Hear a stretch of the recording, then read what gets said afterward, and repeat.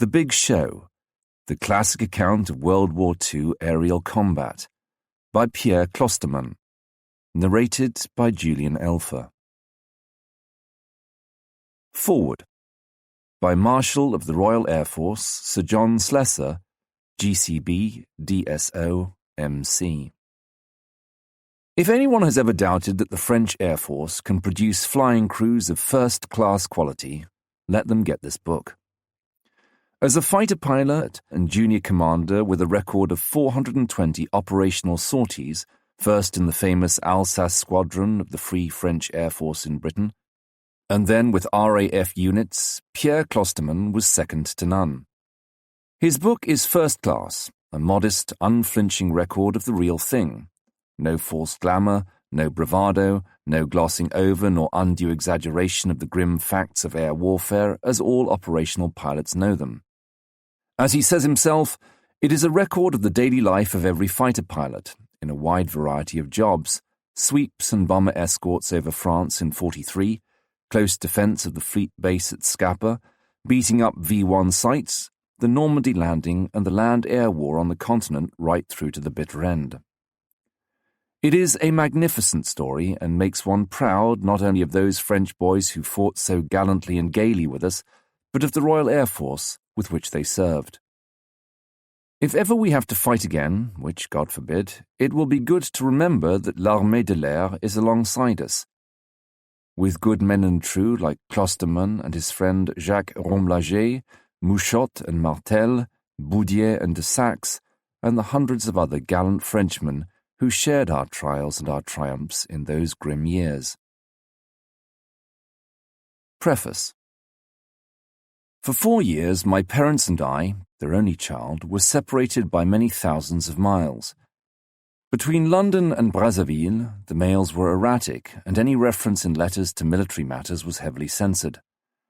It was possible to send them a monthly air letter, but that was too cramped for any description of my life in England with the Free French and the RAF.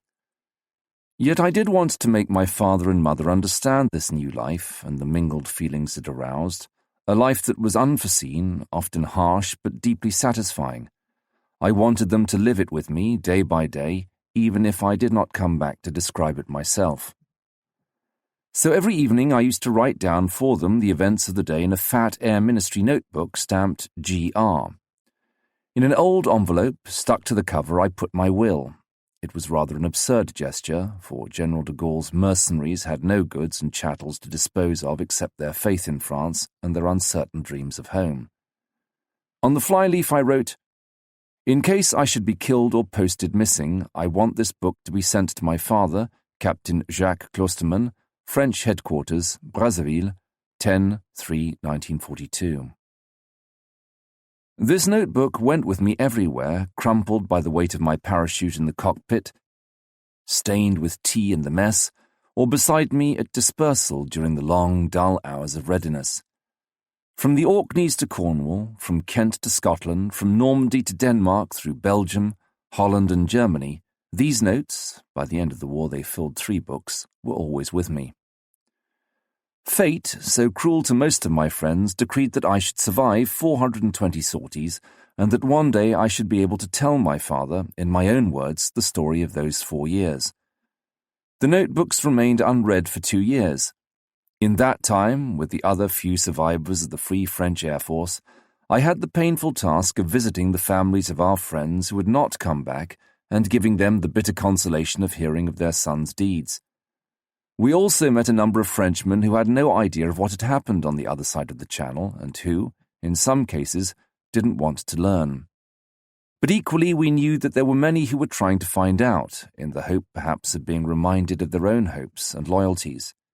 It is for them that this book is published. Change the dates and a few minor details, and it is a record of the daily life of every fighter pilot. Any of my comrades could produce similar episodes by looking through his logbooks. I ask one not to expect a work of literature. I simply jotted down day by day the impressions, the fleetingly caught incidents so sharply imprinted on my memory. It would require a remarkable talent to reproduce with truth and at the same time with literary grace the life of a fighter pilot in the last war. It is precisely because they are true, because they were written in the flush of action, that I have made no attempt to retouch these notes. Pierre Clostermann. Part 1. Pilot with the Alsace Squadron. Operational Training Unit in Wales. 1942. The high Welsh hills, half drowned in mist, glided to left and right of the railway line. We had passed Birmingham, Wolverhampton and Shrewsbury buried in greasy soot. Without exchanging a word, Jacques and I gazed indifferently at the depressing landscape, washed by an incessant drizzle, the dirty, enervating mining towns crawling up the valleys, each one crushed by a pall of grey smoke anchored to the housetops, so dense that the wind, blowing in icy gusts, could not move it. Our fellow passengers gazed curiously at our navy blue, gold-buttoned French uniforms. The pilot's brevet of the Armée de l'Air gleamed proudly on our breasts, with the wings of the RAF over our left pockets. Barely a fortnight before, we had still been pilots under training at the RAF College at Cranwell, dragging round manuals on navigation and armaments and thick books full of notes. All that was only a memory now. In a few hours, perhaps, we would be flying a Spitfire, thus clearing the last hurdle that separated us from the great arena. A few minutes more and we reached Rednall, number 61 OTU, for a conversion course on Spitfires before a squadron posting. Suddenly, Jacques pressed his face to the window. "Look, Pierre, there are our Spitfires." Sure enough, as the train slowed down alongside an airfield, a damp ray of sunshine succeeded in piercing the fog, revealing 20 or so aircraft lined up along a strip of tarmac. The great day had come. It had snowed all night and the airfield was dazzling white beneath the blue sky. Heavens, how good to be alive! I filled my lungs with the icy air and felt the snow crunch under my feet, soft and yielding like an oriental carpet. It brought back many memories, the first snow I had seen for so long.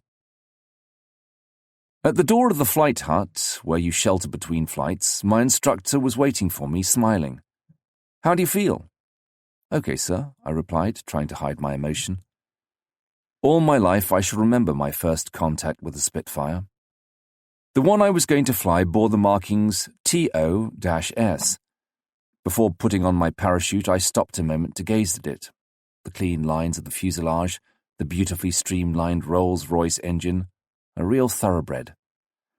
"You've got her for 1 hour. Good luck." This thunderbolt was mine for an hour, 60 intoxicating minutes. I tried to remember my instructor's advice. Everything seemed so confused.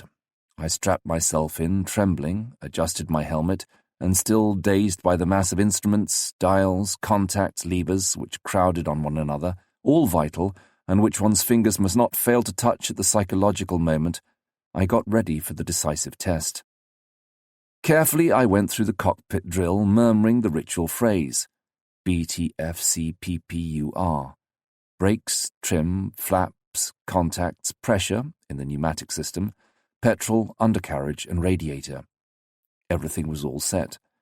The mechanic closed the door behind me, and there I was, imprisoned in this metal monster, which I had got to control. A last glance. "All clear?" "Contact." I manipulated the hand pumps and the starter buttons. The air screw began to revolve slowly, and suddenly, with a sound like thunder, the engine fired. The exhausts vomited long blue flames enveloped in black smoke, while the aircraft began to shudder like a boiler under pressure. When the chocks were removed, I opened the radiator wide, for these liquid-cooled engines overheat very rapidly, and I taxied very carefully over to the runway, cleared by snowplows, jet black and dead straight in the white landscape. "Tudor 26, you may scramble now, you may scramble now." Over the radio, the control tower authorized me to take off. My heart was thumping in my ribs. I swallowed the lump in my throat, lowered my seat, and with a clammy hand I slowly opened the throttle. At once I felt myself swept up by a cyclone. Snatches of advice came back to me. Don't stick the nose too far forward. In front of me there was only a slight clearance between the ground and the tips of the enormous air screw, which was going to absorb all the power from the engine. Timidly, I eased the stick forward, and with a jolt that glued me to the back of my seat, the Spitfire started forward, then moved faster and faster while the airfield swept by on either side with increasing speed. Keep her straight. I ruddered frantically to check incipient swings. Suddenly, holding my breath, and as if by magic, I found myself airborne.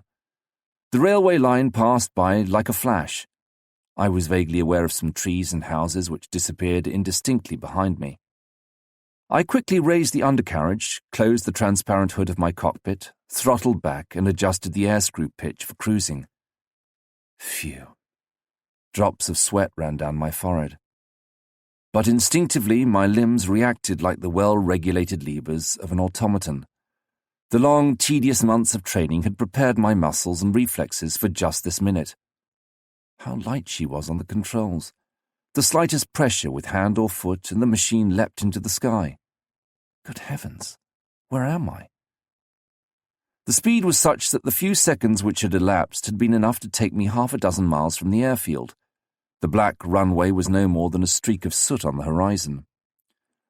Timidly I hazarded a turn, passed over my base again and turned to left and right. I eased the stick slightly and I climbed to 10,000 feet in the twinkling of an eye. Gradually, the speed went to my head and I got bolder. Moving the throttle the fraction of an inch was enough to unleash the engine. I decided to try a dive. Gently, I eased the stick forward. 300, 350, 400 miles per hour. The ground seemed to be hurtling towards me in a terrifying way. Scared by the speed, I instinctively moved the stick back, and suddenly my head was driven into my shoulders, a leaden weight pressed my backbone down and crushed me into my seat, and my eyes blurred. Like a steel ball falling on a marble block, the Spitfire had bounced on the elastic air and, as straight as a rod, had shot up into the sky. As soon as I had recovered from the effects of my centrifugal force, I hastened to throttle back, as I had no oxygen and the machine was still climbing. Over the radio I heard control calling me back. Christmas. An hour already. Everything seemed to have happened in 1 second. Now I had to land. I opened the radiator wide, throttled back, changed to fine pitch, opened my hood, raised the seat, and began my approach. Once again I started to panic. The enormous engine in front of me with its broad exhaust pipes blotted out the whole runway. Blinded, my head kept in by the terrific pressure of the air, I was a prisoner in my cockpit. I lowered the undercarriage and the flaps. The runway drew near at frightening speed. I would never succeed in putting her down. The airfield seemed to be getting simultaneously narrower and closer. Stick back, desperately. The machine touched down with a loud metallic jolt which reverberated in the fuselage and I felt her awkwardly rolling on the tarmac. A touch of left brake, then a touch of right, and the Spitfire came to a standstill at the end of the runway. The throb of the engine ticking over was like the beating of a winded racehorse's flanks. My instructor jumped up on the wing, helped me off with my parachute, smiling at my pale, drawn face. I took a couple of steps, staggered, and had to hold on to the fuselage. Good show, you see? Nothing to worry about. All the same, if only he knew how proud I felt. At last I had flown a Spitfire. How beautiful the machine seemed to me, and how alive, a masterpiece of harmony and power, even as I saw her now, motionless. Softly, as one might caress a woman's cheeks, I ran my hand over the aluminium of her wings, cold and smooth like a mirror, the wings which had borne me. Going back to the hut, my parachute on my back, I turned again and dreamt of the day when, in a squadron, I would have a Spitfire of my own to take into combat, which would hold my life within the narrow confines of its cockpit, and which I would love like a faithful friend. Those were, at OTU, 2 arduous winter months.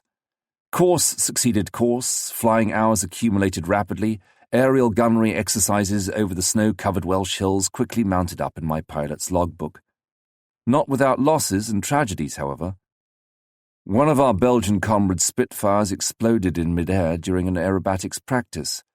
2 of our RAF friends came into collision and were killed before our eyes. Then Pierre Clostermann, one of the 6 Frenchmen on the course, crashed one misty evening into an ice-covered hilltop. It took 2 days to reach the debris through the snow. His body was found in a kneeling position, his head in his arms like a sleeping child, by the side of his Spitfire. Both his legs were broken, and unable to move, he must have died of cold during the night. The burial ceremony, with military honours, was moving in its simplicity. Jacques, Menuge, Comaille, and I carried the coffin, wrapped in the tricolore. God, how sad and weighed down we were under the thin, icy rain. The slow procession, one by one, before the pit filled with the sound of shovelfuls of British soil falling on the poor kid. After 5 weeks at Rednall, we spent the last 3 weeks of our training at Montford Bridge, a small satellite airfield lost in the hills. Without interruption, as soon as the weather cleared somewhat, we flew. Formation exercises in 3s, 4s, 12s, emergency takeoffs, dogfight practice, air firing, course on tactics, on aircraft recognition, on elocution for speaking over the RT, etc. The cold was appalling. We lived in Nissen huts, which had no insulating walls, and keeping warm was a real problem. I used to go with John Scott, the baby of our team, who shared a room with me, and borrow coal from a dump by the railway. John was very particular about his appearance, and it was a comic sight to see him, precariously balanced on barbed wire, passing greasy blocks of anthracite held distastefully between the thumb and forefinger of a carefully gloved hand. Then followed the Homeric business of lighting the diminutive stove which had the task of warming our hut. Pints of petrol, filched from the Bowser, were necessary to excite the faltering enthusiasm of the damp coal and the wet wood. One fine evening, I remember, the stove, saturated with petrol vapour, blew up, and Jacques, John, and I were transformed into Zulu warriors of the darkest hue. New Year's Eve came and went, very quiet and slightly sad in that remote corner. Then came the day of posting. Comaille, Menuge, and I were to leave for Turnhouse in Scotland to join 341 Squadron, Free French Fighter Squadron Alsace, then in process of formation. Jacques, John, and Aubertin were leaving for 602 Squadron in Perranporth. The die was cast. The real war was beginning, at last. The Alsace Squadron. 3 young sergeant pilots disembarked in Edinburgh. The world was theirs. They glanced absent-mindedly at the Princess of the North, bathed in sunlight, though she had adorned herself with a resplendent, snowy mantle. They were very tired. They had just crossed the whole of England diagonally from south-west to north-east, an exhausting night in the train with changes in the dark, jostling on damp platforms, mist forming halos round screened lamps, the panting of engines, the thronging crowd of uniforms. The train for Leicester, please. Dazed by the noise, dragging their heavy kit bags, they had vainly searched for seats in crowded coaches with people sleeping on top of each other. Smell of soot, of sweat, of stale tobacco smoke. The coaches had started moving. Then the alarming, syncopated wail of the sirens. Air raid on! Lights please, lights please! The jamming on of brakes, the hiss of compressed air, the impact of the buffers jolting the dazed passengers, thin blue lights extinguished. A quarter of an hour? Half an hour? 1 hour of cold and silence. A few flashes in the sky, the distant hum of engines, vague gleams of light on the horizon showing up for a moment the silhouettes of factories or chimney stacks. Then the sirens again. All clear. A blast on a whistle, the squeaking of rusty chains, more jolts, the engines skidding and racing, vague impressions drowned in an exhausting and uncomfortable twilight sleep. The bus stopped in front of the airfield guard room. Miraculously, all fatigue disappeared. Turnhouse, cried the conductor. We saw great hangars camouflaged with green and brown stripes, the low buildings of the messes, the wooden dispersal huts scattered round the big tarmac runways which quartered the grassy surface of the ground. A few aircraft here and there. The SP corporal on duty examined our papers, our identity cards, and had us escorted to the sergeant's mess. Slightly cold greeting from the station warrant officer. French squadron? I haven't seen anybody yet. Good heavens. Perhaps it was a ghost fighter squadron. We began to sing a different tune. A utility truck deposited us with our baggage in front of a big, gloomy building. Dead silence. A smell of mildew, a large empty dormitory, iron beds, small grey cupboards. Not a soul about. The first impression was disconcerting. Where was the cosy, animated squadron bar? Where were the gay, noisy comrades whom our imagination had showed us greeting us with open arms? Nom de Dieu, on ne peut pas dormir tranquille ici. The voice made us jump. An honest-to-goodness French voice, and from Paris, judging by the accent. And right at the far end of the room in a dark corner we made out a shape, lying on a bed and smoking a cigarette. Navy blue uniform, gold buttons, a Frenchman. He got up languidly. "Why, it's Marquis!" We looked at each other and laughed. We four were 341 Squadron. The days passed and the Alsace Fighter Squadron took shape. Commandant Mouchot, one of the first to join the FFF, was to be in command. A tall, dark, slim man with piercing eyes and a voice that snapped and admitted of no argument, but was followed by a warning, friendly smile. The kind of man for whom you get yourself killed without discussion, almost with pleasure. Commandant, Capitaine, Lieutenant, Sous-Lieutenant, Adjutant, Sergeant-Chef, Squadron Leader, Flight Lieutenant, Flying Officer, Pilot Officer, Warrant Officer, Flight Sergeant. Then Lieutenant Martel, who was to be my flight commander, a blonde giant with broad shoulders and enormous feet and magic hands that handled a Spitfire with incredible power and flexibility. Lieutenant Boudier, Boubou, a little wisp of a man behind a big pipe with a heart of gold. He was an ace, with 7 Jerrys to his credit already. He commanded the other flight. Then the pilots started arriving one by one. From the 4 corners of England, after tearing themselves away from the 4 corners of occupied France to come and fight. A natural selection brought about by willpower and patriotism. Every social class, but an elite. De Bourda, under a gay and carefree exterior, hid the tragedy of the loss of his best friend, killed at his side near Dieppe.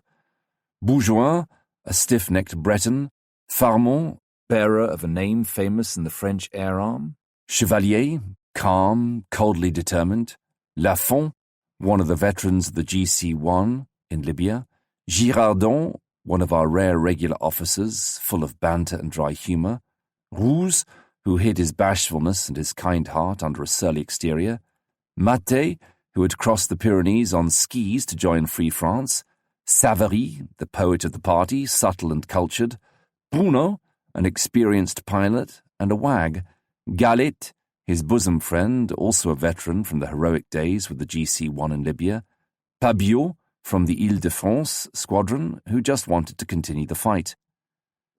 Gradually the team built up, and still they continued to come. De Mézely from Brittany, who had lost an arm with the Lorraine squadron in Libya, and by an incredible effort of will had learnt to fly with his artificial arm. Béraud, the steady type of the gang, a sensible and studious pilot, whom you always went and consulted before you did anything silly. Laurent, meticulous, scientific, enthusiastic. Maillefer, that priceless practical joker. Le Guy, another Breton, as phlegmatic as any Anglo-Saxon. Raoul Duval, hero of sensational escapes, a regular to his fingertips. Born, friendly, self-effacing and discreet. Bouillon, Bouy and his pipe, to his friends. De Saxe, a walking skeleton who feared neither God nor the devil. One fine day, with a noise like thunder, our Spitfires arrived. Our English fitters took them over and we cleaned them up. Lorraine crosses appeared on the fuselage with the markings of 341 Squadron N and L. Under the energetic leadership of Mouchot, and thanks to the experience of Martel and Boudier, the team of friends became a redoubtable combat formation. The planes were incessantly in the air, shooting, combat formation, dogfight exercises, scramble practice. The British were amazed at how fast the unit got into shape and generously admitted that it certainly was an exceptional one. 1 month later, the Alsace squadron was posted to the Biggin Hill wing. It was an honour. How great an honour we did not perhaps completely realise at the time. Biggin Hill, south of London, was the base with the highest number of victories to its credit, and was reserved for the most select squadrons of the RAF. To go there, we were to be equipped with Spitfire 9s, with Rolls-Royce Merlin 63 engines, with two-stage superchargers, British Aerotechnique's last word, parsimoniously distributed to a few outstanding units. To celebrate the event suitably, we threw a monster party for the Turnhouse personnel, from Group Captain Guinness, the station commander, to the last mechanic. I watched Mouchot in a corner, looking very calm but a little bit sad. I knew what he was thinking. He was wondering with bitterness in his heart how many of the kids in his squadron would survive to the end. Death had already struck. De Mesely had been killed last week when the wings of his Spitfire folded up in a dive. And only the day before, Comay and Artaud had crashed, the wrecks of their two aircraft interlocked during a combat exercise. My first big show over France. We were still in readiness. All was calm in the Biggin Hill sector, and the morning wore slowly on. Wrapped in blankets, the mechanics lay drowsily under the dew-covered wings of the Spitfires. Time was hard to kill. In a corner of the dispersal hut, a gramophone was grinding out an old favourite, while Martel, Mailfer, Girardon, Laurent, Bruno, Gallet and I played a desultory game of Monopoly. Outside under the window, Jacques and Marquis, covered with grease, were fitting an enormous engine to a motorcycle frame which they had dug up God knows where. The telephone rang. Everyone looked up with tense faces. "Early lunch for pilots. There's a show on," shouted the orderly from the booth. A very important sweep must have been laid on for early afternoon, and the mess was preparing a special early lunch for the pilots taking part. Mouchot had been warned and arrived at once, together with Boudier. "Martel, detail your section, you provide red 2, and Boubou will provide red 3 and 4. We crowded round the board, studded with 12 nails on which would shortly hang 12 metal Spitfire silhouettes, each bearing a name. The squadron battle order was posted after a few moments' discussion between the two flight commanders. Commandant Mouchot, Lieutenant Boudier, Sergeant-Chef Bruno, Lieutenant Martel, Sergeant Romlager, Lieutenant Pabiot, Sergeant Clostermann, Sous-Lieutenant Bourgeois, Sous-Lieutenant de Borda, Lieutenant Béraud, Sergeant Marquis, Sergeant Maté, Reserve, Sergeant-Chef Gallet. Those left out muttered restlessly among themselves. Rendezvous in the intelligence room at 12:30 hours. Mouchot went off in his Hillman utility with Martel and Boudier, while the other pilots piled into the mess truck. Quick meal with the pilots of 611, soup, sausages and mash. You could feel a certain apprehension in the air all the same. For most of us, this was our first big operational flight, and it would probably take us far inside the enemy zone. I felt very nervous. I was curious and anxious at the same time to know how I would react in the face of danger, a rather morbid wish to know what fear felt like. Real fear. The fear of man, alone, face to face with death. And yet there remains deeply rooted the old skepticism of the civilized human being, the routine of work, travel in comfort, the humanities, city life. All this in truth leaves very little room for a realization of mortal danger or for any testing of purely physical courage. However, I would have liked to get right inside the mind of that Canadian from 611 Squadron, whose first operational flight this was far from being.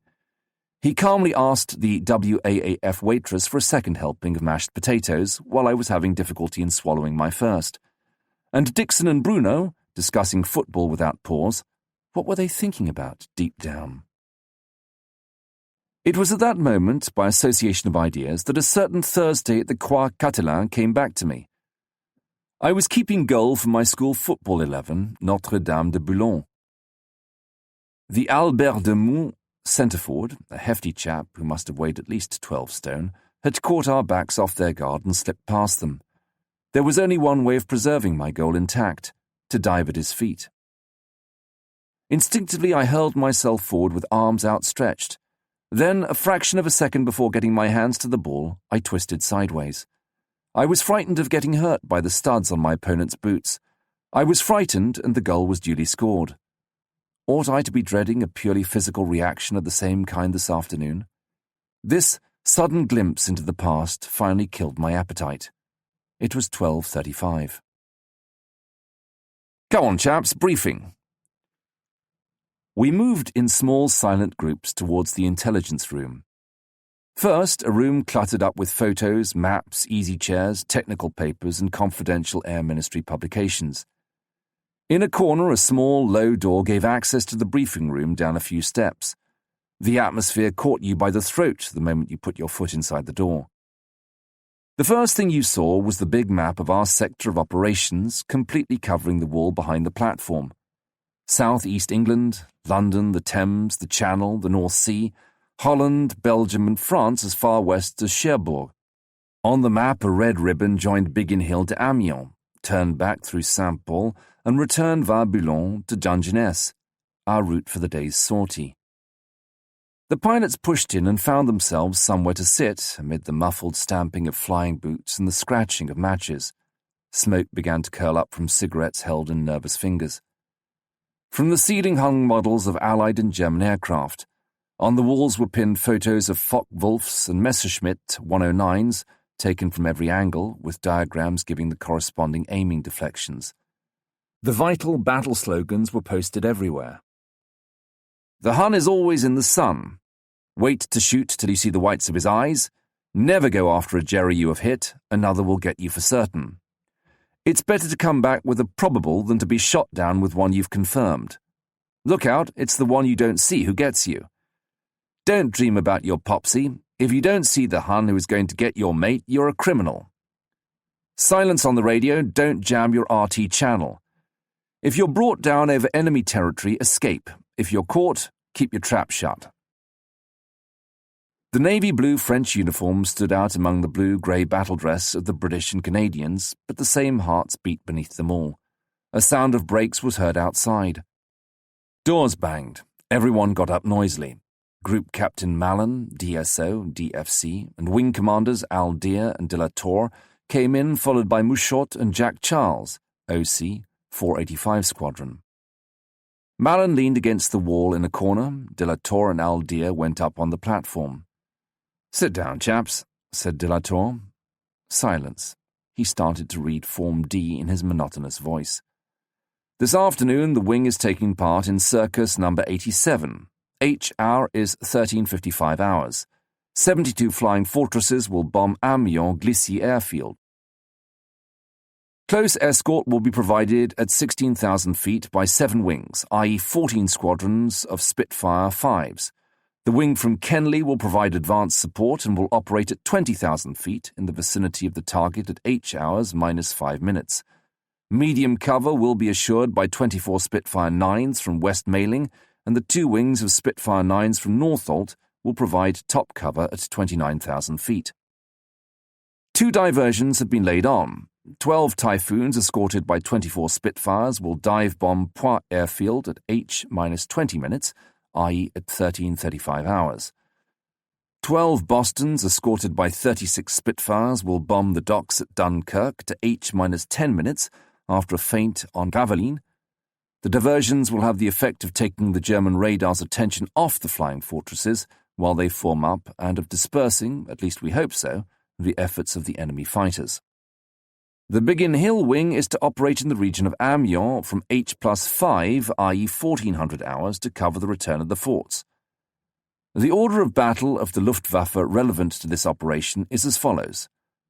60 Focke-Wulfs available at Glissy, you'll probably have about 40 of them in the air. 120 Messerschmitt 109Fs and FW-190s at Saint-Omer and Fort Rouge. You'll probably see a few of them coming back from Dunkirk, where the Bostons will have drawn them. The 40 FW-190s from Poix, stirred up by the Typhoons, will probably be the first to intervene over Amiens, but by the time you get there, they will already have had a bone to pick with the escort proper. It seems probable that your immediate opponents will be the 60 FWs from Rosières-en-Santerre, those from Glissy, if they can get into the air before the bombing attack, and inevitably, your old friends, the Abbeville boys, whom you will be glad to see again. You will be controlled over the objective by Appledore on frequency C, call sign grass seed. Zona will control you on B up to that time. You will be the only formation on frequency C, so no interference to worry about. I'm now going to hand over to Wing Commander Deer, who is going to lead the show.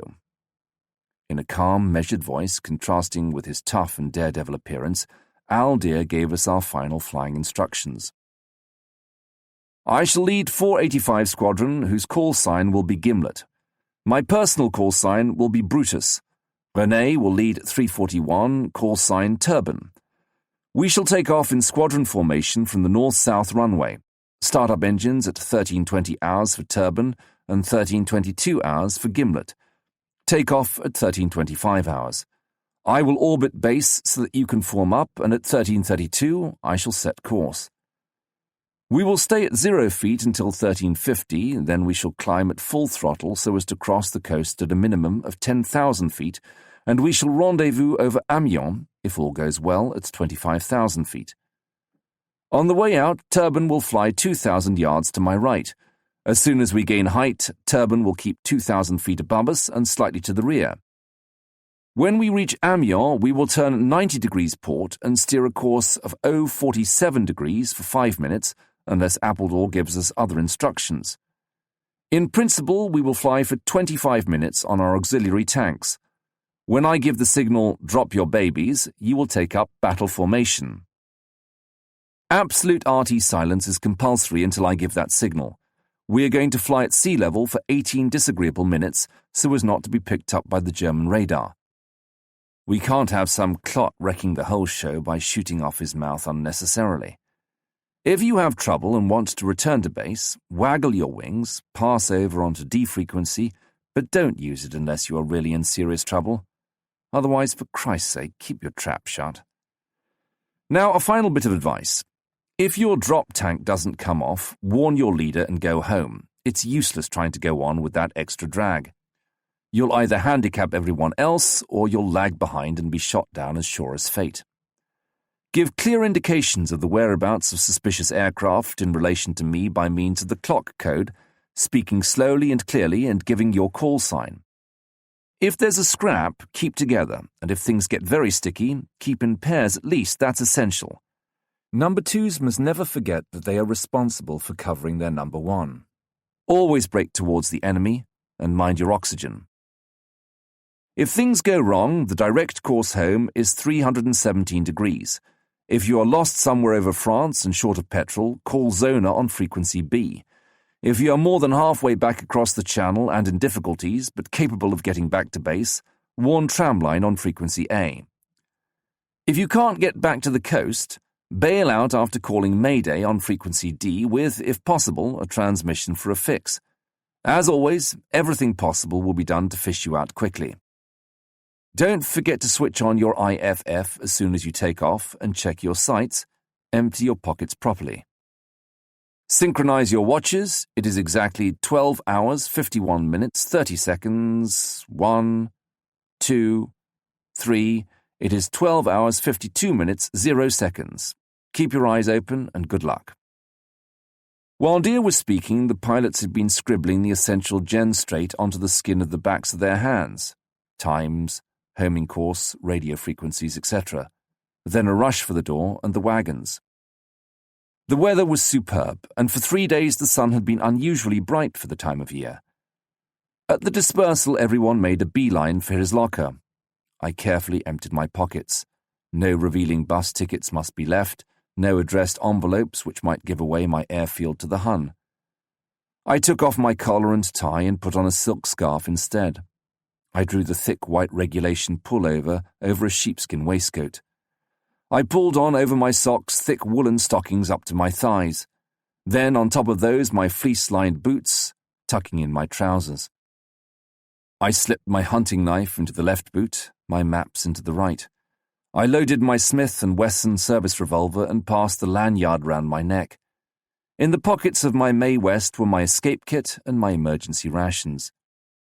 My fitter came for my parachute and dinghy to place them in the seat of the aircraft, together with my helmet, whose earphones and mask the electrician would connect to the radio and the oxygen bottles. 15 hours. I was already installed, firmly fixed to my Spitfire, NL-B by the straps of my safety harness. I had tested the radio, the sight and the camera gun. I had carefully adjusted the oxygen mask and verified the pressure in the bottles. I had armed the cannon and the machine guns and adjusted the rear vision mirror. Tommy was wandering round the aircraft with a screwdriver, getting the detachable panels firmly fastened. My stomach seemed curiously empty, and I was beginning to regret my scanty lunch. People were busy all round the field. In the distance, Deer's car stopped by his aircraft under the control tower. He was wearing a white flying suit, and he slipped quickly into his cockpit. The fire crew took up their positions on the running boards of the tender, and the medical orderlies in the ambulance. The hour was approaching. 19 hours. Deep silence over the airfield. Not a movement anywhere. The pilots had their eyes glued on Mouchot, who was consulting his watch.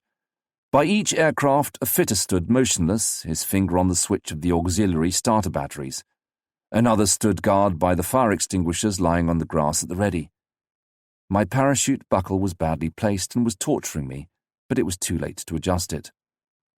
20 hours. Mouchot glanced round the 12 Spitfires, then began to manipulate his pumps. A rasping rattle from the starter, then his propeller began to turn. Feverishly, I switched on. All clear? Switches on. Kept in perfect trim, my Rolls-Royce engine started first shot. The fitters rushed round, removing chocks, dragging batteries away, hanging onto the wingtips to help the aircraft pivot. Mouchot's NL-L was already taxiing to the northern end of the field. 13:22 hours. The engines of 611 were turning and the 12 Spitfires beginning to line up on either side of Deer's in a cloud of dust. We lined up behind them in combat formation. I took up my position, my wingtip almost touching Martel's. I was sweating. 13:24 hours. The 26 aircraft were all ready, engines ticking over, wings glinting in the sun. The pilots adjusted their goggles and tightened their harness. 13:25 hours. A white rocket rose from the control tower. Deer raised his arm, and the 13 aircraft of 611 Squadron started forward. In his turn, Mouchot raised his gloved hand and slowly opened the throttle. Eyes fixed on Martel's wingtip and my hands moist, I followed. The tails went up. The Spitfires began to bounce clumsily on their narrow undercarriages. The wheels left the ground. We were airborne.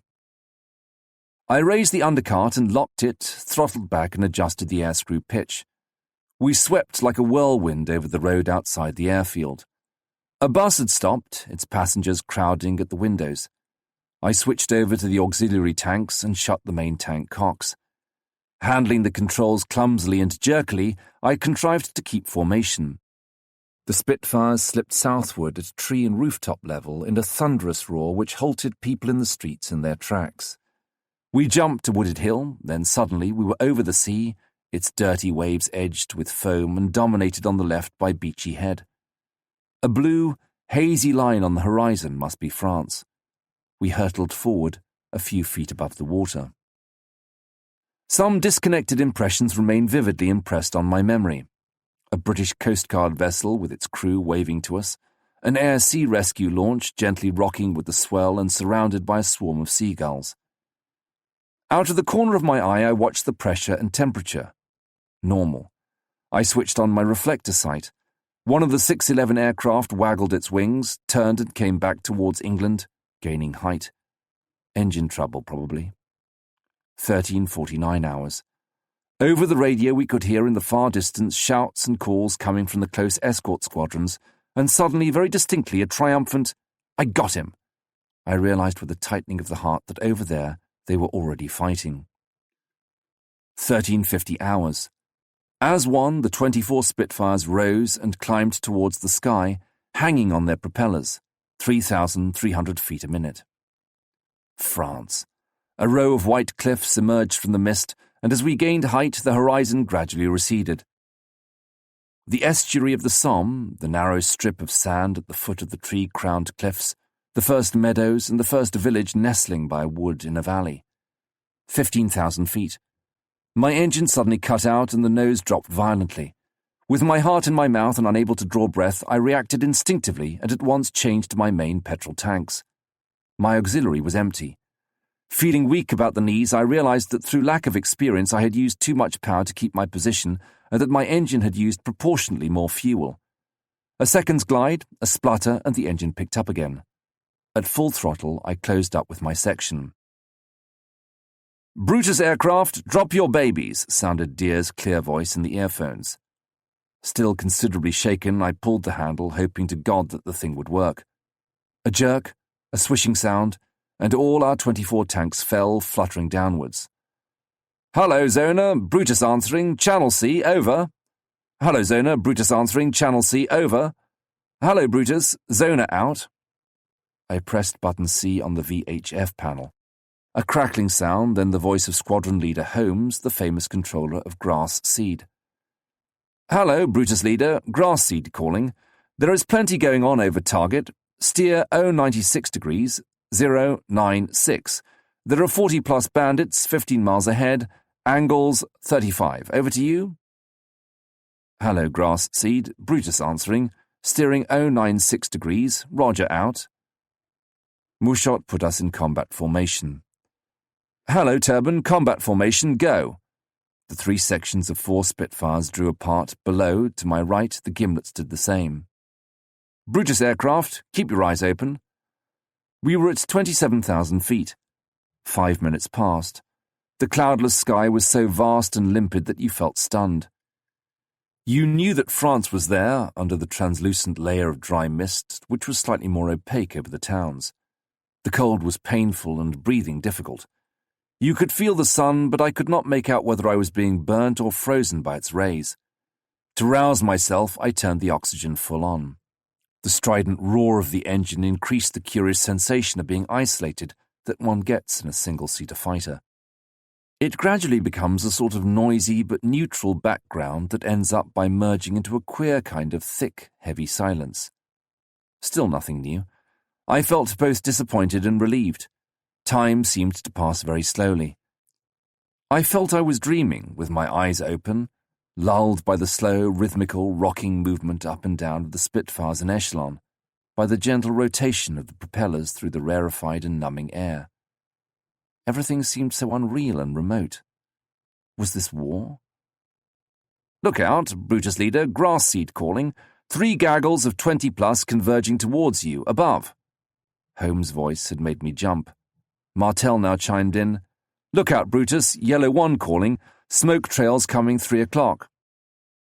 I stared round and suddenly I spotted the telltale condensation trails of the Jerrys beginning to converge on us from south and east. Christ, how fast they were coming. I released the safety catch of the guns. "Brutus calling. Keep your eyes open, chaps. Climb like hell." I opened the throttle and changed to fine pitch and instinctively edged closer to Martel's Spitfire. I felt very alone in a suddenly hostile sky. "Brutus calling. Open your eyes and prepare to break port. The bastards are right above." 3,000 feet above our heads, a filigree pattern began to form, and you could already distinguish the glint of the slender, cross-shaped silhouettes of the German fighters. "Here they come," I said to myself, hypnotized. My throat contracted, my toes curled in my boots. I felt as if I was stifling in a straitjacket, swaddled in all those belts, braces, and buckles. "Turban, break starboard," yelled Boudier. In a flash, I saw the roundels of Martel's Spitfire surge up before me. I banked my aircraft with all my strength, opened the throttle wide, and there I was in his slipstream. Where were the Huns? I dared not look behind me. I turned desperately, glued to my seat by the centrifugal force, eyes riveted on Martel, turning 100 yards in front of me. "Gimlet, attack port." I felt lost in the melee. "Turban, Yellow 2, break." Yellow 2? Why, that was me. With a furious kick on the rudder bar, I broke away, my gorge rising from sheer fear. Red tracers danced past my windshield, and suddenly I saw my first Hun. I identified it at once. It was a Fokker Wolf 190. I had not studied the photos and recognition charts so often for nothing. After firing a burst of tracer at me, he bore down on Martel. Yes, it certainly was one. The short wings, the radial engine, the long transparent hood, the square-cut tailplane all in one piece. But what had been missing from the photos was the lively colouring. The pale yellow belly, the greyish-green back, the big black crosses outlined with white, The photos gave no hint of the quivering of the wings, the outline elongated and fined down by the speed, the curious nose-down flying attitude. The sky, which had been filled with hurtling Spitfires, seemed suddenly empty. My number 1 had disappeared. Never mind, I was not going to lose my Focke-Wulf. I was no longer afraid. Incoherent pictures are superimposed on my memory. 3 Focke-Wulfs waggling their wings, tracers crisscrossing, a parachute floating like a puff of smoke in the blue sky. I huddled up with the stick hugged to my stomach in both hands, thrown into an endless ascending spiral at full throttle. "Look out! Attention! Brake!" A medley of shouts in the earphones. I would have liked to recognize a definite order somewhere or some advice. Another Focke-Wulf, wings lit up by the blinding flashes of its cannon firing, dirty grey trails from exhausts, white trails from square wing tips. I couldn't make out who or what he was firing at. He flicked yellow belly, black crosses. He dived and fell like a bullet. Far below, he merged into the blurred landscape. Another one, on a level with me. He turned towards me. Careful now. I must face him. A quick half roll, and without quite knowing how, I found myself on my back, finger on firing button, shaken to the marrow of my bones by the roar of my flame-spitting cannon. All my faculties, all my being were focused on one single thought. I must keep him in my sights. What about deflection? Not enough. I must tighten my turn. More still. No good. He had gone, but my finger was still convulsively pressed on the button. I was firing at emptiness. Where was he? I began to panic. Beware, the Hun you haven't seen is the one who gets you. I could feel the disordered thumping of my heart right down in my stomach, in my clammy temples, in my knees. There he was again, but a long way away. He dived, I fired again, missed him.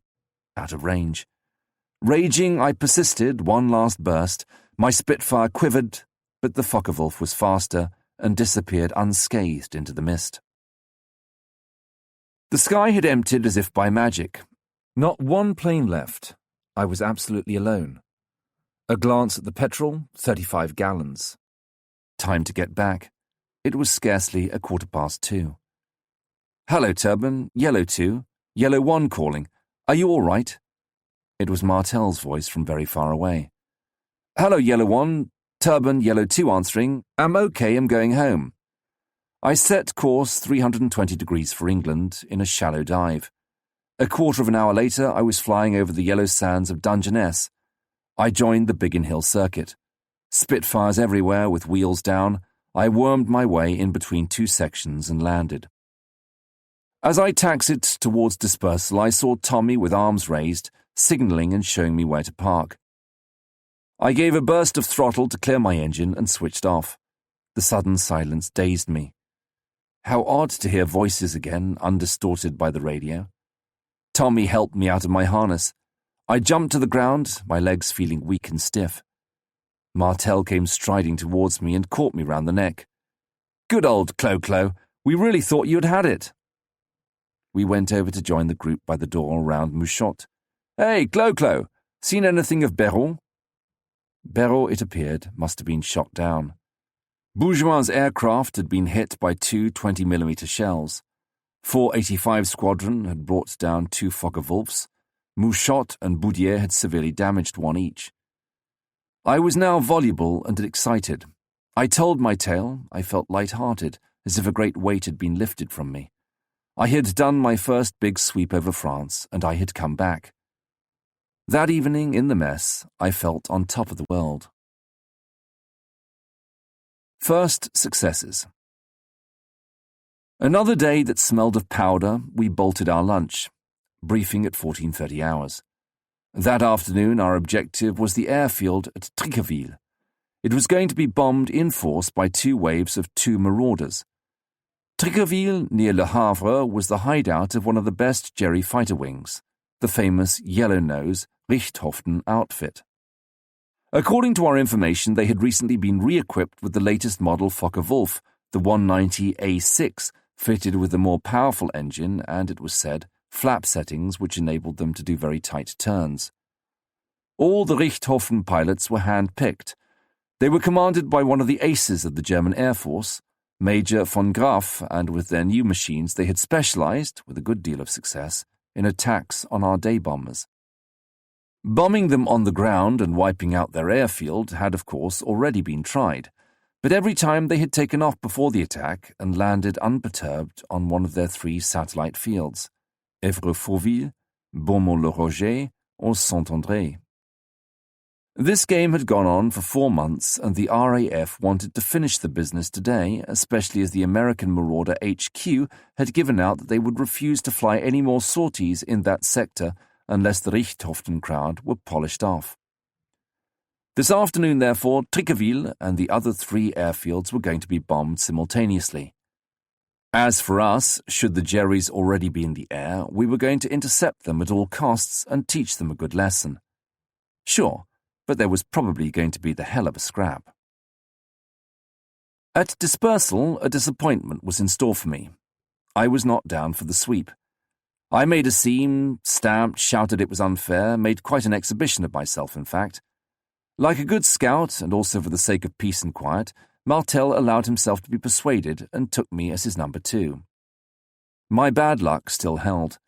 We had scarcely left the English coast behind when my jettison tank gave out, probably a vapour lock in the feed pipes. Damn. I knew perfectly well that this show might take us a long way south of Le Havre, as far as Rouen or Évreux. After the fight, if there was one, I might well be distinctly short of fuel. To hell with common sense, I was staying on. The channel was covered with mist, but 3,000 feet up the weather was marvellous. No trace of a cloud.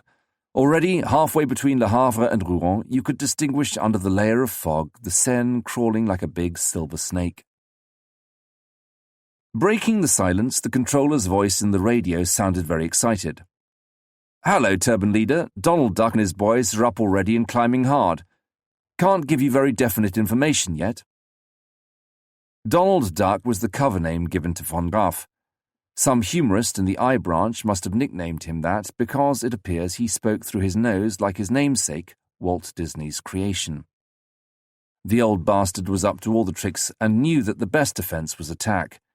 If we let him slip through our fingers, the marauders would once again catch a packet. Mouchot, leading the wing on this show, was, as usual, perfectly self-possessed. "Okay, Zona, message received and understood. Turban Leader out." Then, for our benefit, "Turban and Gimlet, open your eyes." I noticed with a certain amount of anxiety that Martel, leading our section, was imperceptibly drawing away from the rest of the squadron and beginning to climb. Soon we could only see the rest of the turbans as bright dots lost in the blue of the sky. "Come up a bit, yellow section." Mouchot, calling us to order, was interrupted by a yell from the Gimlets flying 3,000 feet above us to the right. "For Christ's sake, brake! Gimlet aircraft." It was old Donald Duck, who had been waiting for us to pass him, tucked away in the sun with his gaggle of pirates. The 485 boys had nearly fallen for it, and it was only by chance that one of the New Zealanders had seen them coming. He had warned them now, and they turned to face Donald Duck as he swooped down at 450 mph. Everything happened in a flash. At the SOS from 485, Mouchot went into a climbing turn with red and blue sections to go and help. So we found ourselves all on our own 5,000 feet below the main scrap. Martel made us turn to the left and we climbed to take part in the battle. Suddenly I saw 12 Focke-Wulfs coming out of the sun straight down on top of us. "Focke-Wulfs, 11 o'clock, yellow." Led by a magnificent FW-190A6 painted yellow all over and polished and gleaming like a jewel, the first were already passing on our left, less than 100 yards away, and turning towards us. I could see quite distinctly, outlined on their long, transparent cockpits, the German pilots crouching forward. "Come on, Turban Yellow, attack!" Martel had already dived straight into the enemy formation. Yellow 3 and Yellow 4 immediately lost contact and left us in the middle of a whirlpool of yellow noses and black crosses. This time I did not even have time to feel really frightened. Although my stomach contracted, I could feel a frantic excitement rising within me. This was the real thing, and I lost my head slightly. Without realizing it, I was giving vent to incoherent redskin war whoops and throwing my Spitfire about. A Focke-Wulf was already breaking away, dragging after him a spiral of black smoke, and Martel, who was not wasting any time, was after the scalp of another. I did my best to play my part and back him up and give him cover, but he was far ahead, and I had some difficulty in following his rolls and Immelmann turns. Two Huns converged insidiously on his tail. I opened fire on them, although they were out of range. I missed them, but made them break off and make for me. Here was my opportunity. I climbed steeply, did a half roll, and before they could complete the 180 degrees of their turn, there I was, within easy range this time, behind the second one. A slight pressure on the rudder, and I had him in my sights. I could scarcely believe my eyes. Only a simple deflection necessary, at less than 200 yards range. Quickly, I squeezed the firing button. Whoopee! Flashes all over his fuselage. My first burst had struck home, and no mistake. The Focke-Wulf caught alight at once. Tongues of flame escaped intermittently from his punctured tanks, licking the fuselage. Here and there incandescent gleams showed through the heavy black smoke surrounding the machine. The German pilot threw his plane into a desperate turn. Two slender white trails formed in the air. Suddenly, the Focke-Wulf exploded like a grenade. A blinding flash, a black cloud, then debris fluttered round my aircraft. The engine dropped like a ball of fire. One of the wings, torn off in the flames, dropped more slowly like a dead leaf, showing its pale yellow undersurface and its olive-green upper surface alternately. I bellowed my joy into the radio just like a kid. "Hello, Yellow 1, Turbine Yellow 2, I got one. Jesus, I got one of them." The sky was now full of Focke-Wulfs, brushing past me, attacking me on every side in a firework display of tracer bullets. They wouldn't let me go. A succession of frontal attacks, 3/4 rear, right, left, one after the other. I was beginning to feel dizzy and my arms were aching. I was out of breath too for manoeuvring at 400 mph. A Spitfire whose controls are stiffened by the speed is pretty exhausting work, especially at 26,000 feet. I felt as if I was stifling in my mask, and I turned my oxygen to emergency. All I could feel was a hammering in my damp temples, my wrists and my ankles. My Spitfire was standing up to it valiantly. We made an integral whole together, like a rider and his well-trained steed, and the engine was giving off its utmost. I blessed Rolls-Royce, all the engineers and mechanics who, with loving care, had drawn, constructed and assembled this enormous precision instrument. Defending myself to the best of my ability and economizing on my ammo, I fired away at any Focke-Wulf passing within range. Out of the corner of my eye I saw Martel settling the hash of a second Jerry, whose tailplane floated off. My somewhat crazy maneuvering brought me immediately above a Focke-Wulf, and I promptly dived down on him vertically, without worrying about anything else. I saw his outline getting bigger in my sights, short wings, yellow cowling and fuselage tapering off towards the tail. Through the transparent cockpit I glimpsed the white smudge of the pilot's face turned up towards me. 2 short bursts, and I was on the mark. The cockpit flew into fragments, and my shells chewed up the fuselage just behind the pilot. Carried away by the speed, I was still going straight for him. Instinctively, I pushed the stick forward, banged my head horribly against the bulletproof windshield, but avoided a collision by a hair's breadth. I pulled brutally out of my dive and saw my Jerry gliding down on his back, a trail of black smoke issuing from the engine. A dark shape detached itself from the fuselage, twirled through the air, followed the aircraft for a space as if tied to it by an invisible string, and then suddenly blossomed forth into a big ochre-coloured parachute, which remained suspended in space while the Focke-Wulf continued its last flight. I was flabbergasted. I had shot down 2 Huns. 2 Huns! I was at the same time bursting with pride and trembling with suppressed jitters, my nerves all jangled. What about Martel? What had happened to him? He would again think I had left him in the lurch. The sky was empty. Although I was beginning to get used to it, I was again taken by surprise by the phenomenon of this sudden disappearance of every aircraft. The Focke-Wulfs, who had perhaps had enough, were diving towards their base and already merging into the countryside, 10,000 feet below me. All gone, except one. Looking up, I could see far above me 1 Spitfire, Martel's probably, and that notorious yellow Focke-Wulf. It was a fascinating display. The whole gamut of aerobatics, Immelman turns, flick rolls, the whole shoot. But neither could gain an inch on the other. Suddenly, as if by common accord, they turned and faced each other.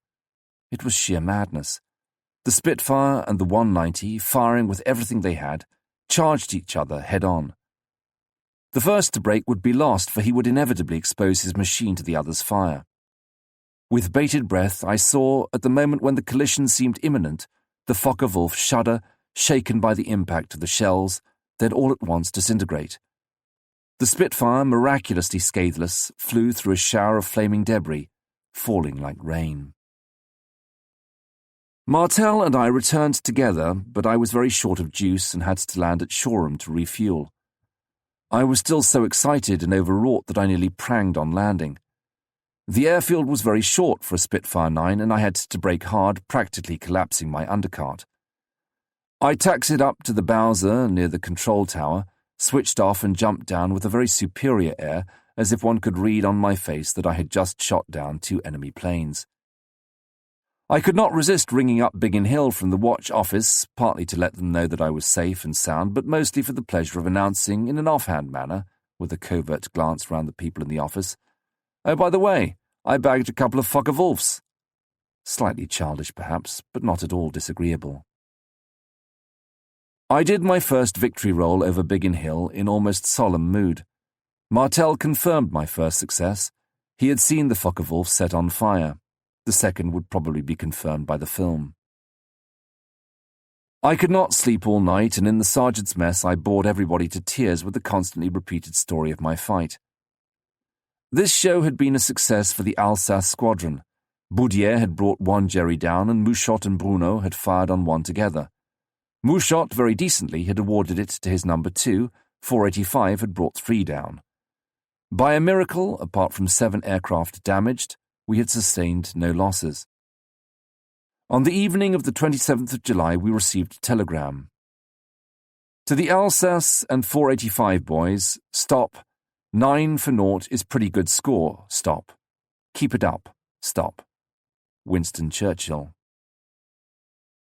To complete the picture, we heard over the German radio 3 days later that Major von Graff, Iron Cross with swords, oak leaves and diamonds, had been wounded in the course of a heroic combat against an enemy force very superior in numbers. After this confirmation of Martel's victory over the yellow Focke-Wulf, the poor chap had to stand an impressive number of drinks all round. Commandant Mouchot fails to return. 27th of August, 1943. The third show that day. The heat at Biggin Hill was stifling. Briefing took place after tea. It was going to be an interesting sweep all night. 4 waves of 60 flying fortresses, each going to bomb a wood southwest of Saint-Omer at 20-minute intervals. A German armoured division on manoeuvres had been reported there. Our wing was to provide the sole escort for the first formation of American bombers, i.e. 24 Spitfires in all, 12 from 341 Squadron and 12 from the New Zealand Squadron, number 485. As an escort, it was a bit thin. The strategists of 11 Group had decided that the Luftwaffe would not in fact have time to concentrate on the first box, and that the main scrap would probably be with the second and third waves, which were going to be strongly escorted. Taking part in the operation would be 2 squadrons of Spitfire 12s from Tangmere, 8 squadrons of Spit VBs, and the Hornchurch and Kenley wings, together with a squadron of Spit 6s, 117, due to follow directly behind us at high altitude. In addition, 4 Thunderbolt squadrons from the American 8th Air Force were taking part as a strategic reserve. When we got back from dispersal, the notice board had the final details up. I was Commandant Mouchot's number 2, start-up engines at 1803 hours, take-off and set course Hardelot at 1805 hours. There we were to meet the forts at 18,000 feet at 1840 hours. My old kite NL-B was by the Commandant's NL-L. Everything was ready. My parachute on the wing, my helmet slung round the control column, and my gloves stuffed in between the throttle and the pitch control lever. I settled in. A last look at the instruments. Tommy stuck his arm into the cockpit to set the camera gun switch. He checked the runners of the hood. All set. Oil temperature 40 degrees Celsius, radiator 10 degrees Celsius, trimmer tabs in position. I tested the sights. It was close that day, and I was stifling, trussed up in my May West, my parachute harness, and my safety straps. Commandant Mouchot was beginning to strap himself in. For the first time since I had known him, he had put on his uniform tunic over his white pullover. I heard Pabio remark on it as he passed. "Oh," answered Mouchot with a laugh, "you never know. I want to look my best when I make my bow." 6 o'clock less 2 minutes. I saw his emaciated figure slip into the cockpit and, before putting on his helmet and his oxygen mask, he did a thumbs up and smiled his irresistible, friendly, and encouraging smile at me. 1803 hours. The engines roared into life one after the other. In the middle of the channel, I sensed that things were going badly. "Hurry up, Turbine Leader. The big boys are about to get engaged." Hell, the strategists had boobed. Not only were the Huns reacting, but on top of that, the forts, proverbially late, were 5 minutes early. They were flying desperately round and round in circles between Boulogne and Calais, not daring to commit themselves farther south without an escort. We accelerated 2,600 revs and plus 6 boost and climbed. At last I spotted the forts in the distance, in impeccable formation as usual. Nothing abnormal at first sight except possibly the pyramid of flak rising from Boulogne. The controller was beginning to get on our nerves. 25 Huns over Abbeville, 15,000 feet, climbing. 30 plus over Saint-Omer, 20,000 feet, going west.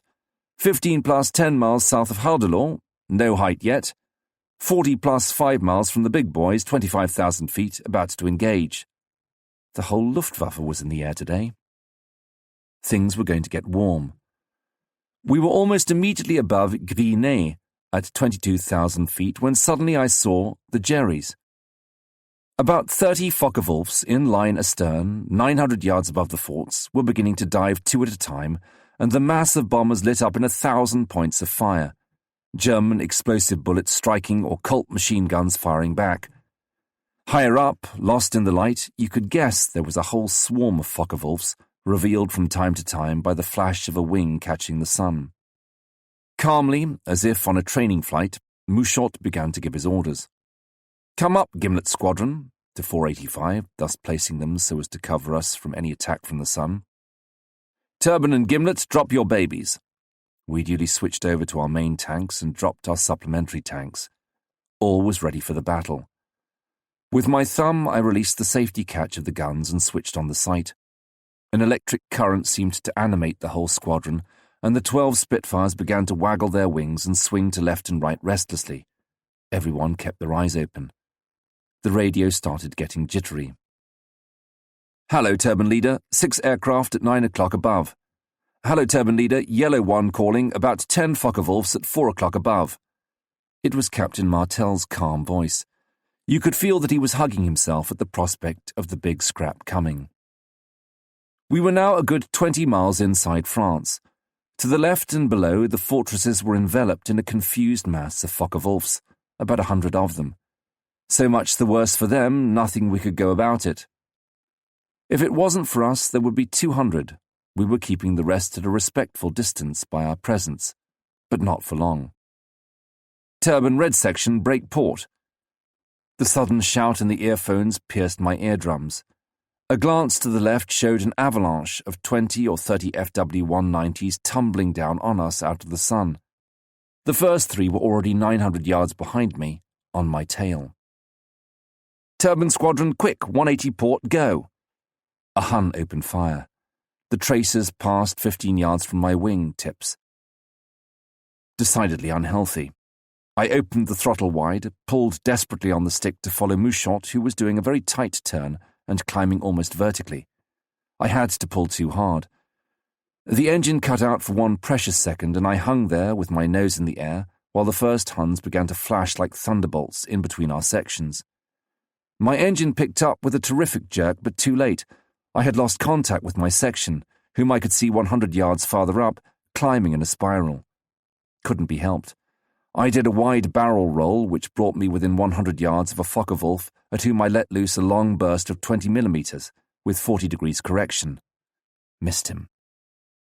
A tight turn to break away to the left, and I found myself parallel with two other Huns, two magnificent brand-new glistening 190s, their cowlings painted red and their big, fascinating black crosses standing out on the ochre and olive green of the fuselage.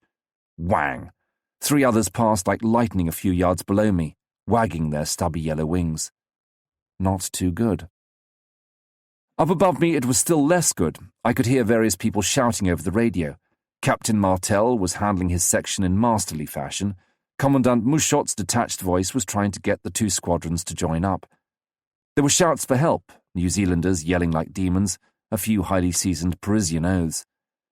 I began to struggle like one possessed, twisting and turning in every direction. I blacked out and my oxygen mask, dragged down by the G, skinned my nose. I practically dislocated my neck, keeping an eye on all the frightful jumble of aircraft passing within range. Suddenly I found myself in a relatively clear bit of sky. Spitfires and Focke-Wulfs swirled all around. 4 vertical trails of heavy black smoke that hung in the air without dissipating marked the fatal trajectory of 4 aircraft, whose debris blazed on the ground, scattered in the meadows 27,000 feet below. Parachutes began to blossom on every side. Why no reinforcements? What was the controller waiting for? 24 against 200 didn't give us much chance. Paradoxically, we got along quite well for a time. There were far too many Focke-Wulfs, and they got in one another's way. All the same, our retreat was cut off. It would have been suicide to fly for more than 30 seconds without a violent turn, first one way and then the other. What got me down was that, with so many Huns all round me, I wasn't shooting a single one down. At last an opportunity presented itself. 2 Spitfires were diving hell for leather after a Focke-Wulf. Unnoticed, another Hun slipped onto their tail and fired. I could see the whiffs of smoke from his 4 cannon. 2 New Zealanders, evidently. Lots of guts, but less sense. I tried to warn them. Look out, the 2 Spits following that Hun, break! I was a bit vague, but I hadn't been able to read their markings. I turned quickly on my back, a glance to left and right.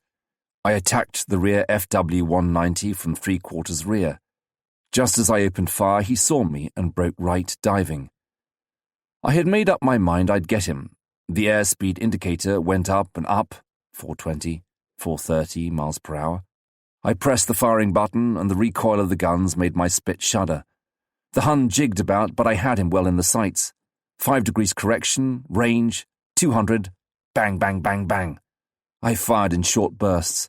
3 explosions on the right wing between the fuselage and the black crosses. We were now doing over 450 miles per hour. A shell on his cockpit, whose perspex hood flew off and passed within a few feet of my aircraft. I was now gaining on him and went on firing at less than 100 yards.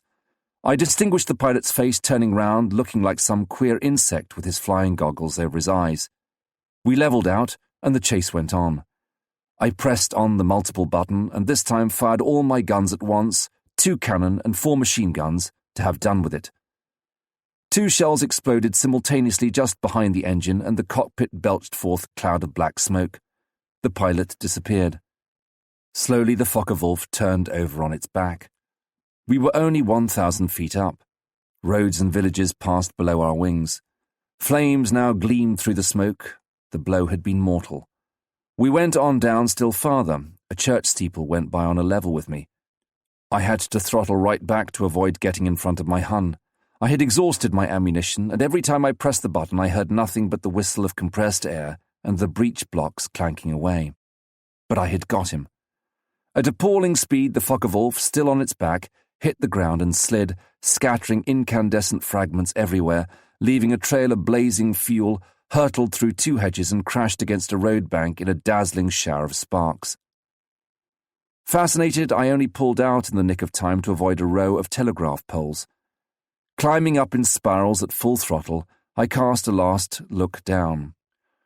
The petrol-sodden grass formed a fiery crown round the charred skeleton of the Focke-Wulf, and the oily smoke swept by the wind drifted heavily towards the village of Hazebrouck. But I hadn't finished yet. I had to get back to England. Quickly I pinpointed my position. I was to the east of the forest bordering Saint-Omer airfield.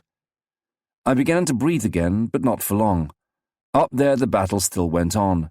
The radio told me that Buiron had shot down a Hun. A few seconds later I heard for the last time Commandant Mouchot's voice calling, "I am alone." What a hell of a fight for a wing leader, particularly the Biggin Hill leader, to find himself isolated. Things were still going badly above me, as I soon saw. I had just discreetly set course for England when a bunch of Focke-Wulfs decided to take an interest in my poor isolated Spitfire, which seemed so ill at ease. Stick right back, 3,000 revs plus 20 boost. I climbed desperately, followed by the FWs. 2 to the right, 2 to the left, a few hundred yards away. If I could reach the second stage of my supercharger before being shot down, I would diddle them. 6,000 feet. You need about 2 minutes at full throttle to reach 13,000 feet. In the present circumstances, you might just as well have said 2 centuries. 12,500 feet. I felt the sweat trickling down the edges of my oxygen mask, and my right glove was absolutely sodden. A roar, and my blower came into action before they could get into firing range. In desperation, one of them sent me a burst, but without touching me. I now easily drew away from them and was saved for the time being. On the coast just above Boulogne, I succeeded in catching up with 4 Spitfires in impeccable defensive formation. I drew near cautiously, announcing my presence. I identified them as NL-C, NL-A, NL-S, and NL-D, evidently yellow section, and Martel authorized me over the RT to join them. For 5 minutes the Germans went on attacking us. If this went on much longer, we had had it, as we would never have enough fuel to reach the English coast, and the Germans knew it. Suddenly the sky filled with contrails, 100 perhaps, in 4s coming from the north. It was the thunderbolts at last. Still, better late than never, and they certainly saved our bacon. The Focke-Wulfs, also short of ammunition and with tanks practically dry, did not insist. They all dived down and disappeared in the rising evening mist. We landed on the first airfield on the coast, Manston. Chaos reigned supreme there. The Luftwaffe's reaction in such an unfrequented sector had disagreeably surprised everyone. Aircraft were simply piling up. A fortress had crashed in the middle of the runway. The Thunderbolts, disregarding all the rules, were landing cross and downwind. The perimeter of the field was cluttered up with Spitfires, Typhoons and aircraft of every sort waiting for the Bowsers. The poor ground control chaps were rushing about with their yellow flags, firing red Veery lights in all directions, trying to park the aircraft from each flight altogether. We came across a few of our mates. Fifi had stood his Spitfire on its nose properly, and it looked pretty comic, with its tail in the air and its propeller buried in the ground. We counted heads. Only 10. Commandant Mouchot and Sergeant Chef Magron were missing. We hung on the telephone.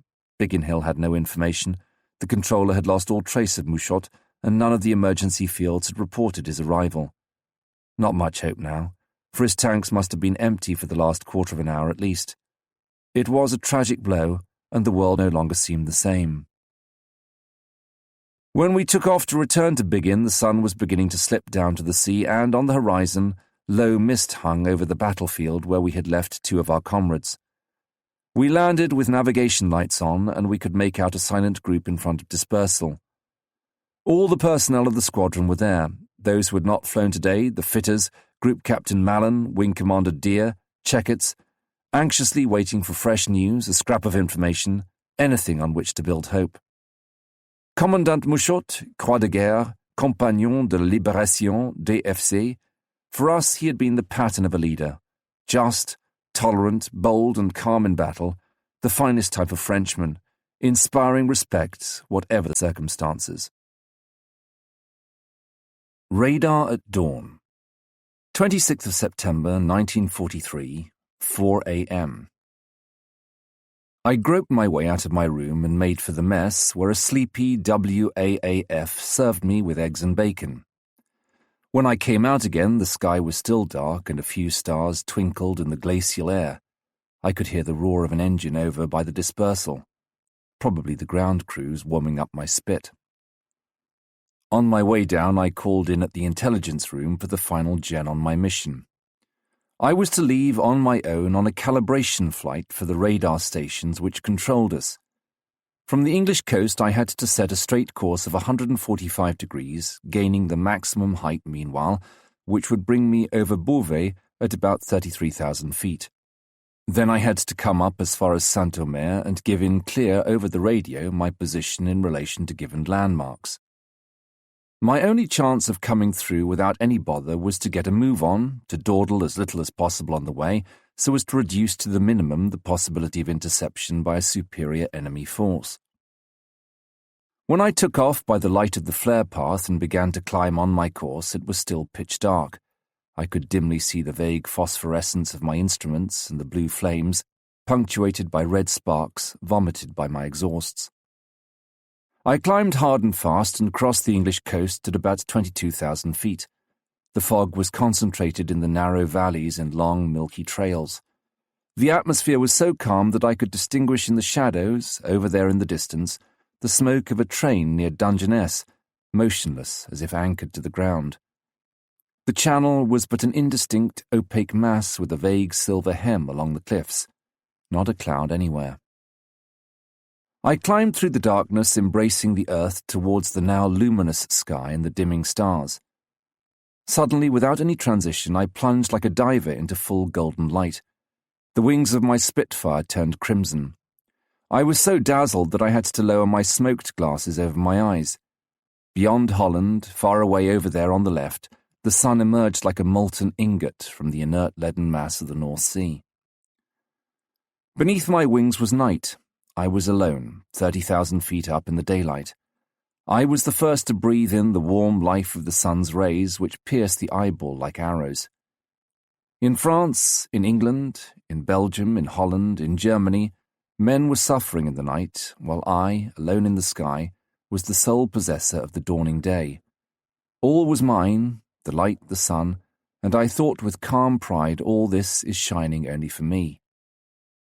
Moments such as these compensate for many a sacrifice and many a danger. I crossed the French coast on a level with Dieppe, and a few minutes later I had arrived over Beauvais. I could vaguely make out the airfield at Beauvais-Tilley and Mont-Saint-Adrien, surrounded by the forest of Fouconcy. "Hello, Dagger 25, Dagger 25, Piper calling. Orbit please, A for Able." A for Able was the code word for Beauvais. Control was ordering me to circle while they calibrated their instruments. It was very cold in spite of the sun, and I began to feel drowsy as I mechanically went on flying. "Hello, Dagger 25, Piper here, what are your angles?" The note of urgency perceptible in the controller's voice made me jump. A glance at the altimeter, 30,000 feet. "Hello, Piper, Dagger answering, angles X for X-ray." Something must be up for the controller himself to ask me to break the compulsory RT silence. A minute passed. "Hello, Dagger 25, Piper here, steer 090 degrees, 090. This time I twigged. There must be a suspicious aircraft somewhere about, and the controller wanted to identify me for certain on his radio location screen. I looked around me, waggled my wings to check on the blind spots. Everything seemed quiet enough. If the Hun was above me, he would doubtless, in this freezing cold, be leaving a condensation trail. "Hello, Dagger 25, Piper calling. Look out, you're being shadowed by a Hun. Look out at 5 o'clock. I immediately turned my head in the direction indicated and, sure enough, glimpsed a small, brilliant dot slipping into a layer of cirrus cloud. It was too far for me to be able to identify him. If it was a fighter, I was going to keep a discreet eye on him, keeping to my course in the meantime so as to make him commit himself. I switched on my reflector sight and released the safety catch of my guns. 3 minutes and the dot had become a cross, about 2,500 feet immediately above me. At that height it was probably one of the new Messerschmitt 109Gs. He waggled his wings. He was going to attack at any moment, thinking I had not seen him. In a trice, solitude, poetry, the sun, all vanished. A glance at the temperature and I pushed the prop into fine pitch. All set. Let him try it on. Another minute crawled by. By dint of staring at my opponent, my eyes were watering. Here he comes. The Hun embarked on a gentle spiral dive designed to bring him on my tail. He was about 600 yards away and not going too fast in order to make certain of me. I opened the throttle flat out and threw my Spitfire into a very steep climbing turn which enabled me to keep my eyes on him and to gain height. Taken by surprise by my manoeuvre, he opened fire, but too late. Instead of the slight 5-degree deflection he was expecting, I suddenly presented him with a target at 45 degrees.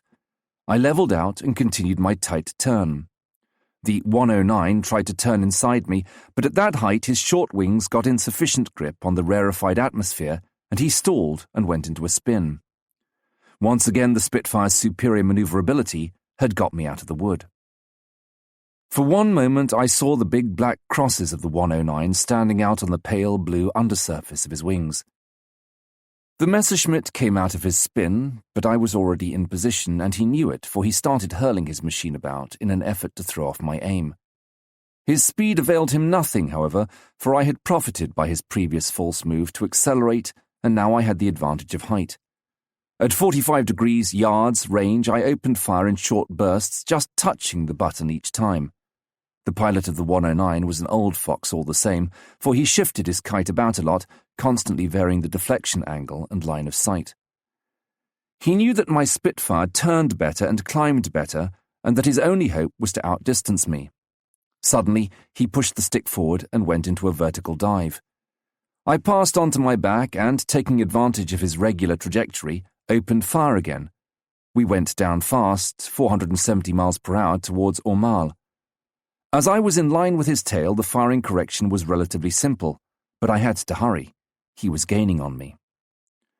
At the second burst, 3 flashes appeared on his fuselage. The impact visibly shook him. I fired again, this time hitting him on a level with the cockpit and the engine. For a fraction of a second, my shell burst seemed to stop the engine. His propeller suddenly stopped dead, then disappeared in a white cloud of glycol bubbling out of the exhausts. Then a more violent explosion at the wing root, and a thin black trail mingled with the stream gushing from the perforated cooling system. It was the end. A tongue of fire appeared below the fuselage, lengthened, licked the tail, and dispersed in incandescent shreds. We had plunged into the shadows. A glance at my watch to fix the time of the fight, 12 minutes past 5. As for the Messerschmitt, he had had it. I climbed up again in spirals, watching him. He was now nothing but a vague outline, fluttering pathetically down, shaken at regular intervals. An explosion, a black trail, a white trail, an explosion, a black trail, a white trail. Now he was a ball of fire rolling slowly towards the forest of Eau, burning away, soon scattered in a shower of flaming debris, extinguished before they reached the ground. The pilot had not bailed out. "Hello, Dagger 25, Piper calling. Long transmission, please. Did you get that, hun?" "Hello, Piper, Dagger 25 answering and transmitting for... Got him all right. 1, 2, 3, 4. I'm getting short of juice. May I go home?" "Okay, Dagger 25. Steer 330 degrees. 330. Good show." The petrol was getting low in my tanks and the sun was climbing on the horizon. This spot was going to get unhealthy. Time I was getting back. I set course for England. Part 2. Attached to the RAF. City of Glasgow Squadron. 28th of September 1943. It was with rather a heavy heart that I left Biggin Hill and took my leave of the Alsace Squadron with whom I had fought my first battles, and where I had met comrades whose patriotism, dash, and skill in combat made me proud to be a Frenchman. As the truck passed the guardroom, I saw the tricolour floating in front of dispersal disappear among the trees. Forewarned by Jacques, I had got rid of most of my kit. All the same, I was, as usual, cluttered up with suitcases, a parachute bag which seemed filled with lead. That blasted chute and its dinghy seemed to weigh a ton. My revolver belt and cartridge pouches, my Irvine jacket. I presented a curious sight to the travellers gazing through the windows of their train while I stood on the platform waiting for mine. At Ashford, a lorry picked me up, and a few minutes later I entered 125 Airfield. Jacques introduced me. I met the whole charming band of pirates of the air who composed 602 City of Glasgow Squadron. Scotsmen, Australians, New Zealanders, Canadians, 1 Belgian, 2 Frenchmen, and a few Englishmen. The squadron leader was an Irishman called Mike Bf, with a pink boyish face, a great drinker, a fine pilot, and a good commanding officer. The two flight commanders were both phenomenal types, each in his own way. A flight commander had worked his way up in record time from sergeant to flight lieutenant by sheer dash and courage. He was 6 feet 4 inches, as strong as an ox, and always wore a gap-toothed grin. His name was Bill Loud. The other, Max Sutherland, was a typical English public school product, complete with toothbrush moustache. He was an ex-heavyweight champion of the London Police. I was to be in his flight.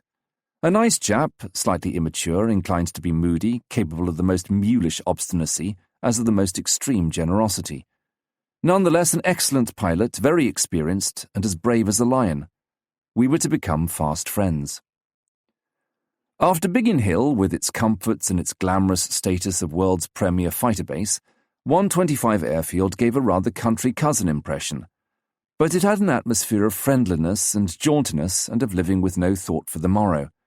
602 had been one of the brightest stars in the Battle of Britain, but had been relegated to a secondary position for the 2 following years. It had then been one of the first units to be transferred to the Tactical Air Force, and for some months had been moving up again under the impulse of Beytag's drive. The RAF was to provide units to support the invasion of the continent in close cooperation with the Army. To this end, 602, with a dozen other squadrons, had been submitted to an intensive process of preparation: ground-level attack, machine gunning of tanks, tactical reconnaissance, dive bombing, etc. Finally, these units had been sent to airfields to complete their training. For 4 months, the pilots had been living under canvas, learning to refuel, rearm and camouflage their aircraft and defend them, Tommy gun in hand, leading in fact a real commando life. Operating from fields similar to those which could be constructed in a few hours by the engineers, 2 or 3 meadows joined up into a landing strip by laying steel mesh on the ground, Squadrons 602, 132, 122, 65 and a few others were at the same time participating in the current RAF offensive. Equipped with Spitfire VDs, technically LFVs, with clipped wings, these squadrons carried out close support missions for Marauders, Mitchells and Bostons. 602 shared Airfield 125 with another Spit unit, 132 City of Bombay Squadron, commanded by an old friend, Squadron Leader Colloredo Mansfield, and an anti-tank Hurricane Squadron, number 184. The airfield was on the sandy spit of Dungeness, and it was quite a pleasant spot in the glorious September sunshine. Our tents were set up in an orchard. The atmosphere was delightful, more that of a holiday camp or a picnic than anything else. You could stuff yourself with enormous, sweet, juicy apples by just sticking your arm out through the tent flap.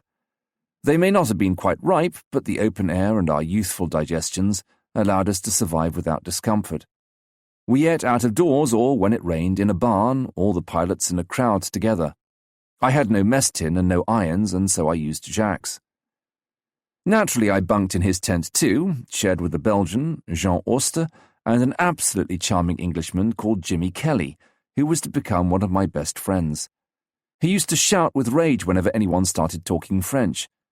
We slept on camp beds and we washed in the river. The water was very cold, and so we washed as little as possible. The great problem was lighting. Candles were too dangerous because of the hay covering the floor. We were provided with storm lanterns from RAF stores, but they never worked. When there were matches, there was no wick. When a wick had been unearthed, usually scrounged from the tent next door, there was no paraffin. When we had finally collected all the necessary and lit up with enormous care, the whole chute would usually go up in flames, followed by a stampede and a battle with foam extinguishers. The whole tent would get a rocket from the squadron leader and finally undress by the light of a cigarette lighter or the stars. In the morning we were awakened by a soldier with a can of boiling hot tea who made such a racket that everybody was up in 5 seconds, tearing barefoot across the grass, mug in hand. After that we went to fetch water from the river in more or less watertight canvas buckets, washed extremely perfunctorily, slipped on a dirty battle dress and flying boots, wound a scarf round our necks and galloped off to the mess for eggs and bacon, a cup of coffee, and a slice of bread baked in the farm nearby. Then a crazy drive round the field in jeeps, as many as 12 precariously clinging onto each, tearing at full speed across the fields, jumping the ditches and crashing through the hedges. Quickly we removed the camouflage nets from our aircraft, warmed up and checked over the engines, and prepared for the first show of the day. Such was the daily life in my squadron. Clipped, cropped, clapped was the magnificent description of the Spitfire VD invented by that great humorist in the squadron, Tommy Thomason. Clipped for its clipped wings, in order to increase its speed and its lateral manoeuvrability, the Vickers engineers had reduced the Spitfire's wingspan by about 4 feet by suppressing the wingtips, which rounded off the ellipse of the wing so harmoniously. Cropped for its Merlin 45M engine. It was only a Rolls-Royce Merlin 45 with a supercharger turbine reduced in diameter, allowing the power to be stepped up below 3,000 feet from 1,200 HP to 1,585 HP. As the volume of supercharged air was much reduced, however, the power curve fell rapidly from 8,000 feet up until at 12,000 feet it produced only about 500 HP. On top of that, these engines, artificially pushed up to plus 18 boost, had a very reduced life. Clapped, which is self-explanatory, expressed the general opinion among pilots of the Spitfire VD. For though extremely fast at ground or sea level, 350 miles per hour straight and level, they became lumps of lead at 10,000 feet, the height at which we had to operate on our escort missions. The square wings also made them lose the Spit's main advantage, the ability to turn tight. Our confidence in these machines was only limited, a feeling which was more or less justified by the fact that the airframes had all done about 300 hours, and graver still, the engines 100 to 150 hours. It is not always amusing to cross the Channel there and back twice a day on a single-engined aircraft of this sort. To cap all, the cannon only carried 60 shells each, as against 145 in the Spitfire 9. If one remembers that even in 1941 and 1942, Spit 5s were easily outclassed by Focke-Wulf 190s, my very qualified enthusiasm can be imagined when Sutherland informed me that we were going to have to carry out another 5 or 6 sweeps on Spit VDs before celebrating the arrival of our brand new 9Bs. The Münsterland business. The Germans, in wartime, raised obstinacy to the level of a national virtue. When Providence adds luck to this attribute, certain situations arise which defy logic. The Münsterland will certainly go down to posterity as a symbol of Teutonic stubbornness and of British obstinacy too, if it comes to that. The Münsterland was a fast, ultra-modern cargo ship of 10,000 tons, equipped with oil-burning turbine engines. She had been surprised in a Central American port by Pearl Harbor and had made for Japan. There she had loaded a precious cargo of rubber and rare metals and had then calmly sailed for Germany again. Fortune favors the brave, and by a series of incredible circumstances, she had succeeded in slipping through the air and naval patrols and making Brest. She was immediately photographed and dive-bombed 3 hours later by 24 typhoons. Towards 6 p.m. on the same day, 32 strongly escorted Mitchells attacked her, still without appreciable results. In the course of the night she made for Cherbourg at full speed and was again photographed as soon as she made port. A study of the prints showed that everything was ready for her to be discharged. 3 flak ships from Havre and 2 from Saint-Malo had anchored off the Pelée at dawn, and sizable light and heavy flak units were in position. Extremely unfavourable meteorological conditions led to the failure of a raid laid on at about 8 in the morning. Without medium bombers, it was difficult to cope with a problem of this magnitude. The bow fighters could not intervene as the layout of Cherbourg harbour did not lend itself to a torpedo attack. The Bostons might at a pinch have tried a low-level bombing attack, but the powers that be could really not send them in to be slaughtered at 250 miles per hour. The weather was getting worse. Rain, fog, low cloud. At 08:45, the flying personnel of the wing were urgently summoned to the intelligence room. 602 and 132 were put at immediate readiness. First, Willie Hickson, in a speech improvised for the occasion, reminded us that the Munsterland's cargo was of vital importance to German industry. The thousands of tons of latex she carried, suitably mixed with the synthetic lunar product, would enable no fewer than 22 armoured divisions to be equipped and maintained for 2 years. The special metals would be precious for German metallurgists producing jet engines. In addition, the Kriegsmarine must not be allowed to get away with the moral fillip of such a flagrant breach of the blockade. 36 Typhoons equipped with 1,000-pound delayed action bombs were to force an entry into the bay and try to sink the Munsterland or set her on fire. A special dispensation of command had bestowed the delightful task of escorting them on 602 and 132 squadrons. Our role would consist in neutralizing the flak ships with cannon and machine gun fire, and then covering the operation against the important German fighter forces massed in the Cotentin Peninsula in case of need. To increase our radius of action, the wing would put down at Ford where the refueling of the aircraft had been arranged, and from there we would take off again for the rendezvous with the Typhoons over Brighton at 0 feet. Wing Commander Ewell, prospective leader of the operation, reminded us briefly that flak ships were normally armed with 4 quadruple automatic 20mm mountings and with 4 or 8 37mm guns, also automatic. The last PRU photos had revealed, along the mole linking the 6 forts of the roadstead, at least 190 light flak guns, probably reinforced and very active since our client's arrival. In principle, the 2 squadrons would split up into 6 sections of 4, which would each look after a flagship in order to reduce them to silence for the few seconds necessary for the passage of the Typhoons. After that, they were free to take such offensive action against any fighter formations as might be necessary. Obliging to the end, Command had decided to lay on a special air-sea rescue service, the fast launches of which would be strung out between Cherbourg and the British coast along our attack. Even for the most enthusiastic among us, this last arrangement looked suspiciously like belated remorse on the part of Command and had a sinister implication which considerably chilled the atmosphere. The last preparations before we took off were carried out in silence. Only Joe Kestruck made a disillusioned remark to the effect that every time the Navy made a balls of a job, the poor bloody RAF had to clear up the mess. At Ford, there was the usual panic about tyre bursts and flat starter batteries.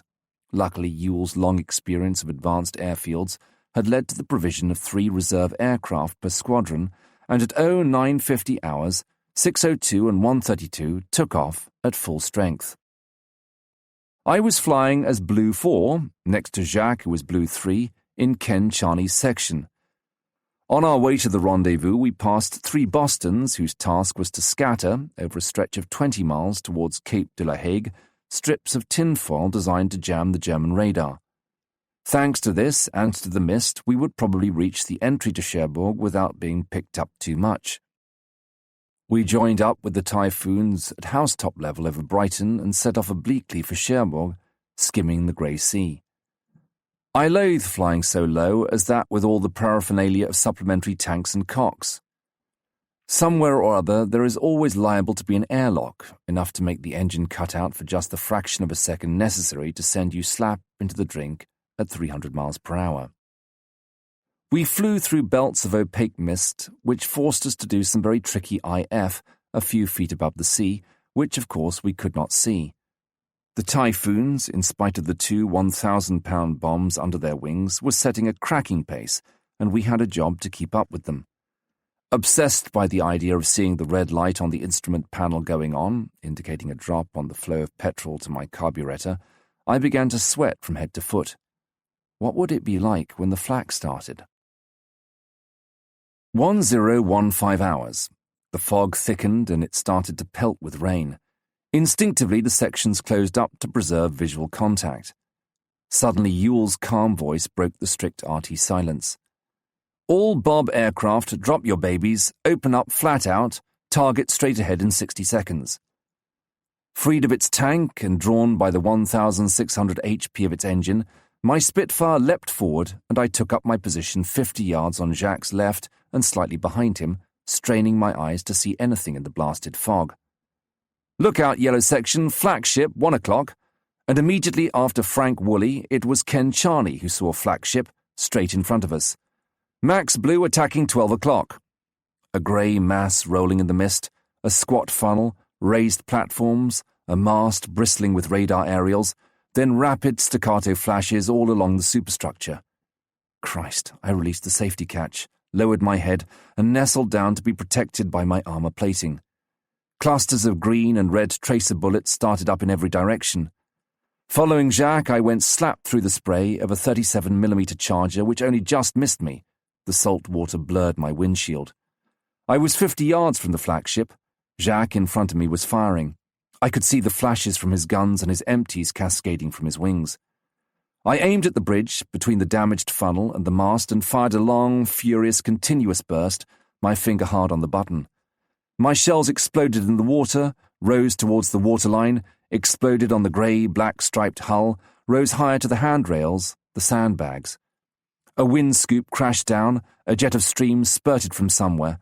20 yards, 2 men in navy blue jerseys hurled themselves flat on their faces. 10 yards, the 4 barrels of a multiple pom-pom were pointing straight between my eyes. Quick! My shells exploded all around it. A loader carrying 2 full clips capsized into the sea, his legs moaned from under him, then the 4 barrels fired. I could feel the vibration as I passed a bare yard above. Then the smack of the steel wire of the aerial wrenched off by my wing as I passed. My wingtip had just about scraped the mast. Phew. Past him. My limbs were shaken by a terrible nervous tremor. My teeth were chattering. Jacques was zigzagging between the spouts raised by the shells. The sea was seething. 6 belated typhoons passed to my right like a school of porpoises, bearing down on the hell going on behind the long granite wall of the breakwater. I skimmed over a fort whose very walls seemed to be belching fire, a curious mixture of crenellated towers, modern concrete casements, and 30 Years' War glacis. We were now in the middle of the roadstead, an inextricable jumble of trawler masts and rusty wrecks sticking out between the battered quays. The weather seemed to have cleared a little. Look out for Jerry fighters! The air was crisscrossed with tracer, lit up by flashes dotted with black and white puffs of smoke.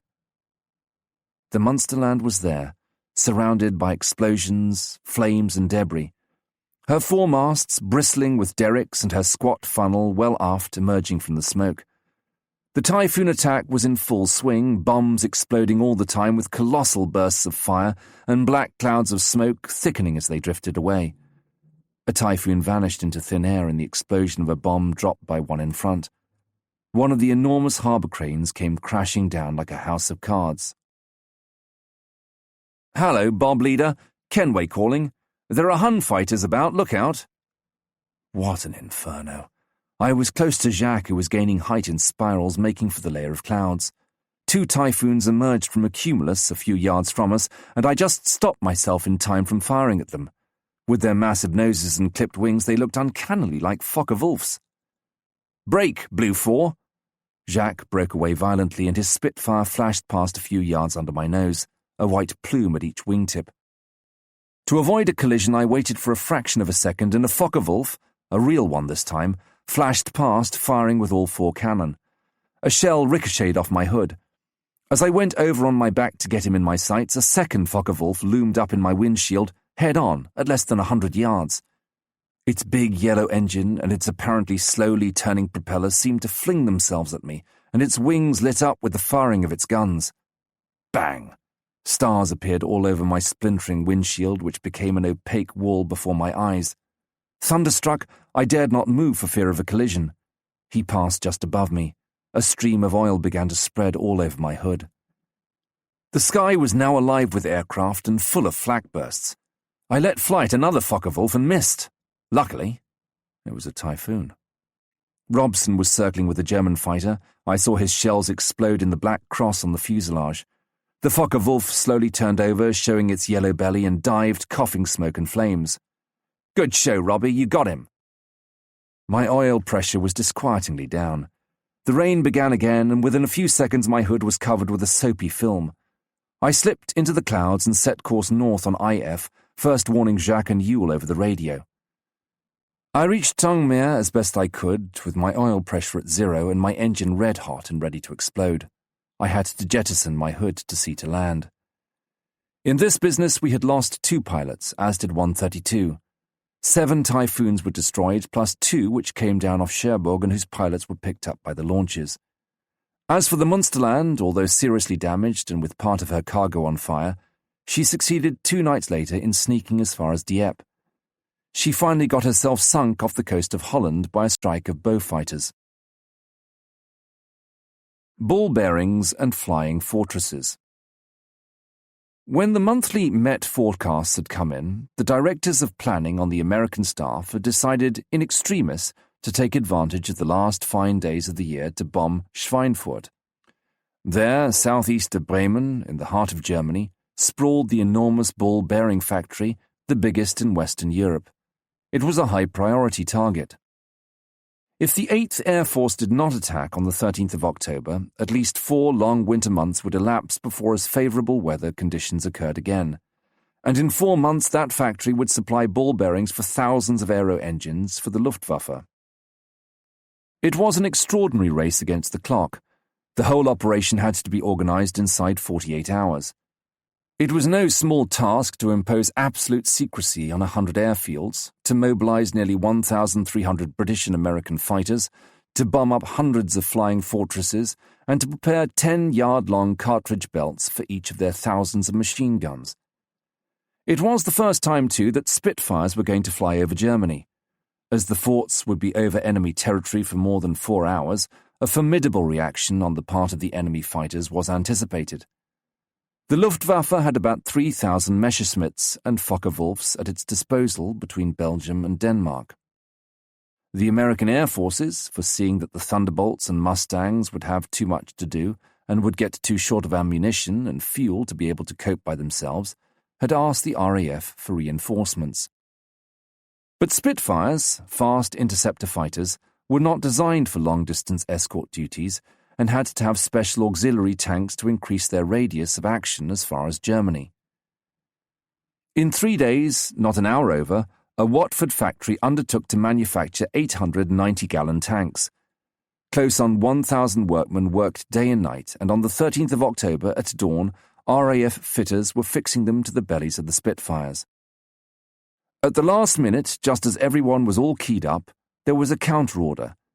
Each hour was put back to the next day at 12 o'clock. 14th of October 1943.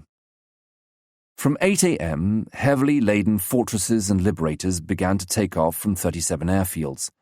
For an hour they circled Hull, forming into 4 impeccable boxes of 70 machines each, wingtip to wingtip. At 10:40 hours, 19 squadrons of Thunderbolts, 15 from the 9th AF and 4 from the 8th AF, set off to join the Armada and take up their escort positions while the Spits turned about. At 11:15 hours, 20 squadrons of Lightnings and Mustangs left to protect the big 4-engine machines on their final approach to the objective. The Spitfires, rearmed and refueled, were due to take off again at about 12 o'clock to cover the return of the whole force, the rendezvous being fixed for 13-15 hours at the northern German-Dutch frontier. The 10 Spitfire squadrons earmarked for the operation had massed on 4 airfields in Norfolk, the nearest point to our objective.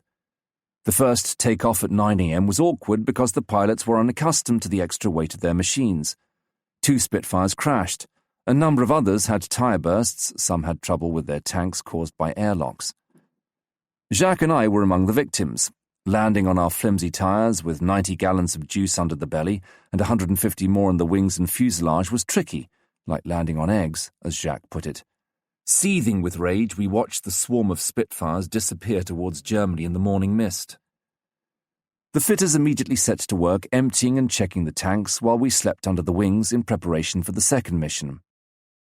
At 11:45 hours, the Spitfire wings came back and hordes of mechanics, perched on the bowsers, descended upon them to refuel them in record time, while the pilots, lurching on their stiffened legs, ate a sandwich and swallowed a cup of tea. They were surly and not inclined to talk. Everything had gone off well, quite a lot of flak, but up to the time when they had left their charges, i.e. 10:30 hours, not one German fighter had intervened. A few minutes before 12 o'clock, just as we were settling down in our cockpits, the loudspeakers started blaring. "Hello, hello, station commander calling all pilots. The big boys over Germany are being very heavily engaged by overwhelming enemy fighter forces. Squadrons are to take off immediately in order to relieve the present escort. Everything possible is to be done to bring the Fortress boys home safe. They've been doing a grand job today. Hurry up and good luck to all." At 12:04 hours, 132, 602, 411 and 453 squadrons took off from Bradwell Bay. Jacques and I flew as 3 and 4 respectively in yellow section led by Sutherland. 13:15 hours. "Attention, Clo-Clo, 12 Bouches au-dessus, 5 o'clock. Jacques promptly got called to order by Maxie for talking French. "Shut up, bloody Frenchman." Everybody's nerves were on edge. We had been flying at 30,000 feet in Arctic cold for nearly an hour and a half now. All those instrument dials were dancing in confusion in front of my tired eyes. Altimeter, artificial horizon, airspeed and turn and bank indicators, radiator, oil and cylinder head temperature gauges, pressure gauges, warning lights, in a jumble of figures and needles. I was obsessed by that tank weighing down my Spitfire. According to the clock, I still had in theory about 7 minutes' worth of juice before I could jettison it. My back hurt, my toes were frozen, my eyes were watering, my nose running. Altogether I felt in rotten shape, and everything struck me as being in a complete mess. The weather, which had been so fine till midday, had deteriorated, and big banks of cloud and mist rose vertically from the ground like ramparts. Going through one of these big cumulus, Jacques and I had lost contact with the rest of the squadron. Now we were lost in the inferno, and we stuck frantically together, trying to get to the rendezvous. But in fact, we must be past that damned rendezvous, and how on earth could anyone recognize anything in this witches' Sabbath of aircraft and clouds? It was quite impossible to pinpoint our position. Below on our left, the last Frisian islands were outlines, yellow and arid on the grey sea. Somewhere on the right below the mist must be Emden and the rich canal-bordered pastures of North Holland. Far behind us already, the Zuiderzee. Up in the air, it was a nightmare. I had never seen anything like it. Clusters of flak appeared from the void and silently hung on the flanks of the clouds. Space brought forth swarms of German fighters, a disquieting example of spontaneous generation. We passed Lightnings and Mustangs hurrying home with empty magazines, their pilots worn out and dodging between the clouds to avoid combat. At last, the bombers. A scene of frightful panic. It was the first time that under the concerted efforts of the flak and the avalanches of Junkers 88s and Messerschmitt 410s, armed with rockets, boxes of fortresses had been broken up, dislocated, reduced to shreds.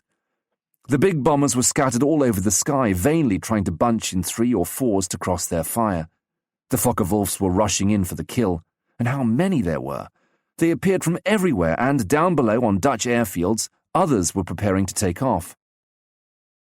The Spitfires and the bombers were much too dispersed for an organized plan of defense to be possible. It was a question of everyone for himself, and the devil take the hindmost. The controller's voice in the radio had become so distant that it was imperceptible. Without its support and advice, we felt cut off from our world, all alone, naked, unarmed. It was a miracle that we had not yet been brought down. Twisting and turning, firing off our guns, we had succeeded in gaining quite a lot of height over the main scrap. I had exhausted half my ammunition. I should have to find someone to go home with. Suddenly Jacques spotted, in the middle of the sky dotted with parachutes and burning aircraft, about 40 Focke-Wulfs pouncing on 4 fortresses, which were lagging behind trying to protect a Liberator, one of whose engines was in flames. What could we do? It was impossible to call for help in this infernal scrum. All the Spitfires, as far as the eye could reach, were whirling about in dogfights and seemed to be banging into the clouds and bouncing off again like boxers against the ropes of the ring. A glance at my petrol gauge. Only 2 minutes' worth left. Never mind, it wouldn't be much loss. "Hello, Jack, dropping my baby." I stooped down and vigorously pulled on the release while Jacques kept watch. Freed from the load, my Spitfire bounded forward. "Okay, Jack, your turn." Jacques' tank fluttered down in a shower of petrol. Attacking. Sights switched on, finger on firing button, together we rolled on our backs and dived on the Focke-Wulfs milling round the bombers. As I dived, I kept a lookout and tried to choose one. They were attacking from every side, front, side and rear. One of the fortresses went into a spin slowly. Another suddenly exploded like a gigantic flak shell, and the explosion tore a wing off the one to its right. A big dark mushroom spread out, incandescent debris dropping from it. The now asymmetrical outline of the fortress grew smaller and fainter, falling like a dead leaf. Like shining new nails on a wall, 1, 2, 4, 6 parachutes suddenly dotted the sky. I passed a few yards from a disabled Focke-Wulf trailing a black veil. No point in wasting ammo, he'd had it. I had the impression I was diving into an aquarium full of demented fish. Nothing but radial engines, yellow bellies, black crosses and clipped wings beating the air like fins. The air was crisscrossed with multicolored tracer bullets, and instinctively I blinked. Here we are. I tightened my stomach muscles, put my feet on the top pedal of the rudder bar to resist the centrifugal force, swallowed hard to get the bitter taste out of my mouth, and pulled out violently. Before I had time to register, my finger had instinctively pressed the firing button. A burst at the Focke-Wulf, who for 1 second filled my windshield. Missed him. Surprised, he stalled and fell away. Jacques fired on him and missed him too, but a grey Messerschmitt, its wings edged with fire, was after him. I yelled, "Look out, Jacques, brake right!" Quickly, I put all my weight on the controls, the ground whipped round, but too late. The Messerschmitt was out of range. I was drenched in sweat. In front of me, 2 Focke-Wulfs were converging to attack a fortress drifting like a wreck. A glance at the mirror, Jacques was there. The red filaments of my sight encircled a green and yellow Focke-Wulf. Jesus, how close he was. The wings of my Spit shuddered from the hammer blows of my 2 cannon, 3 flashes, a belch of flame, and a grey trail unfurled in his wake. Then I saw a sheet of flame on the flank of a cloud just where Jacques' aircraft was at that moment. My heart missed a beat. But it was his triumphant voice shouting at the radio. "Did you see that, Pierre? I got him!" Thank God. It was a Focke-Wulf, and out of the corner of my eye I saw his Spit swaying 50 yards away. What a relief. Suddenly, a thunderclap, a burning slap in the face. My eardrums were pierced by the shriek of air through a hole just torn by a shell through my windshield. Bang! Another. I broke frantically. The Hun was so close that the flash of his guns made me shut my eyes. But Jacques was there, and the Focke-Wulf broke away. For a time, I lost all notion of what was going on. For 10 minutes, I blindly followed Jacques' instruction over the radio. When I picked up the thread again, we were in the middle of the North Sea. On my right was a fortress, holed like a sieve but flying all the same, and on my left a red-nosed Mustang limped along. England at last. Just inland, I could make out 4 crashed fortresses in the fields. We landed at Manston after the fortress, exhausted, drained. We parked by the Mustang. Introductions. The pilot was the renowned Major Beeson, commander of the 7th Mustang Squadron. It was his last mission, for he was due to be repatriated to the States the week after. "Geez," he said, roaring with laughter. "I hope I get sent on furlough quick against the Japs." The Schweinfurt factory had been razed to the ground, but out of the 280 fortresses, only about 50 were still airworthy. We had lost more than 100 crews. 197 German fighters had been shot down, and 51 of ours. Discovery of the V1.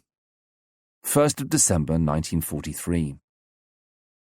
I had the impression that the RAF had a flying bomb complex.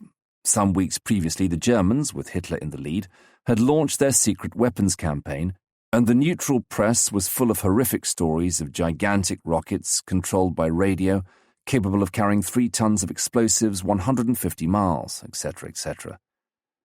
We read the papers and shrugged our shoulders. One fine afternoon, however, all the pilots were called to the intelligence room.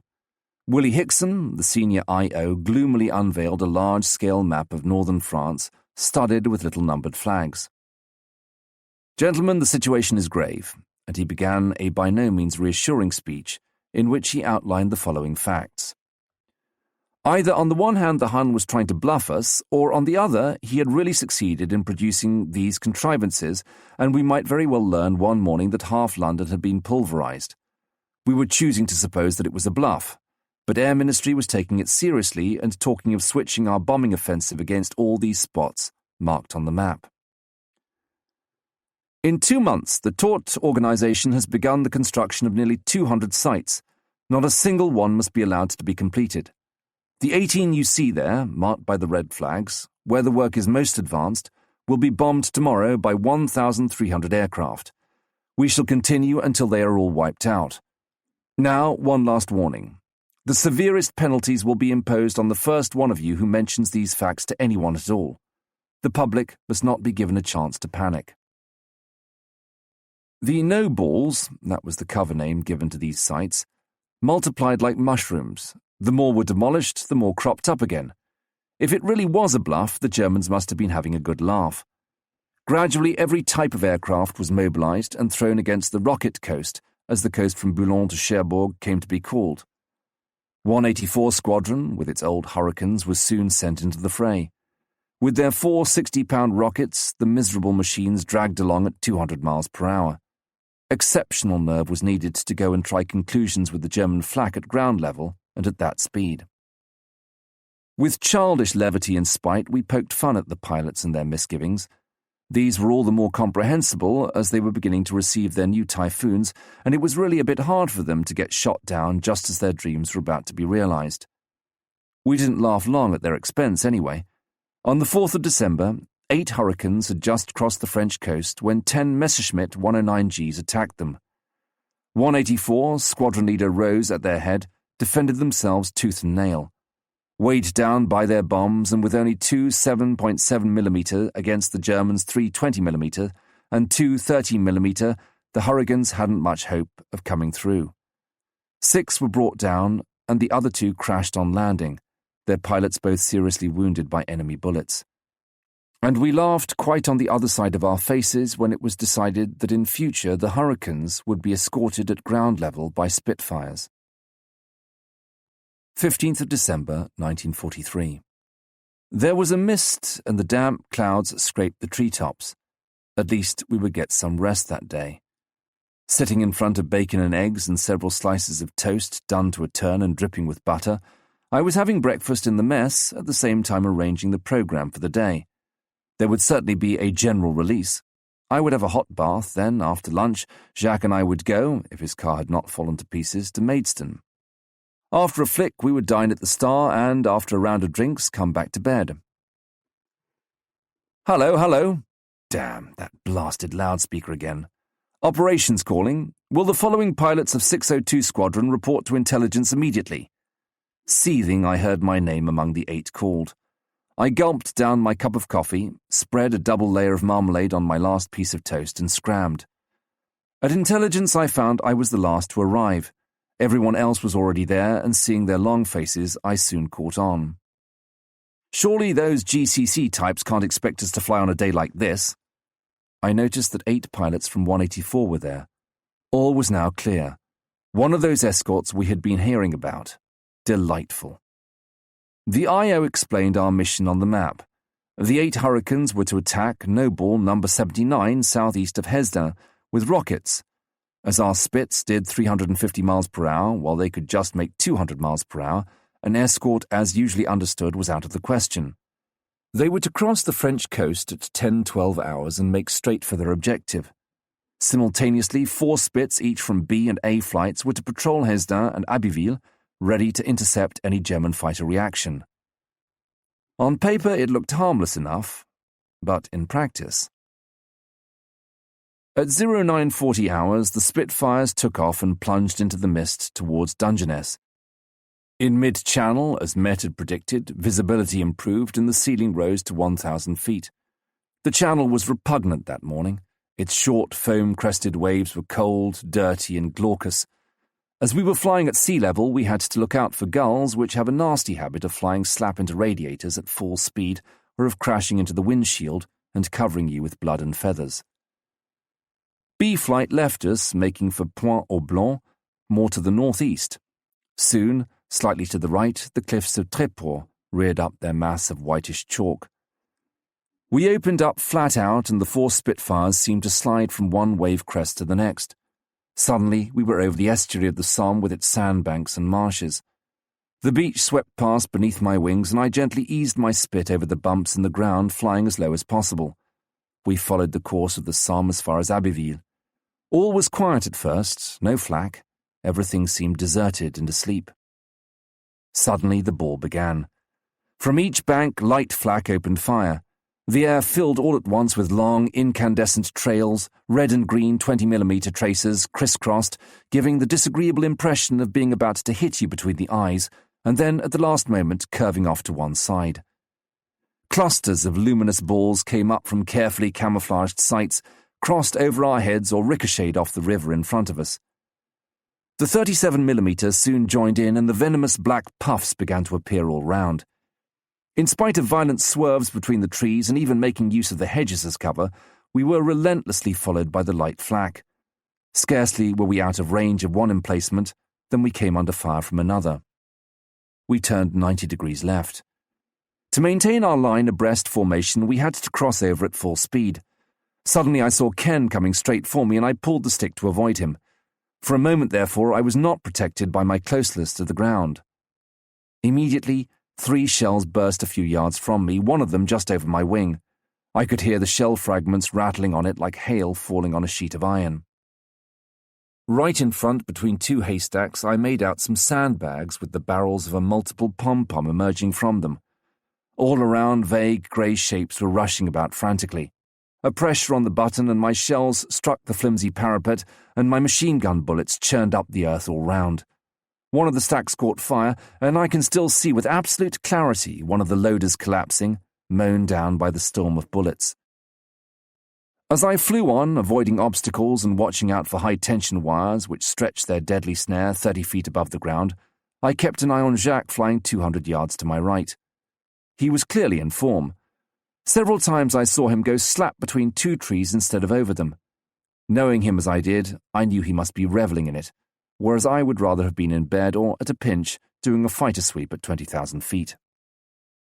The difficulty about low flying at 350 miles per hour is that your field of vision is very limited.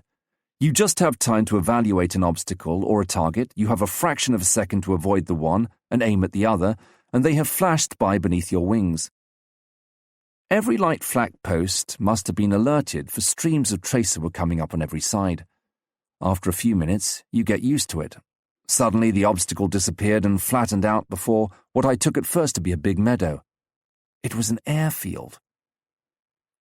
I was flying along the perimeter and Jacques straight down the middle. He must have realized the danger at the same time as I. An absolute wall of flak rose up all round him. At any moment I expected to see him crash in flames, but he was too busy to take any notice of what he calls those little details. He had just caught a glimpse, in a corner, of 3 Messerschmitt 109s under camouflage nets. Desperately, he tried to get them in his sights. Taking his life in his hands, he throttled right back and tried to do a tight turn, his wing practically touching the ground. No good. He was going too fast. Without much hope, he fired a burst, but it merely bespattered a boundary wall. On the other hand, his maneuver brought him slap in front of the airfield control tower, a 2-storied wooden building with wide bay windows like a belvedere. The effect of his 2 cannon and his machine guns on such a target was terrifying. The windows flew into fragments and the bullets wrought havoc within. I caught sight of shapes diving out of the door and even the windows. With his finger on the button, Jacques let them have it and went on firing point blank, just dodging out of the way in the nick of time. The 2 Huns, keeping watch on the roof, seeing the Spitfire coming straight for them, belching fire, did not hesitate. They simply jumped overboard. Everything happened in a flash, like a dream. I heard Jacques' triumphant voice over the radio. "Hallo, Pierre, that shook 'em." For 10 more long minutes we continued our patrol, and it was with relief that, unharmed, apart from a few gashes here and there in the spits, we turned for home. Drenched with sweat, swearing that we would never be caught at it again, we landed at Dettling in pouring rain and a dense fog. Home, sweet home. Dulce France, infested with Huns, was less and less welcoming. 20th of December 1943. Out of the corner of my eye, I watched the Hurricanes about to launch their attack. The target, carefully camouflaged against vertical photography, was invisible in every detail at this angle. The high-tension cables to the transformer, the concrete block of the control room with its curious aerials from which the flying bomb is controlled. On either side, cleverly hidden in the undergrowth, the curious low ski-shaped construction whose function still baffled the RAF technicians and intelligence officers for all their cunning, and lastly, the launching ramp, 45 yards long, pointing straight at the heart of England. On the rails, a sinister cylinder, about 20 feet long, with 2 embryonic wings. Things seemed to be devilishly advanced. All round the no-ball stretched a 20-yard-wide barbed wire barrier and light flak posts, 15 in a radius of 800 meters, according to the interpretation of the latest photos taken by the PRU Mustangs, all equipped with multiple pom-poms, and on the roof of the control block were 2 37mm. The Hurricanes began their dive slap into the machine gun bullets. The tracer bullets formed a wall of steel and explosive round the target. The inevitable happened. Powerless, I watched the tragedy. Flight Lieutenant Roughhead, just as he let go his salvo of rockets, was hit and killed instantly. His disabled Hurricane recovered with incredible violence and zoomed vertically upward, its propeller stationary. At the top of the trajectory, one wing wilted, the aircraft hung as on a thread suspended in space, motionless, then went into a spin. As in a nightmare, I saw Warrant Officer Pierce's Hurricane literally mown down by a burst of 37mm. The tail came off, the machine crashed into a wood, scything down the trees, scattering jets of burning petrol. The other 2 Hurricanes attacked simultaneously. Struck by a direct hit, Sergeant Clive's machine exploded and was soon nothing but an inchoate mass of flame, dragging a long trail of black smoke. By a miracle, Bush the Australian was luckier.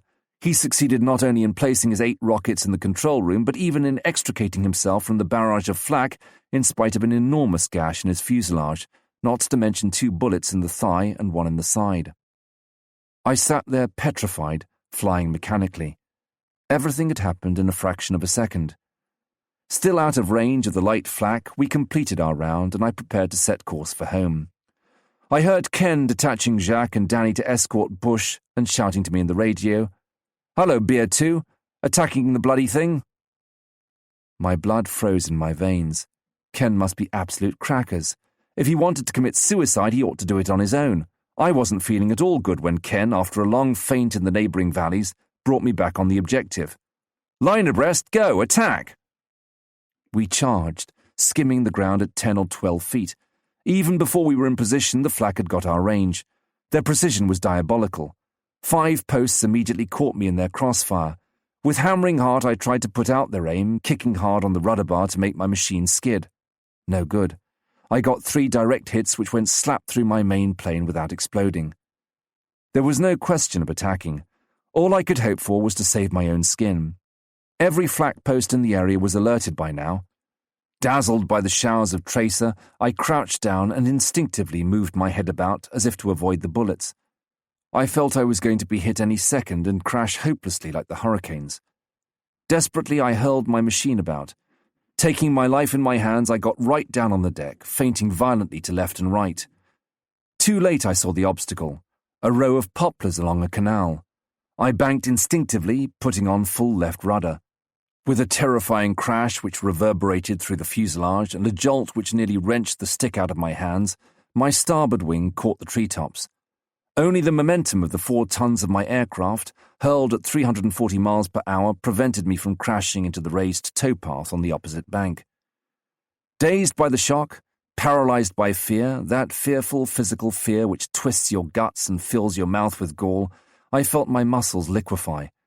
I avoided a high-tension cable by a hair's breadth, passing like a flash under the gleaming steel wire. My heart failed me then. Losing my head, I pulled the stick back, seeking the refuge of the clouds, rolling dark and grey about 2,500 feet above. I lost the protection of the ground, and during the few seconds that my climb lasted, I was hit 5 times. A shell exploding in my left aileron, 3 bullets in my elevator, and another through one of the blades of my propeller.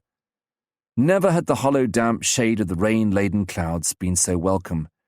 It took me about a minute to go through the cloud layer, and I suddenly emerged in full sunlight, bathed in sweat as on awakening from a nightmare.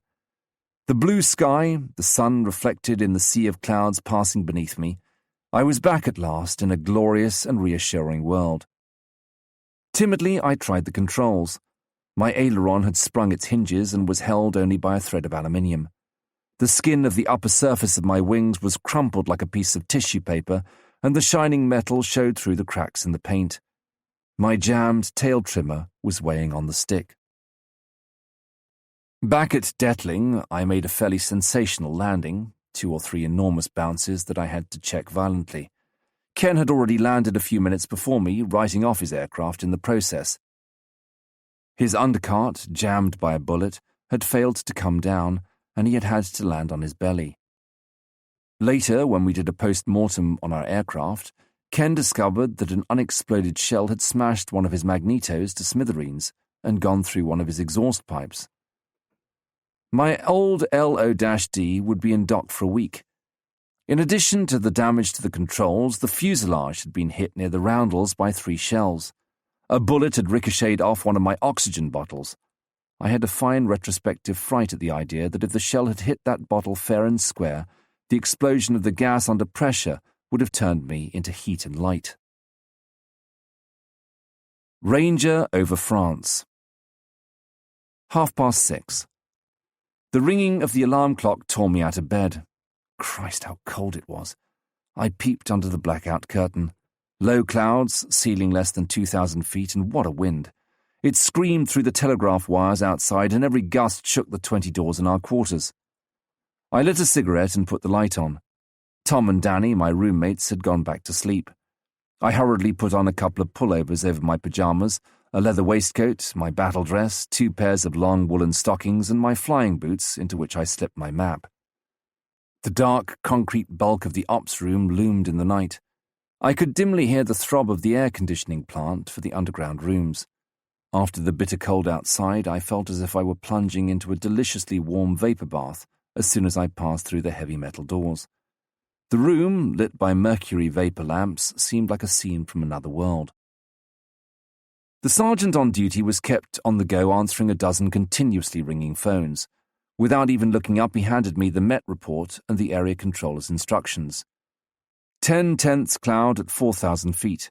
Wind at sea level 320 degrees, 35 miles per hour. 50 miles per hour at 5,000 feet. Visibility moderate, dropping to 500 yards in the showers. 12 typhoons were to carry out a sortie in the Chartres area from 0840 to 0850 hours at 0 feet. A piece of cake if it weren't for the wind. I woke up the rest of the gang. Ken and Bruce were okay, but Jacques proceeded to bind like hell. I shook him up. 5 minutes later, we were on our way over to flight. On our way, we checked the fixing of our big 45-gallon auxiliary tanks, slung like bombs between the Spitfire's 2 radiators. The mechanics lay on the ground, working away by the light of their storm lanterns. "Take off at 8 o'clock sharp," Ken shouted to them. It was 7:25, just time to get outside a cup of coffee and a few biscuits. Time for breakfast proper when we got back. If we did get back. Huddling round the miserable stove, Jacques, Dumbrell, and I listened while Ken, map in hand, gave us the gen. "We'll cross the French coast, either on IF or above the clouds, then we'll go as far as Amiens flying low. We'll turn left and patrol the area Saint-Quentin, Noyon, Beauvais, and we'll come back at 13,000 feet. Like that, we'll stand a decent chance of intercepting a low-flying transport. Roughly line abreast formation, 100 yards between aircraft, crossing over from left to right when we alter course.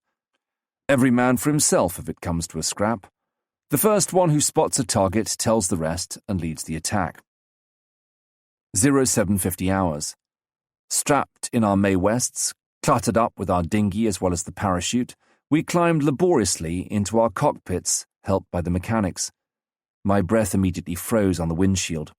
I switched on my radio, my camera gun, the carburetor, pitot head and gyro intake heaters, and the de-icing equipment. My fingers were numb under 3 layers of gloves, silk, wool, and leather, and it was quite a business messing about with all those tiny buttons crowded together on the instrument panel. 0755 hours. I got them to see the mirror was properly adjusted. A glance at the sight. I set the safety catch of the guns. All set. A glance towards Ken. All clear? Contact. A whine from the starter. One cylinder fired, then two more. I pumped furiously, and all at once the engine burst into life. It was still very dark, and the mauve flashes from the exhausts lit up the snow. It was 8:02. Navigation lights on, wingtip to wingtip, we climbed through the black, threatening clouds. We emerged at 13,000 feet above the thick layer of stratocumulus over the channel. At once we took up battle formation.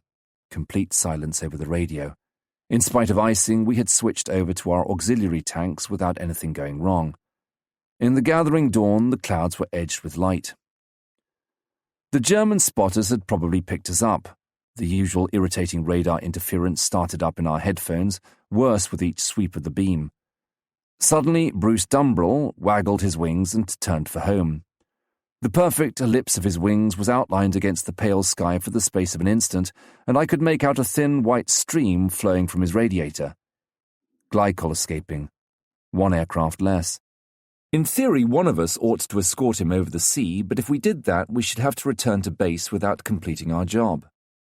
Ken said nothing and merely signaled to us to close up again for the dive through the cloud layer. It was a tricky business. Ken had worked it out that if we didn't time it right, there was a risk of coming out in the coastal flak belt. The Met forecast had to be right too, as if the cloud base was lower than expected, we wouldn't have enough margin to rectify any error in our IF. We plunged into the opaque mist. Ken had his eyes glued to his instruments. Jacques and I desperately clung to his wingtips. Suddenly we found ourselves in clear air again, at less than 1,500 feet, over a cluster of little wooded hillocks intersected by a narrow marshy valley. A fine rain was falling, shreds of mist dragged over the ground. The light was glaucous, like in an aquarium. That awful curdling of the stomach muscles as usual. We must watch out now. Hello, Skittles. Red Leader calling. Combat formation. Drop your babies. Having got rid of our auxiliary tanks, we dived to get up speed. Ken was skimming the river in the middle of the valley. Jacques beyond him was following the road, keeping below the level of the telegraph wires. I was halfway up a slope, bothered by constant clumps of trees. I kept a cautious lookout for high-tension wires. 175 yards a second. In that grisly visibility, the fatal obstacle came on you in a flash. On the ground, apart from a glimpse through my hood of a couple of women sheltering under an umbrella, there wasn't a solitary cart. Nothing. A few roofs outlined against the horizon, a factory chimney or two. White smoke from a small marshalling yard approached rapidly. Dulon, probably. We veered towards the south to leave the French town clear on our left. We had neither permission nor inclination to attack a train. No point in risking flak unnecessarily. The rain started to come down in sheets. I must really watch out now. Amiens must be somewhere not far away in the murk. Look out, flak! A shout from Jacques over the radio. Instinctively I turned.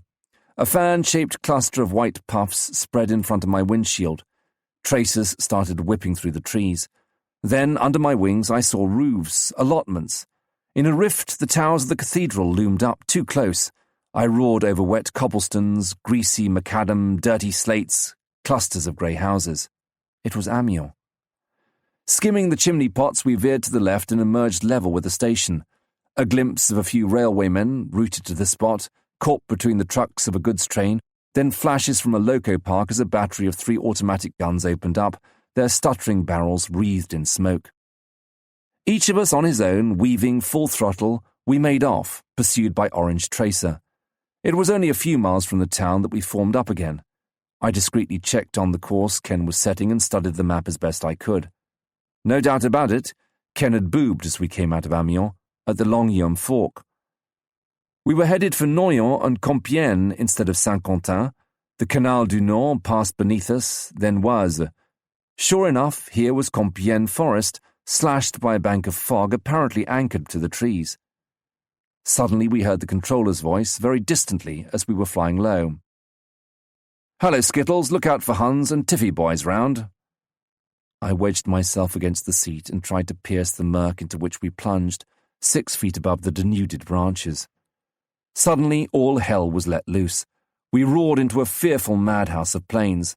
Yellow cowlings marked with black crosses cut through the tracer trails. At least 40 Focke-Wulfs, all apparently gone berserk. With my thumb, I immediately released the safety catch of my guns. My earphones were screaming. I just avoided colliding with a Focke-Wulf. Glued to the back of my seat by the centrifugal force, I did a tight turn behind another and let fly with my machine guns as I passed. Then, my finger still on the button, I had to break away violently. I could see another hovering just behind in my mirror, his wing tips lit by the flashes of his 4 cannon. Having got rid of that one, I drew a bead on another who seemed to have lost his head and was waggling his wings. All of a sudden, a typhoon loomed up in my windshield, coming straight for me. I kicked the rudder bar desperately. I just about grazed him and caught my wingtip a terrible crack in a branch. Sweating and holding my breath, I righted my Spitfire, just as a Focke-Wulf in flames crashed in front of me, mowing down the trees in a fearful shower of sparks. Stick right back, I made vertically for the clouds, firing a burst of cannon on the way at a Focke-Wulf which was so close that the black crosses on his fuselage filled my gun sight. With his tailplane half torn off, he went into a spin and crashed into a clearing. Once I got into the shelter of the clouds, I breathed more easily. That bunch of pirates, 609 Typhoon Squadron, commanded by my Belgian friend Demoulin, must have dropped unexpectedly on a wing of Focke-Wulfs taking off from Compiègne airfield. We had landed in the middle of the party by mistake. Nerves tensed, I came down into the scrap again. I saw 3 flaming masses on the ground and 3 thick columns of black smoke rose above the forest. Visibility was getting worse and worse. I caught a glimpse of a couple of Focke-Wulfs vanishing into the mist. No one left in sight. I could vaguely hear Ken and Jacques over the radio excitedly chasing after a Focke-Wulf. They ended by shooting it down somewhere or other, and then the wireless went dead for a bit. I called Ken to tell him my juice was getting low and that I was going back to Detling. Half an hour's IF through Cumulus, with flanks heavy with snow, and I found myself over the sandy spit of Dungeness, in a fog you could cut with a knife. I asked for a homing and was brought back slap over base by the controller. As I made my approach, skimming the treetops, I saw Ken and Jacques touching down, Ken doing a fearful ground loop.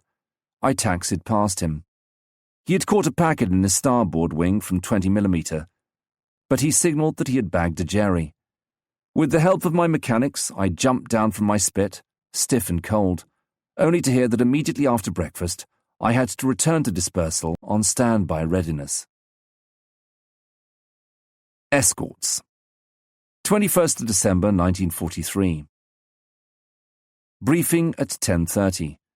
Superb weather, a temperature fit for brass monkeys, not a trace of cloud in the sky. The Spitfire's wings were streaming with water, for the hot air de-icing trailer had just passed. The runway was covered with ice. I had to take off my gloves to do up my straps, and so my hands froze and I couldn't get them warm again. I opened up the oxygen to put a bit of stuffing into myself. The ice on the runway these days had produced a crop of accidents, serious and otherwise, smashed undercarts, taxiing accidents, etc., and now we only had 11 serviceable planes left. Dumbrell, Jacques and I were max section with the CO. With 132, we were to patrol the Cambrai area, where German fighters had been particularly active recently. We climbed to 22,000 feet, then, as the cold was intense, we came down to 17,000. The winter sky was so clear, so dazzling, that after a mere 20 minutes over France, we were continually blinking. The controller told us there was a strong enemy fighter formation not far off, but it was impossible to spot anything in the dazzling light. To be on the safe side, as grass seed was getting urgent, we gained height again. Suddenly, woof! 30 Focke-Wulfs were on top of us. Before we could move a muscle, the brutes opened fire. A whirlwind of enormous radial engines, of short, slender wings edged with lightning, of tracer bullets whizzing in every direction, of black crosses all over the place. Panic. Everyone broke. In the space of 1 second, the 2 flights' impeccable combat formation was disrupted, dislocated, scattered to the 4 winds. Too late. Old Jonah was on his way down in flames, and Morgan, the Scots right sergeant, in a spin, one wing torn off by a hail of Mauser. 132 were no luckier. 3 of their pilots were shot down. A 4th, as we learnt later, succeeded in bringing his badly damaged machine halfway back across the channel, then bailed out and was fished out an hour later. Once the surprise had passed, we pulled ourselves together. Captain Aubertin, in command of Skittles, suddenly found himself isolated. His number 2 and 4 had been shot down, and his number 3 had vanished into thin air. Poor old Spence had got a 20mm shell 4 inches from his head, which had smashed his radio to smithereens. Half knocked out, he had instinctively pulled the stick back and opened the throttle, and had woken up at 36,000 feet absolutely alone in the sky. A Focke-Wulf sneaked in behind the captain but missed him. The Hun overshot him. He was carried away by his speed, and Aubertin settled his hash in no time at all. The biter bit. Unfortunately, 4 other Focke-Wulfs engaged him, and not only did he fail to see his victim crash, but he himself only succeeded in getting away after an eventful 45-mile chase among the trees, round church steeples, and through village streets. His Spitfire was hit 7 times. Meanwhile, Jacques and I, contrary to our settled habits, followed on Sutherland's heels like faithful hounds, and had the pleasure of seeing him liquidate another 190 at 600 yards range. The Hun disintegrated in the air, but the pilot escaped. A little later we saw a parachute open out below us. Danny fired a sly burst at a 190 but missed. If results were wanted, this sweep certainly produced them. Out of 23 Spits, 6 were shot down, 8 others damaged, not counting Williams of 132, who was wounded and had to belly land. 7th of January 1944. A long trip this time. We were going to Reims to fetch home a strong formation of flying fortresses and liberators coming back from Germany. 602 was to cover the first 3 groups, 180 bombers in all, and 132 the 3 following. We took off at 12:10 hours after a rushed lunch, and we flogged our aircraft, weighed down by 45-gallon auxiliary tanks, up to 23,000 feet. After 30 minutes flying, we passed Paris on our right, sensed rather than seen below a cloak of mist and smoke. On the way, German heavy batteries loosed some beautifully aimed salvos which burst very close. We immediately scattered about the sky. The black puffs appeared on every side. Climbing at full throttle with Thomason, we succeeded in getting out of range and reforming, not without difficulty. 10:50 hours. The Jerrys seemed to be reacting, and the Focke-Wulfs must be taking off all over the place because control was beginning to get agitated. Still nothing near us. Soon a cluster of black dots appeared on the horizon, followed by others. Our bombers. The Thunderbolts and Lightnings whom we were relieving returned to base, and we took up our positions, in patrols of 4 on either side of the formation. A show of fortresses certainly is an impressive sight. The phalanx of bombers in impeccable defensive formation, several massive boxes of 100 or so 4-engined aircraft in banks at 27,000 feet, each box bristling with 1,440 heavy .5 machine guns spread out over 20-odd miles. On either side, the Spitfire escort stretched as far as the eye could see. The top cover of Spit 7s and 9s was only visible in the shape of fine white condensation trails. The visibility that day was splendid. The sky was dark indigo blue, paler towards the horizon, passing from emerald green to milky white where it merged with the bands of mist over the North Sea. Below, France unfolded like a magic carpet. The peaceful, meandering Seine and its tributaries, the dark masses of the forests with their curious geometrical shapes, the multicoloured checkerboard of the fields and meadows, the tiny toy-like villages, the towns sullying the translucent sky with patches of smoke clinging to the warm layers of air. The sun burnt through the transparent cockpits, and yet I could feel ice forming in my oxygen tube, and the exhaust gases condensed in a myriad microscopic crystals marking the wake of my Spitfire in the sky. Fatigue, stiffness, the painful cramp in my back, the cold searing my toes and fingers through the leather, the wool and the silk, all were forgotten. Here and there in the fortress formations there were gaps. From close to, you could see machines with 1, sometimes 2 stationary engines and feathered propellers. Others had lacerated tailplanes, gaping holes in the fuselage, wings tarnished by fire or glistening with black oil oozing from gutted engines. Behind the formation were the stragglers, making for the coast, for the haven of refuge of an advanced air base on the other side of the channel, flying only by a sublime effort of the will. You could imagine the blood pouring over the heaps of empty cartridges, the pilot nursing his remaining engines and anxiously eyeing the long white trail of petrol escaping from his riddled tanks. These isolated fortresses were the Focke-Wulf's favourite prey.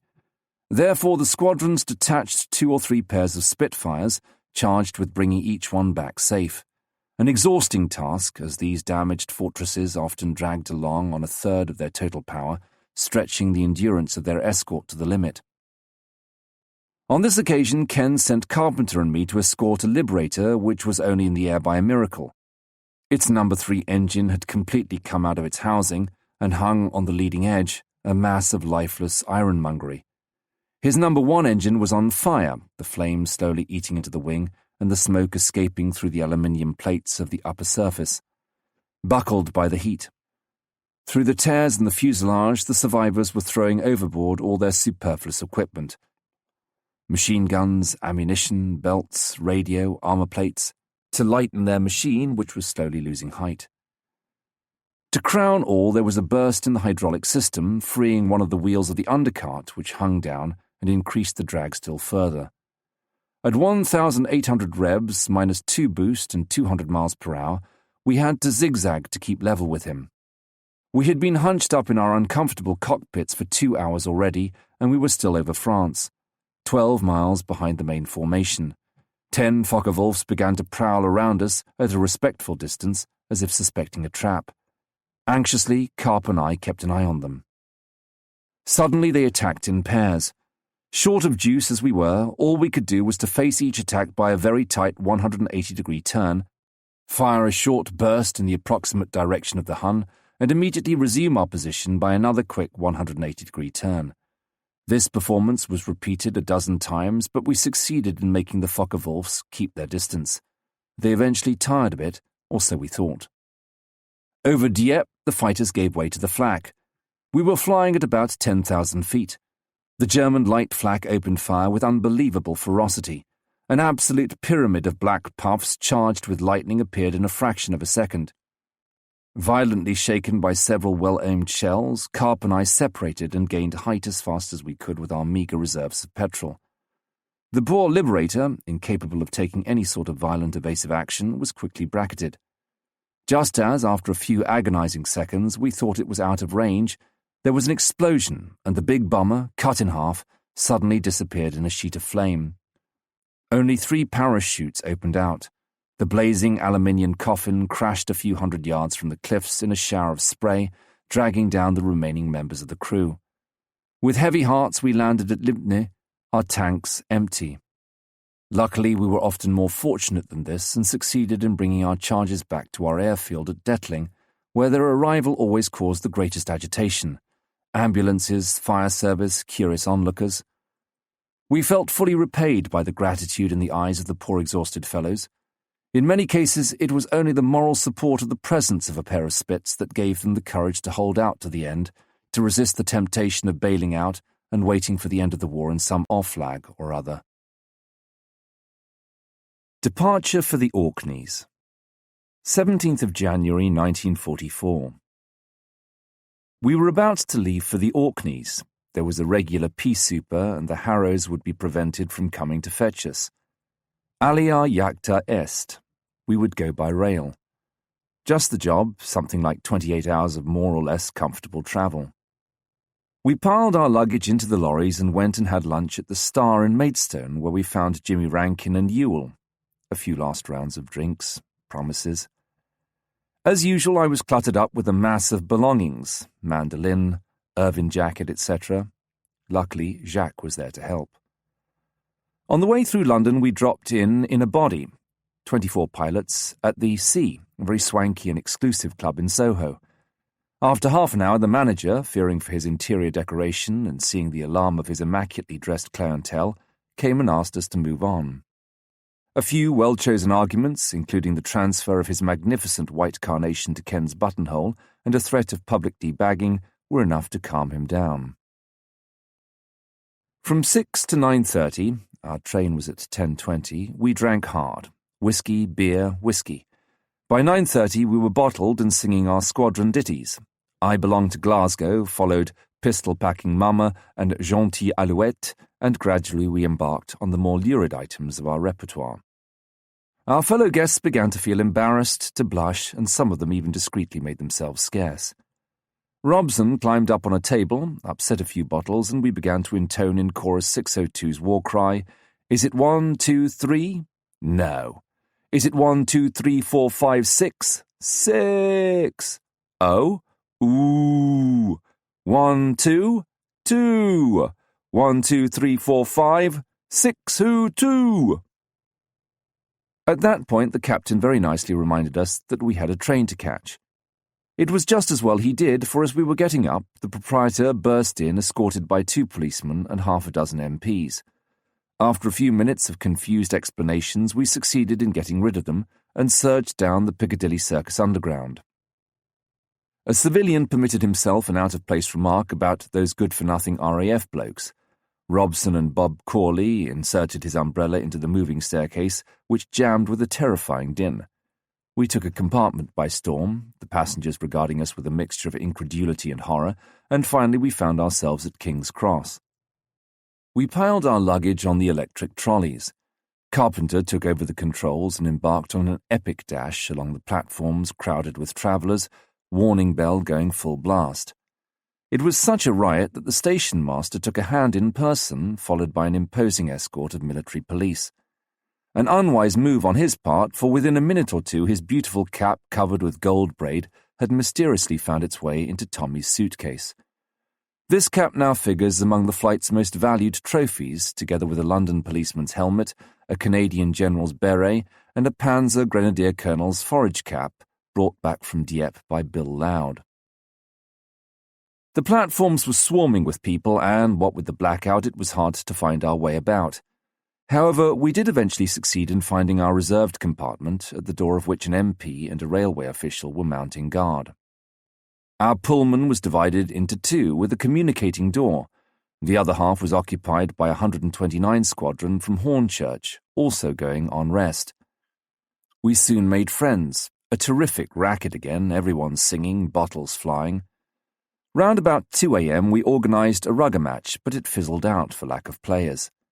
By 3 o'clock everyone was asleep, on the seats, under the tables, on the carpet in the gangway, even in the luggage racks. 18th of January 1944. It was a pitiful squadron which emerged from the train at Aberdeen at about 5 o'clock in the morning. Dishevelled, unshaven, covered with soot, our mouths like the bottom of a parrot's cage, we first had to unload our luggage and manhandle it over to the lorries and buses taking us to Peterhead. There we embarked in 2 gigantic Harrow transports, piling our baggage in the fuselage. I noticed that each one of us unobtrusively sat down on his parachute bag. Some clot began repeating the story of how a Harrow had been shot down on this trip by a Junkers 88 a few weeks earlier. During the takeoff, we all clenched our teeth, but when we were airborne, we heaved a sigh of relief and began to crack a few jokes. Not for long.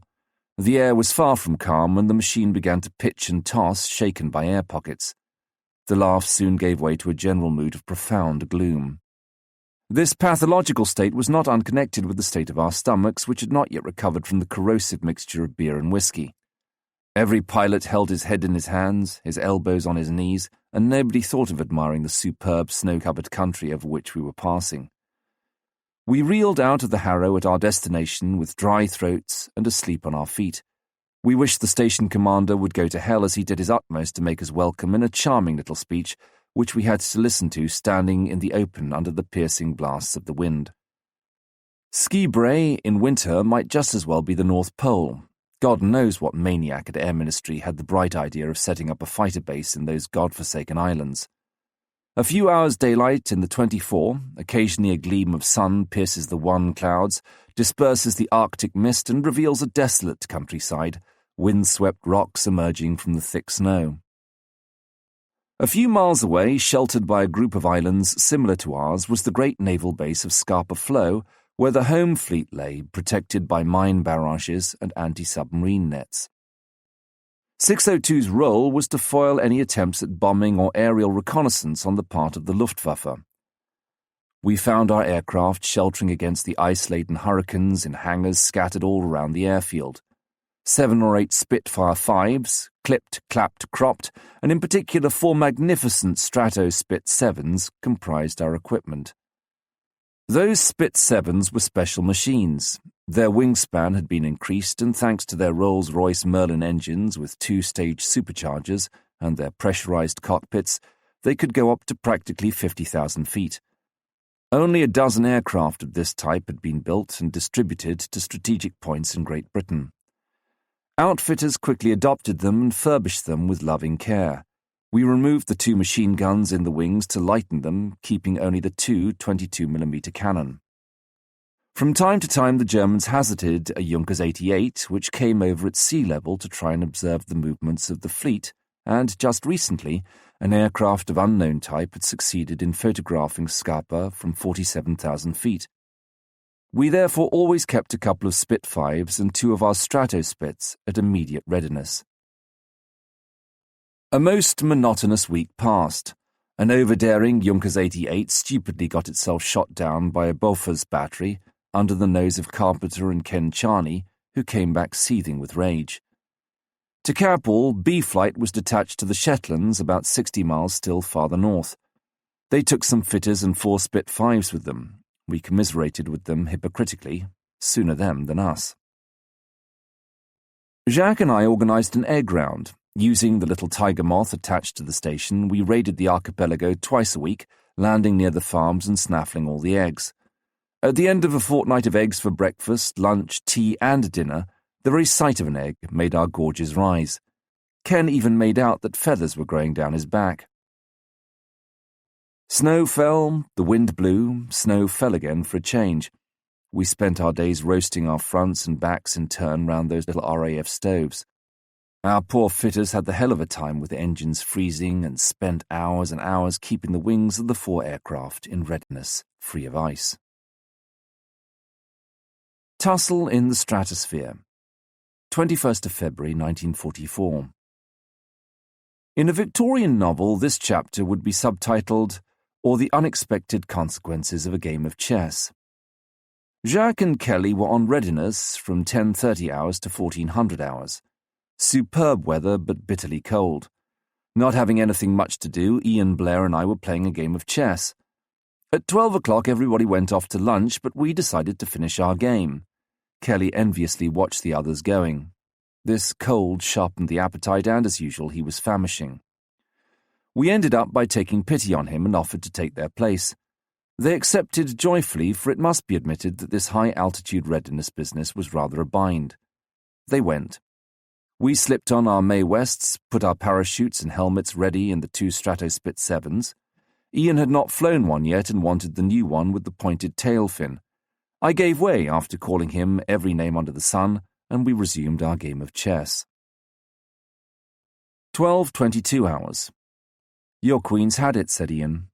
My queen certainly was cornered, but just as he stretched out his hand to take it, the air raid siren went.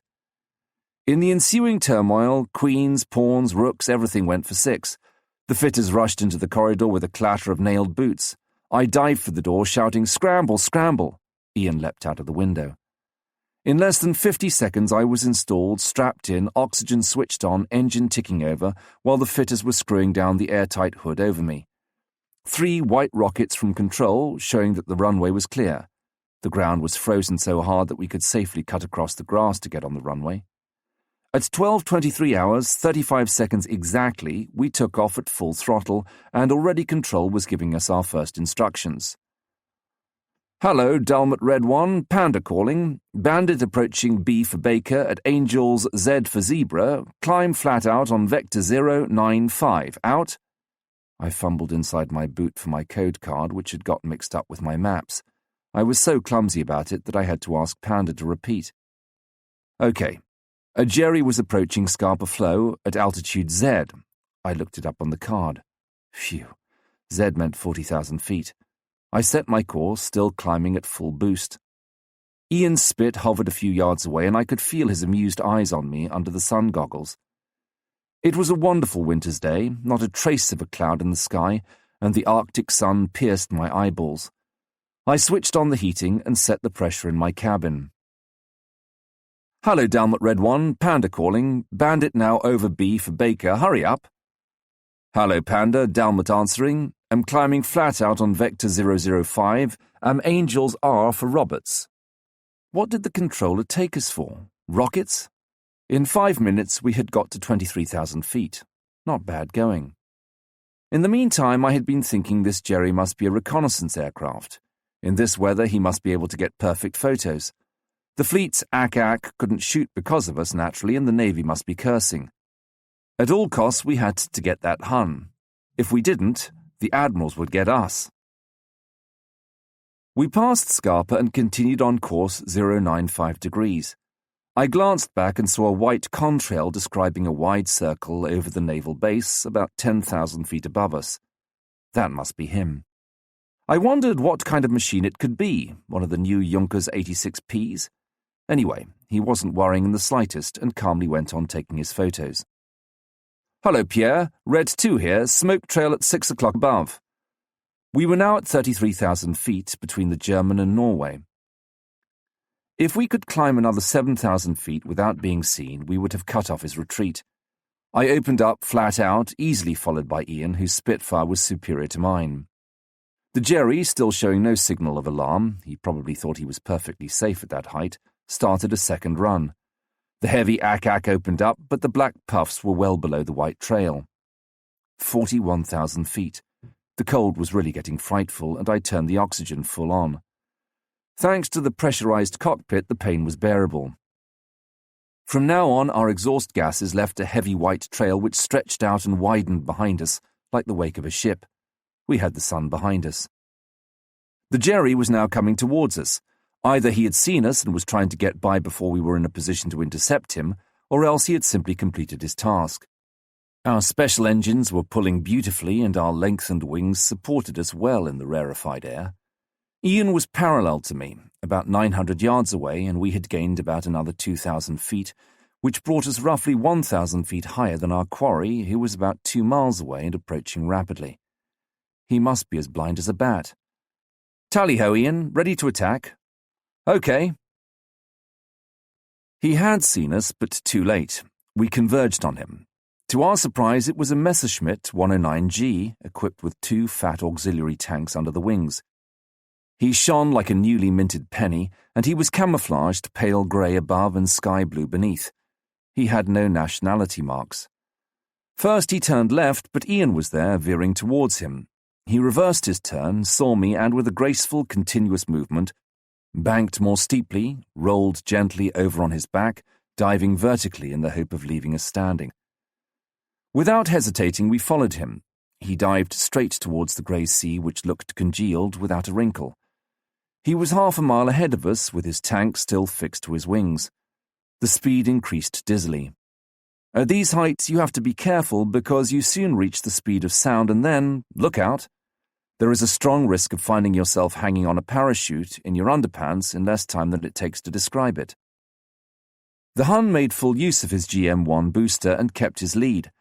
At 27,000 feet, my AS indicator showed 440 miles per hour, i.e. a true speed of 600 miles per hour. I had both hands on the stick and I leant on the controls with all my strength to keep the aircraft in a straight line. The slightest swerve would have crumpled up the wings. I felt my Spitfire jumping all the same, and I could see the paint cracking on the wings while the engine was beginning to race. The controls were jammed. We still went on down. 15,000 feet, Ian passed me. 10,000 feet, Ian was 200 yards ahead and 600 from the Hun. He opened fire, just a short burst. The ME 109G suddenly tore in half like tissue paper and exploded like a grenade. One wing flew off to one side, the engine and half the fuselage went on falling like a torpedo, while debris fluttered in every direction. One of the tanks went spiraling down, leaving behind a trail of burning petrol vapor. 8,000 feet. I must straighten out. I pulled on the stick, gently but firmly. In the denser atmosphere, the elevators reacted, and I saw the horizon beginning to slide under the nose of my aircraft. But the sea was already there. It was no longer the solid block I saw at 40,000 feet, but a moving greenish mass, fringed with foam, rushing towards me. I pulled the stick again. No good. I felt I wasn't going to straighten out in time. Then, taking a chance, I gave the trimmer a full turn back. Immediately a veil of blood sprayed over my eyes. I felt my back and my bones twisting, my guts tearing, my cheeks pulling at my eye sockets, fingers tearing my eyes out. Everything went blank. The whole aircraft creaked and groaned. When I opened my eyes again, the headlong momentum had carried me up to 13,000 feet. There was a warm trickle from my nostrils, dripping onto my silk gloves. Blood. My head was swimming. I could vaguely hear the controller's voice in the headphones, but the centrifugal force had damaged the valves in my radio, and I couldn't make out what he was saying. I was alone in the sky. I couldn't see Ian anywhere. Down below, a large iridescent patch of oil and petrol and a puff of smoke wafted away by the wind showed the grave of the Messerschmitt. I set course for the islands I could see on the horizon, and soon I could make out the big Scapa Flow barrage with its balloons shining like a rope of pearls. Waves of sickness swept over me, and I flew by instinct. Only the thought of our reception when we landed revived me a little. Just as I touched down, I thought I heard Ian over the radio. He was therefore okay, thank God. I landed with the wind and taxied mechanically up to dispersal. I hadn't even the strength to help the fitters unscrew my cockpit. Sutherland, warned by control, was there with the intelligence officer. They told me straight away that Ian was safe and sound. He had made a belly landing in a field on Stronsey, his aircraft damaged by the debris from the Hun. So everything was all right, and this success got copiously celebrated in the mess. The next day the London papers were full of it. You would have thought that we had saved the entire British Navy. We received telegrams of congratulations from the AOC-12 group, from Admiral Ramsay, the C&C. Ian was brought back from his island in a motorboat, frozen to the marrow, but as happy as a sandboy. Eventful landings. 7th of March 1944. What a day for the flight. At 6:30 a.m, Oliver and Danny Morgan took off for the dawn patrol over the naval base. At 6:40, Oliver succeeded, with his oil pressure at zero, in getting back to the airfield and landing without an accident. He immediately changed aircraft and took off again. At 7:20, Ops rang up in a flap to tell us that Oliver had made a forced landing on the tiny island of Schapensee. I was Joed for this job, as usual. I was detailed to go and collect him. I took an armourer with me in the Tiger Moth and succeeded in landing without mishap in the only possible field. It was covered with 8 inches of snow and mud, and there was a crosswind. Ollie had pancaked onto it, undercart up. I brought Ollie back, leaving the armourer to unload the cannon and machine guns and dismantle the secret equipment. At 7:45 p.m, Jacques and I took off for the night patrol. The sky was cloudless, the moon was in the first quarter, but a very dense mist hugged the ground. For a quarter of an hour at 7,000 feet, we circled the naval anchorage surrounded by a barrage of balloons. Look out, Dalmat Red 1, bandit approaching H for Harry from east, 30 miles out, Angels O for Orange. Roger Nova, Red 1 out. Oh, hell, another game of hide-and-seek. We switched off our navigation lights. I could only place Jacques' aircraft by the slight glimmer from his exhausts. By the dim light of a red bulb fixed in the side of the cockpit, I decoded the message with the help of the key for the day. From what we had just been told, the Jerry must be approaching the Fair Isle radar station at a height of less than 1,000 feet. Hello, Dalmat 1, steer 060. Open up if you can, bandit very fast. We opened the throttle full out, and as soon as we passed the hills on the mainland, we came down to sea level, as in bad visibility it is easier to distinguish an aircraft from below upward than vice versa, especially over water. The controller didn't seem in form this evening, and after giving us a dozen contradictory courses among the little islands in pursuit of an elusive Junkers 88, he ordered us home. It was 8:30. The visibility had got worse and worse, and Jacques was obliged to follow me in close formation so as not to lose me. I concentrated on my instruments and called my radio station at regular intervals to get a fix. We ended up by finding ourselves over the base, sensed rather than seen, thanks to the regulation red lights indicating obstructions on the ground. Hello, Control, WWII calling, over base, about to pancake. The flare path was immediately lit up, its carefully screened flares twinkling in the mist. Indistinct but comforting. The fog was getting thicker, but as long as I had those flares, I wouldn't get lost. Cheered by this thought, I decided to add a quarter of an hour to my night flying time and let Jacques land first. 10 minutes later, I began to approach, opened my cockpit, and a moist, salt-laden mist swept in. I started on my last 90-degree turn, which brought me in line with the flare path, and I pushed down the undercart lever. I throttled back and immediately the alarm buzzer went off in my ears. Instinctively, keeping my eye on the runway coming towards me, I felt for the lever and pushed it right down. It gave, and I immediately realized the position. The pneumatic system must have packed up and the wheels were not locked in the landing position. This kind of accident is fairly rare and disagreeable enough in daylight. At night it assumes considerably graver proportions. I immediately informed flying control of the position and, opening the throttle full out, gained height again, which would enable me to try and get my wheels down by some violent maneuver. Commotion on the ground. Loudspeakers warned my CO, the station CO, the ambulance, the MO, the fire tender, etc. In spite of my efforts, nothing happened, and as a last resort, I tried the bottle of compressed carbonic ad gas, but with no result. Clearly not my lucky evening. A glance at the gauges showed the radiator temperature going up alarmingly and my oil pressure beginning to drop. 110, 115 degrees, 80, 70, 60 pounds. Christ. Spitfire 5s have only one radiator, set asymmetrically under the right wing, and the leg of my half-down undercart was masking the radiator air intake, 120 degrees Fahrenheit. Being the maximum temperature permissible, I had to take a quick decision. Hello, Belltop Control, WWII calling. Will you put the floodlight on the patch of grass in front of the watch office? Out. Roger, Red 1. As I had to resign myself to landing wheels up before the engine exploded, I couldn't do it on the concrete runway. With the sparks and the heat produced by the friction of 4 tons of metal going at 100 miles per hour, my machine would catch fire immediately.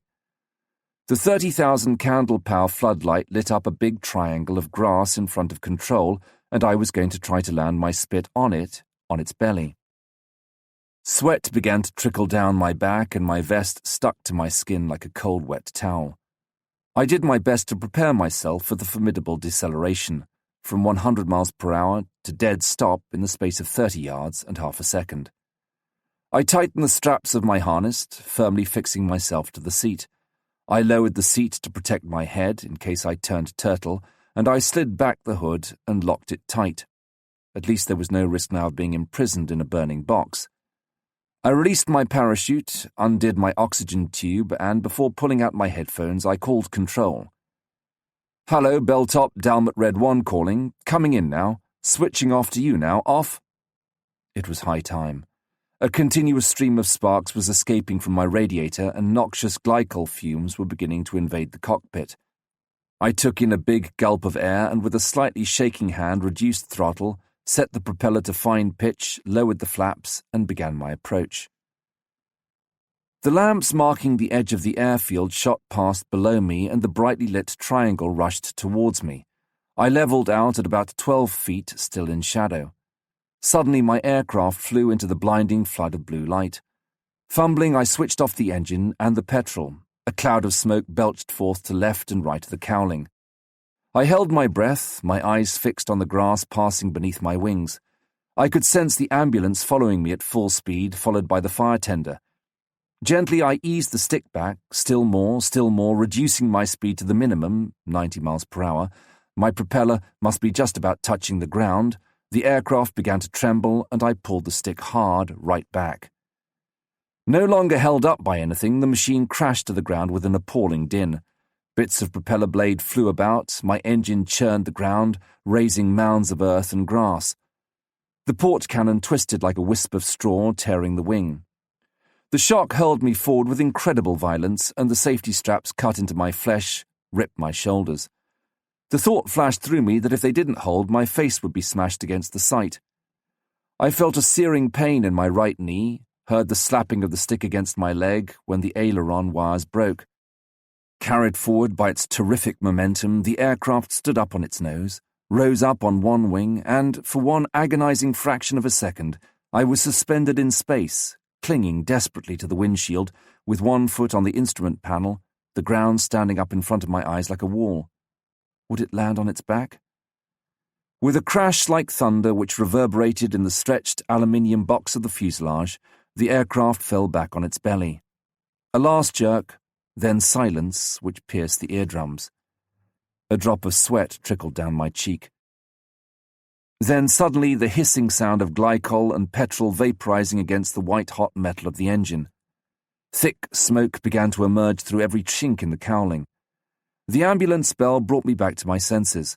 I pushed open the door with my elbow, threw my helmet outside, jumped on the earth-covered wing, tore out my parachute, and forgetting the excruciating pain in my knee, I removed myself as fast as I could from the neighborhood of the aircraft. I covered a few yards, staggered, and collapsed into Jacques' arms. He had run all the way from our dispersal 500 yards away and was completely winded. Good old Jacques. Leaning on his shoulder, I limped to safety to where the spectators were outlined in the glare of the floodlights at a respectful distance.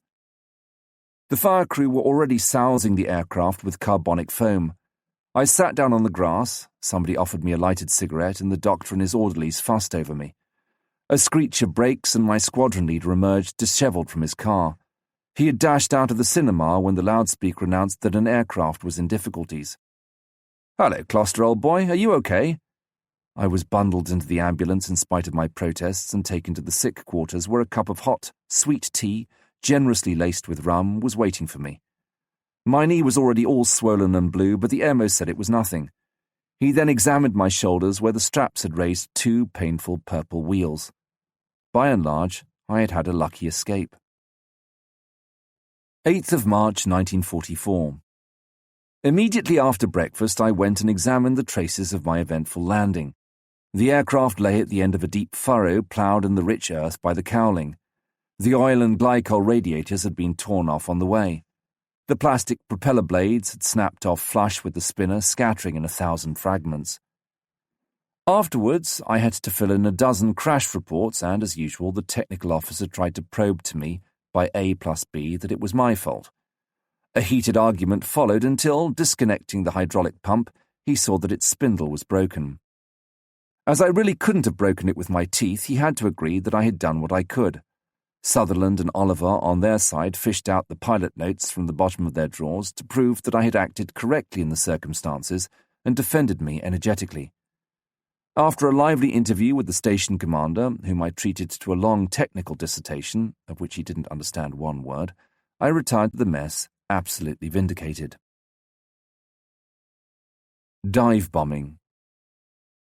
The no-balls question was still giving the RAF a considerable headache, and on our return from the Orkneys it was decided to equip some Spitfires with 500-pound bombs and make them dive bomb the flying bomb sites.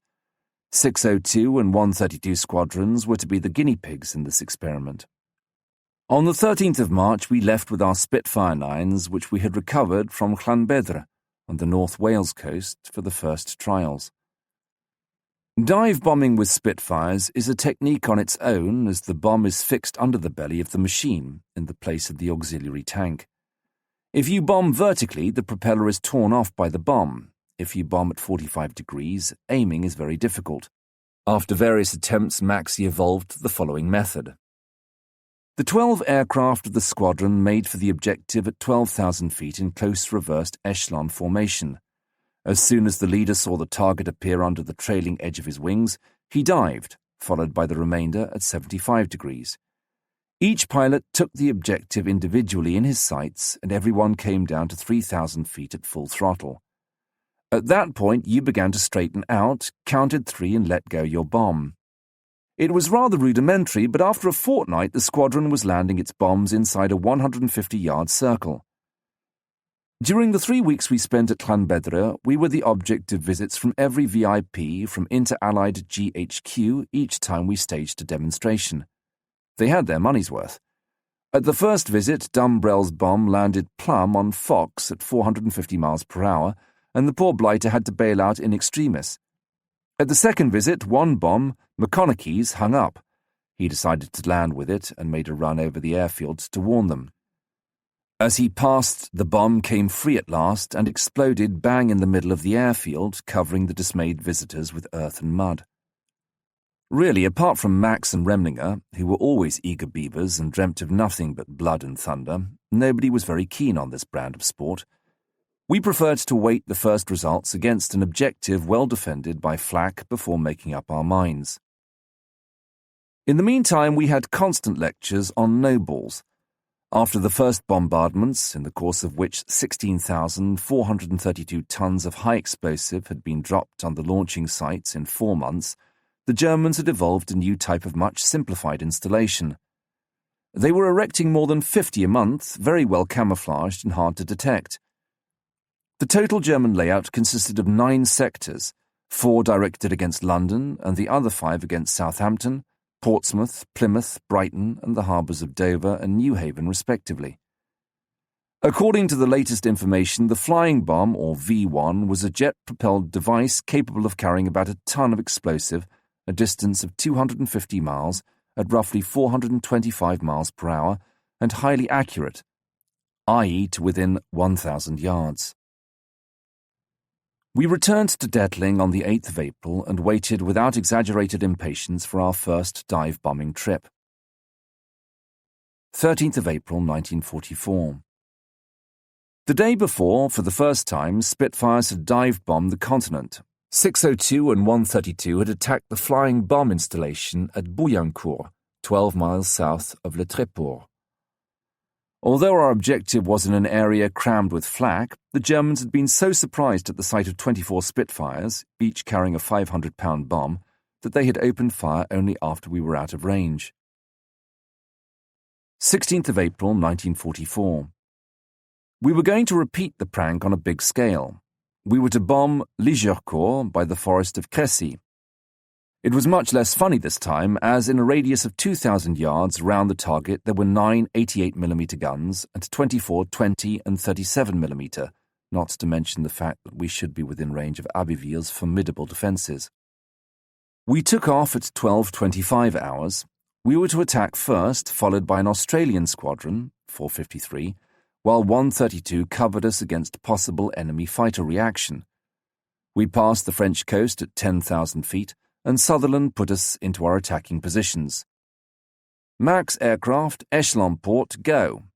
I was the 10th of the 12 and didn't feel at all happy. Max aircraft, target 2 o'clock below. I could see Ligeurcourt woods just under my wing, and I recognized the target, another flying bomb site cleverly camouflaged among the trees, from the photos we had been shown at briefing. We were now immediately above it. With a turn of the hand, I depressed the switch that fused the bomb and removed the safety catch of the release mechanism. Max, going down. Like a fan spreading out, all the Spitfires turned on their backs one after the other and dived straight down. This time the flak opened fire straight away. Clusters of tracer began to come up towards us. Shells burst to left and right, and just above our heads a ring of fine white puffs from the 20mm guns began to form, scarcely visible against the streaky cirrus clouds. Our acceleration with that heavy bomb was terrific. In a few seconds we were doing well over 400. I had only just begun to get the target in my sights when the first bombs were already exploding on the ground. A quick flash followed by a cloud of dust and fragments.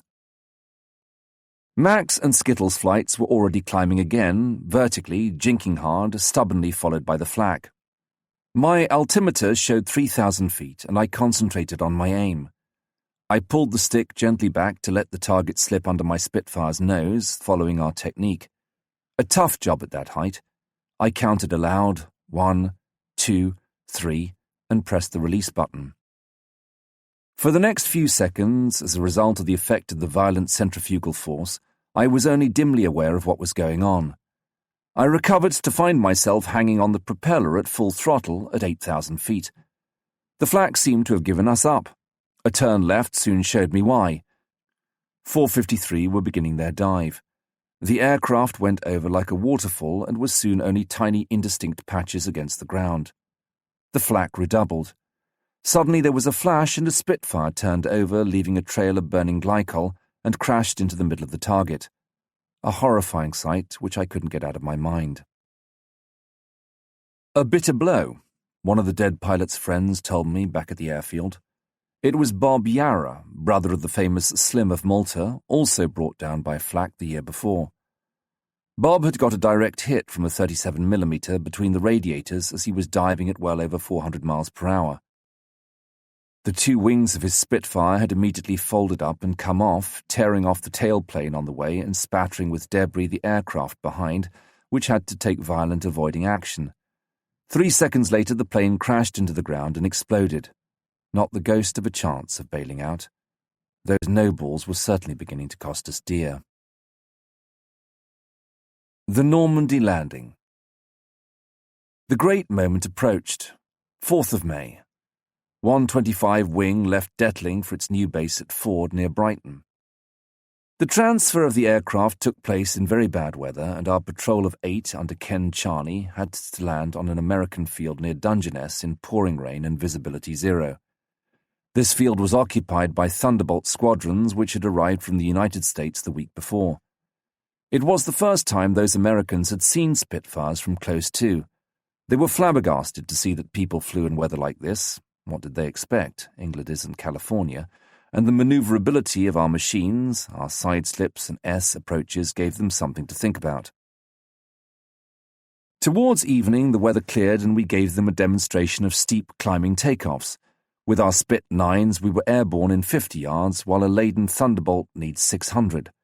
Immediately after retracting my undercart, I did a slow roll that cut the daisies. At Ford, there were already 12 fighter squadrons and general congestion on the runways and in the billets. We decided to camp out in tents near our aircraft rather than go and live in a big requisitioned building 6 miles from the airfield near Arundel. We were kept pretty busy. On the 8th of May, 2 dive-bombing trips. On the 9th of May, 2 dive-bombing trips, including an attack against the famous viaduct at Merville. There we got a very hot reception from automatic flak, and the following official report was published in the press. Squadrons of Spitfires dived through a wall of flak to attack the big viaduct at Merville on the railway line between Paris and Le Havre. The viaduct has 39 arches. The Spitfires hit it in the middle and at the northern end. For those who know the restraint of RAF communiques, the term wall of flak was no exaggeration.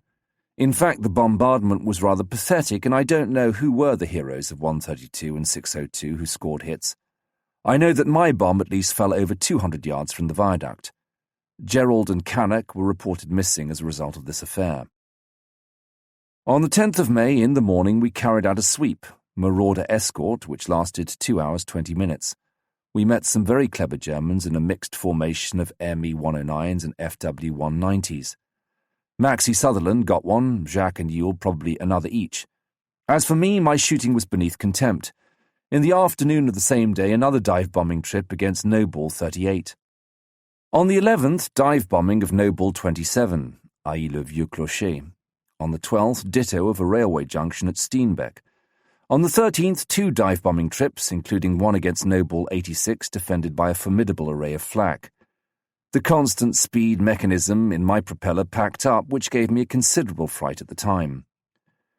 At this tempo, we were quickly reduced to wrecks. Dive-bombing tests the body severely, and we had some bad cases of internal lesions, hemorrhage in the pleura, abdominal ruptures, and other disagreeable complications.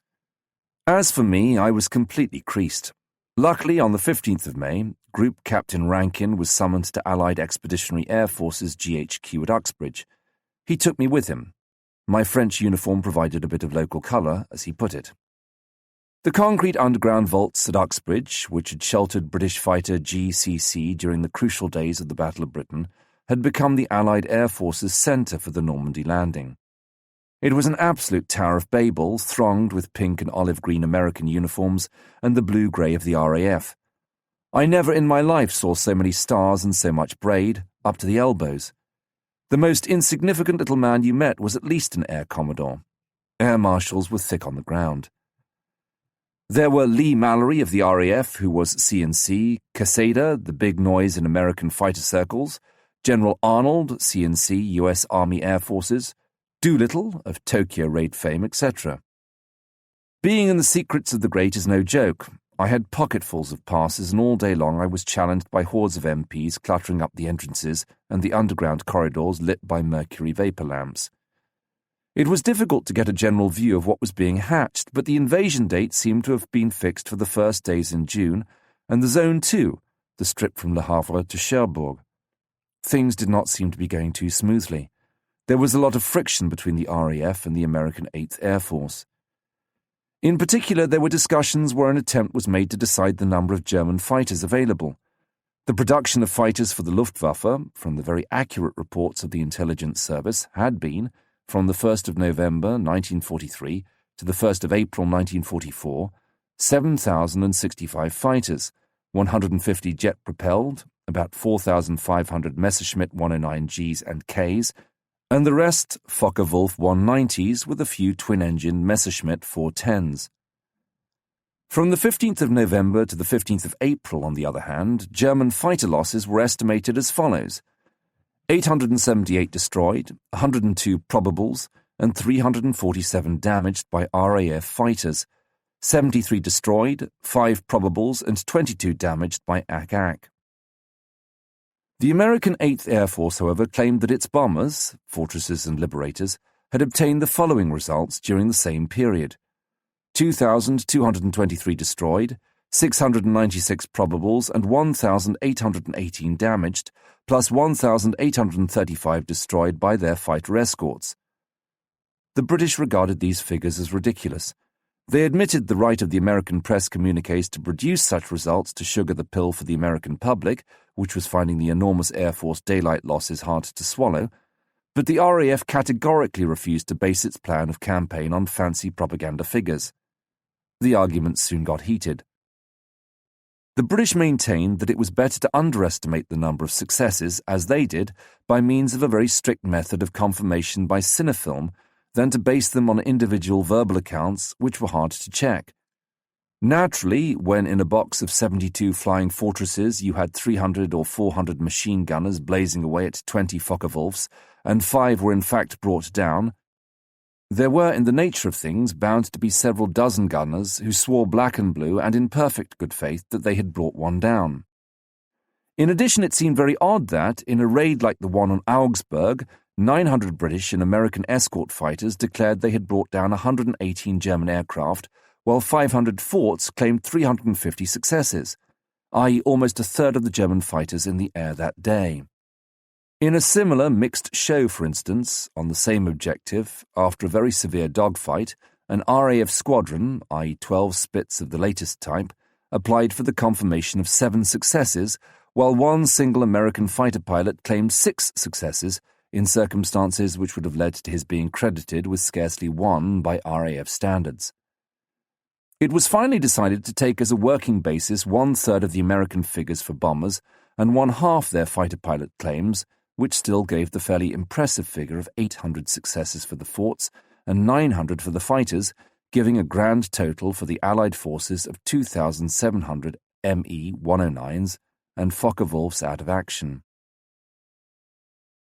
Taking into account inevitable wastage, losses in training, and so on, that left the Luftwaffe about 4,000 first-line fighters, out of which a maximum of 2,500 could be operating on the Western Front.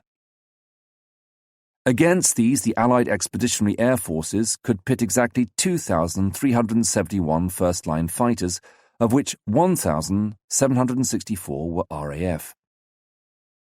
Next, we were kept busy planning the preliminary fighter operations for the second fortnight in May. On the 21st, a general offensive was laid on against railway locomotives in the whole of northern France and Belgium. 504 Thunderbolts, 433 Spitfires, 16 Typhoons, and 10 Tempests took part in this simultaneous operation, and in the Nord French railway system alone, 67 locomotives were destroyed and 91 seriously damaged. From the 19th of May to the 1st of June 1944, there were 3,400 fighter sorties against locomotives in France, Belgium, Holland, and Germany. 257 were destroyed and 183 seriously damaged. These unimpressive results were due to the pilots' lack of experience against this type of target. At the same time, the fighter bombers had to carry out a very heavy program of attacks against road and railway bridges. 24 bridges were put out of action over the Seine, 3 at Liège and others at Hassel, Herentol, Namur, Conflans, Pointe-Eiffel, Valenciennes, Hirson, Tours and Saumur. I had the opportunity of seeing the aerial photographs taken after the heavy bombing raid by the RAF on Trappes on the night of the 6th to the 7th of March. This important marshalling yard had been completely destroyed. At least 240 one-ton bombs had hit the target. 2/3 of the loco sheds had been razed to the ground, all the tracks destroyed, including the electrified Paris-Chartres track. All the marshalling yards from Paris to Brussels were attacked and razed in the period from April to May. The plan to isolate the chosen zone was beginning to bear fruit. We next had to prepare detailed plans for the air cover of the landing proper, which had by then been fixed for the 5th of June. The task of the fighters was to destroy, on the afternoon of the 4th of June, the 3 chief German radar stations at Jourdbourg, Cour de Saute, and Cap d'Antifer. On the 5th, the day of the landing, it was to furnish a permanent protection of 15 fighter squadrons for the convoys and the beaches. It was decided that on days D+1, D+2 and D+3, even the strategic reserve would be used, which would bring the number of fighters and fighter bombers to 3,483, the RAF providing 2,172 of them. The program of advanced bases for our fighters in Normandy was elaborated according to SHAEF estimates. Favorable sites had been worked out after careful study of PRU photos, and on day D+10, i.e. the 15th of June, we would theoretically have at our disposal 3 ELS, emergency landing strips of more or less flat ground, 600 by 30 yards, with an ambulance and a fire pump capable of receiving aircraft in distress that had to do belly landings. 4 R&R, refueling and rearming, strips of well-rolled, well-levelled ground, 1,300 by 60 yards with 2 dispersal areas well out of the way, each 100 by 50 yards. These runways were to enable fighters to land to refuel and rearm. Special RAF commando personnel were earmarked for these with sufficient technical training to undertake these jobs. 8 ALG, advanced landing grounds, provided with wire mesh runways, 1,300 by 60 yards, with space prepared for the dispersal and production of 48 fighters permanently based there. Arrangements were made for fixed ACAC and also for the billeting of the ground and flying personnel. They were to be occupied by 8 fighter wings. Special engineer units entitled Airfield Construction Units were to leave on D-Day with their complete equipment of bulldozers, steamrollers, tents, steel mesh, etc. to carry this program out. The following spots were chosen: Bazonville, Saint-Croix-sur-Mer, Commeilly, Coulon, Martigny, Sommervieux, Lanteuil, Plumeton, Langres, Saint-Pierre-du-Mont, Criqueville, Cardonville, Deux-Jumont, Azaville et Carentan, Chapelle, Picauville, Le Mollet et Créteville. After a fortnight spent at Uxbridge in this way, I was not sorry to join my comrades at Ford again. As I had had to sign an undertaking not to breathe a word to a soul of what I might have seen or heard, I could not answer any of the 1,000 questions they plagued me with. I had also had to undertake not to fly over enemy-held territory until D-Day plus 10 hours. It is easy enough to see why. I might be shot down, and if ever my interrogators should suspect what I knew, in particular the place and the date of the landing, the Germans would stop at nothing to make me talk. To avoid any possible weakening, the British, who wished to run no risks and had few illusions as to the ability of the human system to resist certain arguments, allowed no one who knew even a small part of Neptune and Overlord to cross the Channel and risk being taken prisoner. As a result of atmospheric conditions, D-Day was put back to the 6th of June. Bound by my oath, I had to wait until 5 p.m. before flying. That meant I was able to watch the formidable procession of gliders and paratroop-carrying aircraft which started at dawn and lasted for hours. Everybody was worn out. 602 carried out a sortie at 03:55 hours, another at 9 o'clock, one at 12 o'clock, one at 17:30 hours, and finally one at 20:35 hours. I took Pan in the last 2. It is difficult to give a general impression of the landing as we saw it from the air. The channel was congested with an inextricable jumble of warships, merchant vessels of every tonnage, tankers, tank landing craft, minesweepers, all dragging their little silvery barrage balloons at the end of a string.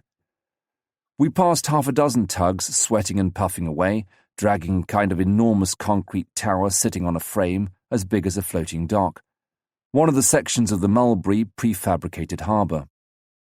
The weather was not very good. The channel was angry and choppy, and the smaller craft seemed to be making heavy weather of it.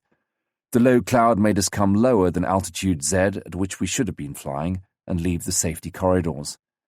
As a result, we flew slightly too close to a 10,000-ton cruiser, Southampton class, escorted by 4 big MTBs. The cruiser immediately started tacking desperately and signalling by Aldous lamp all sorts of violent things that nobody could understand. Personally, I have never been able to assimilate Morse, still less visual Morse. To avoid unpleasantness from her ack-ack, we turned our backs on her as far as we could. We flew along the Cotentin Peninsula. There were fires all along the coast, and a destroyer surrounded by small boats was sinking near a little island. Our patrol zone was the area between Montebourg and Carentan. Its cover name was Utah Beach. We were covering 101st and 82nd American Airborne Divisions, while the 4th Division, which had just landed, marched on Saint-Mère-l'Église. We couldn't see much. A few houses were in flames, a few jeeps on the roads. On the German side, to all intents and purposes, nothing. 2 cruisers were bombarding coastal batteries near the fort of Lillette. The sky was full of American fighters in pairs. They were wandering about rather haphazard and showed a tendency to come and sniff at us from very close too. When they seemed too aggressive, we showed our teeth and faced them. One Mustang, coming out of a cloud, actually fired a burst at Graham. Graham, whose shooting was as good as his temper was bad, opened fire on him, but luckily for the Mustang, he missed. Astonishing absence of reaction on the part of the Luftwaffe.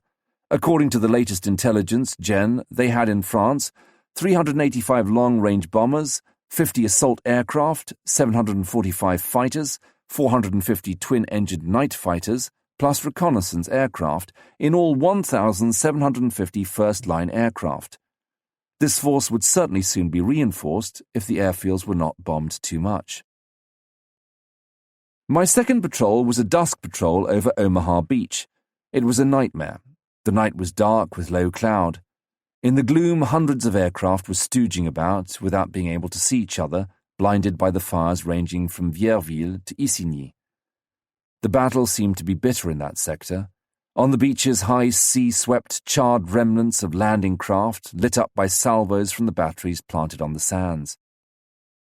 All the pilots concentrated on IF and tried in particular to avoid colliding. About 20 Junkers 88s, the first appearance in force of the Luftwaffe, took advantage of the situation to dive-bomb, rather at random, the concentrations of troops and material compressed on the narrow strip at the beachhead. I heard over the radio 3 pilots from 611 chasing 6 of these Ju-88s, and I recognized Marquis' voice shouting, "I got one of the bastards!" Sure enough, over there to the left, a ball of fire fell down from the clouds. The return to Ford in the inky darkness and with the fog beginning to rise was tricky. 4 squadrons of Spitfires arrived in the circuit together. There was a confused medley of green and red navigation lights flashing past in every direction, swearing over the radio in general panic. Almost all the aircraft were short of juice and piled invective on the poor controller to get landing priority. As Jacques and I had carefully saved up our petrol with just this situation in mind, we left the far too crowded and dangerous neighbourhood of the airfield and climbed to 10,000 feet above the scrum. We landed after everyone else without any fuss and bother. We shoot up Saint-André. The first few days of the Normandy landing had not brought the expected swarms of German fighters in our gun sights. Jacques and I decided to carry out a little scheme that we had been hatching since the previous December. At that time at Detling, we had carefully prepared a shoot-up of the airfield at Évreux-Fauville. A PRU Mustang had sown the seed.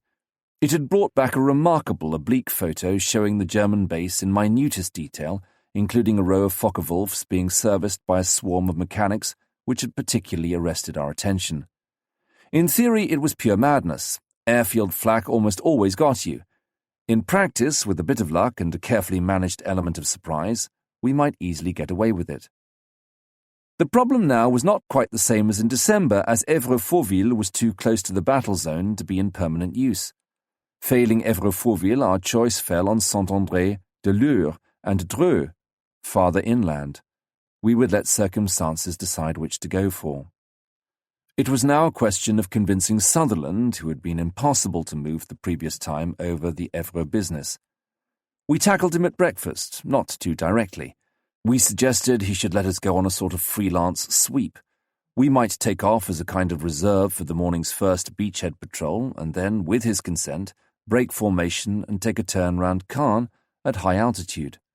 Maxie was not very keen, but for the sake of peace and quiet he ended up by giving in.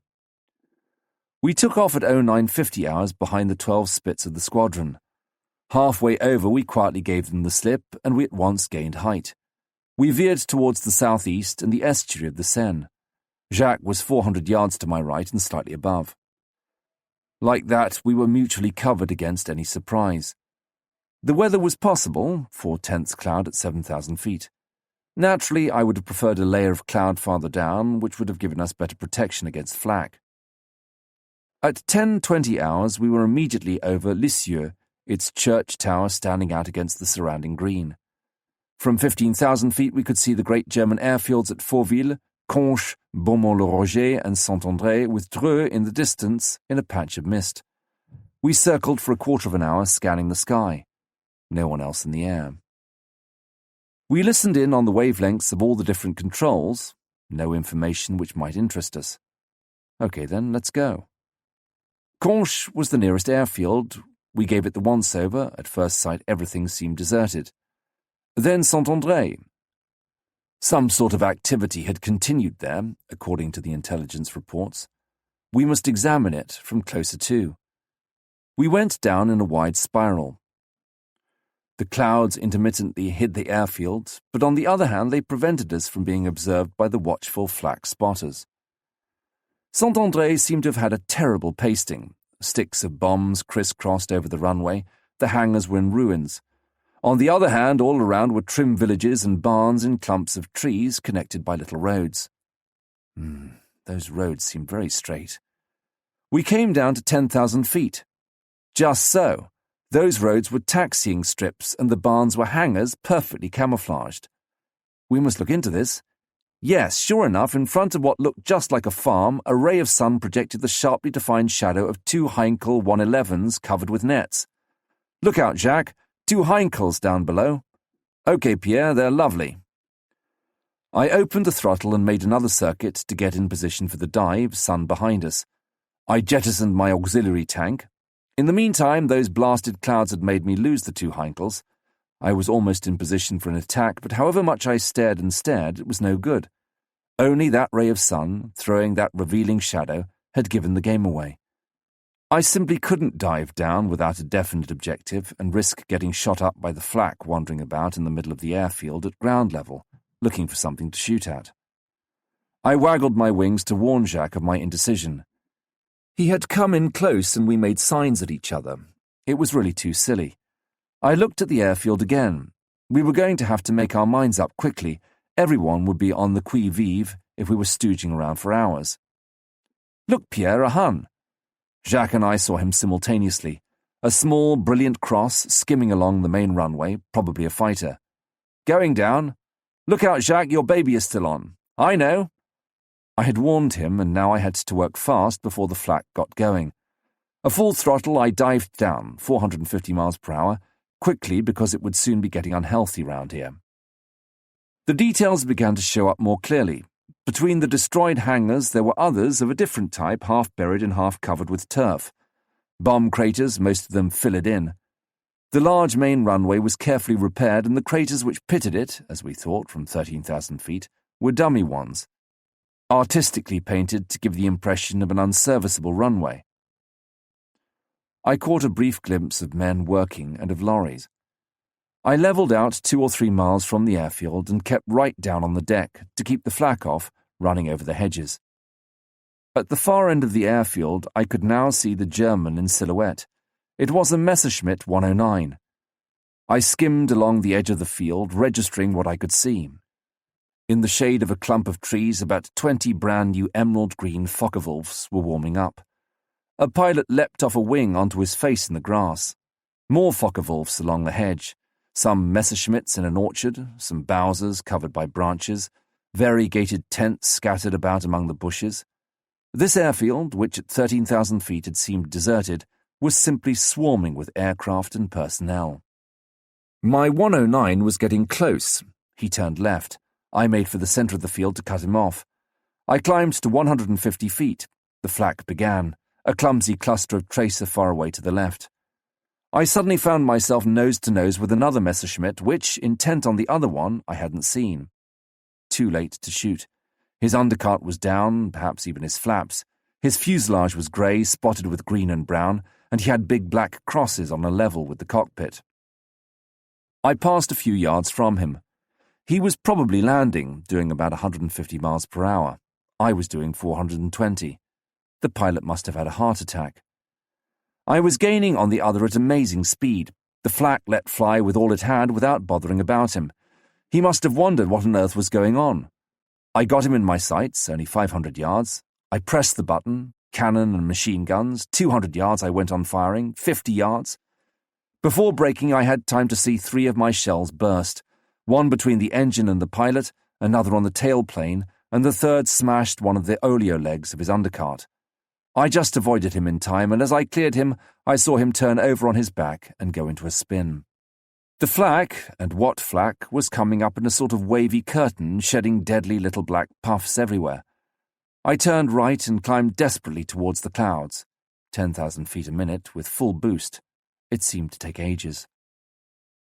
Even when, with a sigh, I reached the haven of the clouds, the long red trails of tracer kept on stabbing the damp gloom around my aircraft.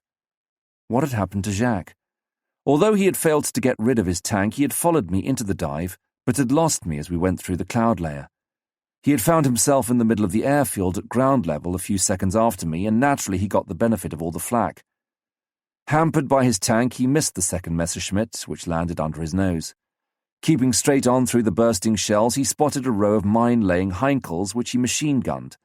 One of them collapsed in flames with a colossal explosion, and another got a burst of 20mm and incendiary bullets at point-blank range. Hard-pressed by the flak, but by a miracle unscathed, he succeeded in joining me above the clouds. We once again passed over the airfield, now covered by an umbrella of black and white puffs, at 10,000 feet.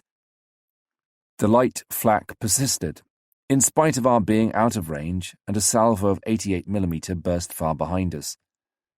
My Messerschmitt 109 had crashed in a field at the southern tip of the main runway, and the remains were still blazing away near a white ambulance.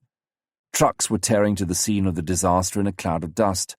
A column of thick black smoke rose from the direction of Jacques' Heinkels. We came back via Évreux, turning right towards Le Havre, where we caught a glimpse of the concrete U-boat pens half wiped out in the recent Lancaster raid. Along the estuary were the oil refineries bombed by the marauders, a large, devastated stretch of land where only the round foundations of the storage tanks were visible. 1 or 2 still stood intact like silver coins. We climbed to 20,000 feet to avoid the flak and to take a quick look at a nimbostratus layer where, a few hours previously, Johnson's wing, 126, had shot down 3 Dorniers. Going into a shallow dive, we set course for Ford, where we landed at 11:33 hours. As we taxied towards dispersal, we passed in front of the intelligence room. By the door was a deck chair with James Rankin in it, sunning himself. When he saw the black trails on our guns and wings, he shot up and came running towards us. He climbed up on my wing and helped me to get unstrapped. "Any luck, Clostermann?"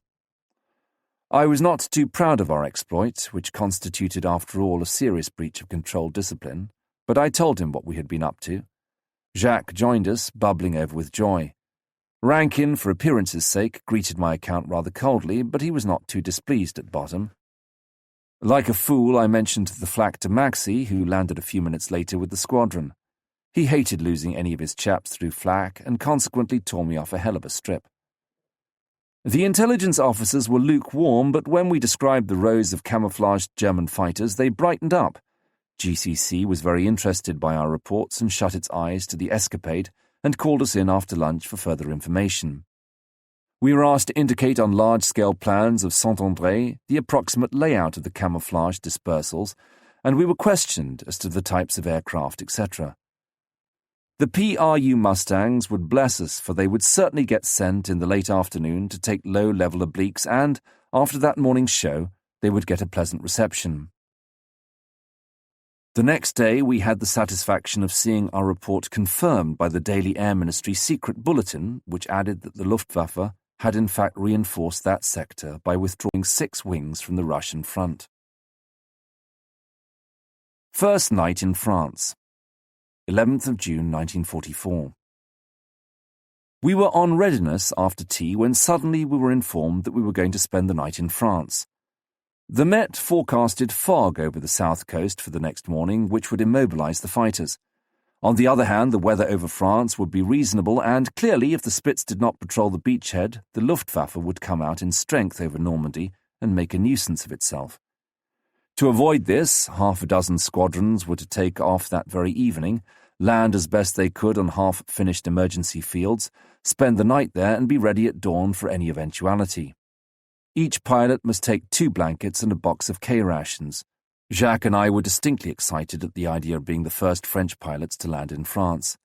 We decided to don our full regalia, and Jacques took his flask of brandy to celebrate the occasion suitably. A dash for the billets on our motorcycles, we took off at 18:30 hours, and after a normal patrol, nothing out of the ordinary to report, we met over Bazonville. "Hello, Yellow 3 and 4. Hello, Blue 3. You pancake first. Good luck." Sutherland was telling us, the captain, Jacques and me, to land first. Very decent of him. Jacques and I, in close formation, landed just behind the captain in an impenetrable cloud of dust. Christ, what dust! It was white and as fine as flour. Stirred up by the slipstream of the propellers, it infiltrated everywhere, darkened the sky, suffocated us, found its way into our eyes and ears. We sank in up to our ankles. For 500 yards round the landing strip, all traces of green had disappeared. Every growing thing was covered by a thick layer stirred by the slightest breeze. 2 commandos, whose eyes only were visible under a crust of dust and sweat, with Tommy guns slung on their backs, helped me to jump down from my plane and laughed when they recognized my uniform. "Well, Frenchie, you're welcome to your blasted country." Jacques emerged out of a cloud, a handkerchief over his face, and we shook his hands, a moving moment all the same.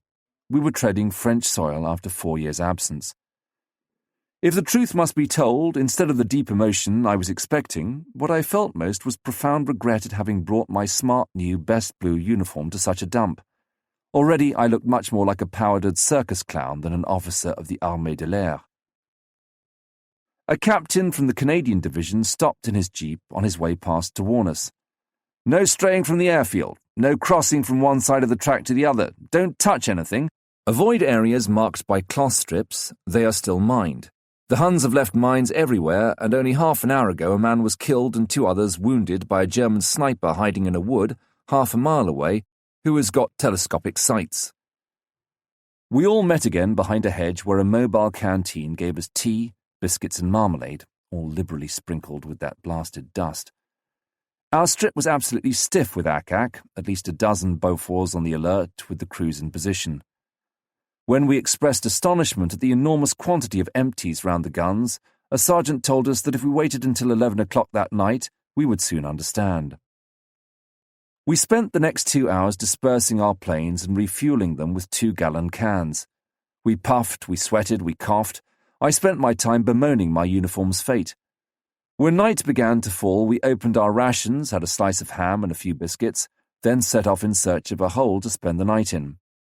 Cautiously ferreting round in the orchard next door, Jacques and I discovered a tent full of chairs, tables, coconut matting and large boards covered with maps. After a bit of rearranging, we succeeded in dossing down with our blankets in reasonable comfort. 22:30 hours. It was now quite dark. Jacques and I went off to have a smoke and a chat with 2 Canadian officers. A few stars were shining. To the southeast, we could see the glow of calm burning. All was quiet. Suddenly we heard the hum of an aircraft in the sky. "Hello," I said. "That's odd. It sounds like a twin engine, but it certainly isn't a mosquito." We looked up, trying to locate the sound. It seemed almost immediately above us. "Don't worry, Pierre," said Jacques after a moment's thought. "If it was a Hun, the ACAC would already have opened fire."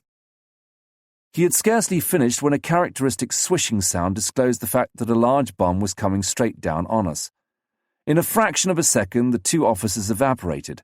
I dived under a lorry, and Jacques, trying to follow me, tripped over an apple tree root and fell flat on his face. There was a terrific crash.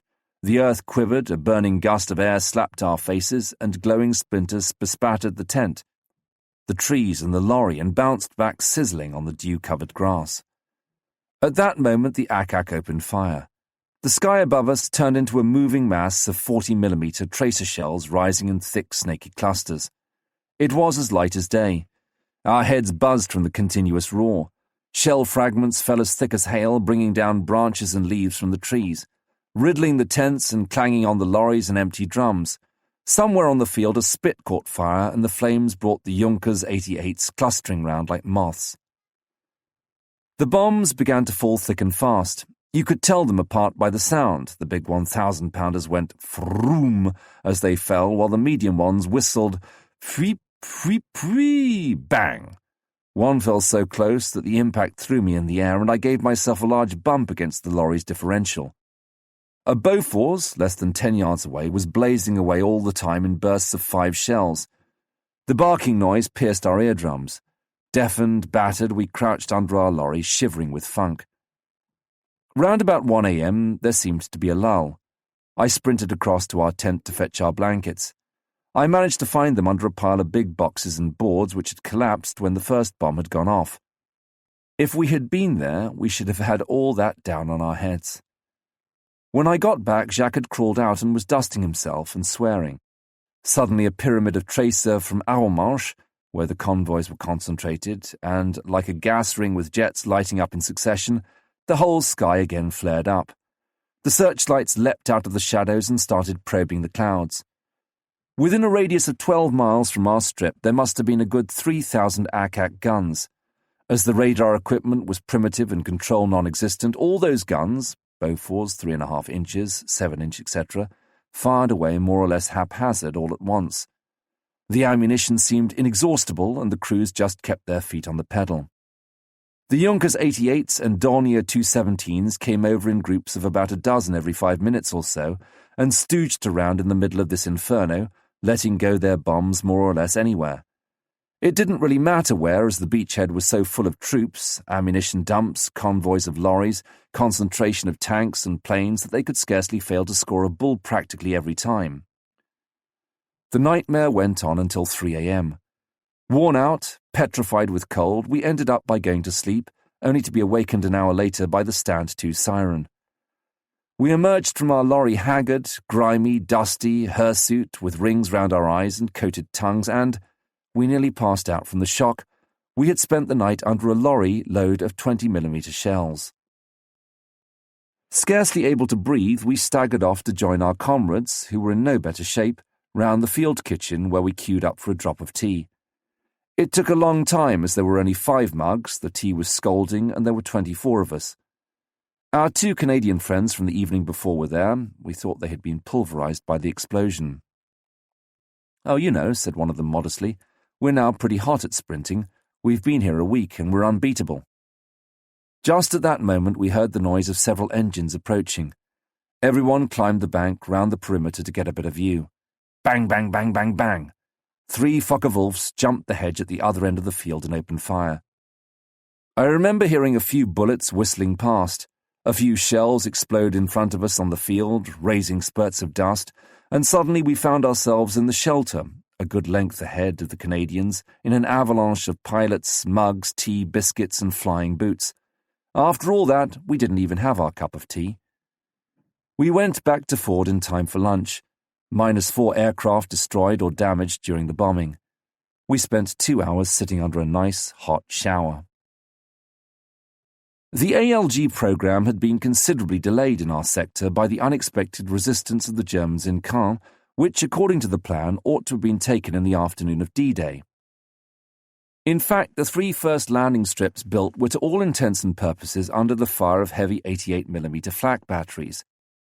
Bazonville, where we had landed 4 days before, and which was to be our real ALG, had to be abandoned. In the end, B-11 at Laon was to be our field.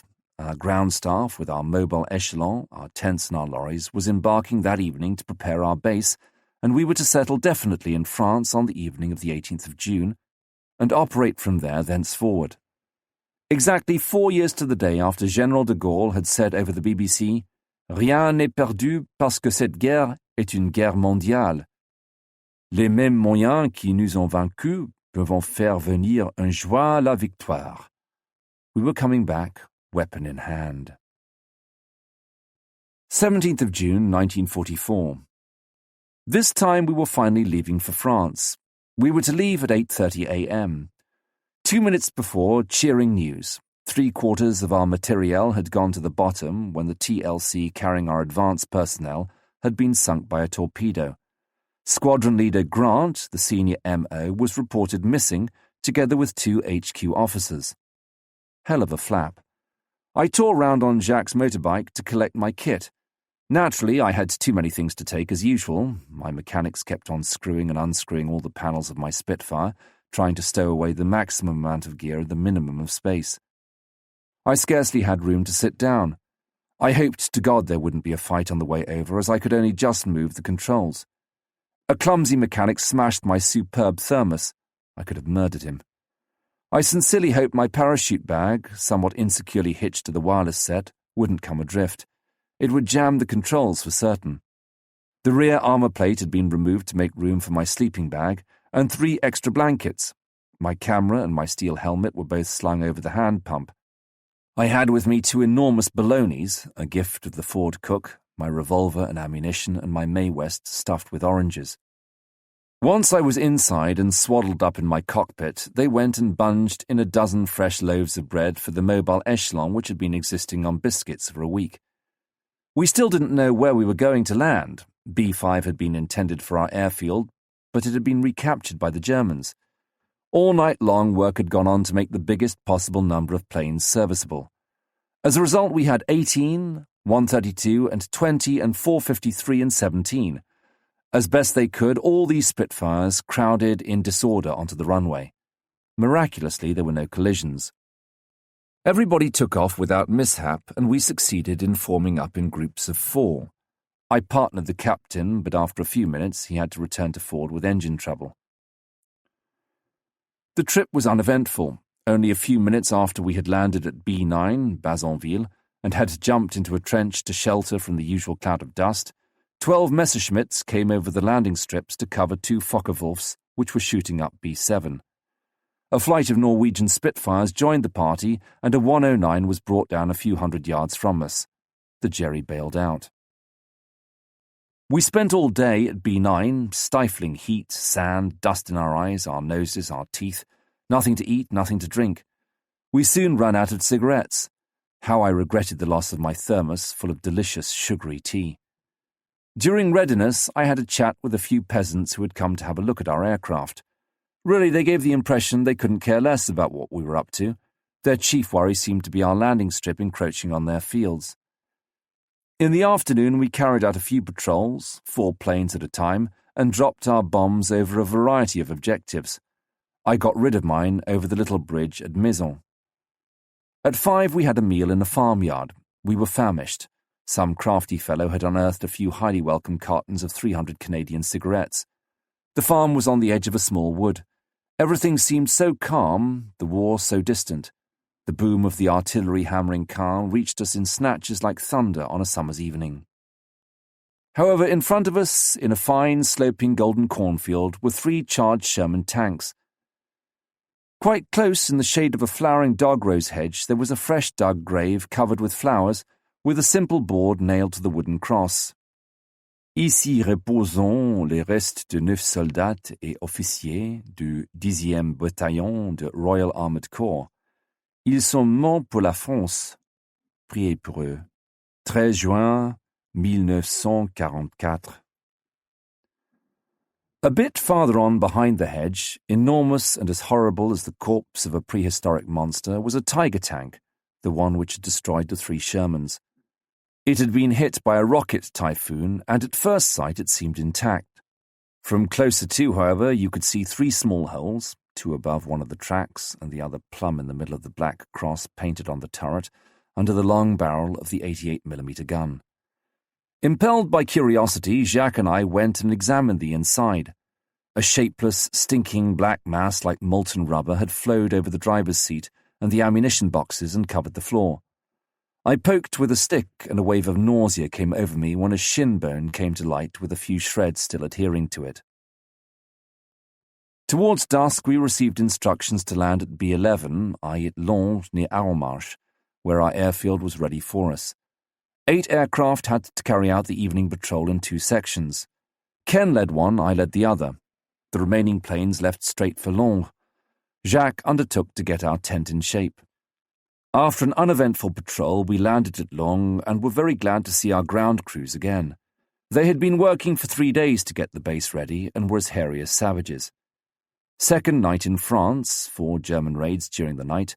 Naturally, we didn't sleep a wink. Out of curiosity, we got up to see the firework display put up by the ACAC boys. An unnecessary disaster. You have to be careful of those bloody Huns. You never know who you're up against. 17:30 hours. We were attacking a lorry convoy near Beni-Bocage, led by our new wing commander. With these low clouds and the flak, I took a pretty dim view of the new system of flying in 2 sections.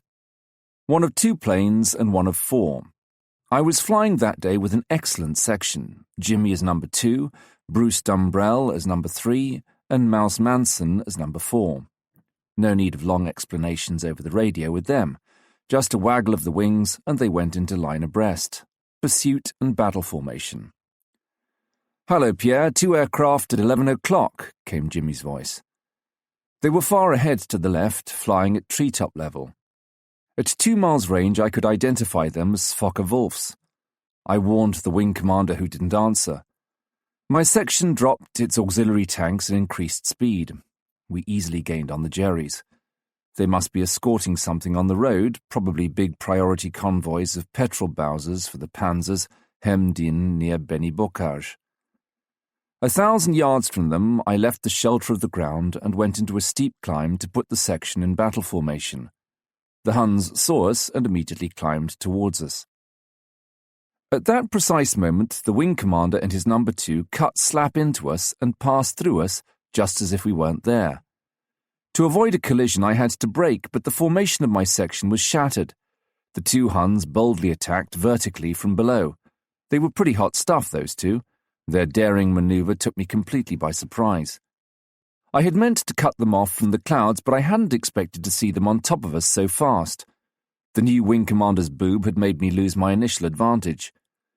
Before I had time to take the slightest avoiding action, an enormous radial engine appeared in my windshield, and a stream of tracer came straight for me. Instinctively, I pushed the stick forward and felt his slipstream on my tail fin. I just avoided a tree. I turned desperately, stick right back, in time to see a terrific flash on the ground near a farm and a big black cloud. A Spitfire wing bounded up into the air, torn off at the root. The wing commander and his number 2 had disappeared. The second Focke-Wulf was chasing a completely panic-stricken Spit, which succeeded in reaching the clouds, but not without collecting 3 or 4 shells on the way. I engaged the Hun, who turned so tight that I almost touched him, without being able to get a sufficient correction to shoot him. A chap who knew the ropes. "Hello, Max, Red Section. Red 2 here. Please help me. I have had it." It was Jimmy calling for help. The Focke-Wulf came back in a vicious side-slip, and I had to brake so violently that I stalled and only righted myself by a distinctly risky half-roll just above the treetops. My heart was in my mouth. I now fired on the Focke-Wulf in my turn, but the bastard cleverly skidded out of the way on his short wings and I missed him. I gained height by an Immelmann. The flak began again, the usual tangle of red and green arrows. I climbed towards the clouds at full throttle. The Focke-Wulfs had disappeared. The engagement had lasted perhaps 60 seconds. At that moment, in front of me, I saw a Spitfire coming down in a glide, its propeller scarcely turning. A long cloud of burning glycol trailed from its punctured radiators. I read the squadron letters and felt a punch in the stomach which knocked all the breath out of me. LO-S. That was Jimmy. I passed quite close to see. I called, "Hello, Jimmy, are you okay?" No answer. I wanted to do something to help him, not just sit by horrified and impotent and watch the end of a good friend. In the cockpit, I could only make out a vague, crumpled shape collapsed over the stick, and just behind in the fuselage a series of gaping holes regularly spaced. Bail out, try, please, for Christ's sake, Jimmy. Slowly the Spitfire went into a steeper and steeper dive, as if it was trying to do an outside loop. I closed my eyes, feeling sick. Nothing left but a blazing mass by a roadside. Coming back, I felt tears streaming down my nose. What was Max going to say? I hoped to God Dumbrell had got back. To get shot to pieces in such conditions, 4 against 2, what a disgrace. Oh, God, grant that Bruce got back. I just couldn't explain it away on my own. Bayeux, long at last. There was a busy group round a spit that had crashed on the edge of the runway. I flew over it to have a look. The pilot, thanks be to God, was waving his arms. It was Bruce, safe and sound. When I landed, I found Sutherland completely shattered. He had just heard that he had been posted, and the death of Jimmy and Mouse Manson, his 2 best friends, had finished him off.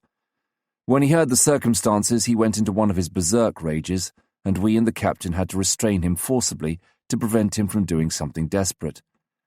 Ken Charney took over the temporary command of the squadron until Max should be replaced, and Johnson, a Norwegian, took over B Flight.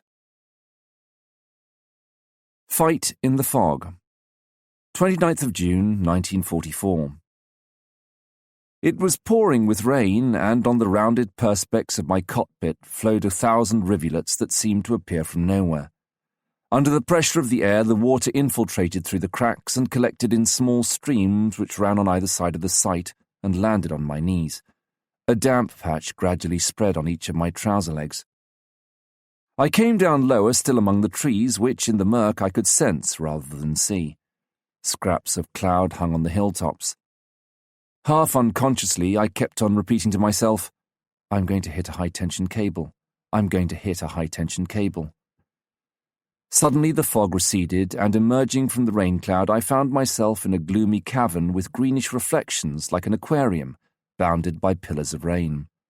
A funereal light succeeded in penetrating through chinks in the clouds, producing tiers of rainbows hanging from the lowering cloud ceiling like spiders' webs.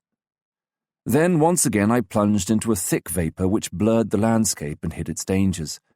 Rivulets once again began to course over my cockpit. Each time I turned to avoid a shower, I got more lost. My compass, shaken up by my violent manoeuvres, turned slowly and erratically like a diseased top, stopped for a second, then almost regretfully started off the other way. I no longer had the foggiest idea where the north was. My restricted horizon merely showed a row of unknown hills bathed in twilight. Anonymous roads and crossroads succeeded one another, villages drowned in the mist all looked the same. Through an open door, I caught a momentary glimpse of warm firelight.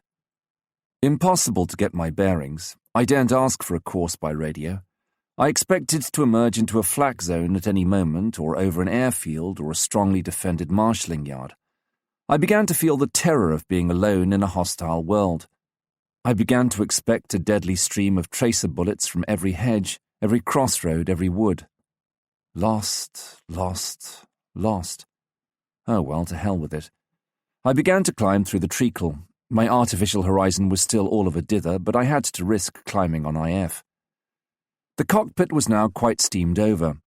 I climbed straight up, my eyes on my instruments. My aircraft was swallowed up. I couldn't even see my wingtips, though I could feel them shaken by invisible eddies of warm air. I came out at 10,000 feet into a maze of clouds. Enormous towering cumuli rose up in the blue sky to vertiginous heights, forming canyons, gigantic corridors walled in dazzling white. The shadow of my Spitfire, projected by the sun, looked like some frolicsome porpoise. It jumped from cloud to cloud, hugging the contours, came near, receded, disappeared in the crevices, scaled the white ramparts. Setting course on north and out of range of the flak, I made for the coast where it would be easier for me to pinpoint my position. All the same, I felt very alone, and the feeling of independence which you get when operating on your own gave way to a vague feeling of anxiety. The Huns had reacted strongly recently in this neighbourhood, and for once I would have been glad of company. I began to keep a close watch on the sun and the blue of the sky. To anyone above me, my Spitfire must be visible miles off against this cloud background. A glance at the petrol, still about 50 gallons. The minutes ticked by.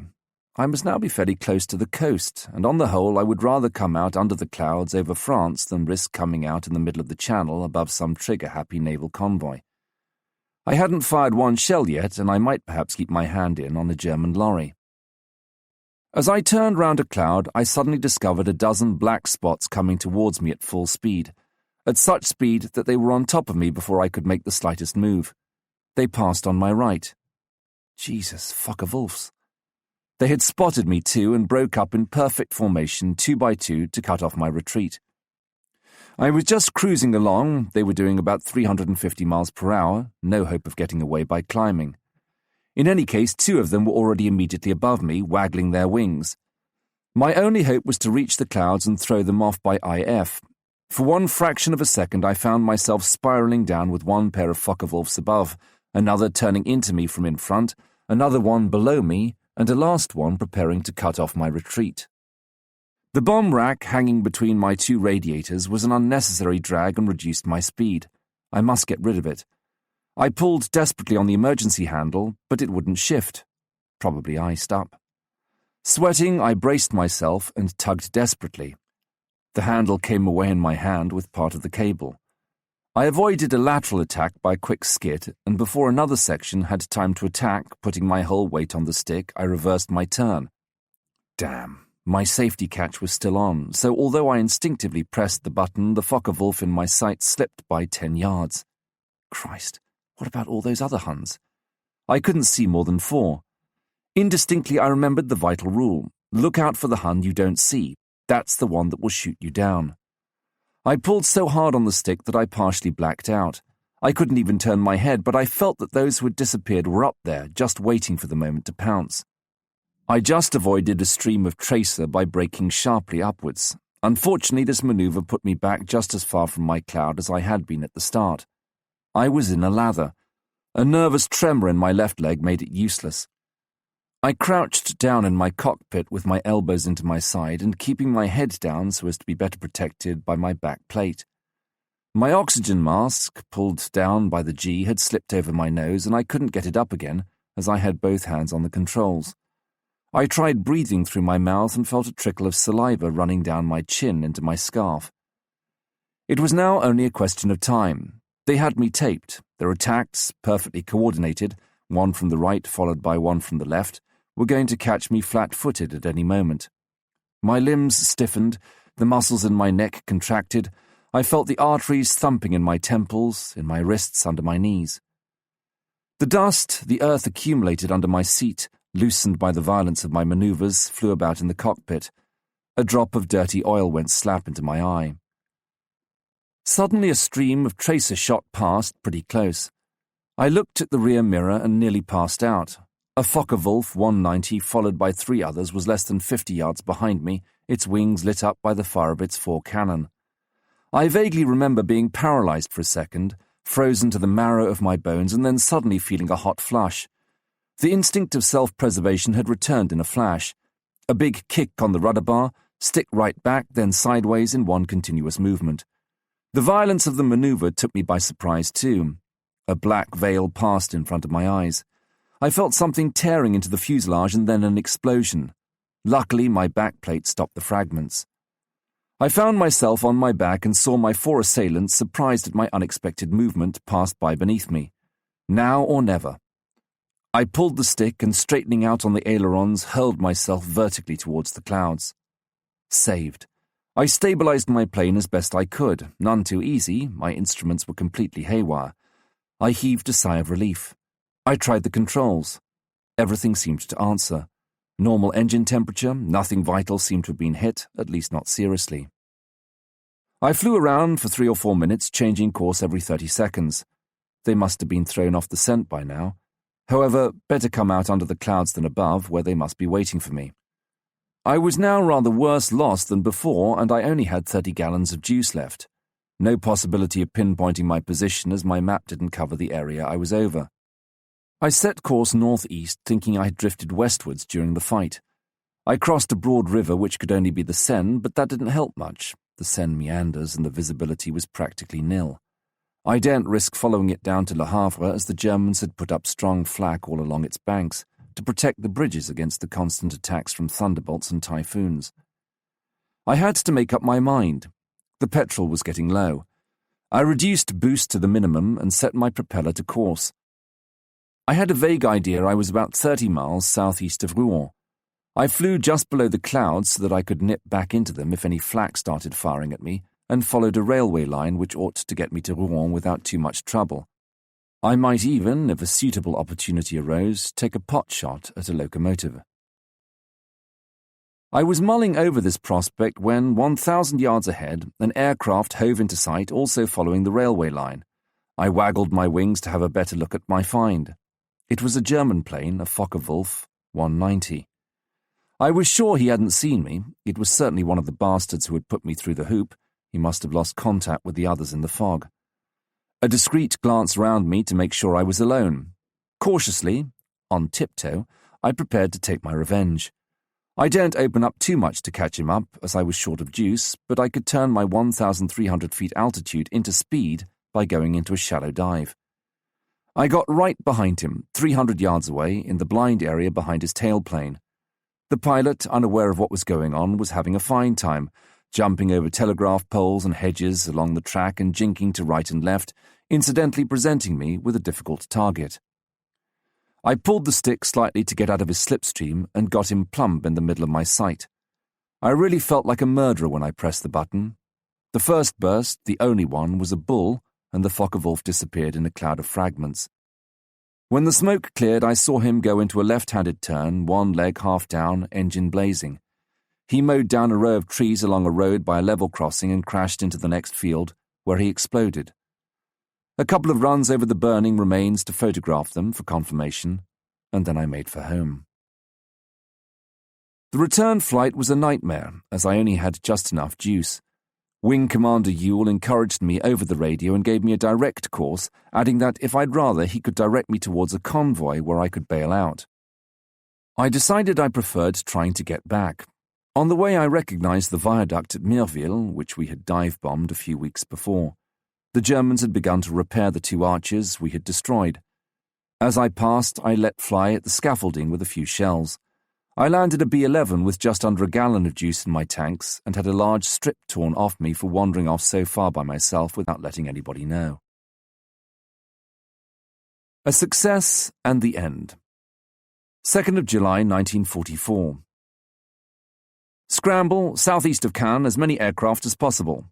Frank's shout tore us out of our lethargy. Great commotion. Where were the pilots? Were the aircraft ready? Most of the pilots were having lunch, and as the squadron had just returned from a show, only a few of the aircraft were refueled. I unhooked my helmet as I passed, looked for my gloves for a moment, then gave it up. As I hurriedly strapped on my May West, I asked what wavelength was being used.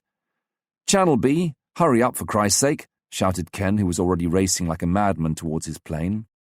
Luckily, my old LO-D was ready, and my mechanics, who had heard the scramble siren, were already on the wing, holding out my parachute, half done up. I put it on like a jacket while Woody started up my engine. I strapped myself in a hurry. 3 aircraft from Flight B were already taking off in a cloud of dust, and Ken was waiting for me with his engine ticking over at the edge of the track. I took up my position, and we took off. Queer sort of weather, 8/10 cloud at 3,000 feet, 5/10 at 7,000, and a great bank of stratus covering the whole of our sector as far as the Orne Canal. At 12,000 feet, there was a 10/10 layer of nimbostratus. Ken and I managed to catch up with Frank, the captain, and Johnson, the Norwegian, over Cannes, at 6,000 feet. Control gave us vague courses to patrol and told us to keep our eyes open for 2 unidentified aircraft moving about in the clouds near us. We climbed to 7,000 feet, just on a level with the second cloud layer. In the distance, out of range, a few suspicious black dots were moving among the cumulus. Suddenly Frank's voice sounded in the earphones. "Look out, chaps, prepare to break port." I went into a slight left-handed turn and looked up. A solid mass of 40 German fighters were emerging from the clouds, 3,000 feet above us. We couldn't identify them yet, Messerschmitts or Focke-Wulfs, but one thing was certain, they were Jerry's. The way they flew was unmistakable, the nervous waggling of the wings, their at first sight untidy formation. A heady feeling of elation swept over me, and my hand trembled so much that I only succeeded in taking off the safety catch at the third attempt. I felt on top of my form. Instinct schooled by long training functioned smoothly. I tightened my safety straps, huddled down on my seat, and shifted my feet up the rudder bar. Excitement keyed my muscles to their highest pitch of efficiency. All fear vanished. My fingers were in harmony with the controls, the wings of my plane were extensions of myself, the engine vibrated in my bones. I began to climb in a spiral. Now. The first Huns released their auxiliary tanks, fanned out and dived towards us. Breakport, climbing. Full throttle, 3,000 revs a minute, we faced the avalanche. They were Focke-Wulf TA-152s. My Spitfire was climbing at 45 degrees, hanging on the propeller. I intercepted the first group, which was diving in line ahead on Frank's section. Frank made the mistake of diving for the clouds, presumably to gain speed but forgetting the vital principle, never turn your back on the enemy.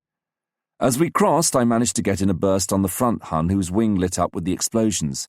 3 or 4 puffs of white smoke appeared in his slipstream. 2 long-nosed Focke-Wulfs did a tight turn, bringing them head-on to me, and the tracer from their 20mm. Mauser 151s formed long, glittering tentacles snaking towards me and curling down just under my fuselage. The sky began to be a whirling kaleidoscope of black crosses. In a dogfight at over 450 miles per hour, you sense rather than see the presence of aircraft circling round, until suddenly your eyes fix on one of them. I fixed one of them now. A Focke-Wulf. He was circling, his black crosses edged with yellow and his cockpit glittering in the sun. He was waggling his wings, looking for an opponent, too. Now I had him framed in my sights. Ought I to fire? Not yet. Patience. Still out of range. But he had seen me, fell off to starboard, and went into a tight turn. 2 white contrails appeared at his wingtips. He then began a vertical climb, straight up like a rocket. Suddenly he turned on his back with such violence that in spite of his change of attitude, his momentum continued to project his glittering belly towards the sun. Within range at last. I jammed my thumb down on the button and my wings shuddered with the recoil of the cannon. With one motion of the stick, I made the luminous spot of my gun sight travel along the Hun, through his propeller slowly churning through the air like some pathetic windmill. I was now so close to him that every detail was clear. It was one of the latest long noses with a Daimler-Benz inline engine. I could already see the little blue flames of the exhausts, the oxide trail left by the burning gases along his fuselage, his emerald green back and his pale belly like the pike I used to fish for in the old days in the Mayenne. Suddenly the sharp deer picture shook, disintegrated. The gleaming cockpit burst into fragments. My 20mm shells tore into him, advancing towards the engine in a series of explosions and sparks that danced on the aluminium. Then a spurt of flame, thick black smoke mingled with flaming particles. I must get out of the way. I put all my weight on the controls, and as my Spitfire flicked off, I had a last vision of the Focke-Wulf disappearing down below like a comet towards the shroud of clouds covering the Orne Canal. The whole thing had hardly lasted a few seconds. Never before had I felt to the same extent the sudden panic that grips your throat after you've destroyed an enemy aircraft. All your pent-up energy is suddenly relaxed and the only feeling left is one of lassitude. Your confidence in yourself vanishes. The whole exhausting process of building up your energy again, of sharpening your concentration, of bracing your battered muscles, has to be started all over again. You would be glad to escape. You hurl your aircraft into the wildest maneuvers, as if all the German fighters in the entire Luftwaffe were banding together and concentrating their threat exclusively on you. Then the spark strikes again, the partnership of flesh and metal reforms. To my right, a Spitfire broke off and dived behind a Focke-Wulf. I caught a glimpse of the markings, LO-B. It was Ken. I must cover him, and avoiding several determined attacks by Huns, I went into a tight spiral dive. They were moving too fast to follow me. Ken fired. His wings disgorged long trails of brown smoke and a rain of empties. Intent on watching him, I was paying no attention to anything else. A shadow formed, covering my cockpit. I looked up. 30 feet above, a Focke-Wulf's enormous oil-bespattered belly passed me. He had missed me and opened fire on Ken. Instinctively, I throttled right down, pulled gently on the stick, aligned him in my sights, and at point-blank range opened fire. The stream of steel belched forth by 4 machine guns and 2 cannons smacked into him at 150 yards range, just where the starboard wing joined the fuselage. The Focke-Wulf, shaken in its course, skidded violently to the left, and the right wing folded up in a shower of sparks, parted company with the fuselage, smashed the tailplane, and whizzed past me in a hail of fragments. I had scarcely recovered from my surprise when 6 other Focke-Wulfs attacked me. Turmoil ensued, and I defended myself like one possessed. Sweat poured off me, and my bare hand slipped on the stick. 3,000 feet above, Frank's section was trying to hold its own in a whirling mass of Focke-Wulfs. The only thing to do was to keep constantly turning while the 152s stuck to their usual tactics, diving attacks followed by vertical climbs. We had one factor on our side. We were fighting 15 miles from our base while the Huns were 150 from theirs. They would be the first to pack up. All the same, I got a bit fed up with this rigmarole. I succeeded in nabbing one who was slow in straightening out from his climb. Shells exploded under his belly. The usual spin, the usual tail of thick black smoke. It would have been hazardous to go down after him. I should immediately have had 6 others on top of me. Oh well, he wouldn't be a certain, but I should be satisfied to have him put down as a probable.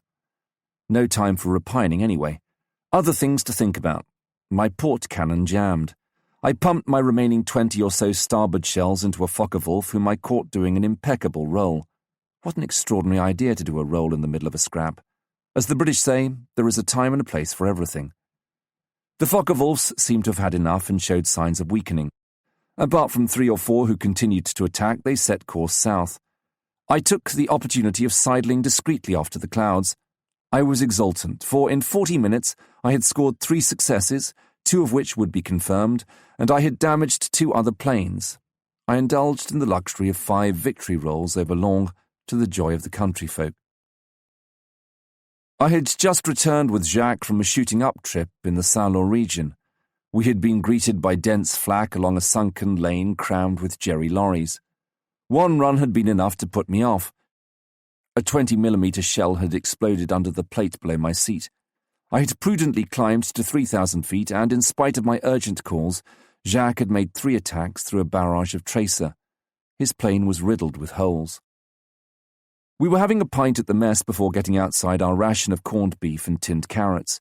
Lapsley, who had been watching us in an embarrassed way for several minutes, eventually joined us. He ordered a beer from the barman and then hurriedly, like someone taking the bull by the horns, blurted out that I had been recalled from ops by superior orders. I had been half expecting this for a fortnight and dreading it. The wing MO had found me out and had been surreptitiously doubling my dose of benzodrine, so that my nerves should hold out a bit longer. The bastard must have sent in a report. After all, that was his job, and I was certainly in pretty poor shape. Jacques himself had several times pointed out that I had a nervous tic like a decrepit drug addict, and I had certainly lost 17 pounds in a fortnight. Sick transit. I hated leaving the flight, particularly at that moment. I had reached that stage of nervous depression when you are afraid of nothing, when you're just not aware of danger. It is also the stage when your reflexes disappear, when you fly mechanically in a sort of artificial complacency produced by benzodrine and fatigue. A few hours later, a strongly escorted Dakota landed at B2. It carried Sir Archibald Sinclair, Minister for Air, accompanied by Air Marshal Sir Arthur Cunningham, AOC, INC, 2nd Tactical Air Force, and Air Vice Marshal H.J. Broadhurst, AOC 83 Group. It was the classic morale-raising inspection. The minister inspected us just as we were, dirty, bearded, covered with dust, dropping with fatigue. The contrast between him and his impeccable striped trousers and morning coat, and us with our bedraggled uniforms and our grimy scarves was absurd. The minister showed true British phlegm, particularly when a Focke-Wulf flew low over the airfield in the middle of his speech. The ack-ack opened up, bits of shell fell like rain, and there was a general uproar, but he went on without even raising his head. Jacques whispered that perhaps he was very deaf and very short-sighted. He took particular notice of the 3 French pilots in the party, Jacques Aubertin and I, and congratulated us on our successes. Then, taking a small box from his pocket, he discreetly handed me the DFC. Later on, I sat on my camp bed gloomily sewing the ribbon on my uniform, surrounded by my untidy possessions which I was going to have to pack for the nth time. Exasperating days passed waiting for a boat. There I was, sitting on the grass, while fight followed fight and my LO-D, now piloted by Jacques, took off in a cloud of golden dust, and bursts of 20mm ripped the air. It was then that I really understood what friendship meant. I saw an old pal, a comrade in arms, going off on ops, and had to wait for him to come back with my nerves all on edge and a feeling of dread in the pit of my stomach. When we flew together, it was quite different. Johnson got himself shot down, then Carpenter, then Connolly, one of the new arrivals. Jacques continued his dazzling series of flights. Finally, on the 7th of July in the evening, Frank Woolley and I left, he had just got his return ticket too, for Arromanches, our kit piled into a jeep. At 21:30 hours, we embarked on LCT 322. The second officer gave me his cabin. I was just about to turn in when a German raid of incredible violence began. I rushed on deck. The scene was lit tip by the flashes from the angry Bofors guns. Columns of water thrown up by the bombs raised ghost-like shapes among the anchored vessels. A muffled explosion, like a heavy door closing in a cellar, a vast glow, flames rising to the moon, a monstrous pyramid of smoke. It was a tanker blowing up. Then the hum of the Dorniers faded in the distance. The ack-ack was silent. I remained leaning on the rails, my eyes fixed on the Arromanches cliffs showing through the network of masts and funnels. Over there, from Long, the clear note of a Spitfire engine rose in the starry night. The battle for Cannes was in full swing, yet how calm everything seemed, how peaceful, how distant the sounds. Spasmodically, the southern horizon lit up with flashes accompanied by a muffled growling. The town was enduring its martyrdom. From time to time, a cluster of tracer rose up in the sky and then vanished like a handful of shooting stars. Round me, the only sound was the lapping of the rising tide. The air was heavy with the smell of oil and brine. The black waters mirrored the red glow of the burning tanker. It was all over. I felt in my bones that the liberation of France was now but the question of a few weeks, and that by the irony of fate, I would only watch the liberation of Paris from afar. The tide was up. The diesel engines began to vibrate in the bows of the LCT, and a big flower of white foam blossomed at the prow. The propellers began to beat their slow and monotonous rhythm, in tune with my heart, heavy with memories, friendship and mourning.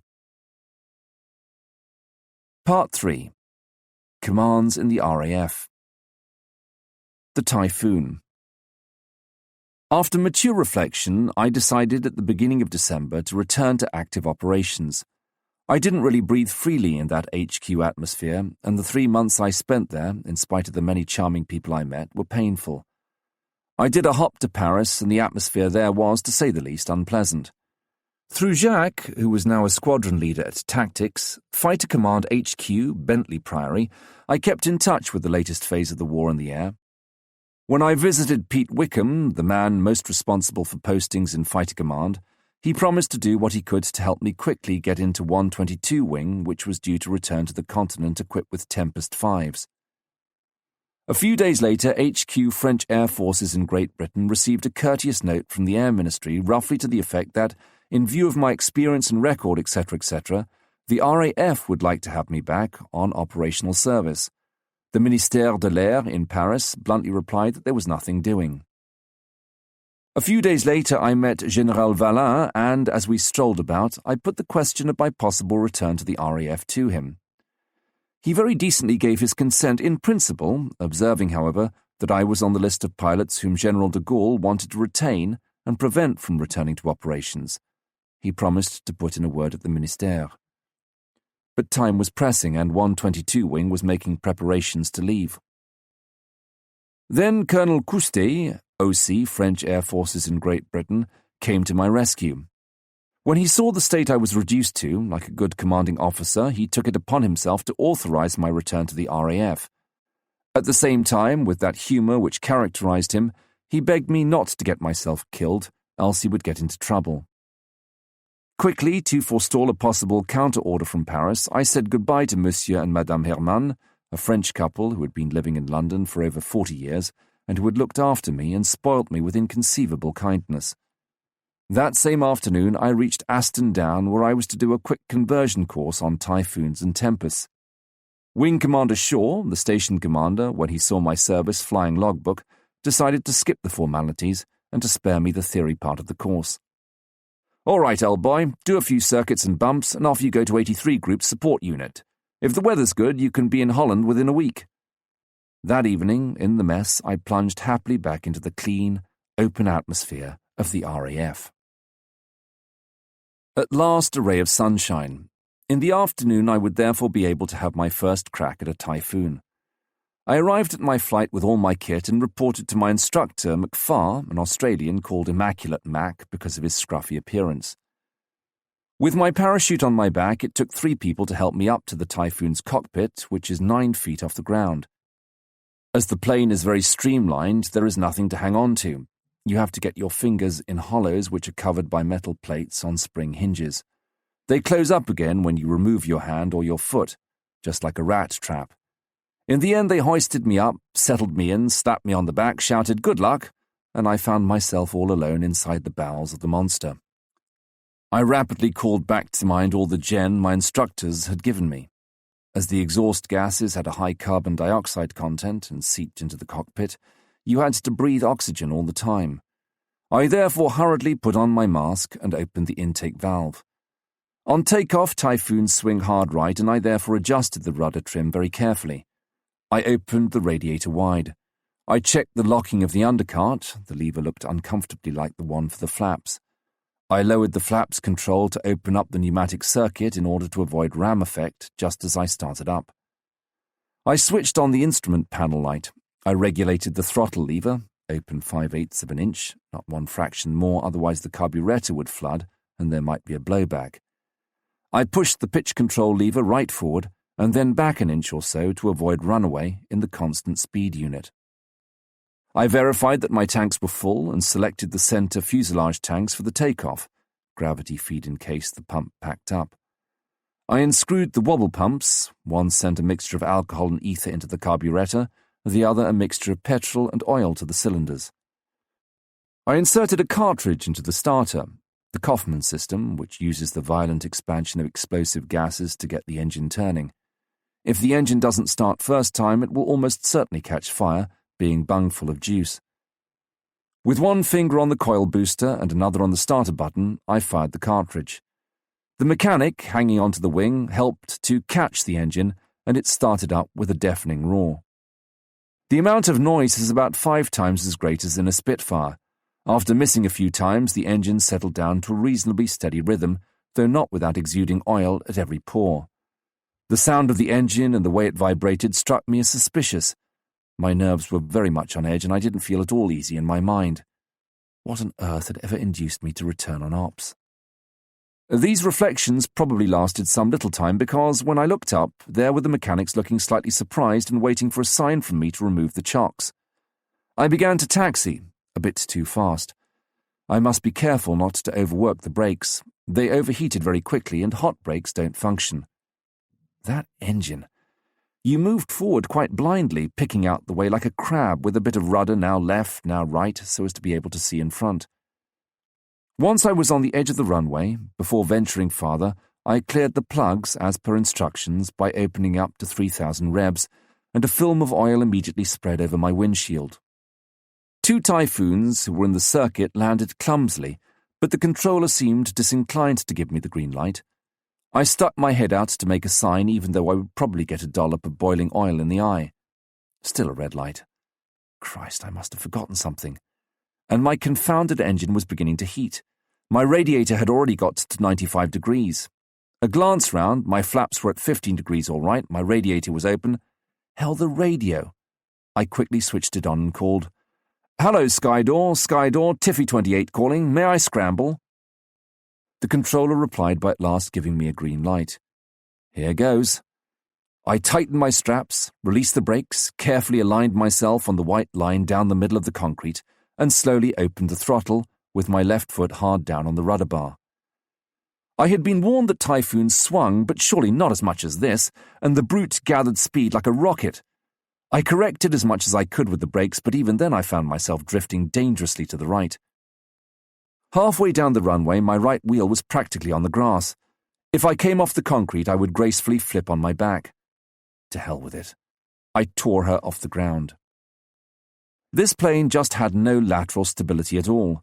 I still went on drifting to starboard, and with those miserable ailerons that only bit at speeds higher than 100 miles per hour, I daren't lower my port wing too much.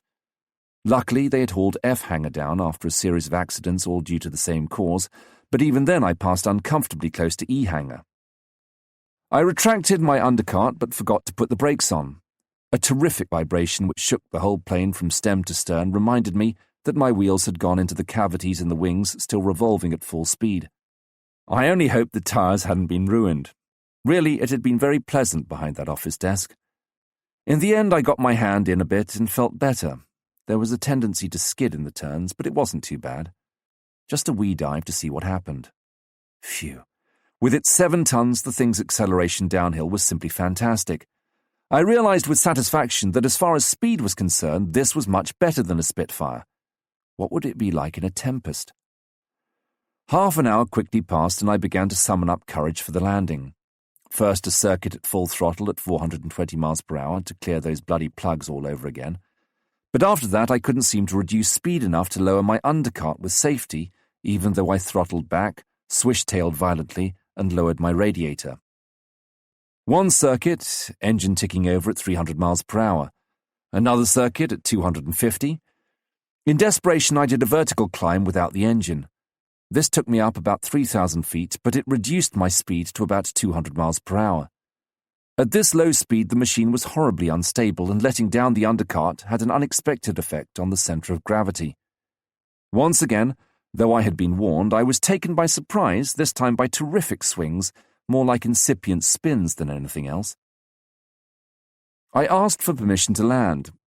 Cautiously, nice and straight, and with a good reserve of speed, I made my approach, lowered the flaps, and everything went off fine until I tried to level out.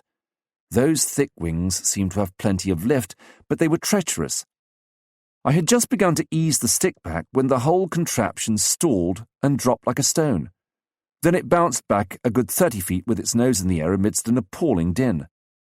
I opened up like mad to break the fall, wrestling at the same time with the ailerons so as not to land on my back. Eventually, after bucking 2 or 3 times like a Mustang, my Typhoon finally calmed down and rolled drunkenly down the runway, which now looked distinctly short. However, I managed to stop before ramming the scenery in a cloud of smoke and oil. A strong smell of burnt rubber rose from my poor tires, which had stood up valiantly to 7 tons landing on them at 120 miles per hour. Luckily, my poor landing didn't seem to have attracted much attention. There had been such rotten ones that afternoon, including 2 involving serious damage, that, as long as the kite was still in one piece, it was considered as a good arrival. My face was moist, but my morale was better. A new phase of the war in the air.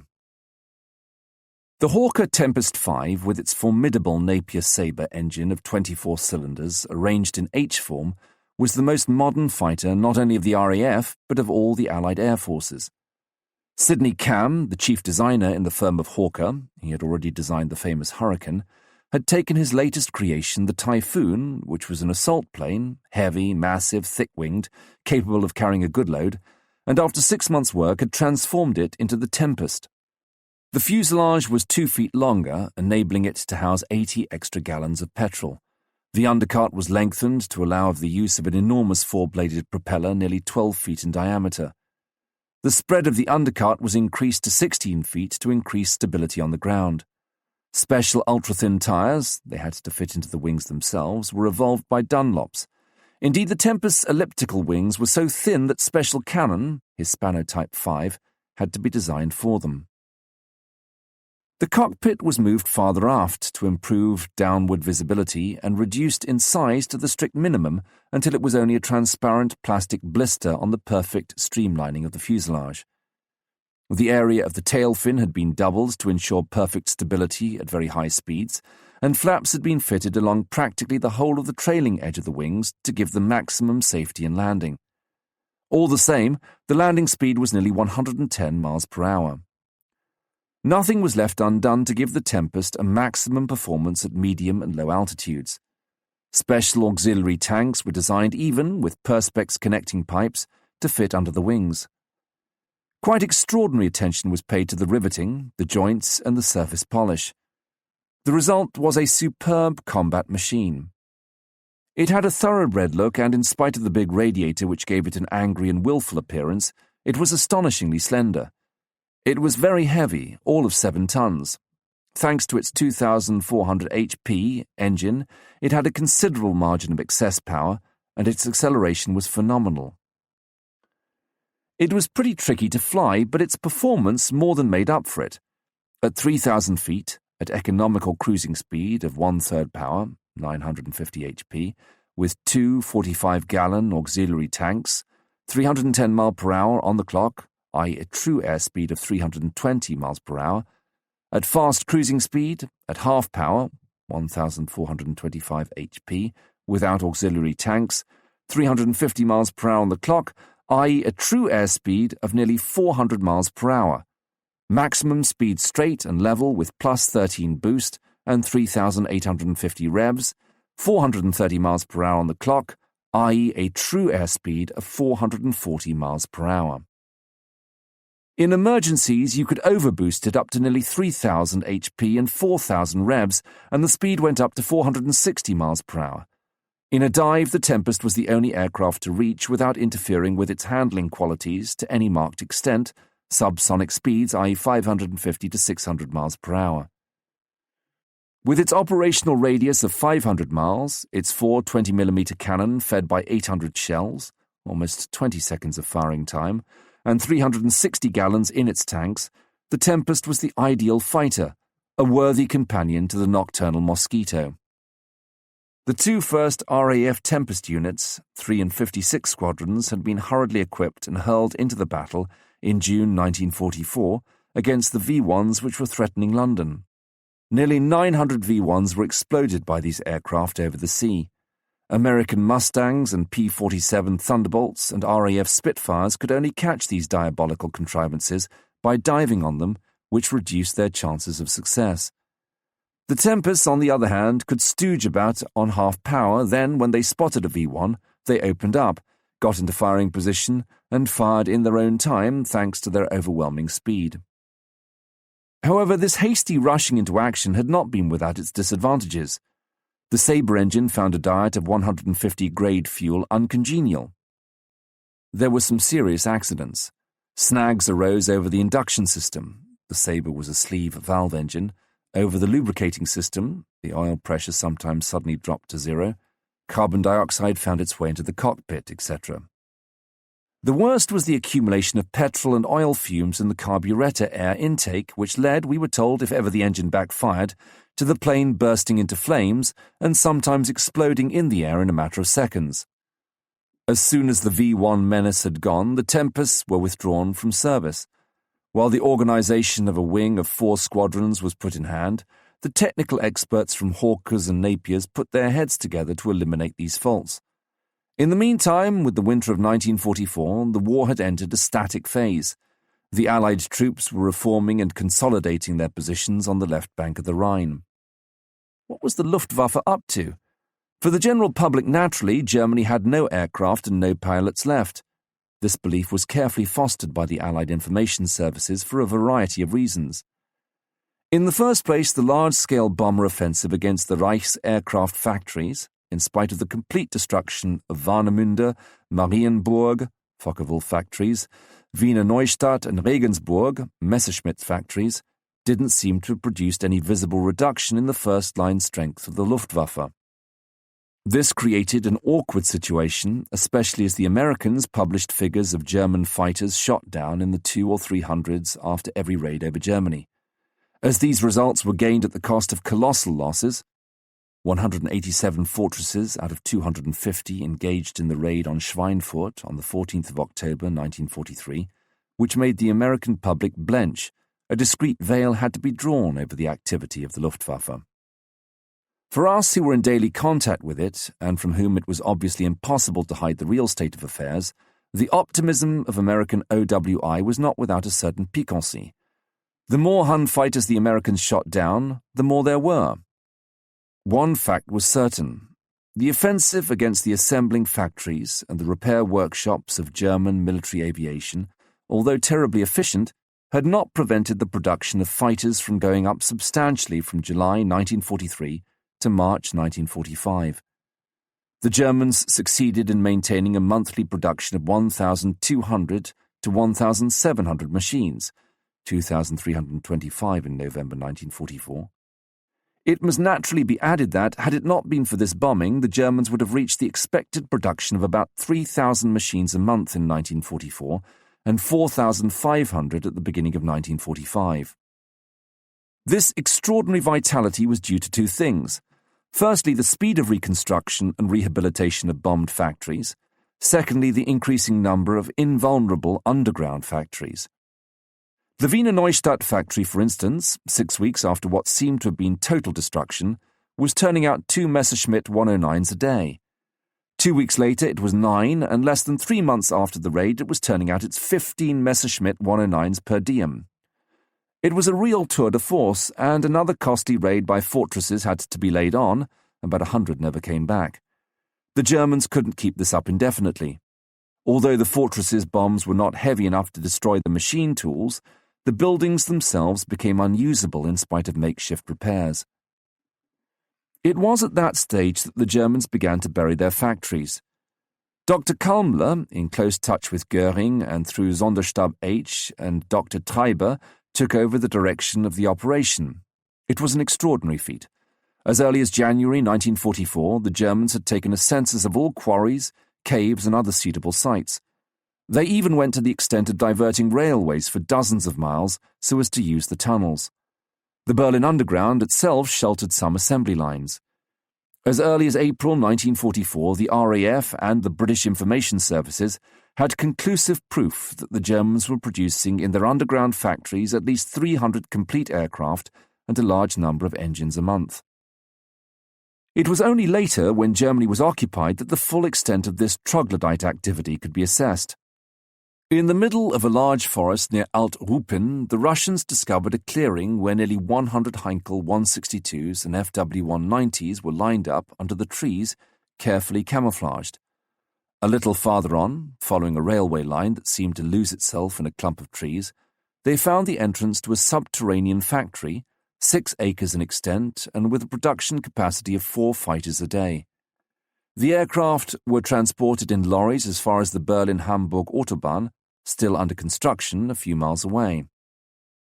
One of the completed sections, 60 yards wide and 2.5 miles long and perfectly straight, was used as a runway.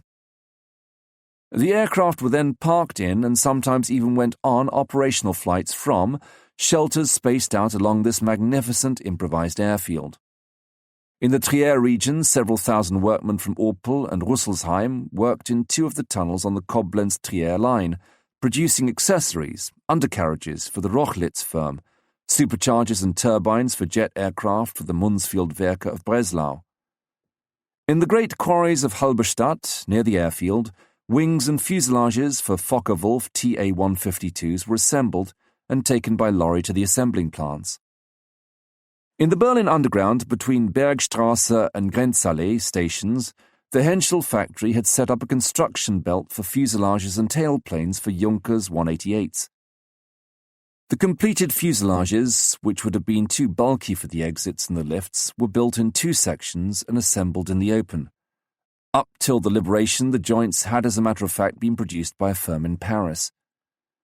The galleries in the potash mines in Halle and Saale were widened and each sheltered 800 workmen working on pneumatic and electrical parts. The machine tools and assembly line of the Messerschmitt factory at Regensburg were, after 2 successive bombardments, transported in 1 week to a big road tunnel at Ischenlohe in Bavaria, and were able, 3 months later, to turn out 10 Me-109s and 5 Me-262s a week. At Egeln, the American troops found a gigantic underground factory which in December 1944 turned out 6 long-nose FWs a day, and in March 1945 10 HE-162s a day. One could quote dozens of similar cases. The Germans were therefore able, contrary to all the estimates, to maintain a very high level of production in spite of the bombing attacks of the order of 2,000 aircraft a month. What were these aircraft and what were they worth? The Germans were mass-producing 1. 2 types of orthodox single-seater, single-engine fighters, the Messerschmitt 109 Series K and the Focke-Wulf TA-152 Series C. 2. 2 types of single-seater jet fighters, the Messerschmitt 262 and the Heinkel 162 Volksjäger. 3. A bomber with a crew of 3, the Junkers 188. 4. A bomber reconnaissance single-seater jet aircraft, the Arador 234. The Focke-Wulf TA-152C was a variant of the standard FW-190, equipped with a 12-cylinder inline DB603 engine of 1,675 HP using MW-50 power boost instead of the normal radial engine. This remarkable machine formed the equipment of about half the Jagdgeschwaders in January 1945. It was very fast, 440 to 480 mph, very maneuverable, armed with a 30mm cannon mounted in the engine, 2 20mm Mauser cannon in the wing roots. This TA-152 was a formidable opponent. Its general performance put it in the same category as the Tempest and gave it a very distinct edge over the American Mustang, Lightning and Thunderbolt, as well as the Spitfire 14.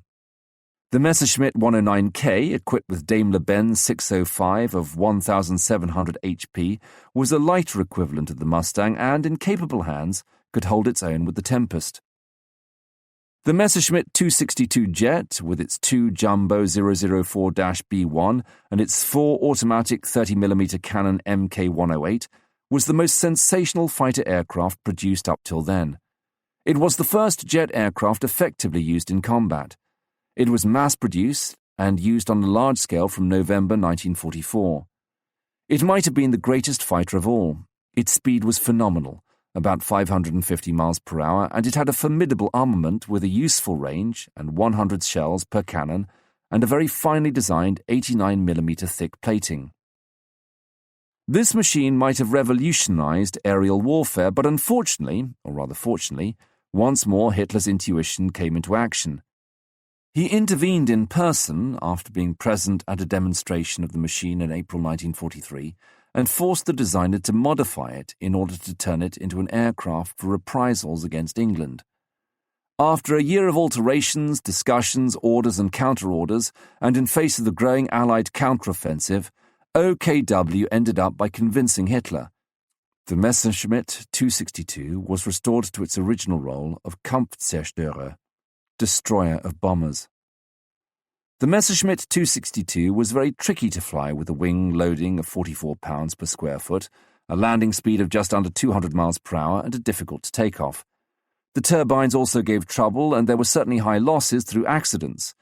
JG-52, for instance, losing 23 pilots in 3 months.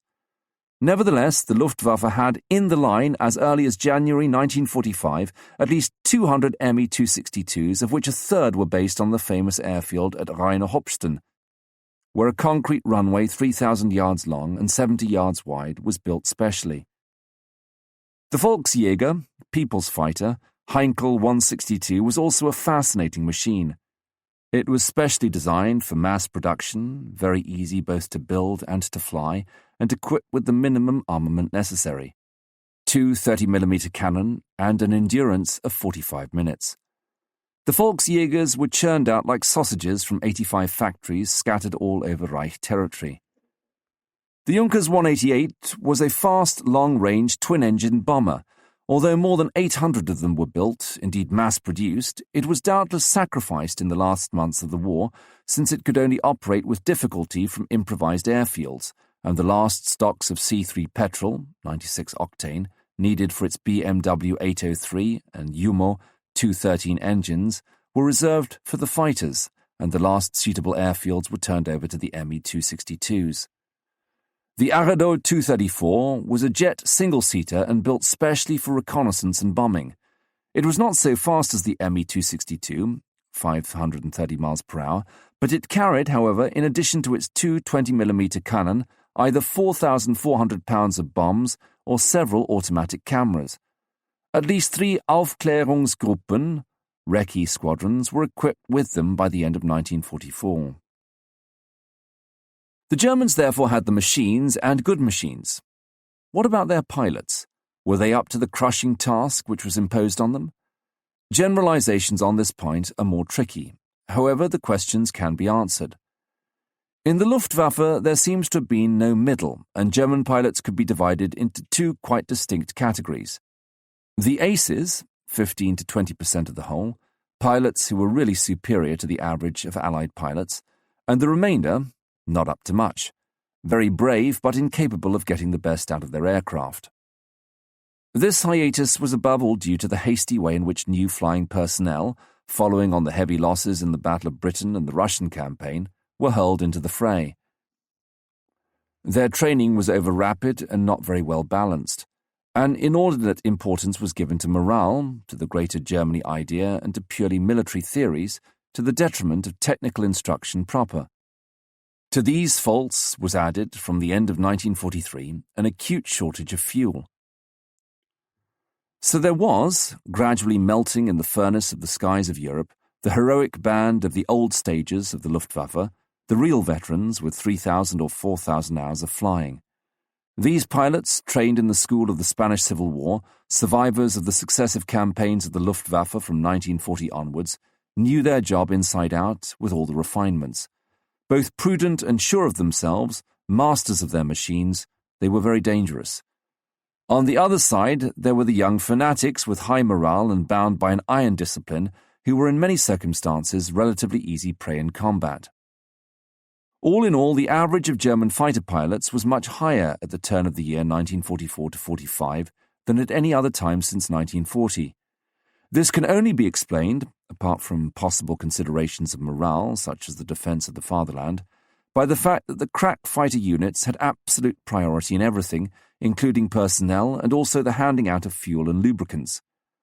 We were therefore very likely to meet in combat nothing but very experienced pilots, while in 1942, 1943 and early 1944 there had been a rotation of pilots between the Western and Russian fronts, which often brought us in contact with units of very middling worth.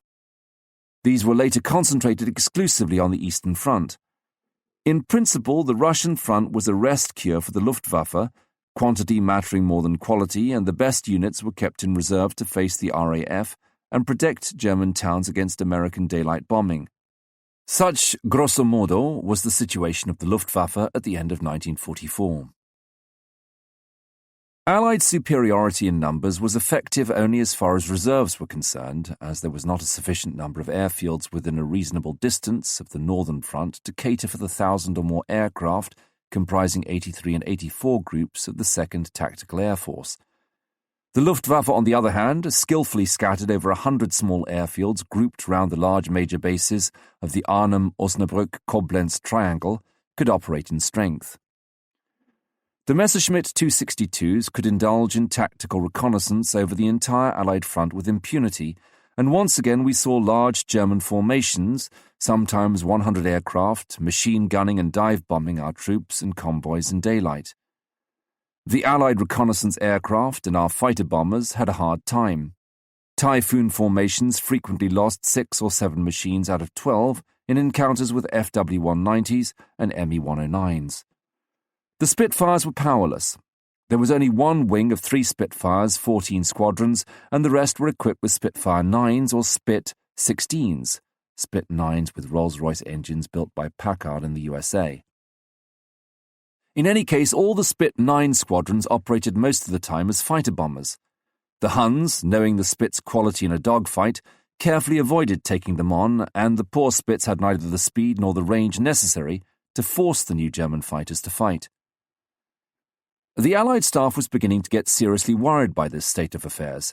The situation was similar in the American sector around Luxembourg, but less acute as the Germans knew that the final attack would come north of the Ruhr, and they were concentrating on Holland. The Rundstedt offensive had come as a surprise, and our staffs for once were finding themselves less well informed than the enemy. The Messerschmitt 262s had given the German General Staff a clear picture of the situation of our troops, while our reconnaissance aircraft were neutralized by the German fighters. It was to remedy this state of affairs that 122 wing of the RAF was sent to Holland equipped with Tempests. It was a crack unit, and on it depended the entire offensive and tactical system of the British front. Only pilots with at least one complete operational tour, or who could prove they had had adequate experience, were taken. The wing comprised squadrons numbers 486, New Zealand, 80, 56 and 274, and in addition number 41 equipped with Spitfire 14s. The Tempest performance being so sensational, a crushing task was assigned to them. 1. Neutralization of the German fighters, especially the jets. 2. Paralyzing of the Reich's railway system from the Rhine to Berlin by a systematic daylight onslaught on the locomotives.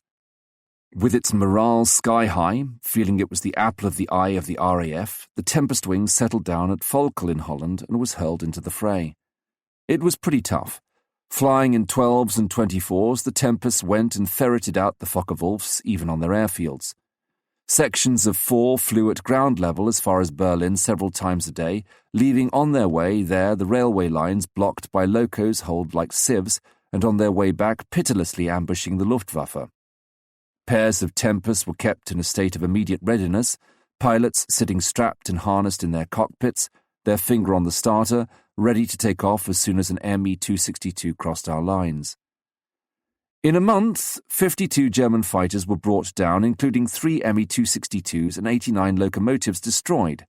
We lost 21 Tempests. Then came the 1st of January 1945, which was to treble Wing 122's task and its responsibility. The Luftwaffe's last effort. 1st of January 1945. When this day dawned, the situation of the German armed forces was not exactly rosy. When the Rundstedt offensive petered out, the Nazis, hemmed against the Rhine and hard-pressed by the Russian troops in Poland and Czechoslovakia, were reduced to the defensive. However, at about 0745 hours, strong formations of Focke-Wulf 190s and Messerschmitt 109s took off from 20 or more snow-covered airfields. At 0805 hours, a tiny Taylor-craft, Auster artillery spotting aircraft, sent over the air a frenzied message. Have just passed formation of at least 200 Messerschmitts flying low on course 320 degrees. At 0830 hours, on 27 Allied bases stretching from Brussels to Eindhoven, dozens of British and American aircraft were nothing but smouldering heaps. Everywhere, tall columns of black smoke rose as straight as cathedral pillars in the still air, with the small grey and white clouds marking the bursts of thousands of Ak-Ak shells still floated. General Sperler had just risked a bold stroke which had no precedent in the entire war. On the airfields of Twente, Apeldoorn, Aldhoorn, Hagelo, Münster, Lippstadt, Rheine, Neuenkirche, Metelen, Haaskamp, Teuge, and all their satellites, he had massed 10 elite Jagdgeschwaders. It was possible later to identify them as JG2, JG3, JG4, JG5, JG26, JG27, JG52, JG53, and a few others, in all about 650 Focke-Wulf 190s and 450 Messerschmitt 109Ks.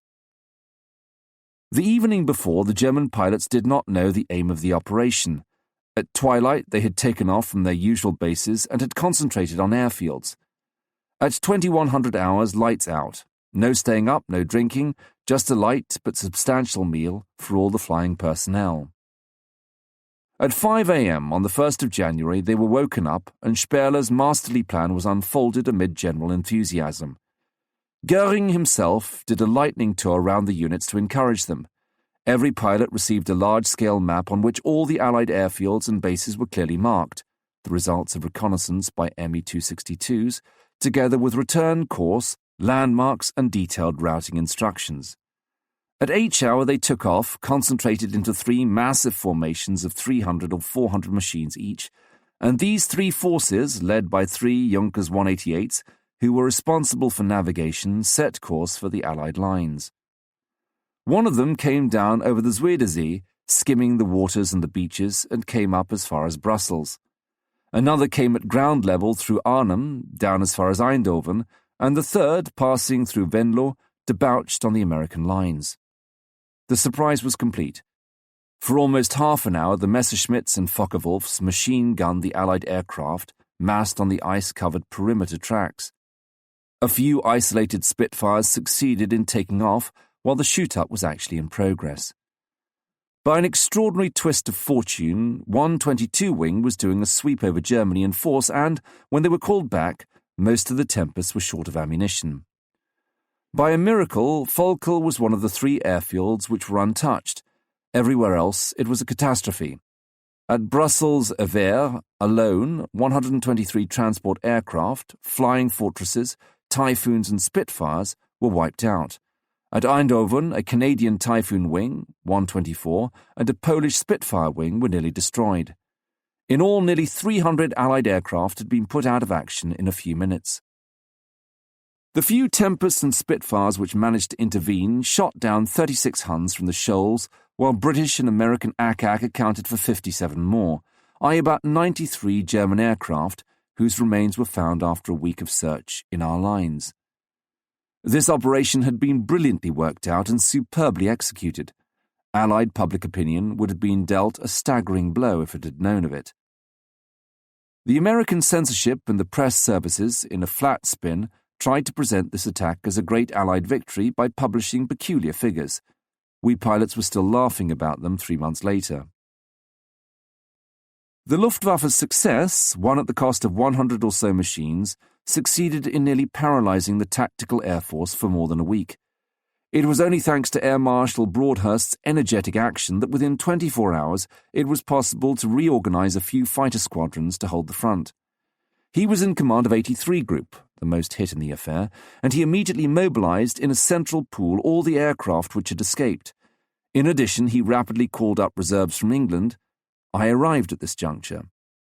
In the week following, 122 Wing, in effect alone, kept the aerial offensive going from dawn to dusk, and in 16 days lost 18 pilots and 23 aircraft. A disappointing return. My training, such as it was in Typhoons and Tempests, being completed, I set off for Holland. I spent my few remaining hours with Jacques before climbing into the duty Anson with all my paraphernalia. The usual monotonous and uncomfortable journey on board the old crate. The duty Anson transported everything: pilots posted to units of 83 Group, the post, the newspapers, a bottle of whiskey or two, laundry for a mess, somebody's uniform back from the cleaners, sometimes a dog or a mascot. All that piled up in a cabin 10 feet by 5 feet. Everything vibrated, icy drafts materialized from nowhere, and worst of all, you inevitably felt airsick within a quarter of an hour. As I sat on my parachute bag, frozen to the marrow, in spite of my ermine jacket, I went over my conversation with Jacques again, full of a curious mixture of bitterness, fear, and haste to reach my journey's end. How hard this return to active operations was, compared with our arrival at Biggin Hill or 602 Squadron 2 years ago. I was in a hurry to get back to the healthy, open atmosphere of a squadron after 4 depressing months of offices in liberated France. But I also recognized again the old sinking feeling, the fear in the pit of your stomach before you take off for a flight. Would I be able to take it? After 300 operational flights, I was returning with neither the zest of the young pilot newly hatched from OTU, nor with the calm self-confidence which comes of long experience. I know I had been pushed off in a hurry, as soon as permission had been obtained from the French, because flight commanders for Tempests were scarce. Pete Wickham at Air Ministry had at least been frank with me. 122 Wing had lost on an average during the last 2 months 1 squadron commander and 3 flight commanders a fortnight. Good luck, Closter, old boy. Bags of promotion over in 122 Wing. After being comfortably chairborne for 4 months, going back on ops, on a type of plane I didn't know, after an hour and a half in a typhoon and 3 brief trips in a Tempest, seemed not only risky, but practically mad. I saw myself back in Warmwell, not daring to do a barrel roll in a Tempest, not even a simple loop. How was I going to react to flak, which, according to Jacques, had got simply appalling? It had been tough enough in Normandy. Oh well, at least now they would leave me alone. I wouldn't have to worry about the Ministère de l'Air in Paris, with its incoherence, its senile colonels, its members of the resistance, its counter-orders and all those fishy characters in their shady uniforms who had come to the surface over there like the scum on boiling jam.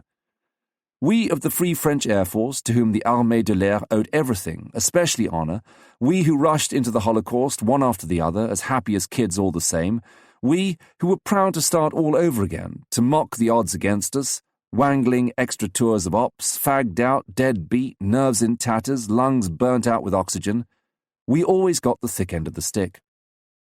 The rare survivors of this 4-year-old effort had wanted more than anything else to go home, to tread French soil again, go see their loved ones again, to live again the life of the Paris streets or of their peaceful native town. But they had quickly come back, bemused, uncomprehending, though as yet unembittered. They had been overwhelmed with resistance stories, with tales of heroic deeds. The same words had been dinned into their ears 100 times over.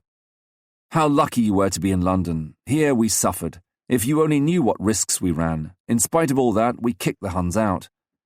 You can't understand. You don't know what it was like. So-and-so was shot, so-and-so was tortured, deported. What? You're a pilot sous-lieutenant? It's easy to see decorations weren't hard to come by in London. Pilots didn't understand all this. They had done their best. They didn't want flowers and jollifications. They expected no reward except to see their homes again, even if they were in ruins. They preferred to keep quiet, but deep down there was a feeling of profound injustice. What had they gone through?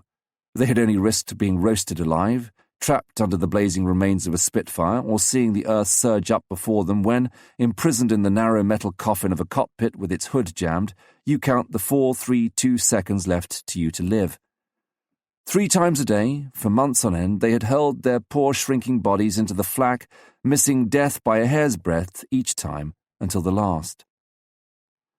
War for us was not the desperate bayonet charge of 1,000 human beings, sweating with fear, supporting and sustaining each other in a helpless, anonymous massacre. For us it was a deliberate, individual act, a conscious, scientific sacrifice. Unaided, alone, each one of us had every day to conquer the stab of fear in our breast, to preserve, reform our ebbing store of willpower. We had to do all that 10 times, 100 times, 1,000 times, and then after each mission take up again a normal, healthy life. An appalling strain. The moment we stepped down from our plane, we found other human beings like us, the same flesh and blood, but who walked about, made love, went to the pictures, listened to the wireless as they smoked their pipes, and read a book, and who knew they would be alive the next day. What merely human nerves could go on standing up to this? L, as brave as a lion for 2 years, had become a pitiful shadow of his former self. Gooby had crashed into the lorry he was machine gunning, betrayed by his worn-out reflexes. Mouchot, lungs burnt out by daily flights at 35,000 feet, had collapsed in his Spitfire in the midst of the fight and disappeared. There was no relief. It was always the same ones who flew to retain France's stake in the sky, while the others... After the liberation of France, we went on, to get away from the rank atmosphere of lust and hatred, of servility and haggling, and to preserve our remaining illusions. For 4 hours I brooded. The Anson was now over Belgium. The pilot carefully kept to the safety lanes between the ACAC zones, set up to protect Antwerp against the V1 offensive. After that, the south of Holland, monotonously flat, with its canals carving up regular squares of snow. Military convoys congested the roads. Suddenly, an enormous airfield, pitted with craters, with 2 great brick runways. Wrecked hangars, gutted buildings, here and there what looked like gypsy encampments, piles of empty petrol tins, camouflaged tents. Round each encampment, 20 or so Spitfires or Tempests in impeccable alignment. A snowplow, surrounded by a cloud of powdered snow, was clearing one of the runways. "Folkel," said our pilot simply. A green rocket from the control tower, and the Anson made its approach. The controller arrived in his jeep just as I was getting out. "I'm Desmond. You're Clostermann, aren't you? We've heard about you from Lapsley. Yes, he's Kenway's wing co-ops. I'll take you to Wing HQ straight away. Your kit will be taken to the mess. 122 Wing was commanded by Wing Commander Brooker, DSO DFC. He received me standing at the door of his command post trailer. I was introduced to him and handed him my posting order and my flying log. As he examined them in silence, I had a chance to have a good look at him. He seemed very tired.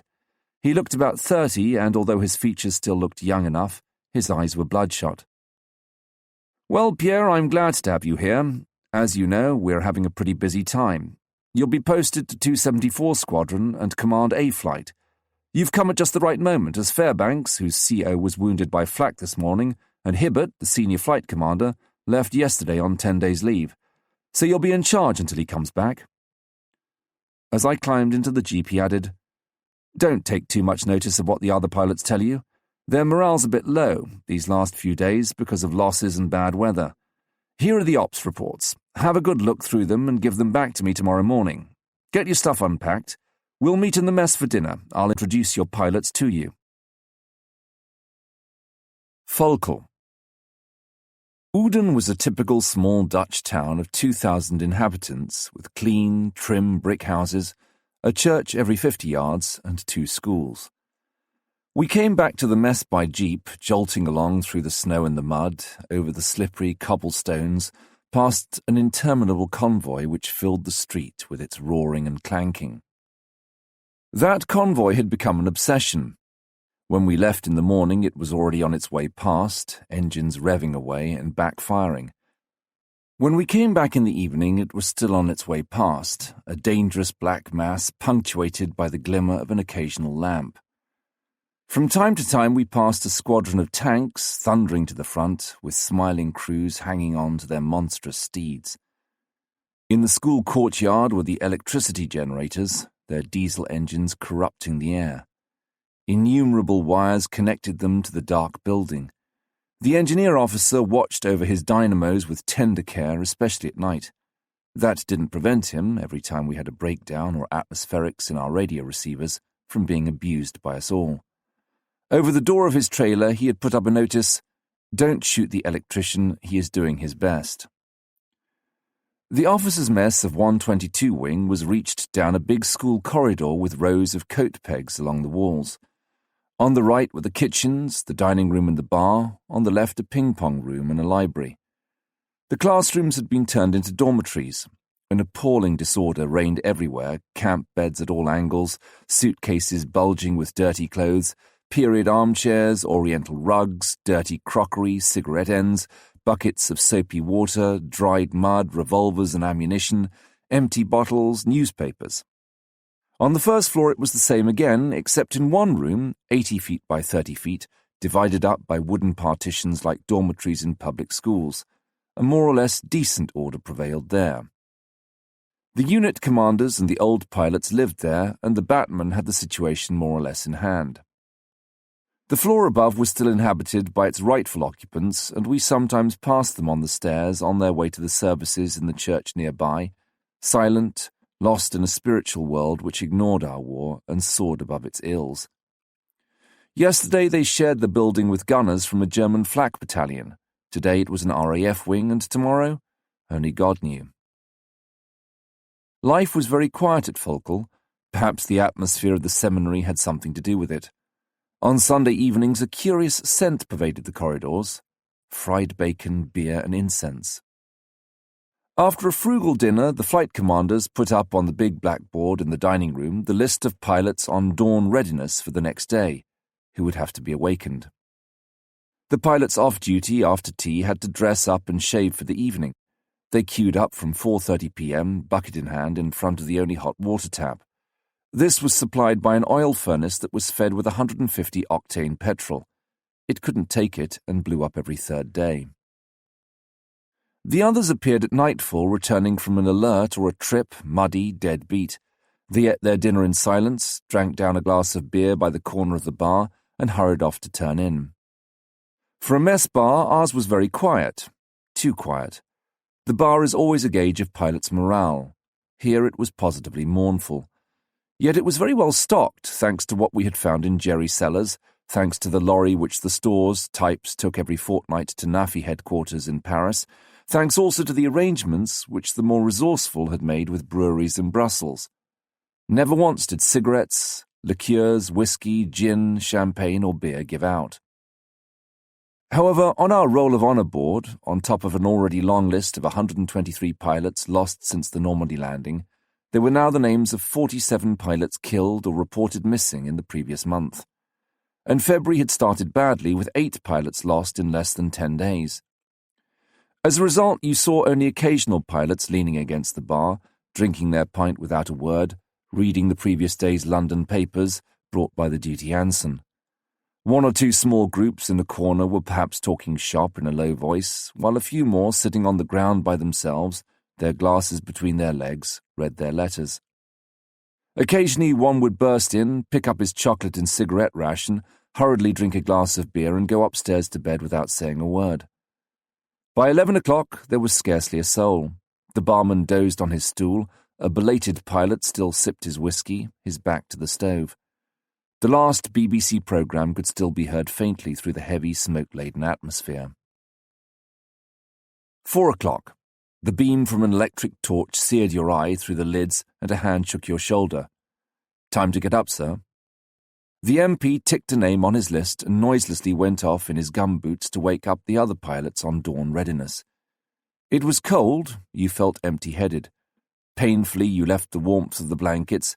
You put on your battle dress, your pullovers, your flying boots, smoking a cigarette which made you feel slightly sick. Your Irvine jacket on your back, muffled up in a balaclava, you went down to the icy dining room. The frosted window panes gave back a pale reflection of the electric light bulbs. A half-asleep mess waiter brought grilled sausages and scalding tea, which you swallowed sitting astride the benches. Latecomers tore down the stairs, banged the doors, put a sausage between 2 pieces of bread and margarine, swore as they swallowed the hot tea, and rushed out to join their comrades in front of the entrance. The lorry was already there, the NCO pilot sitting inside smoking. As flight commander, I was entitled to the use of a jeep, and a man from the transport section had brought one round for me. Accompanied by my 2 section leaders, my hands still numb with cold, I drove off, keeping my eyes on the red tail lamp of the lorry in front of me. There was ice on the road, and as, since that first January show, headlights were not allowed, I had difficulty in following it. An icy wind blew over the airfield, lifting the snow in damp clouds which pierced us to the marrow. In the dispersal hut, the timekeeper had lit the stove, and the kettle was beginning to sing on the primus. Outside JJ-B, my aircraft, was so close that it seemed that its wingtip rattled against the boards of the hut. The wind found its way in spite of the carpets hanging on the walls. It was like being at a meeting of sleepwalkers. My pilots were doing 2 and often 3 very tough operations a day, and sometimes were 10 hours on readiness. They went to bed worn out and got up still tired. Numbed by the cold, their eyes heavy with sleep, they took down their parachutes, checked their helmets, staggered out, and hauled themselves up on the slippery wings to get their planes ready. The mechanics also led a dog's life. In that cold, you had to have a night crew every 20 minutes to start up the engines and warm them up to 110 degrees. It would have been catastrophic to let the oil in those sleeve valve engines get too cold, as it was impossible to get the frozen oil feeds cleared. As a result, the engines had to be run up day and night. 04:45 hours. The timekeeper ran through to group control to report that 6 Talbot aircraft were in a state of immediate readiness and would be called Blue Section. He then read out the names of the pilots with their call signals and their positions in the section. He then passed me the telephone. It was Lapsley at the other end. "Hello, Pierre. Got you up early this morning. The weather's pretty lousy, but the controller doesn't want to relax the state of readiness, as 1 or 2 jets might very well try to slip through to take photos of your lines under that blasted cloud cover. All right? Cheerio. Be on your toes, just in case." I hung up and went outside, shivering, to look round and see that everything was in order. Dawn was just breaking. The flying control lorries were picking up the night-flying flare path. With these low clouds, this sleet now coming down incessantly, not much chance of flying. Brr. I nipped inside again. Complete silence in the hut. Sunk in their armchairs, the pilots were all asleep. I took the opportunity of going through the older books, the RT procedure, and the last battle reports stuck up on the door. The timekeeper noiselessly refilled his stove. The damp wood gave off an evil-smelling yellow smoke. I ended up by dropping off myself. I was woken up with a start by the noisy arrival of the rest of the pilots, Squadron Leader Fairbanks at their head. A glance at my watch, already 8:15. Fairbanks, an American who had joined up in the RCAF in 1941, was a tall, fair, extremely pleasant fellow with delicate features like a girl. I got up and introduced myself. He had a frank, firm handshake. In spite of his rather dreamy blue eyes, he was an ace fighter pilot, and a DFC and bar adorned his chest. He had shot down 14 Huns, 12 in the previous month, including 2 jet Messerschmitt 262s. He gave me a cigarette, we drank a cup of tea. I gave him the latest gen and handed him the Met report, which needed no comment. We sat down and had a yarn. As usual, we found we had a host of friends in common. Fairbanks' tactics were very interesting and required a good deal of nerve. What a pity Jacques wasn't there. This would have been up his street. Broadly speaking, this was Fairbanks' technique. The most frequented Jerry airfield was at Rainer, where a great many fighters were based. It took 8 minutes to get from Volkel to Rainer, thanks to the Tempest's colossal speed. Therefore, Fairbanks had got into the habit of going there roughly once a day, generally round about 5 p.m., with only a section of 4, sometimes even only a pair.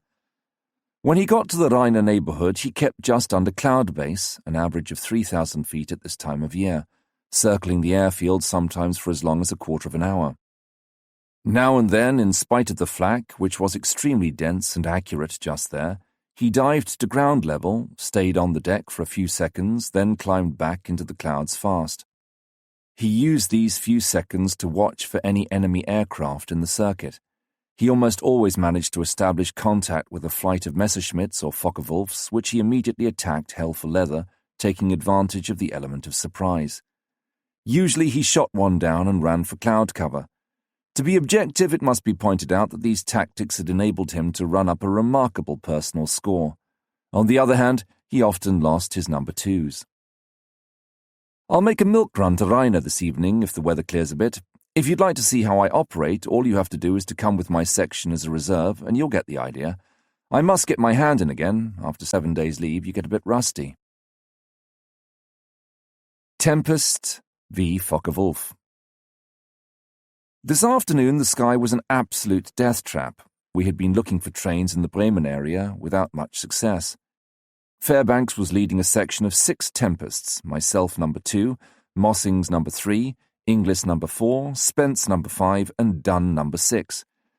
I had pointed out before we started that his section was lopsided. 3 young, inexperienced pilots was too many. All the same, we attacked a train in a marshalling yard. We were met by dense and accurate flak. Spence was hit in the port wing and only just had time to jettison his blazing auxiliary tank. Fairbanks had dived to the attack rather steeply, and I had had trouble in following him. The 40-odd shells I had scattered in the general direction of the locomotive couldn't have done it much harm. I had climbed up to the clouds again very quickly, with tracer all round me. It was obvious that my nerves couldn't take flak any more.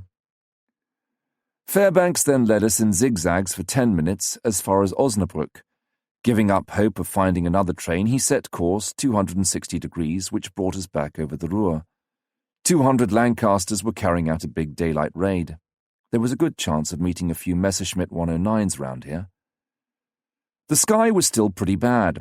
There was a thin, translucent layer of 10 tenths cloud at 10,000 feet, and below a medley of small cumulus between which we wended our way. Just the kind of position where you can't see anything, but anyone can see you. Control called us. "Hello, Talbot Leader. Canary, please." "Hello, Kenway." Talbot Leader answering. "Canary coming up in 10 seconds. Canary was the cover name for the special secret apparatus which Tempests were equipped with. It sent out a certain radar signal when you pressed a yellow button on the right of the cockpit. This signal had the property of duplicating a radar echo and of changing its color in cathode tubes. This enabled the controller, with much greater precision than the old IFF, to identify such and such a formation from several others on a crowded screen. Hello, Talbot Leader, Kenway calling. There are Huns around coming back from the Ruhr. Can't give you anything definite yet. I released the safety catch and checked my reflector sights. Hell, the bulb had burnt out. Feverishly, I took off my gloves, fumbled in the little rack where the spare bulbs were clipped, and unscrewed the base of the sight. Look out for Huns coming down at 3 o'clock. I swore under my breath and looked up, in time to see about 30 Focke-Wulfs peeling off less than 6,000 feet above and diving on us. Instinctively, I stopped messing about with the sights and turned to face the attack with the other 5 aircraft. The base of my sight dangling on the end of the electric wire caught me full in the face, my gloves fell under my seat, and a 30mm shell exploded in my starboard wing, riddling my fuselage with fragments. A poor start. A long-nosed Focke-Wulf practically touched me and passed beneath me with a half-roll. Everything seemed to have got pretty confused. Goodbye, chaps. I've had it. It was poor Spence's voice. His Tempest was spinning down, coughing oil and flames. Poor Spence, so proud of his newborn baby. Now things really began to hum. The Focke-Wulfs, cleverly divided in groups of 5 or 6, attached themselves to each of us. Without my gun sights, I fired away haphazard and unsuccessfully at a Jerry who jigged in front of me for a moment. I was disarmed and could take no further part in the show. I warned Fairbanks, who didn't answer, and decided to remove myself. My engine was beginning to heat alarmingly. In front of me, 2 Focke-Wulfs had collided, and their entangled remains were slowly falling, throwing off a hail of flaming fragments. A parachute opened and disappeared at once into a cloud. Followed by 4 Huns, I did a vertical climb and waited with my nose pointing up into the sky for the controls to slacken. An anxious moment. No drop in the speed. My Tempest began to vibrate. Nothing for it. I kicked violently on the rudder bar. The sky swiveled round. Half roll. I was upside down. I pulled the stick back. What a ropey effort. I obviously wasn't handling my Tempest very well. One of the Focke-Wulfs had followed my maneuver with the greatest of ease, and his shells whizzed close by my hood. I now dived vertically. With my 7 tons, I quickly reached 500 miles per hour on the indicator and left the Focke-Wulf far behind. I must straighten out quickly as my damaged wing was vibrating and the skin, ripped by the shrapnel, was tearing dangerously. I crossed the Rhine at less than 150 feet, to the accompaniment of frenzied flak. Besides, I had chosen my spot badly and found myself on the left bank at ground level in the middle of the Wesel pocket. And what flak! Even the machine guns were taking a hand. I now understood why everybody made a detour over Goch. I missed Volkel in the mist and found myself heaven knows where over the Dutch countryside. All the windmills, all the canals, and all the towns looked alike. The map was no help. I asked Desmond for a fix and he brought me back plumb on the base with his first vector. I made a very poor landing as my flaps would only come halfway down, and I was afraid they might pack up in the middle of my approach. Inglis and Dunn had just landed. Mossings was in the circuit. Fairbanks and Spence had been shot down. Inglis and Mossings had each damaged a Hun, and Dunn had scored hits on 3. The violence of the scrap had prevented the results from being verified. The mess was rather gloomy that night. A tragic landing. Through the dirty window panes, I was looking at yellow section of 274 Squadron returning from an armed reconnaissance. Only 3 aircraft in the circuit out of 4, and even then one of the 3 seemed to have been badly damaged by flak. Desmond called me on the phone and asked me to come at once to the control tower. Just as I jumped into the jeep, the 2 first Tempests landed in formation. A cluster of red Veery lights for the guidance of the 3rd rose from the ACP's trailer. Desmond was on the balcony of the tower, microphone in hand. Without bothering about the stairs, I joined him quickly by shining up the outside ladder. "It's Alex," he said, handing me his field glasses. "Give him some advice." Poor Alex must have caught a packet from the 37mm, and one of the legs of his undercart was dangling pitifully, the wheel half torn off. That leg must be got up at all costs. He would never succeed in landing on his belly like this. "Hello, Alex, Pierre here. Try to get your port leg up." No answer. I said it again, forcing myself to speak slowly and clearly. A few seconds later, at last, Alex's voice answered in the loudspeaker, hesitant and gasping. "Sorry, I can't." "Try again," I insisted. The row of his engine at full throttle, the propeller in fine pitch, brought everybody out. I could see people climbing on the roofs of the huts and crowding at doors and windows. Hibbert and Brooker arrived, anxiously following the evolutions of the plane as it dived, climbed, waggling its wings to try and free that blasted wheel. Finally, after a dive, an object detached itself from the plane, but there was still the oleo leg. "Alex, try your CO2 bottle." It was his last chance. With my glasses, I could see the leg begin to come slowly up in jerks, almost into the cavity in the wing. "Hello, Pierre. I have used up my CO2 and the leg isn't fully locked yet." His voice was trembling. Poor kid. How well I understood his panic, all alone up there, struggling with all that complicated machinery, which had now become a death trap. I could almost see him, drenched in sweat, out of breath, desperately hammering at the undercart lever, still pushing on the CO2 bottle lever, although it was empty. The ambulance started up and moved to the far end of the runway, keeping its engine ticking over. The fire tender followed, the crew on the running boards looking like deep-sea divers in their asbestos suits. The MO's jeep arrived. Alex called me back. "Okay, Desmond, coming in for belly landing, switching off." "Christ, Clostermann, tell him to bail out," shouted Brooker. Too late. He had switched off his radio. The Tempest began its approach. I slid down the side of the ladder and leapt into a jeep. The fire tender got into gear and moved up to the front. People started running along the perimeter track. The Tempest lost height and quickly grew bigger. The brilliant disc of the propeller suddenly broke up as Alex switched off. He levelled out perfectly, tail and flaps down. He approached the brick runway. I trod on the accelerator, pursued by the fire tender's bell and the siren of the ambulance. The Tempest was about to touch down. The transparent hood flew off through the air. Now! A terrific scraping noise, the propeller buckled up, and the 8 tons fell at 200 miles an hour. With a crash like thunder, the plane bounced a good 30 feet into the air before our horrified eyes, turned over and crashed on its back, tail forward in a sheet of flame. Bricks filled the air, a muffled explosion, a blinding light, and straightaway terrible 20-yard tongues of flame mingled with twisting spirals of black smoke scored with vivid flashes. I jammed on the brakes 50 yards from the furnace and jumped out while the fire truck literally hurled itself into the flames, spitting carbonic foam through its 6 high-pressure nozzles. The fire crew leapt off, armed with axes, followed by the medical orderlies. 30 yards away, the air was so hot that it burned your throat like spirits. White sparks began to spurt from the blaze as the ammunition caught. The dry crack of the explosions and the whistling of the fragments filled the air. One of the firemen, trying to forge into the inferno, collapsed. He was hooked out from behind like a blackened, smoking log. He climbed out of his asbestos suit, bespattered with molten aluminium, staggered and fell on his face, vomiting. The flames roared, the smoke stung our eyes. The fireman went on pouring gallons and gallons of milky liquid which splashed, turned into steam, or ran over the bricks. The heat was getting less all the same, and the shattered carcass of the Tempest began to show through the tongues of fire. The disemboweled engine showing its copper viscera besmirched with earth, the skeleton of the tailplane, the fuselage broken up into 3 stumps, 3 the wings ripped by the explosion of the belts of ammunition. The fire was now almost vanquished. A vague, shifting red glow could be seen beneath the boiling foam. Wading in up to our knees, we rushed in. The horrible stench of burning rubber caught our throats and made us retch. A fine white dust of powdered aluminium fell, then the sound of axes breaking into the remains of the cockpit. Easy, chaps, easy.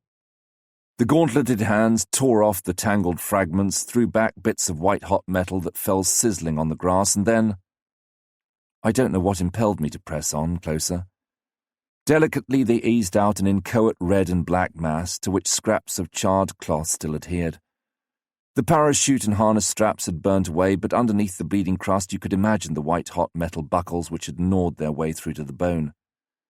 I felt the sweat congeal on my back. Completely unnerved, my legs gave way, and I sat down in the slush of foam and cinders and bent double, wretched and wretched. The next day, same tragedy all over again with another pilot who also tried to bring in his Tempest on its belly. 25th of February, 1945. Another poisonous day. Snow, wind, visibility nil, flying was quite impossible. However, GCC maintained two sections of Tempest at immediate readiness, one from 486 and one from 56, together with a section of Spit 14s from 41 Squadron. These three sections had been taking it in turns with no hope of flying since dawn. At about 1500 hours, the weather cleared slightly and the 6 Spits were scrambled. In this appalling cold, they had a job getting their engines started, and we looked at them through our windows, jeering. In the end, one pair took off, followed at least 3 minutes later by the rest. A quarter of an hour later, these last 4 came back and landed, not having been able to join up in the clouds. They told us, however, that the first 2 had jumped to German jet aircraft. We got the remainder of the story that evening in the bar when the pilots of 41 were distinctly pleased with themselves and let nobody forget it. Flying Officer Johnny Reed, DFC, shortly after he had scrambled and as he was patrolling Nijmegen Bridge at 10,000 feet, had spotted one of the very latest and rarest Luftwaffe planes, an Arado 234, sneaking into our lines at ground level. Diving straight down, flat out, ignoring the risk of his wings coming off, Johnny succeeded in catching the bastard in a turn, fired at him point-blank, and gently landed him in flames less than 100 yards from Broadhurst's HQ at Eindhoven. We were told that the AOC was delighted, as a group of American journalists had witnessed the operation, and it was the first Arado 234 to be destroyed for certain. After this episode, the pilots of 41 revived the good old Spitfire v Tempest controversy and pursued us with their jeers. "You Tempest," they said, "you speed merchants, you think you're the cat's whiskers, you and your 7-ton crate, your 4-cannon. You've never managed to catch one of those things. You needn't have browned us off for days on end with yarns about your mighty dives and your terrific cruising speed." We naturally retorted that this particular Hun must have been very keen to commit suicide. Besides, we'd seen Reed's plane after he landed. His poor Spit's wings were buckled like a concertina. All the paint had come off the surfaces. The rivets had sprung and the fuselage was twisted. Good for the scrap heap. And we closed the discussion by a conclusive argument that always annoyed Spitfire pilots considerably, i.e., that our landing speed was almost greater than their cruising speed. As I was an ex-Spit pilot myself, Frank Woolley tried to drag me in as umpire. For 10 minutes I spouted feeble explanations and mathematical formulae, and everybody was satisfied. Drinks all round settled it. We drank to the midges, and they drank to the flying buses, and we all went to bed in the best of tempers. Tempest v Messerschmitts. Following on recent blows, particularly the shooting down of Fairbanks, Ops and GCC decided that only formations of at least 8 aircraft might operate deep into enemy territory. In addition, 2 formations at a time would do sweeps following parallel courses and less than 60 miles apart, so that they could go to each other's assistance. Leading Talbot, I was carrying out a sweep with 8 Tempests of 274 in the Hanover area. 486 was operating somewhere not far off. At about 15:05 hours, after having a look at the airfields at Hanover and Langenhagen, I set course 320 degrees for Wunsdorf, from which 2 squadrons of Messerschmitts usually operated. Over the radio, I warned Mackie, who was leading 486. "Hello, railroad, switching from H for Harry over to B for Baker." Wunsdorf, with its 2 great runways in the shape of a St. Andrew's cross, seemed deserted, though the field looked in pretty good shape. Leaving Steinhude Lake on my left, I came up towards Bremen. 15 hours. We were within sight of Hoyer, a night fighter base. I decided on a 360-degree turn to have a look at the neighborhood and to regroup my Tempests, who were scattered over about 3 miles of sky. "Come on, Talbot, pull your fingers out, join up." During the turn, I mechanically counted my aircraft. Hell, where was the 8th? I waggled my Tempest about to look in the blind spot formed by my tailplane. "Breakport, Talbot." I just had time to shout it in the mic. There was the Wunsdorf 109s, 3,000 feet above, in impeccable formation, 40 to 50 Messerschmitts. "Climb flat out, don't let your speed drop." They had seen us. A second of indecision, and they were now immediately above us, waggling their wings. They split up into 2 groups, one turning left, the other right. "Hello, railroad, better come and give us a hand." It would be safer to have 486's help. It looked as if I was going to be caught sandwiched between the two groups of Huns. Better try and get back towards Hanover and take no chances. What were the Huns waiting for? They seemed to be anxious about something, to have smelt a rat. Now there were Blue 4 and Blue 3 lagging half a mile behind the rest of my formation. Join up, Blue 3 and 4, for Christ's sake! I had better try and maintain contact without fighting until Mackie turned up. I could hear Kenway bringing him along by radar. Join up, Blue 3 and 4! Those two idiots were going to spoil everything. There. About 15 109s peeled off from the left-hand group and dived on them. Blue 3 must have gone haywire, he just didn't seem to see them coming. Talbot Blue 3, break! Oh, what the hell. I would have to attack. Talbot, break port, attack! At full throttle, I cut short my turn and raced to help the two laggards. The first 109 fired a burst at Blue 3 as it passed. With one wing torn off by the 30mm shells, the Tempest went into a spin. I veered towards this Messerschmitt, who also turned towards me. He skidded, and I saw that his huge air-screw spinner bore the white spiral of the shock units of the German Air Force. I fired my 4 cannon together, 1 shell on his port wing, 2 more on the cowling, an explosion. The 109 passed 60 feet below me, dragging a trail of thick black smoke, and disappeared. My finger on the firing button, I flew straight on through the thick swarm of diving 109s. I daren't attempt the slightest maneuver in case of a collision. I kept on reminding my pilots to keep their speed above 300 miles per hour, for 109s could turn better than we could at low speed, and you had to watch out for the 30mm cannon in their propeller. It didn't give you a second chance. The best technique was to do a spiral dive, work up to a speed of 450 miles per hour, do a straight vertical climb, and then start all over again. The 109s, on the other hand, knowing that we dived faster than they did, tried to get us up to 16,000 feet, where our tempests were heavy and our engines sluggish. I made a false move and let myself get cornered by 4 aggressive 109s who wouldn't let go. I outdistanced them on the way down, but when I levelled out they caught up with me and fired one after the other. This lift-like rigmarole might have a sticky end. Most unpleasant it was. You saw their propellers, the white trails at their wingtips, the big air intake to their superchargers to the right of the cowling. Then, suddenly, the staccato flashes of the 20mm cannon firing, with, in the centre, more sedate, firing in burst of 3 shells, the 30mm, whose fat tracer shells seemed to weave towards you in a most uncanny way. At the end of a few minutes, the air was crisscrossed with a jumble of straight smoke trails left by the tracers. My engine was overheating as usual. Sergeant Campbell stuck desperately to my tail and faithfully followed all my most violent manoeuvres. His life depended on it. However, he received a hit, and in a turn, I noticed oil streaking his fuselage.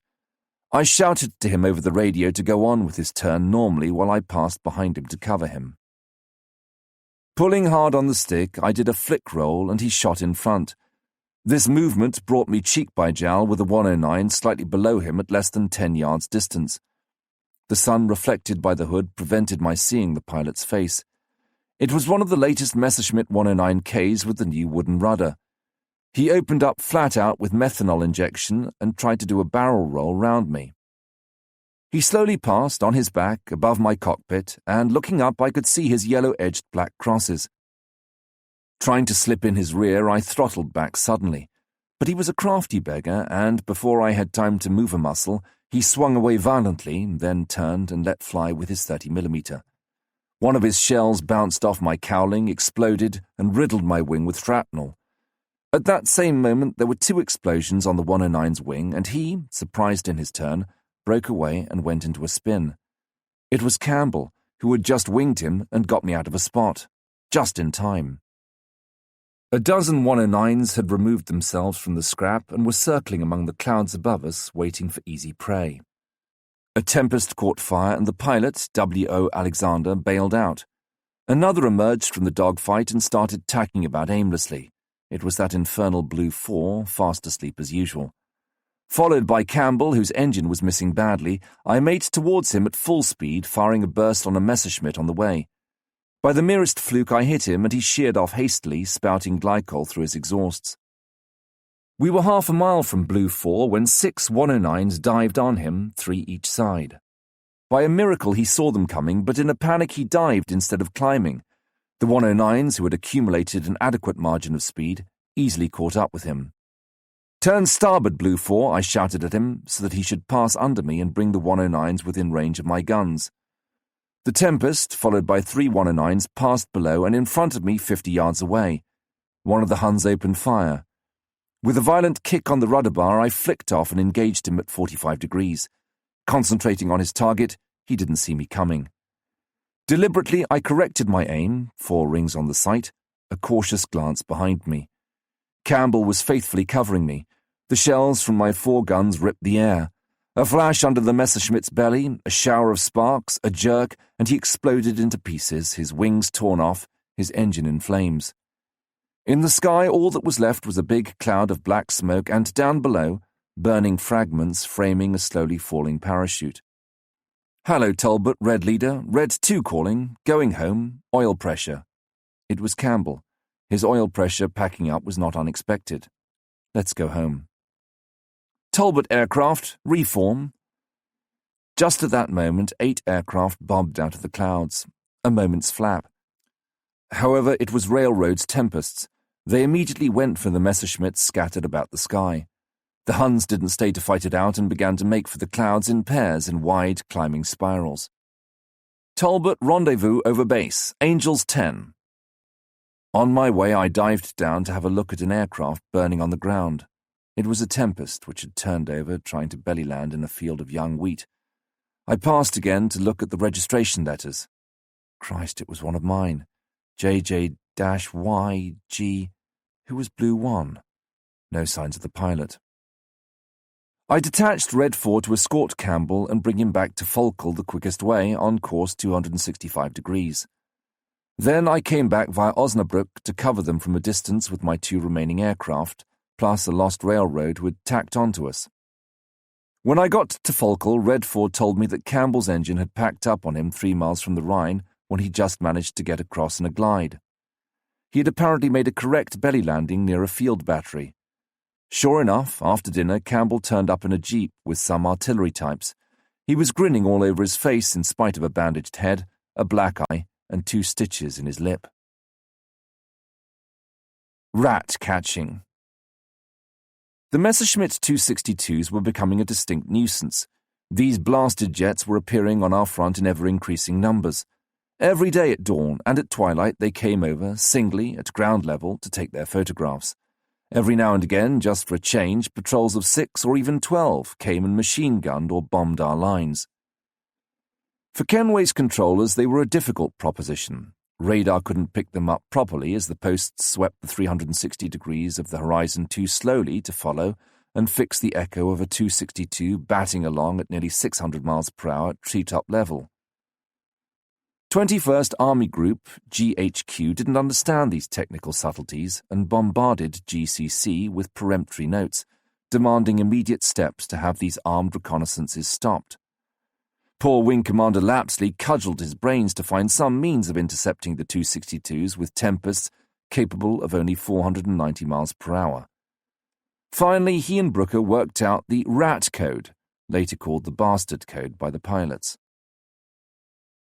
The principle of the thing was as follows. 2 pairs of Tempests were permanently kept at a state of immediate alert, i.e. the planes were actually in scrambling position on the runway, with the pilots ready strapped in their cockpits, their finger on the starter, engines warmed up, radio switched on. As soon as a 262 crossed the Rhine towards our lines, Lapsley sent out a warning in clear from his control post straight to the pilots as follows. "Hello, Talbot Leader. Scramble, rat, scramble, rat." The engines were immediately started up, 3 red Viry lights went up to clear the circuit and gave the rat catchers priority. The quarry being too speedy for any attempts to catch it to be worthwhile, the 2 Tempests immediately made for Rainer Hopsten, the jet fighter's base. Exactly 8 minutes from the sounding of the alarm, the Tempest would be patrolling the approaches of Rainer at 10,000 feet and trying to catch an Me-262 returning from his trip, when he would have to slow down to let down his undercart and his flaps before landing. In 1 week, we brought down 8 rats in this way. I was out of luck and missed 2 who slipped through my fingers. The second one provided a complete triumph for the Falkell Ak boys. The rat scramble had just been given out. I was taking off, followed by my number 2, when the 262 whizzed over the field about 100 yards behind me. By the merest chance, and by an extra special dispensation of Providence, the 2 Bofors of posts SE4 and 5 were pointing in the right direction, with the crews in position. Each gun fired 1 clip with the odds about 1,000,000 to 1, and the Me-262 stopped a 40mm and disintegrated into the air. The Germans soon found the answer to rat-catching. The Me-262s were told to return home at full speed and at ground level, which made them very difficult to spot, owing to their camouflage, and not to slow up until they got to the flak lane. Once there, they could land at leisure and in complete safety, in line with the main east-west runway at Rheine. Over a distance of 5 miles, there were 160 quadruple 20mm mountings in a double line. These could put up an impenetrable curtain of steel and explosive, under which the Jerry could slip and land perfectly peacefully. In 1 week we lost 3 Tempests which tried to attack an Me-262 in this flak lane. There was no point in persisting. Strict orders came out absolutely forbidding any attack on a 262 within a radius of 6 miles of Rheine, which considerably reduced our chances of bringing any down. On the 7th of March, 3rd Corps of the 1st American Army reached the Rhine at Remagen and by an extraordinary stroke of chance found the Ludendorff Bridge intact. The 9th Armoured Division seized it in double-quick time and General Bradley began to exploit the bridgehead. Within a couple of days, this enclave on the right bank of the Rhine had become such a threat to the Germans that they made desperate efforts to cut the bridge. The Luftwaffe was hurled in, and the American fighters, who had no suitable bases within reasonable distance, were soon overwhelmed. The RAF was called in to help, and as Tempests were the only aircraft with a sufficient range to cover Remagen while operating from Holland, this task too fell to our lot. I led the first of these protective missions at twilight. Our 8 Tempests flew up the Rhine through Cologne and reached Remagen, where we were greeted by virulent American ack-ack. The Yanks were in such a state of nerves that, even after we had made the usual recognition signals, and they had been acknowledged, they continued to let off an occasional burst of Bofors at us. By the 3rd salvo, which didn't miss me much as I collected some shrapnel in the wing, I felt I didn't particularly want to go on giving these gentlemen target practice. I got my formation to do a 180-degree turn to make for home when, horrors, we found ourselves face to face with an absolute armada of 7 or 8 Arado 234s, escorted by 30 or so Me-262s, diving down on that miserable bridge. At full throttle, I fell in behind them. Just as I was opening fire on an Arado 234 at over 1,000 yards range, 40 long-nosed TA-152s emerged from the clouds on my left. To hell with it. I warned my formation over the radio and kept straight on. The speed shot up frighteningly, 420 miles per hour, 450, 475. I was hurtling down at an angle of about 50 degrees. The 7 tons of my plane, pulled by 3,000 HP, had terrific acceleration. The Arado leveled out gently, insensibly, following a trajectory which would bring it down to the level of the Rhine a few hundred yards short of the bridge. I was 800 yards behind, but I daren't fire. At this speed, I felt that firing my guns would certainly wreck my wings. Still behind my Hun, I flew into a frightful barrage of 40mm and heavy MG. I saw the 2 bombs drop from the Arado quite distinctly. One of them bounced over the bridge, and the other hit the bridge road. I passed over the bridge, 40 yards to the left, just as it exploded. My plane was whisked up like a wisp of straw and completely thrown off her balance. I instinctively closed the throttle and pulled the stick back. My Tempest shot up like a bullet to 10,000 feet, and I found myself upside down right in the clouds, sweating with funk. A violent vibration, my engine cut out, and a shower of mud, oil, and ironmongery fell on my face. I dropped like a plummet, and then my plane went into a spin. A spin in a Tempest is the most dangerous thing on earth. After 1 turn, 2 turns, you get thrown about helplessly. You cannon into the walls of the cockpit in spite of the harness straps. In a complete flap, I wrenched at the hood release. It came away in my hand. I tried to get up on my seat to bail out, but forgot to unstrap myself and succeeded only in giving myself a terrific bang on the head. When I came out of the cloud, I was still in a spin. There was the ground less than 3,000 feet below. I pushed the stick right forward and opened the throttle wide. The engine coughed and suddenly fired again, practically jerking itself out of the fuselage. The spin turned into a spiral. I gently tested the elevators, which responded all right. The fields, however, were rushing towards my windshield. I levelled out at less than 100 feet. A close shave. I raised my helmet and felt my hair soaked with sweat. I pinpointed my position quickly. I was on the right bank of the Rhine to the north of the American bridgehead. I set course 310 degrees for home and over the radio gave my patrol a rendezvous over Cologne at 3,000 feet. Just at that moment, Kenway called me. "Hello, Talbot Leader, Kenway calling. What's your position? Over to you." I replied briefly, "Hello, Kenway, Talbot Leader answering. My approximate position is 30 miles north of Remagen, along Rhine. Out." It was Lapsley personally controlling at Kenway today. I could recognize his drawl. "Okay, Pierre, look out, there are a couple of rats around. Out." Right, I'd keep my eyes open. I was okay for juice and decided to do a quiet 360-degree turn under the clouds to try and spot the two rats in question. A few seconds later, some ack-ack tracers started coming up along the Rhine, and I made out two long, slender grey trails weaving just above the ground. It was a 262. It looked superb with its triangular fuselage like a shark's head, its tiny arrow-shaped wings, its two long turbines, its grey camouflage spotted with green and yellow. This time I wasn't too badly placed. I was between him and his base. Once again I dived hell for leather to accumulate the greatest possible speed. He hadn't seen me yet. A slight turn on the ailerons and I got up to him at a tangent. I was making careful allowance for speed and bullet drop when suddenly two long flames spurted from his jets. He had seen me and opened up. I was in perfect position 300 yards away. I fired a first burst. A miss. I increased the correction and fired again quickly, for he was gaining on me. This time I saw two flashes on his fuselage, then one on the wing. The range was now 500 yards. An explosion on the right turbine which immediately vomited an enormous plume of black smoke. The 262 skidded violently and lost height. Our speeds evened out with about 600 yards between us. The smoke got in my way and I missed him again. Curious red balls floating in this smoke dazzled me. Jesus. My two-port cannon jammed.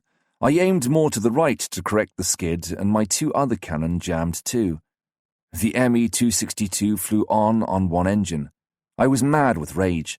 There seemed to be a leak in my pneumatic system, no pressure showing on the gauge. I was simply livid with fury.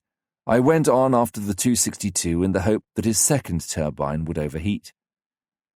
After a few moments, it was my own engine which began to heat.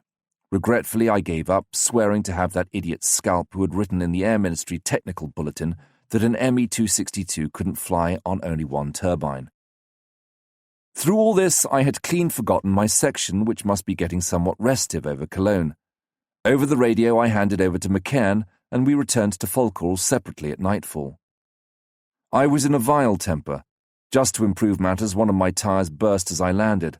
I had to wait in an icy wind until it was changed before I could taxi to the parking place and get off to dinner. Train busting. In the grey dawn, a column of smoke began to rise among the long wisps of mist over the monotonous snow-covered plain. Then another a little farther along the black line which meandered through the immaculate whiteness of the countryside. "Train 2 o'clock, Talbot Leader." The four Tempests slid down to 3,000 feet in the frozen air, and their polished wings caught the first gleams of a dingy dawn. We obliqued towards the second train, and instinctively 4 gloved hands, benumbed by the cold, were already pushing the prop lever to fine pitch. We could not make out the locomotive and the flak truck in front of it, and the interminable mixed train dragging painfully behind. Without dropping our auxiliary tanks, we went into a shallow dive at full throttle, 350, 380, 420, 450 miles per hour. The blood throbbed in my parched throat. Still that old fear of flak. Only about a mile or two now. I began to set my aim for about 20 yards in front of the locomotive. Now. I leant forward, tensed. Only 800 yards. The first burst of tracer, the staccato flashes of the quadruple 20mm flak mounting, the locomotive's wheels skidding with all brakes jammed on. 500 yards. I was skimming over the snow-covered furrowed fields. Rooks flew off in swarms. My cannon roared. The engine driver jumped out of his cabin and rolled into the ditch. My shells exploded on the embankment and perforated the black shape which loomed in my sights. Then the funnel vomited a hot blast of flame and cinders enveloped in the steam escaping from the punctured pipes. A slight backward pressure on the stick to clear the telegraph wires, a quick dive through the smoke, then once again the sky and my windshield, covered with oily soot. Pulling hard on the stick, I broke in zigzags. Live coals seemed to fly round my plane. Le Grand Charles, but whether they were flak or ricochets from my number 2, I couldn't say. The usual fiery white puffs began to hang in the air. A glance backwards, the locomotive had disappeared, shrouded in soot and spurting steam. People were scrambling out of doors and tearing down the embankment like agitated ants. Red 3 and Red 2 caught up with me, while Red 4 was still disentangling himself from the very dense flak spouting from the 3 flat trucks. I made my section do a wide climbing turn, and we set course for the second train. It had certainly been warned by radio. It had come to a standstill, and the smoke now rose vertically from it. I waggled my wings, unable to make up my mind. No point in attacking this one, as the flak crews must be expecting us, all set. "Hello, Talbot. No use, chaps. They've got the gen. Breakaway to starboard, 180. Christ, Red 4 had gone crazy. "Talbot, Red 4, don't attack." The Tempest kept on down just the same, pointing at the locomotive. "Come back, brake, you fool." The flak opened up, and I could see the trails of smoke from Red 4's wings as he fired. Then an almost imperceptible explosion along the fuselage. The Tempest slowly turned over, still keeping on its course. Almost on its back now, it just missed one of the trucks and crashed by the line. I could have sworn I heard the explosion. The inevitable mushroom of heavy black smoke, shot with burning petrol vapor, immediately rose from the scattered debris. "Okay, Talbot, going home." On the way home, we attacked 3 more trains. Another tragedy when we landed. My number 3 had been winged by flak and was therefore landing first. 100 yards from the airfield, the duty ensign, doing a long flat approach, suddenly emerged under him. The 2 pilots couldn't see each other and blindly converged towards one another. Red 3 had obviously switched off his radio as he didn't hear the runway controller's desperate call. At the last moment, the ensign sheared brutally off, but too late. The tangled remains of the 2 planes blazed in front of the control trailer. 7 dead. The ensign was bringing 5 new pilots to reinforce the wing. Walter Nowotny. Walter Nowotny was dead. Our adversary in Normandy and in the German skies had died 2 days before in the hospital at Osnabrück as a result of burns. The Luftwaffe, whose hero he was, would not long survive his death, which was, as it were, the turning point of the aerial war. That evening, in the mess, his name was often on our lips. We spoke of him without hatred and without rancour. Each one of us recalled his memories of him, with respect, almost with affection. It was the first time I had heard this note in a conversation in the RAF, and it was also the first time that I heard, openly expressed, that curious solidarity among fighter pilots which is above all tragedies and all prejudices. This war has witnessed appalling massacres, towns crushed by bombs, the butchery of Arador, the ruins of Hamburg. We ourselves had been sickened when our shells exploded in a peaceful village street, mowing down women and children round the German tank we were attacking. In comparison, our tussles with Nowotny and his Messerschmitts were something clean, above the fighting on the ground, in the mud and the blood, in the deafening din of the crawling, stinking tanks. Dogfights in the sky, silvery midges dancing in graceful arabesques, the diaphanous tracery of milky condensation trails, Focke-Wulfs skimming like toys in the infinite sky. We too, of course, were involved in less noble fighting, that strafing of trains in the grey dawn of winter mornings when you tried not to think of the shrieks of terror, not to see your shells smashing through the wood, the windows shivering in fragments, the engine drivers writhing in the burning jets of steam, all those human beings trapped in the coaches, panic-stricken by the roar of our engines and the breaking of the flak, all those inhuman, immoral jobs we had to do because we were soldiers and because war is war. We could rise above all this today by saluting a brave enemy who had just died, by saying that Nowotny belonged to us, that he was part of our world where there were no ideologies, no hatred and no frontiers. This sense of comradeship had nothing to do with patriotism, democracy, Nazism, or humanity. All those chaps that evening felt this instinctively, and as for those who shrug their shoulders, they just can't know. They aren't fighter pilots. The conversation had ceased, the beer mugs were empty, the wireless was silent as it was past midnight. Bruce Cole, who was neither poet nor philosopher, let fall these words. Whoever first dared paint markings on a plane's wing was a swine.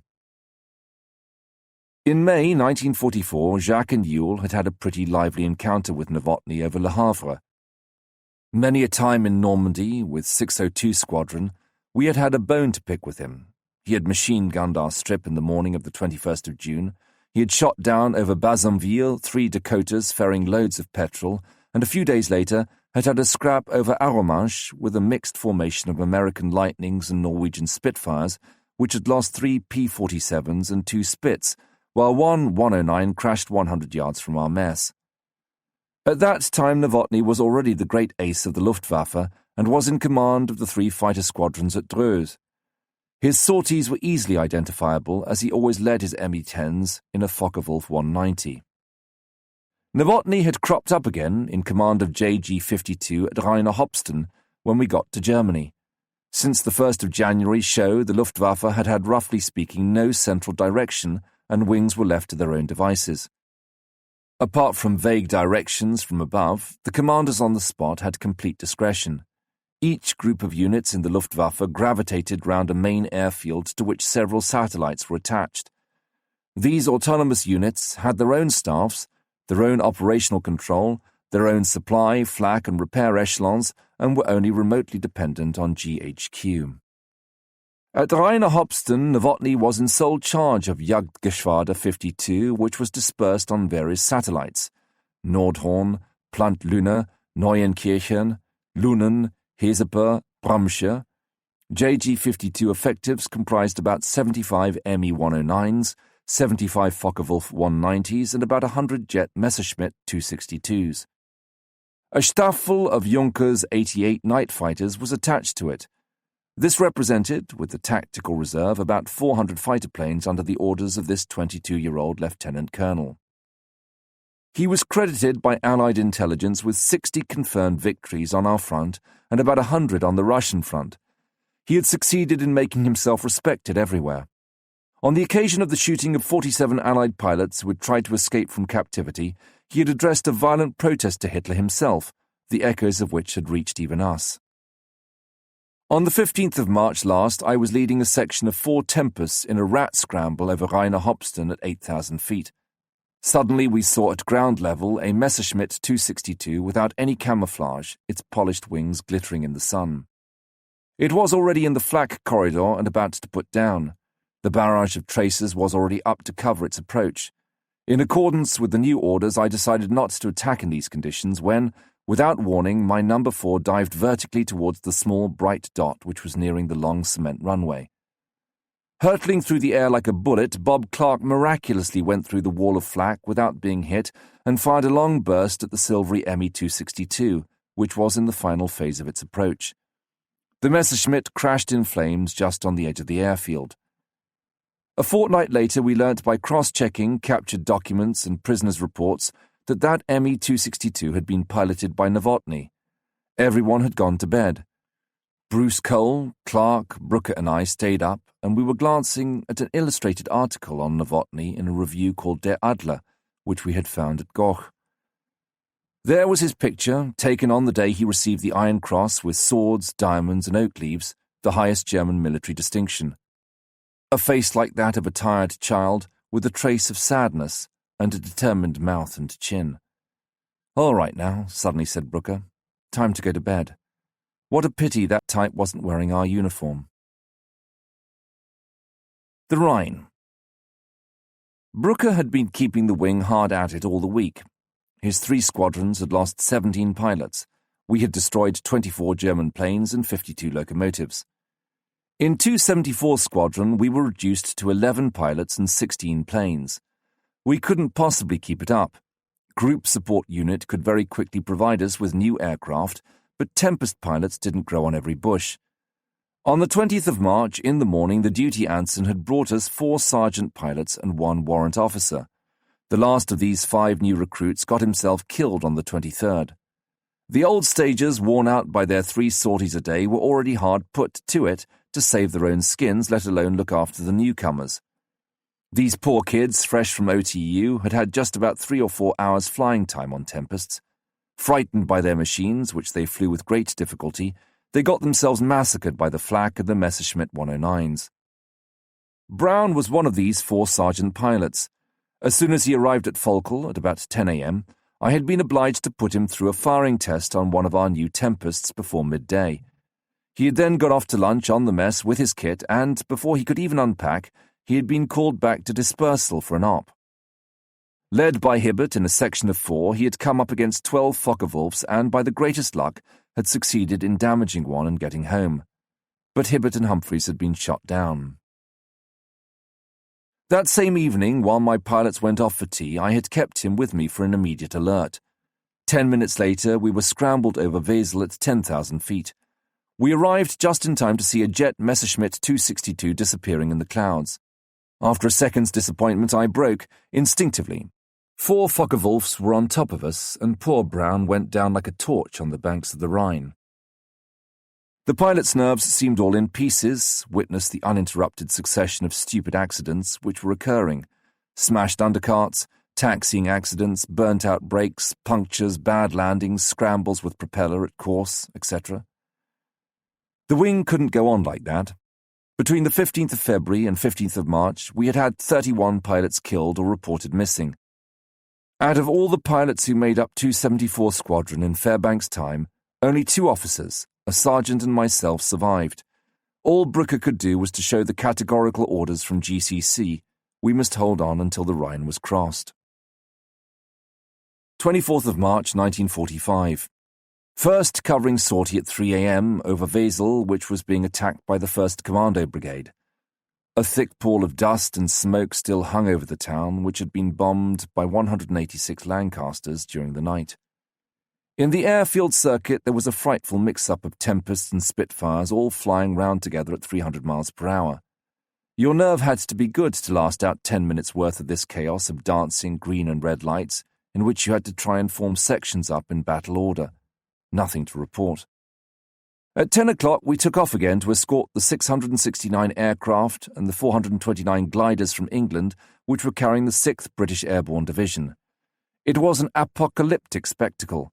Thousands of white parachutes dropped through an inferno of heavy, medium, and light flak, while Dakotas crashed in flames and gliders rammed high-tension cables in showers of blue sparks. The Typhoons were attacking every German flak emplacement with rockets. We were directed by the advanced radio control posts against panzer columns coming up as reinforcements. The Luftwaffe fighter force, broadly speaking, didn't interfere at all. The massive bombardment of Rheine and the tactical airfields the previous day had knocked it out temporarily. We machine-gunned an armoured train near Ringenburg and a convoy of panzers at Bocholt in the streets of the town itself. It was a hair-raising business.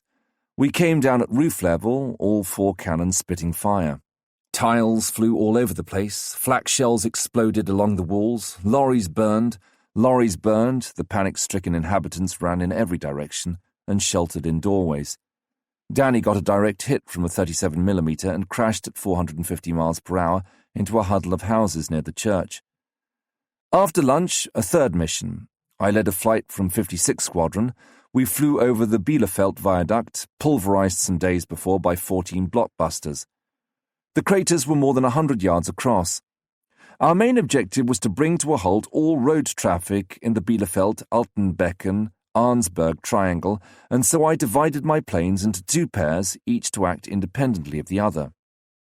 I machine-gunned 2 lorries carrying troops. The poor devils didn't hear me coming owing to the noise of their engines. After 2 runs, all that was left on the road were 2 flaming chassis and some bodies torn to shreds lying on the road. My number 2 had lost contact and I found myself alone. I then fired a few shells at a locomotive sheltering in a marshalling yard and was greeted by terrific 20mm flak. One of my wingtips was torn off. I circled over the rendezvous point for 10 whole minutes, waiting for my planes, and we went back to Falkell without Reg, shot down near Arnsberg by a freelance Me-109. 1850 hours. Phone call from Lapsley. He wanted a very experienced patrol of 4 planes to keep an eye on Rainer. It seemed that the Germans were going to try to evacuate their jet planes towards the interior, taking advantage of the last minutes of twilight. GCC particularly wanted me to lead the patrol as our planes would be coming back after dark. Perhaps I felt flattered. Anyway, I accepted without giving myself time to think. Old Lapsley probably thought that quite normal. He had known me at Ashford in 1943, in Normandy in 44, and as usual, he was banking on my willingness to take anything on. Yes, but after 40 sorties in 20 days, my willingness had slightly cooled off. Swallowing my pride, I rang up the mess to try and get hold of Gordon Milne and get him to take my place. The orderly at the other end of the wire spent 5 minutes trying to find him, and the time I was supposed to take off drew near. Oh well, to hell with it. I rang up the flight sergeant mechanic. "Hello, Ron. Stick JJ-B on the board. I'll fly her." I was really careful to choose a really good team. That extraordinary type, Tinney, an Australian, was my number 2, Torpy my number 4, and Peter West number 3. There were few instructions to pass on. It was a kind of roving free-for-all. 1910 hours. We were a few miles from Rainer, which was covered by scattered cumuli dragging their rain-swelled bellies. It was already getting dark, and a long trail of milk-white mist hugged the Hopston Hills, hiding the Dortmund-Ems Canal and its shattered locks. Rainer seemed to have been very badly bombed. Its 3 main hangars had collapsed, and the familiar outline of the control tower, flanked by its formidable flak emplacements, had disappeared. It almost made me feel sorry, curiously enough, to see Rainer, where so many of our friends had been brought down, and where we had had so many scraps with JG-52 in such a state. It seemed now to be the scene of intense activity. In the woods and along the dispersal tracks, we could see lights running hither and thither, and those 2 long bright trails were probably the turbines of a Messerschmitt 262 about to take off. Probably quite a number of kites had already sidled off in the shadows. "Hello, Pierre. Bloody silly, can't see a thing." I told Peter to dry up, but he was quite right. You couldn't see a thing. I decided to do a wide circuit over the airfield at 1,000 feet and then go home. My reflector sight was badly regulated and was dazzling me. After a lot of fiddling about, I managed to turn it down until all I could see in the windshield was a dull red round filament. A last look round. Suddenly, distinctly, 2 slender violet streaks, as of a twin-engined aircraft's exhaust, showed up to the left. "Look out, Talbot Red, attacking 9 o'clock." It was a Junkers 88 night fighter. In the darkness, it was impossible to judge proportions and distances, and he looked enormous in my sights. I fired a haphazard and rather ragged burst into the black moving shape and broke. Christ, what a fluke. 3 quick explosions like Morse dots, and then a sheet of flame poured out of the punctured tanks in the starboard wing, lighting up the long fuselage with its black cross. Then, very distinctly, superimposed on this luminous mass, I saw the outline of a Tempest. A nightmarish fraction of a second, and a dazzling light filled the sky. It was my number 2, who had blindly followed me and, without having a chance to move a finger, had crashed straight into the stricken Ju-88. Slowly, the cascade of flaming debris from the 2 entangled aircraft scattered and settled in Mettingen Forest. In a few seconds, the night had swallowed up the scene. Stupefied, panic-stricken, I lost for a moment all control over my plane and zigzagged about blindly, a few feet from the ground. "Look out, Pierre, flak!" Christ, I was flying over a grey strip pot-marked with craters and framed by buildings in shambles. By the light of the first tracer bullets, I could see men running round in 2s and 3s and a long-nosed Focke-Wulf whose engine was ticking over. It was Rainer. I had blundered straight into those terrific flak defences. In the night, an impenetrable, luminous web wove itself all round me. Glowing coals rippled towards me, lightning flashed angrily below the clouds, through the trees, round my wings. Desperately, I opened the throttle wide and climbed, hanging on my propeller. Suddenly, 2 stinging smacks, bang, bang, shrapnel screaming through the aluminium plates, the stink of molten metal, burnt rubber and cordite. I was sick with funk, and the thought flashed through my brain, this is it, this is the end. So this is what it's like. I felt the blood thumping in my right leg. My toes were screwed up in a glutinous mess. My plane began to vibrate, shaking me, toppling my artificial horizon.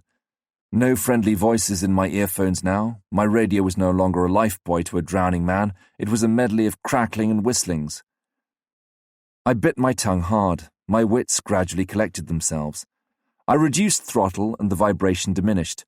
My tailplane must have caught a packet. An icy draft whistling through the cockpit finally woke me up. All was calm. The moon had risen and seemed to be rolling over the Dutch landscape submerged in clouds. I must get home quickly, feel the ground beneath my feet, see friendly faces. I set course on the conflagrations along the Rhine. I followed the course of the Twente Canal, laboriously gaining height. For 10 minutes I concentrated on my instruments. They seemed to have gone haywire. Those faithful allies, altimeter, turn and bank indicator, pressure and temperature gauges, were now mocking me from behind their smashed dials. Nijmegen and its new suspension bridge. The Rhine caught the last glow of the Arnhem fires and seemed to be clotted with blood. I tried my 6 wavelengths in turn. I called Kenway and Desmond. No answer. With my burnt-out circuit, no radio, no recognition lights, I was obviously going to get myself shot down by our ack-ack. I instinctively checked my parachute straps. I followed the Meuse and at Gennep picked up the railway line leading to Volkel. The airfield was in darkness and the main runway scarcely visible. Jesus, what were they waiting for to light the flare path?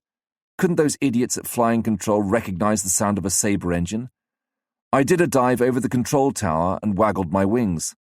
What the hell, surely those ack-ack types could tell the outline of a Tempest. Suddenly, like a Christmas tree, Volkel lit up. At last. I passed over the field again slowly, waggling my wings to show I was in difficulties. I saw the headlights of the ambulance and the searchlight on the crash wagon. I was going to land on my belly. I couldn't bail out because of my wounded leg, and on top of that, the left-hand rudder of my hood had been buckled by a shell fragment.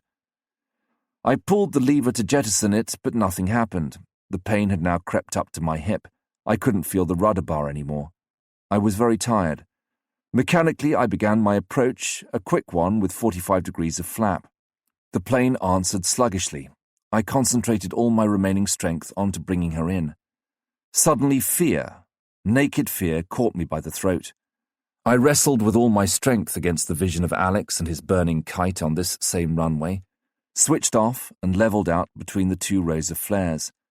At all costs, I must keep calm. A lump in my throat threatened to stifle me. Careful, the brute mustn't stall. The flares passed by on either side. I gingerly tried to put her down. A bit more yet. Here was the first of the 8 red lights which showed the end of the runway. Now or never. I rammed down the nose to lift the tail and, with the aileron, deliberately stuck one wing in to take up some of the shock. Like that, perhaps I wouldn't turn over. My poor Tempest, in spite of its 7 tons, was like a straw in a gigantic vice. A first terrific shock, the machine bounced up, hurtling me against the side of the cockpit. The hood flew off, the wings were crushed like tissue paper, the metal plates were torn apart. I crossed my arms in front of my face, a fearful scraping screech like Judgment Day, a jerk of such violence that the straps of my Sutton harness snapped.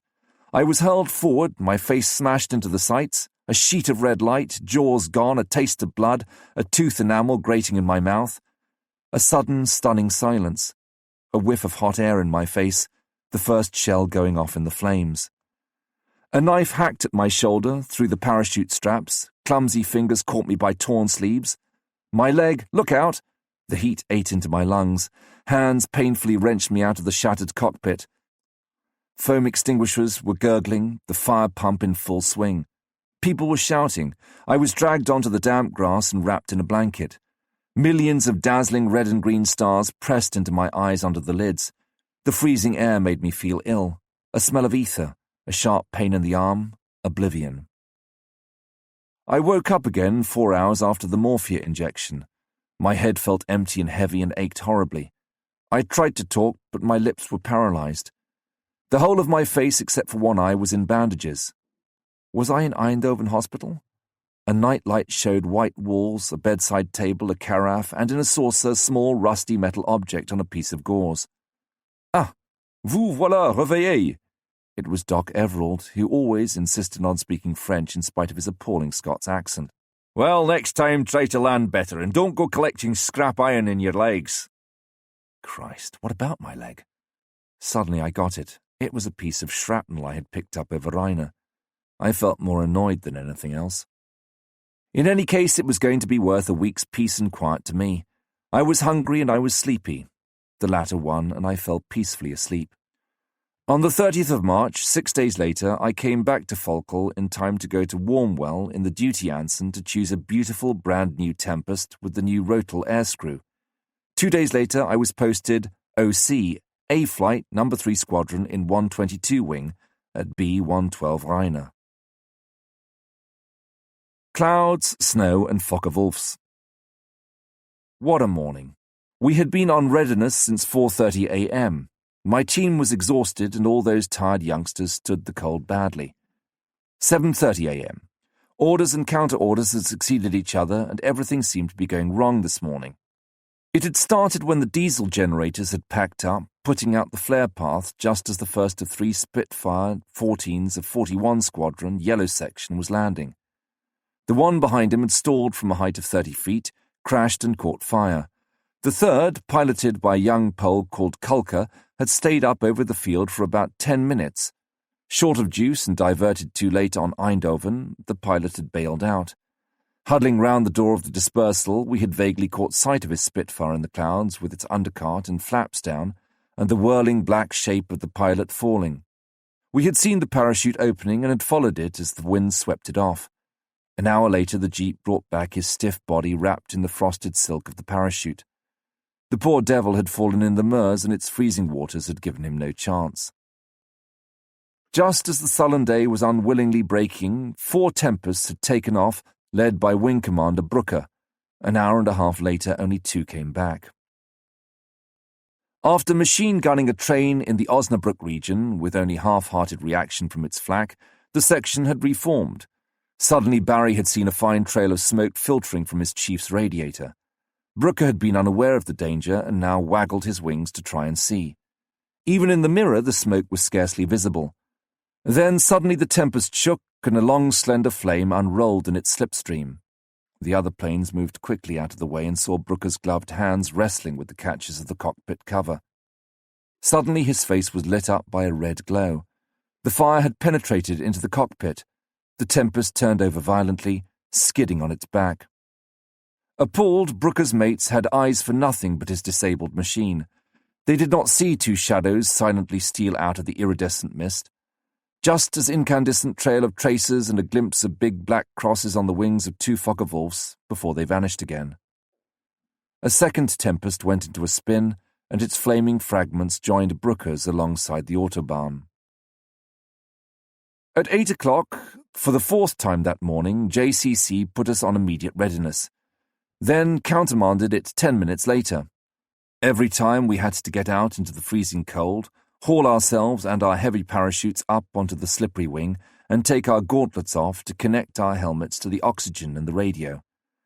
We got back round the stove as fast as we could, our nerves on edge. We had another look at the map of the sector with its black web of railway lines which we were going to have to fly along at ground level, looking for those dangerous trains with their trigger-happy flak. I kept an eye on my pilots. Not a word passed between them, just an occasional sign for a smoke or a light. Suddenly the telephone in the orderly's cubbyhole tinkled thinly. Everyone was as if rooted to the spot, tense and dry-mouthed. Back to normal state, 15 minutes readiness. Shouts of rage, kicks at the unfortunate coal bucket. The feeling was not of relief so much as being tricked. I took my bad temper out on B, one of the new pilots who was timidly hiding his freckled, frightened face. The clot had dropped his parachute on a patch of oil yesterday, or the day before, and had failed to report it. Oil eats into tight folds of silk more surely than fire. A parachute in that state wouldn't stand up to the jerk of opening out, even at medium speed. At 9:30 I took my chaps along to the mess for a second breakfast. In this weather I couldn't leave them on an empty stomach from 4 a.m. till lunchtime. I had scarcely started on my porridge when the mess sergeant called me to the phone. My mouth full, I answered Lapsley's instructions. A patrol, Osnabrück, Münster, Bremen, with 8 aircraft, priority for train strafing, naturally. Take off at 09:55 hours. OK, I rang up dispersal to warn them.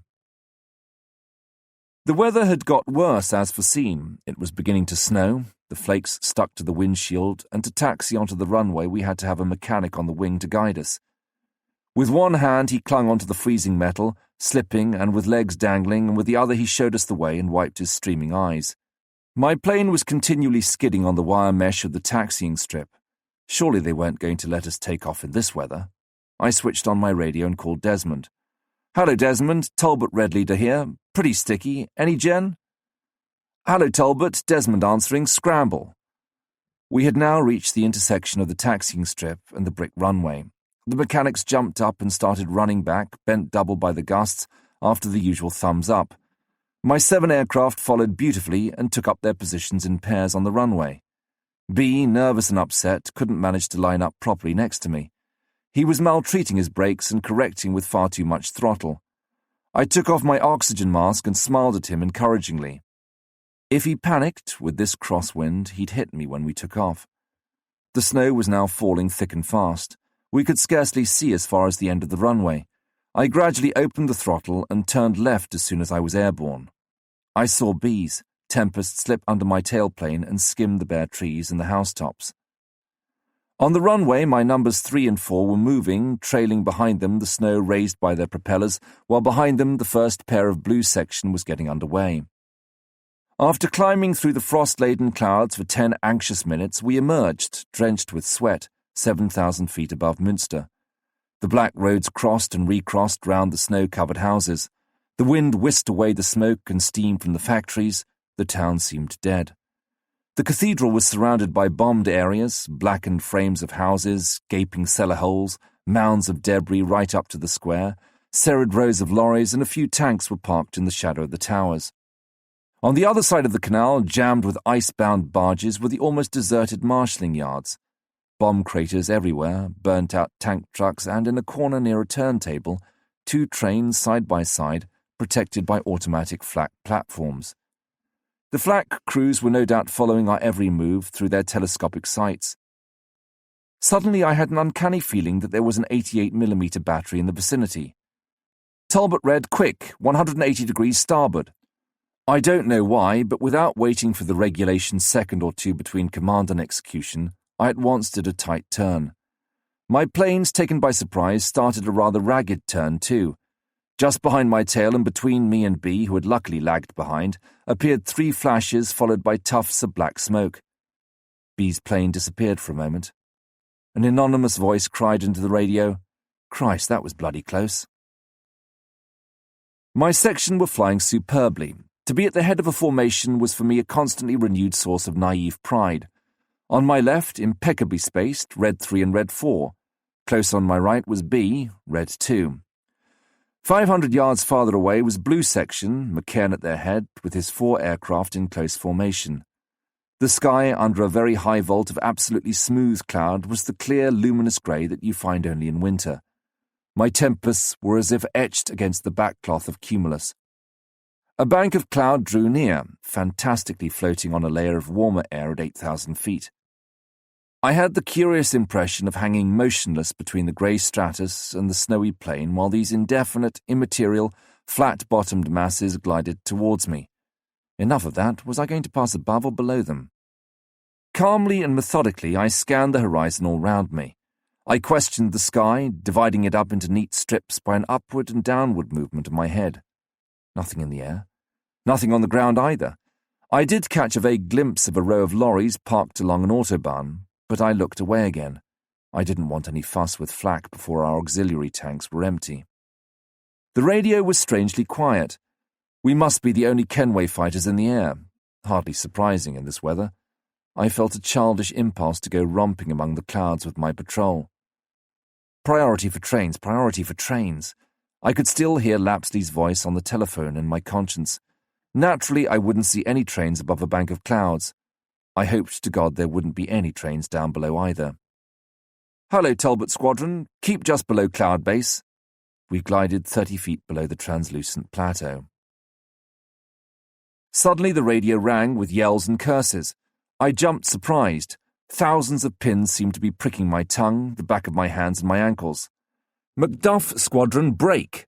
Help, look out, Focke-Wulf's above." "Macduff leader, you've got one of the bastards on your tail." a dogfight going on somewhere. Automatically, my planes had taken up battle formation. From the waggling of the wings, I could guess that 7 pairs of eyes were tensely scanning the sky. I didn't know Macduff, probably a squadron from 84 Group. I anxiously asked Kenway what was going on. Between 2 strings of shouts from the Macduff boys, Kenway replied, "Hurry up, Talbot leader. There is a big do over Rhina. Steer 275 degrees. No need to warn my patrol, they had heard it too. We turned due west at full speed, our sights switched on, safety catches released. A glance at the map, less than 50 miles, so we would be over Rhina in 5 minutes, probably too late. Talbot, over to Channel C for Charlie, keep your eyes peeled. We changed frequency as B was cluttered up by Macduff. Like all raw number 2s, B began to lag. I was just about to call him up when I heard him excitedly shouting, "Talbot leader, aircraft just above the clouds, quick, they're Huns." Jesus, I looked up and saw through the translucent layer a dozen indistinct silhouettes, each surrounded by an iridescent halo.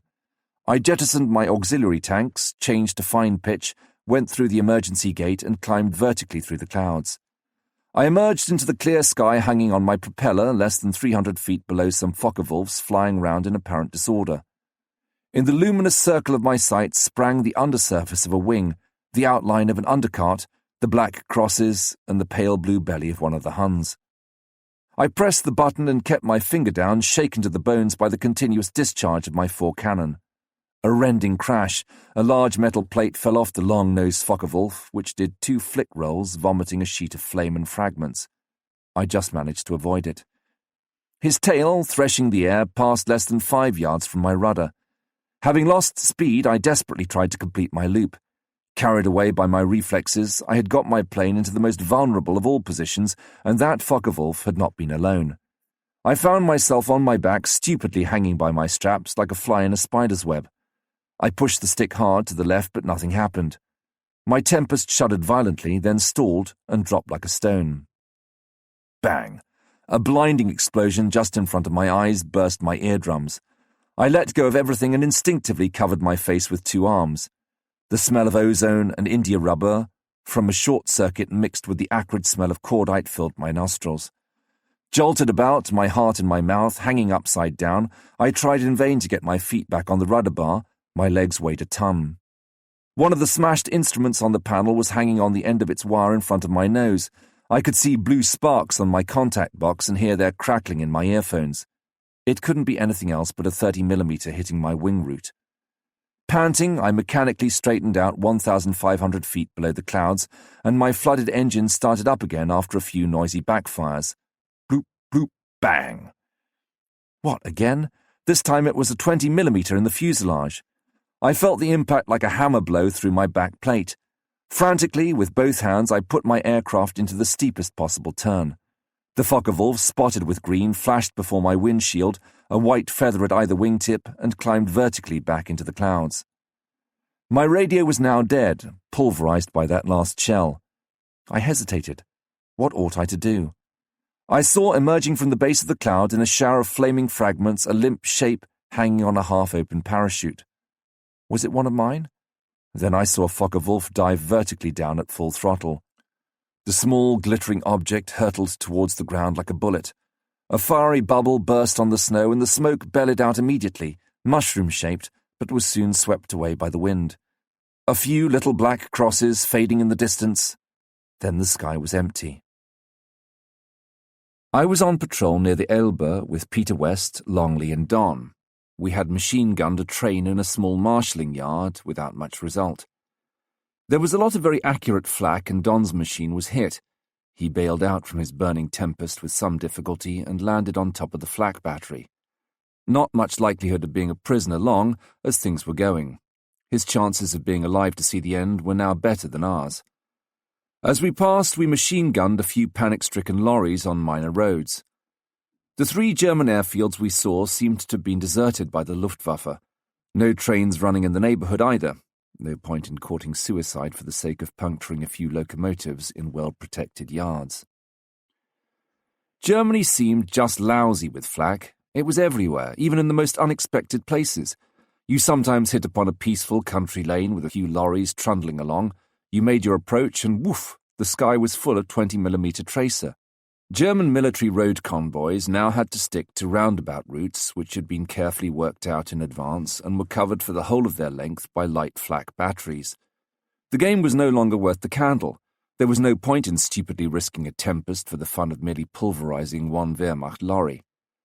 5 other sections of 4 Tempests were also carrying out armed reconnaissance in the area, more for the look of the thing than anything else, as there seemed to be no interesting targets left.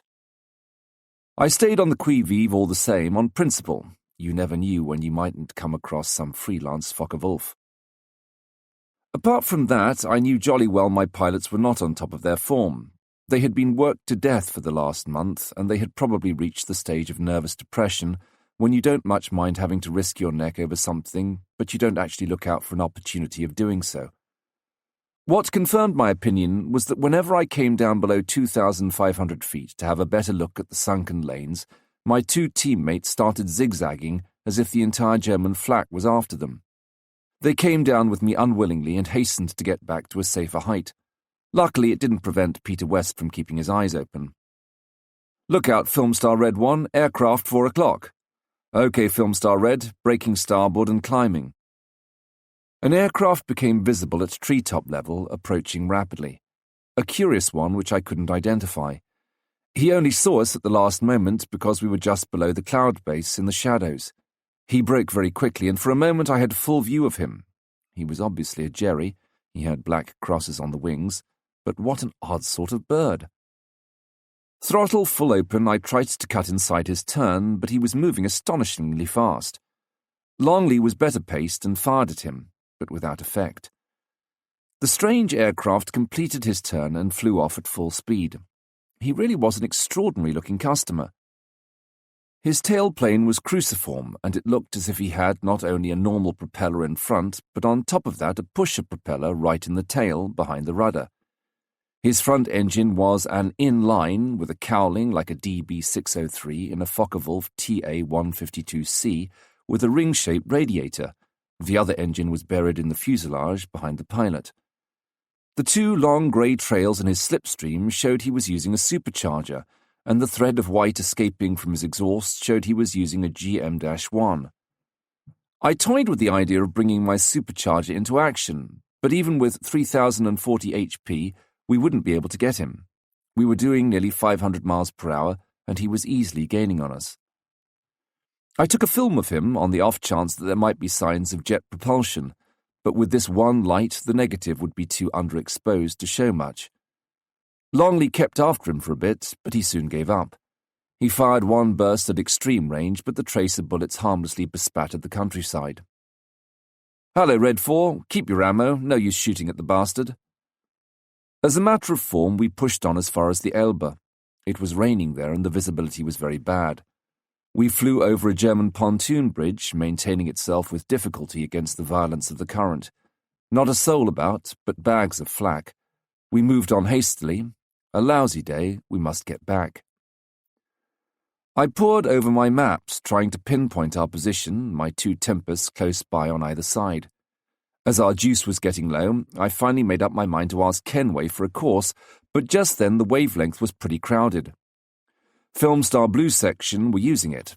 From what I could gather from their infernal chatter, they had cornered some unfortunate Ju-88 somewhere near Steinhude and were massacring him. For almost a minute, the air was full of a yapping as of hounds at the kill. Then all was silent. The Ju-88 must be burning away in some field or other. As I called Kenway, I made a mental note that I would tear them off a strip for their RT discipline. Back at the Rainer, in the IO's trailer, we argued over our mysterious plane's identity for nearly an hour. In the end, it was decided that its characteristics seemed to coincide with those of the Dornier 335, the latest German fighter. As it was the first time this type had been met on ops, I did several sketches from what I could remember for TAF HQ. I wrote a report for the intelligence services on its probable maneuverability and performance. I spent the rest of the afternoon putting my papers into some sort of shape. What a bind that sort of thing was. Longley had gone off again on an armed reconnaissance with one of our sections.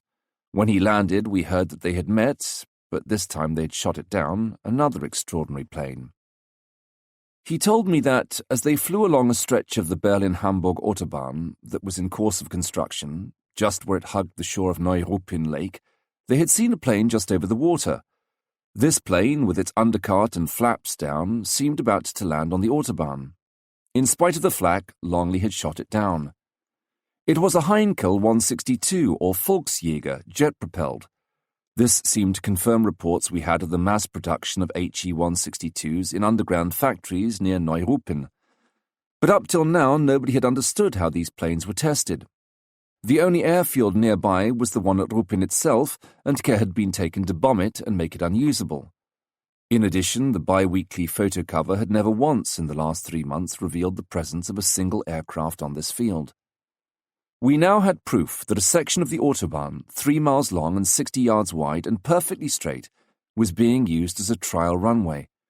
The machines were probably parked in camouflaged shelters in the woods on either side of the Autobahn. Life was full of surprises. The Jerrys had succeeded in turning Germany into a regular conjurer's shop. Flames in the Dusk. 20th of April, 1945. GCC were worrying us as usual. They wanted us to fly a patrol that evening at dusk to cover the Bremen-Hamburg sector. This was because the Luftwaffe had been reacting in strength along the Autobahn during the last few days. SS planes had been shooting up and bombing our advanced columns, considerably hampering their progress and their supply echelons. We were quite agreeable in principle to flying a patrol, but GCC couldn't seem to understand that Rainer Hopston had only one runway in good order, and a very short one at that, and no night-flying installation whatever. GCC were also forgetting that the Jerrys operated immediately after sundown, if there had been any sun. Looking for small groups of Focke-Wulfs in the air in the mists that rose from the marshes of the Elbe and the low clouds which reflected the last glimmer of daylight was like looking for a needle in a haystack. Besides, the aircraft situation was very tight. Chiefy, after we had made some diplomatic inquiries, hinted at only 9 machines available, 10 at the outside, during the next 20 hours. In the end, we decided on a compromise. Bruce Cole kept 6 Tempests for normal armed reconnaissance, and I got the rest myself.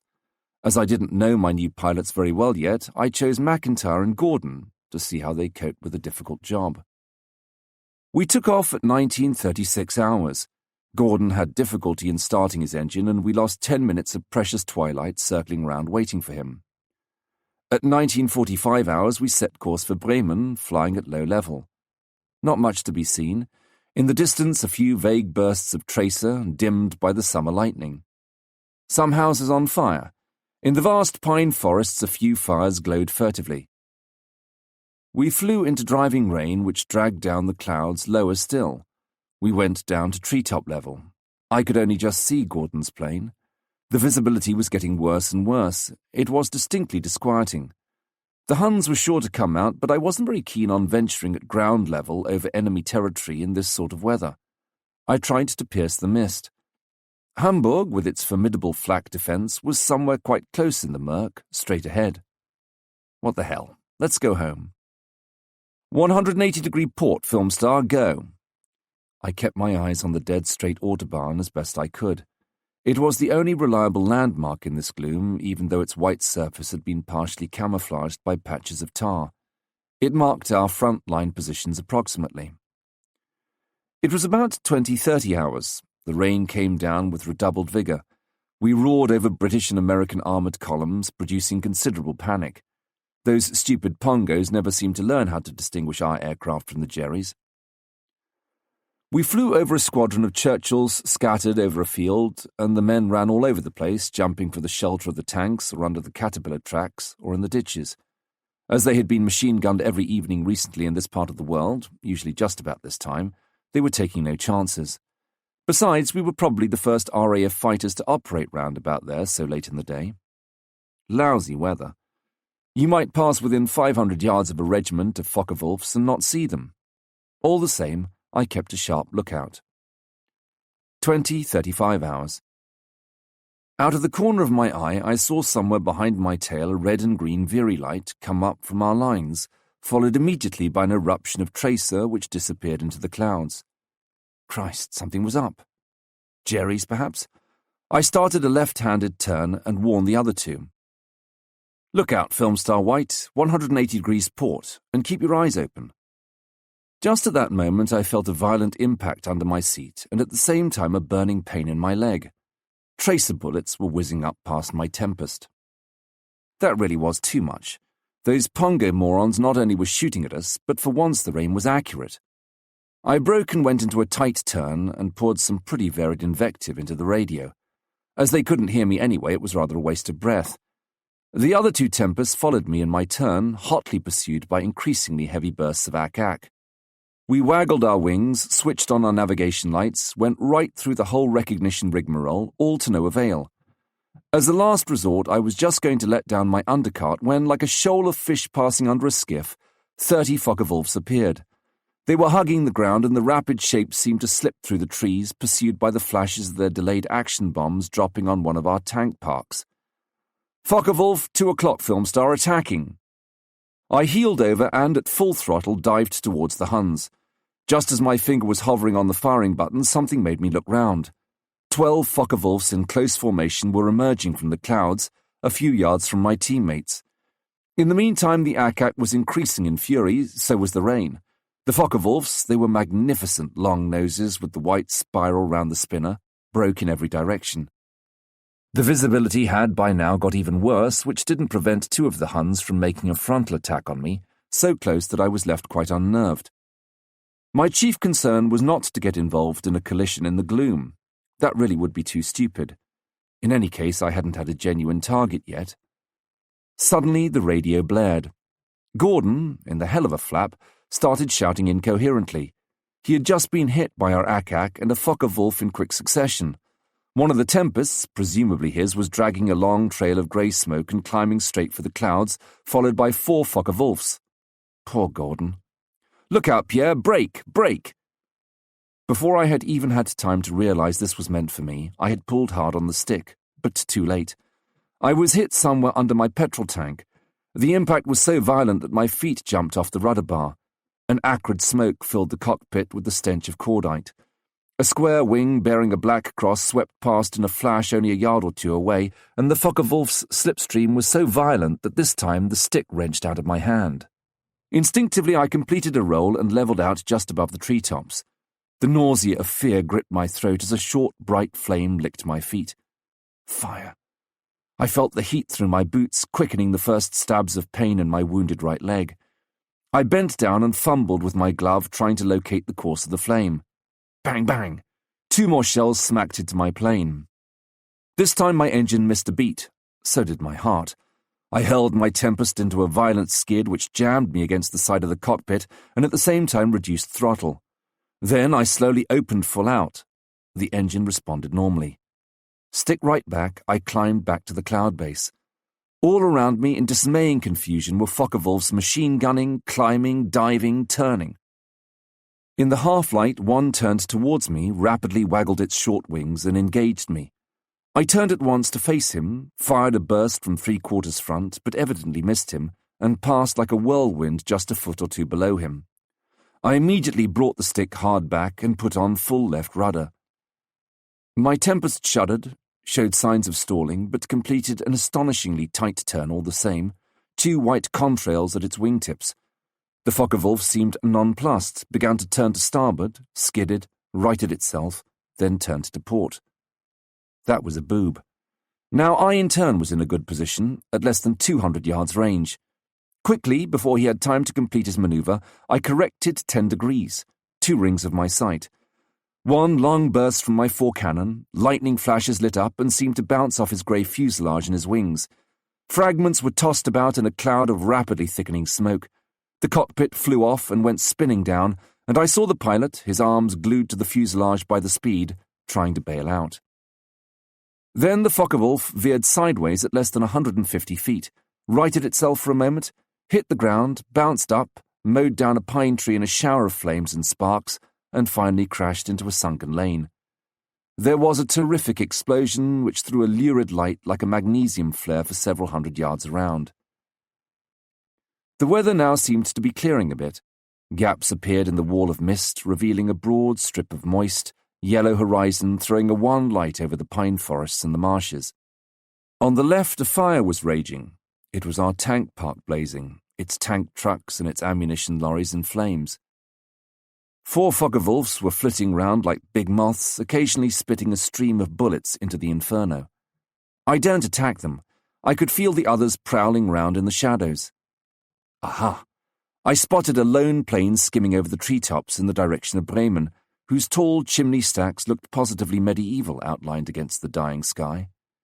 Engine temperature 125 degrees, oil pressure down to 55. Regretfully, I opened the radiator and closed the throttle to 3,500 revs. Even then I went on gaining on the Focke-Wulf, who was probably making for home, his magazines empty. We were now over Bremen, and he was still about 1,000 yards ahead. This business might take me rather far. I closed the radiator again and opened the throttle flat out. My Grand Charles responded at once. We were now over the first docks on the Weser. We roared between the shattered remains of the big transporter bridge. On either side rose the charred hulks of the warehouses. The few cranes and derricks, still erect, rose up like black skeletons. Suddenly a salvo of flak shells blossomed between the Focke-Wulf and me, brief white flashes mingled with brown balls which passed by on either side of me. More kept appearing miraculously out of the void. The automatic flak now chimed in, and the orange glow of the tracer were reflected in the black, oily water, from which overturned hulks emerged like enormous stranded whales. I concentrated on not losing sight of my Focke-Wulf. Luckily, he was silhouetted against the dying glow in the sky. For a moment the flak redoubled in intensity. There was a sudden clang behind my back. Then suddenly the tracers were snuffed out and disappeared. A bit suspicious.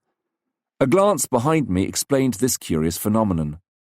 On my tail were 6 Focke-Wulfs in perfect close echelon formation, exhausts white-hot, pursuing me at full throttle. With one movement I broke the metal thread to enable me to go to emergency and shoved the throttle lever right forward. It was the first time I had had occasion to use it on a Tempest. The effect was extraordinary and immediate. The aircraft literally bounded forward with a roar like a furnace under pressure. Within a few seconds I was doing 490 miles per hour by the airspeed indicator, and I simultaneously caught up my quarry and left my pursuers standing. I had soon reduced the distance to less than 200 yards. Although in this darkness my gun sight rather dazzled me, I had him plumb in the middle, and I fired 2 long, deliberate bursts. The Focke-Wulf oscillated and crashed on its belly in a marshy field, throwing up a shower of mud. He miraculously did not overturn. Without losing any time, I climbed vertically towards the clouds and righted myself to face the others. They had vanished in the shadows. They must have turned about and left their comrade to his fate. I flew back over the Focke-Wulf I had shot down. The pilot was limping off, dragging his parachute and quite dazed by the shock. I bespattered the remains of his machine with shells, and they caught fire at once. That made 2. It was now pitch dark. With my engine set to cruising speed, I had to cool it down and go slow on the juice.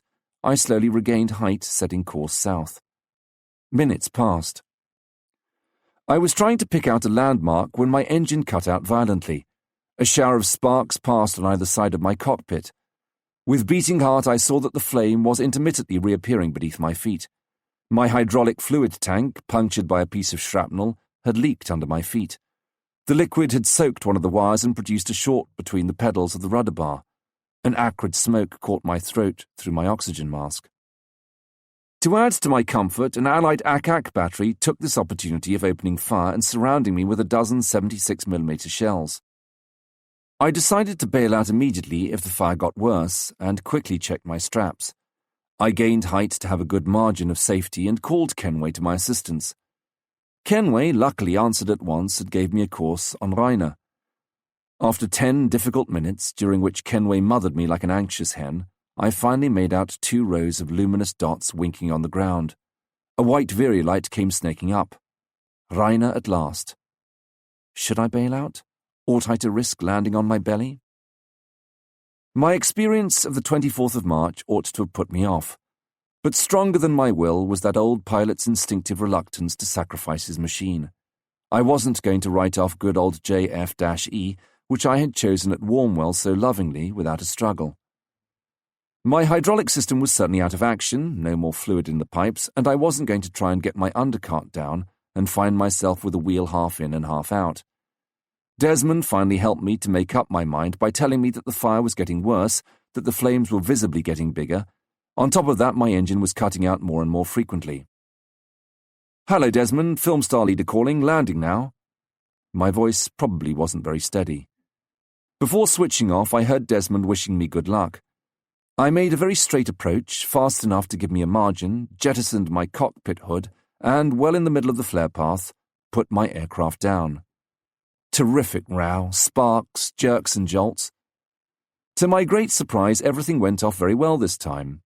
After 30 yards of scraping and bouncing, my Tempest stopped, lying slightly crooked between the two rows of lights. The ambulance and the fire tender arrived at once, and I lost no time in jumping out of my kite.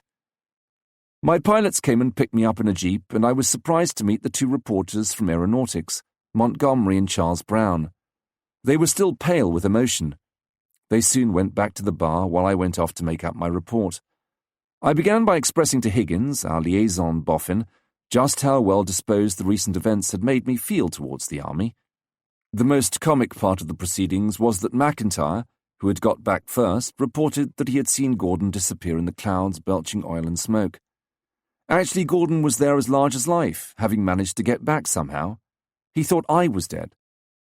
So we all three had occasion to rejoice. Result of our trip, 2 Focke-Wulfs destroyed by me, another damaged by Gordon, 1 repairable Tempest, mine, and 2 others, Category B, damaged but also repairable by our maintenance services on the spot. Not a bad balance sheet. Into the inferno of flak. The Germans had thought up a new mode of operation for their fighter aircraft. All their large airfields had become rather unhealthy since our troops had crossed the Rhine. They had been bombed on a large scale. The Luftwaffe no longer had enough planes to be able to afford the luxury of having them uselessly destroyed on the ground. Now the Jagdgeschwaders and the Jabos no longer had any fixed bases. All along the right bank of the Elbe, carrying out Plan 1943 for the aerial defence of the Reich, the Todt organization had built numerous secondary airfields designed for defensive fighter operations against large-scale daylight raids by the Americans. These bases were generally equipped with one good permanent runway, asphalt or concrete, 1,000 to 1,500 yards long, and excellent auxiliary hangars. They were ideal for the new general post technique. 3/4 of them were too far away to be bombed. They were only fleetingly occupied, and therefore there was no justification for bombing them systematically, particularly in existing circumstances. About 15 German fighter wings, i.e. 1,200 ultra-modern fighters and fighter bombers, led a nomadic existence between these bases. The motorized echelon moved off during the night, the mechanics got the hangars ready, and the Bowsers were hidden in the pine forests. The aircraft came in at dawn and took off again from their new home at about 10 a.m. for their operational trip. After a few days, never more than a week, the Geschwader again moved to another base. Thanks to this technique, the Germans succeeded in harrying our troops pretty efficiently, especially in the morning and the evening. An increasing number of supply convoys rushed towards our forward armoured columns, were being intercepted and strafed or bombed to a standstill by low-flying Jerry planes. The Army complained bitterly to RAF, TAC HQ. The latter passed the baby to 2 Group, but there was nothing Group could do about it. Its Mitchells and Bostons already had too much on their plate, doing 3 sorties a day on tactical objectives, and maintenance was difficult. 2 Group in turn appealed to 84 Group, but the latter's fighter units were stationed too far to the rear to intervene. In the end, 83 Group found itself holding the baby. As usual, it was our Tempest wing which had this task palmed off on it, as it alone was equipped with aircraft that was sufficiently fast, in theory, not to be massacred by flak, and it had sufficient radius of action to root out the Geschwaders from their most distant lairs. We received from intelligence plenty of gen on the new Jerry setup, which was not calculated to increase our well-being. In order to allow its fighters to operate in relative peace and quiet, the Luftwaffe had provided at least 1 Abteilung, i.e., battalion of flak for each airfield. These Abteilungen were attached to the fighter wings and generally comprised 3 batteries of automatic flak, one 37mm, 9 single guns, and 2 20mm, 24 barrels in double or quadruple mountings. These Abteilungen followed the Geschwaders in their moves from field to field and were always the first on the scene. These formidable anti-aircraft defences, manned by superbly trained crews and equipped with gyroscopic sights and predictors, made any attack extremely dangerous. The defences were always on the qui vive, helped by relays of experienced spotters over a radius of 6 miles.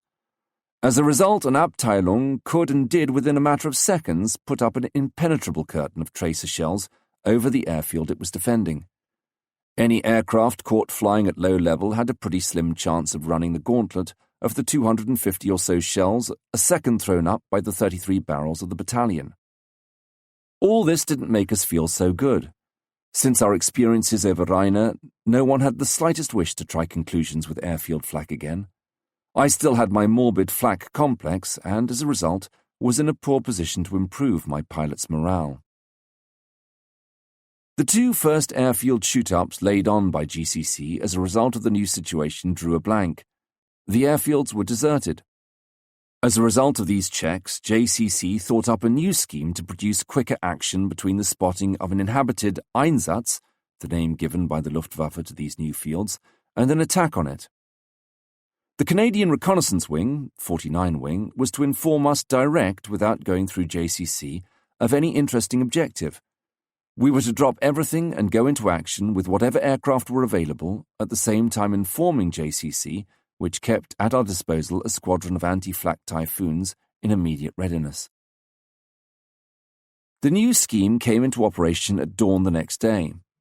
56 and 486 squadrons had carried out the 2 previous fruitless sorties, and so it was my 3 squadron which was on standby readiness.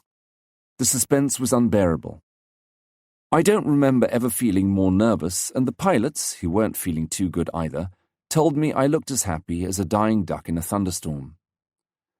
When I had put up the dawn flying order, the 7 chosen hadn't shown any marked enthusiasm, except Bay Adams, the Australian member of the party, who was quite imperturbable and feared neither God nor the devil. Our nervousness finally infected even the mechanics. Every other minute the crew room door would open and an anxious face asked whether there was anything doing yet. 12 o'clock struck. The situation was becoming intolerable. The weather was very stormy. I had absolutely forbidden any mention of the word flak, penalty, a £1 fine. You could have cut the silence in the room with a knife. We had been on readiness since 03:55 hours. The consumption of tea and cigarettes was frightening. The floor was carpeted with cigarette ends. In the end, I shut myself up in the office with Adge near the telephone and tried to take my mind off it all by writing to my parents. I tore up 3 letters and gave it up. Adge, I'll take the jeep and pop over to control to have a look at the last Met report. If anything happens in the meantime, fire a white Veery light. I had just got into the jeep when I heard the phone go. I jumped out again. In dispersal, everyone was on his feet looking anxious. It was 49 Wing. I dictated to Ken Hughes. Schwerin Airfield, 40 Messerschmitts seen by Spit Reco at 11:40 hours landing. About 100 AC on base, 15 Arado 2-seaters, refueling point 500 yards SE of main hangar. Map 829 GA2. Good luck. I glanced round at my pilots. For a moment no one spoke. Well, this is it, sighed Wormsley philosophically. Quick, Adge, jump in the jeep and get hold of the I.O. and the German Airfield List, Volume 2, I said. Ken Hughes had already found Schwerin on the wall map, 30 miles southeast of Lübeck, 150 miles for us to cover. Adge came tearing back with Spy and handed me the list open at page 829. Schwerin, a fine big airfield by a lake, west of the town of the same name. I put up a rapid sketch on the blackboard, the 3 runways forming a triangle, the probable location of the aircraft from 49 Wing report. The Jerrys had landed at 11:40 hours. It was now 12:10 hours. Refueling and rearming the planes would take the Germans a good hour. We just had time to catch them before they flew off, dispersed or hid in the pine woods. I gave last instructions while Spy phoned through to JCC to tell them what we were going to do and to ask for the rocket Typhoons to be laid on. We shall attack from north to south, all 8 together, in line abreast, with a 200-yard interval between aircraft. Speed 530 to 540 miles per hour. Each pilot will pick out his target as he dives. No last-minute change of direction. Open fire at 1,000 yards and continue till point-blank range. Stay as close to the ground as you can, count up to 20, and then brake fan-wise and climb at full throttle. Rendezvous with the Typhoons is at 1300 hours. Late, I'm afraid, but they can't get there any earlier. The Typhoons will come down from 8,000 to 3,000 feet, 30 seconds before us, and they will shoot up any flak post they can spot with their rockets, because there is bound to be some flak. Slightly forced smiles. Remember that surprise, speed, and especially flying at 0 feet are our best defense. No point in waggling your wings and pretending you're putting off the flak boys. You'll lose a few precious MPH and risk sticking a wing on the deck. One last bit of advice. If you are hit and have to bail out, the best way, let me remind you, is this. Stick right back, jettison the hood, curl up in a ball, wait a few seconds, jerk the stick right forward. You'll have 9 chances out of 10 of being thrown clear of the cockpit. Naturally, I hope it won't come to that. Any questions? Okay, then let's go. Hello, Kenway, film star leader calling. What about the Tiffy boys? I was beginning to get anxious. We had crossed the Elbe and we could already see Schwerin Lake on the horizon quite clearly. No sign of the Typhoons. A few moments later, Kenway answered apologetically, Hello, film star leader. Sorry, old boy. There's a cock-up about the Tiffys. Do the best you can without. A pleasant prospect. Without anti-flak Typhoons, we were in for the hell of a time. My voice was probably not too steady as I got my patrol into attack formation. A big blue lake edged with pine trees, cut in the middle by a peninsula on which stood the town of Schwerin, a picturesque little town with Renaissance steeples and varnished tiles clinging to the rock. To the west, a fine airfield, intact, complete with buildings and camouflaged hangars. Not many like that left in Germany. We were at 14,000 feet and kept straight on over to the left as if we had no intention of attacking. I took a close look at the field. The small, dark crosses parked just where we had expected them showed up on the bright grass of early spring. I particularly noticed 1, 2, 4, 7 flak towers, their shadows clearly projected on the perimeter track by the sun. Look out, film star leader, flak at 6 o'clock. Sure enough, 200 yards behind us, 5 big black puffs from 88mm shells had appeared. Okay, 5 more seconds and then I would attack. The objective was behind us and we were facing the sun. Fear caught me by the throat and stopped me breathing. Aerial combat against fighters had always found me calm, after the early stages, but flak was quite different. Drop your babies, film star. My stomach contracted and a wave of nausea swept over me. The advantage of a single-seater is that you can pass out with funk, without anybody noticing. Quick, 180 port, go! This would bring us back facing the airfield with the sun at our backs. Diving, full out, film star. My 7 Tempests were beautifully echeloned on my left, although we were diving almost vertically. Smell of flowers, came Bay Adams' voice mockingly in the earphones. Flak. Christ, what flak. The entire surface of the airfield seemed to light up with flashes from 20mm and 37mm guns. There must have been at least 40 of them. A carpet of white puffs spread out below us, and the black puffs of the 37s stood out in regular strings of 8. What flak? Physical fear is the most terrible thing man can suffer. My heart leapt to my mouth. I was covered with sweat, with sticky, clammy sweat. My clenched toes swam in my boots. We dived desperately into the smoke, explosions and tracer to left and right crossing over and under us, bangs round our wings, and sinister, dazzling flashes. We were a mile from the perimeter, 150 feet from the ground. Men were running hither and thither. Lower, for Christ's sake, I yelled hysterically. The broad expanse of grass, carved by the grey runways, tilted up before my eyes and rushed towards me. We were doing over 450 miles per hour. First a hangar, a Bowser, then the Messerschmitts perched clumsily on their narrow undercarts, about 30 of them, with men crouching under the wings. Too far to the left, unfortunately, outside my line of fire. A group of a dozen arados loomed up in my sight. I fired frantically, my thumb jammed on the button. My shells formed a ribbon of explosion, worming its way between the arados, climbing up the fuselage, hitting the engines. Smoke. One of the planes exploded just as I was over it, and my Tempest was tossed up by the burning gust. A Tempest touched the ground, and the fuselage bounded up in a shower of fragments of smashed wings and tailplanes. More hangars in front of me. I fired a second burst. It exploded on the galvanized iron doors and the steel stanchions. "Look out, Reds 2! My number 2 was coming straight for me, out of control at terrific speed. His hood had gone. At 470 miles per hour, 20 yards to my right, he went smack into a flak tower, cutting it in two underneath the platform. The wooden frame flew into the air. A cluster of men hanging onto a gun collapsed into space. The Tempest crashed on the edge of the field, furrowing through a group of little houses, with a terrific flash of light. The engine had come adrift in a whirlwind of flames and fragments scattered in the sky. It was all over. Almost. 1, 2, 3, the tracer bullets were pursuing me. I lowered my head and hunched myself up behind my rear plating.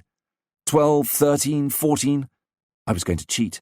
A salvo of 37 burst so close that I only got the flash of the explosions without seeing the smoke. Splinters hailed down on my fuselage. 19, 20. I pulled the stick back and climbed straight up into the sky. The flak kept on. I glanced back towards Schwerin, just visible under my tailplane. 1,000 feet below, a Tempest was climbing in zigzags, the tracers stubbornly pursuing him. Fires near the hangars, columns of greasy smoke, a firework display of exploding magnesium bombs. The lone Tempest caught me up, waggled his wings, and formed line abreast. "Hello, Filmstar aircraft. Reform south of target, Angels 10. "Hello, Pierre, Red 3 here. You know, I think the rest had it." Surely Bay couldn't be right. I scanned the 360 degrees of the horizon, and the terrific pyramid of flak bursts above Schwerin, right up to the clouds, hanging in the still air. No one. 13:04 hours. We had attacked at 13:03 hours. The nightmare had lasted perhaps 35 seconds from the beginning of our dive, and we had lost 6 aircraft out of 8. We crossed the Elbe again. I was beginning to relax, and my legs stopped quivering. No point in thinking about the others. What good would it do? One more trip done, 56 and 486 would do the next 2. A day's respite, perhaps. Rainer again. "Hello, Desmond. Filmstar over base. May we pancake?" Mechanically, I lowered the undercart, reduced throttle. The usual sensation of being born all over again at the moment when your tires screech on the concrete. GCC had just sent along the photos of the Schwerin show. They were very clear. A Canadian from 49 Wing had taken them 3 hours after the shooting up of the airfield and had been greeted by some very trigger-happy flak. He had to come down pretty low to get his obliques and had been badly wounded. By sheer grit and willpower, he had succeeded in bringing back his damaged Spitfire 14 and his photos. We scrutinized the photos very closely. The game really wasn't worth the candle. 2 Messerschmitts had apparently been destroyed by a Bowser exploding, and you could see, between 2 sections of the Focke-Wulf assembly plant, a tractor with another damaged one in tow. The only genuine havoc seemed to be in my group of arados, 5 of which were clearly a total loss. However, that hadn't been the point of the trip, and it was pretty poor compensation for the loss of 6 Tempests and their pilots. The flak really held too many trumps. I said as much in my monthly op report, and for once in a while GCC took note. This type of show was given up. The security chaps had just brought in a Luxembourger, caught hiding in a neighbouring farm. He had been an observer in the Luftwaffe. I listened to his interrogation. The poor fellow wasn't feeling too happy and made no difficulty about answering Abbon's questions. He was an interesting specimen, having served in Lechfield as observer in KJG 40 from August 1943 to the 25th of September 1944. Lechfield was the centre for the new jet Messerschmitt 262s, and the prisoner was a bosom pal of Fritz Wendel's, Messerschmitt's chief test pilot. According to him, the Tu-62's performance was as follows: maximum speed at 610 miles per hour at 23,000 feet, minimum landing speed 210 miles per hour. The Tu-62 seemed to be equipped with a pressurized cockpit. Anyway, he had never seen Vendel wearing special flying clothes, although he had told him he had already been up to 42,000 feet. All the aircraft of this type which the prisoner had seen had a white V painted on the grille of the turbine air intake, followed by a number. He couldn't tell us whether this was a serial number. As the highest he had seen seemed to be V15, the suggestion was that they were prototypes. V might very well stand for Versuchs, i.e. experimental. We found a lot of secret documents in his kit, which were duly passed on to HQ. Curly Walker had got his DFC, and we decided to celebrate the occasion in the customary manner. On top of that, it was his birthday, and his mess bill, by the time we were through, was enough to swallow up at least 3 months' pay. He was called Curly because of his round, prematurely bald cranium. He was 28, but looked 35. He was, with Ken Hughes, the senior surviving pilot in the squadron. The last test. 3rd of May, 1945. We had a very clear feeling that we were on the last lap. How long would German resistance last? If the Germans wanted to hold out on the Kiel Canal line, in the Danish islands and in Norway, they certainly could for at least another 2 months. The evacuation of the Luftwaffe was taking place in pretty orderly fashion. All the airfields in Denmark were full to bursting point with transport and combat aircraft. In every bight, in every estuary, along the beaches, were moored entire fleets of Blom and Voss and Dornier flying boats. Their petrol stocks would certainly allow them to carry out effective defence for some time yet, at least in theory. Every hour the retreating movement on Norway became clearer. The big naval convoy in Kiel, the endless stream of aircraft across the Skagerrak, the obstinate resistance of the ground troops, all those were sure signs. By the same token, our bomber planes in the two-group area were outdistanced and could not operate from their bases carrying effective loads. Nor could we, for the same reason, rely on any effective help from the marauders of the American 9th Air Force. Once again, our poor 83 group had to hold the baby. This was confirmed by a phone message from Broadhurst, followed by one from Lapsley. As a sop, we were told that all means would be taken to reinstate the airfields in the Lübeck area once they were captured, so that our damaged aircraft should have somewhere to land. Belly landing strips had already been installed at Ratzeburg and Schwarzenbeck and on the airfield at Lübeck itself.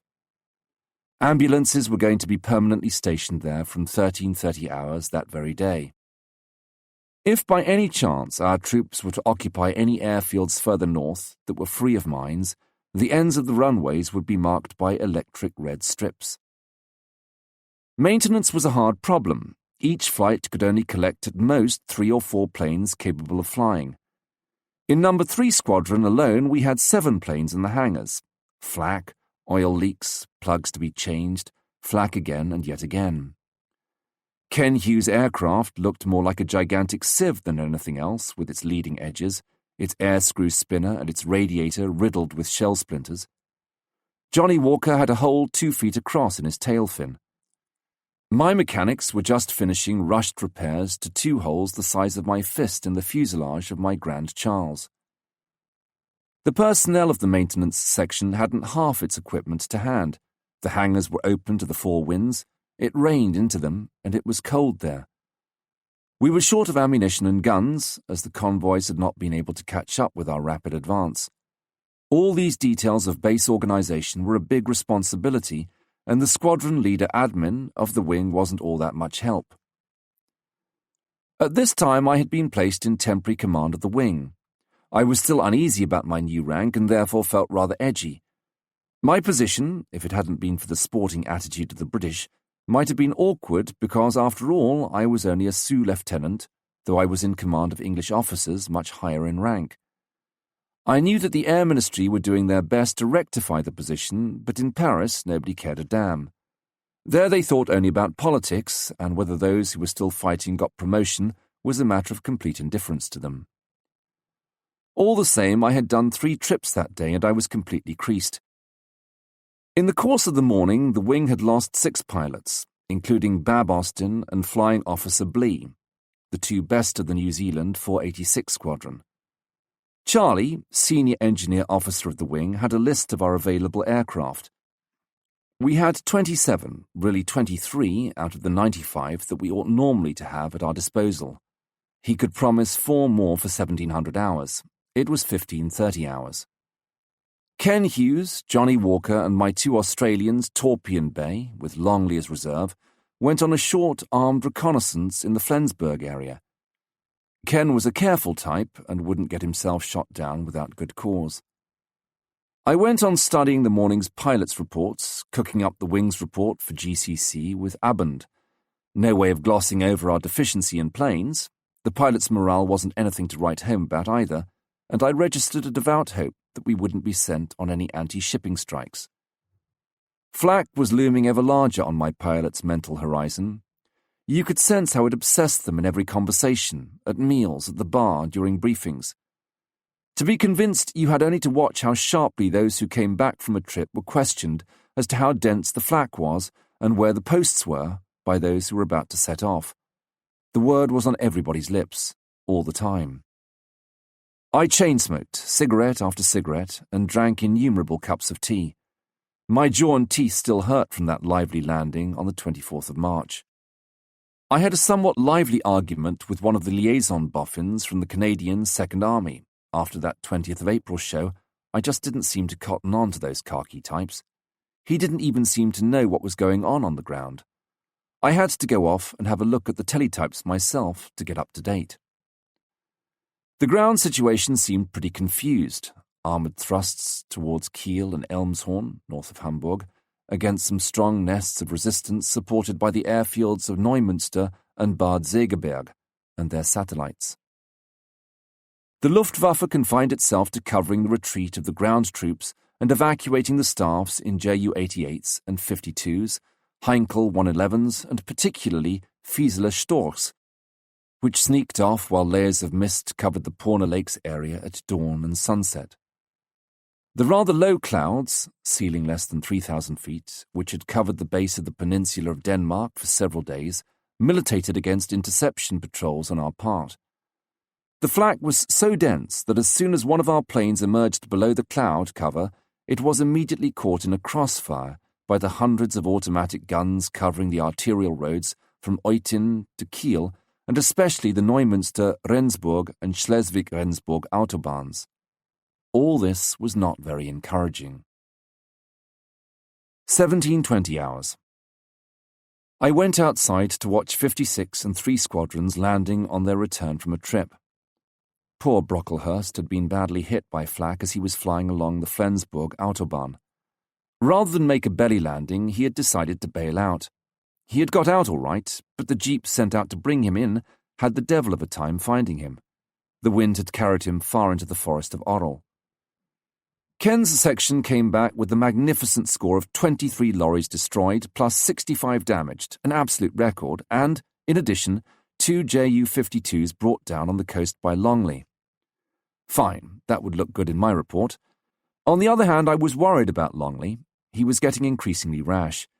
He knew that as soon as his tour of ops was finished, he would be repatriated to New Zealand, and he was devoting his last flying hours to an attempt to bag a DFC. I would have to apply the brakes a bit. I was going to ask Cole to put him up for it anyway, as he had 6 confirmed Jerrys to his credit. All the planes except Brocklehurst had come back. 6 out of the 9 would be rearmed and refueled within 10 minutes. Just as I was about to return to our dispersal, a formation of torpedo-carrying bow fighters passed immediately overhead in a roar like thunder coming from the north. There were swarms of them, about 3 wings. They were on their way back from the monster shipping strike organized against the notorious convoy at Kiel. One of them had an engine on fire. There was the telltale trail of black smoke, and tried to land on our field. He went into a spin about 500 yards off and crashed with a terrific explosion near the bathing pool. The fire tender and the ambulance tore off. "Christ, what's all the hurry?" murmured Peter West. "There can't be much left." How right he was. 10 minutes later, the ambulance came slowly back, bearing the pitiful remains of the pilot and the observer. We were still talking about it at dinner, an hour later in the mess, when Spy rushed in. "Phone for you, Pierre." Who on earth could be wanting me at this ungodly hour? I leapt into the jeep and tore off to the intelligence room. Ops on the phone. "Take down the following for immediate action. Grossenbroder Air Naval Base, reference N5422 E1105. Over 100 large transport aircraft loaded on beach and at anchor. Strong enemy fighter cover probable. Turn all available effectives on the designated objective. Strafe, if possible. Actual method of execution left to your discretion. Inform Kenway of your plans at least 10 minutes in advance. I will try to give you anti-flak typhoons. Do not rely on them too much. Good luck." I said thank you and hung up. This sounded exciting, but I was furious. How delightful after such a day to be sent off again at 8 p.m. on an objective like that. I studied the wall map. Grossenbroder was about 90 miles as the crow flies, but the Met report said that Lübeck Bay and the Hamburg area was completely blocked. There was thundery cloud with showers up to 20,000 feet. We would have to make a detour to the north. Tires screeched on the concrete. The jeeps were beginning to arrive, carrying bunches of pilots. What with their interrupted dinner and the heavy day they had had, they were not in the best of tempers. A few were munching improvised sandwiches. "Everybody there?" "Okay." I quickly outlined the situation. We hadn't enough available aircraft to fly as a wing in formation by flights, so we would fly in twice 3 flights, each of 4 planes echeloned to starboard. As Bruce Cole was on leave, I would lead the first formation of 12 Tempests and MacDonald, from 486, the second. Like that, I hoped my 24 planes would be under control. I couldn't then and there give precise details as to how the strike would be carried out. I would give the necessary orders on the spot over the radio. It would be more a question of what turned out to be advisable than of a premeditated plan. In any case, I had neither the necessary data nor the time to elaborate a plan of attack. "Synchronize your watches. It's 20:07 hours. Engine start up at 20:15 hours. I shall take off as number 1. We'll do a wide circuit over the airfield to let the 24 planes get into proper formations. And I shall set course on the target at 20:25 hours. Any questions? Okay then, get weaving." For the other 3 in my section, I chose Flight Lieutenant Bone, Flight Officer Doug Worley, and young Sergeant Crow, whose 3rd operational trip this would be. Not a particularly experienced trio, but I had no choice. I couldn't decently ask pilots who had already had 3 trips that day and who were completely creased to do a 4th and certainly pretty tough one. 20:15 hours. Grand Charles was ready. The engine was already ticking over, and Gray, lying on the wing, did a thumbs up to show that everything was in order. The vast concrete expanse, framed by the great dark hangars, was alive with movement. As I strapped myself in, I looked around. Engines ticked over, starter cartridges went off with a bang, mechanics rushed with maps or parachutes forgotten at the last minute, pilots climbed awkwardly into their cockpits, festooned with Mae Wests and parachute harnesses. 20:16 hours. Chocks away. At 20:25 hours, with the sun already low on the horizon and heavy cloud banks rolling eastwards, I set course north, slowly gaining height. The formation this evening was lousy. Difficult to fashion a homogeneous team out of personnel from 3 different units. Come on, film star, pull your bloody fingers out. Blue section, which ought to have been on my left, was wandering about to my right, 1,500 feet above me. Yellow, 2, 3, and 4 were trailing along more than half a mile to the rear. I was on edge and called them to order without mincing my words. We flew round Hamburg to avoid the clouds of dirty smoke rising from the burning buildings. My aircraft at last decided to fly in formation. We flew over Neumünster at 10,000 feet and got shot at very sloppily by an 88mm battery. We veered to starboard and set course 052 degrees. The weather was deteriorating, and I had to zigzag to avoid the blocks of cumulus which rose high in the sky like white towers. "Hello, Kenway, any gen?" "Hello, film star leader. Kenway answering, nothing at all." No signs of the recall I was secretly hoping for. We were scarcely 20 miles from our objective when an impenetrable barrier of cloud blocked our way. I dived, followed by my formation, to try and find a way through underneath, but all we met was heavy rain and visibility zero.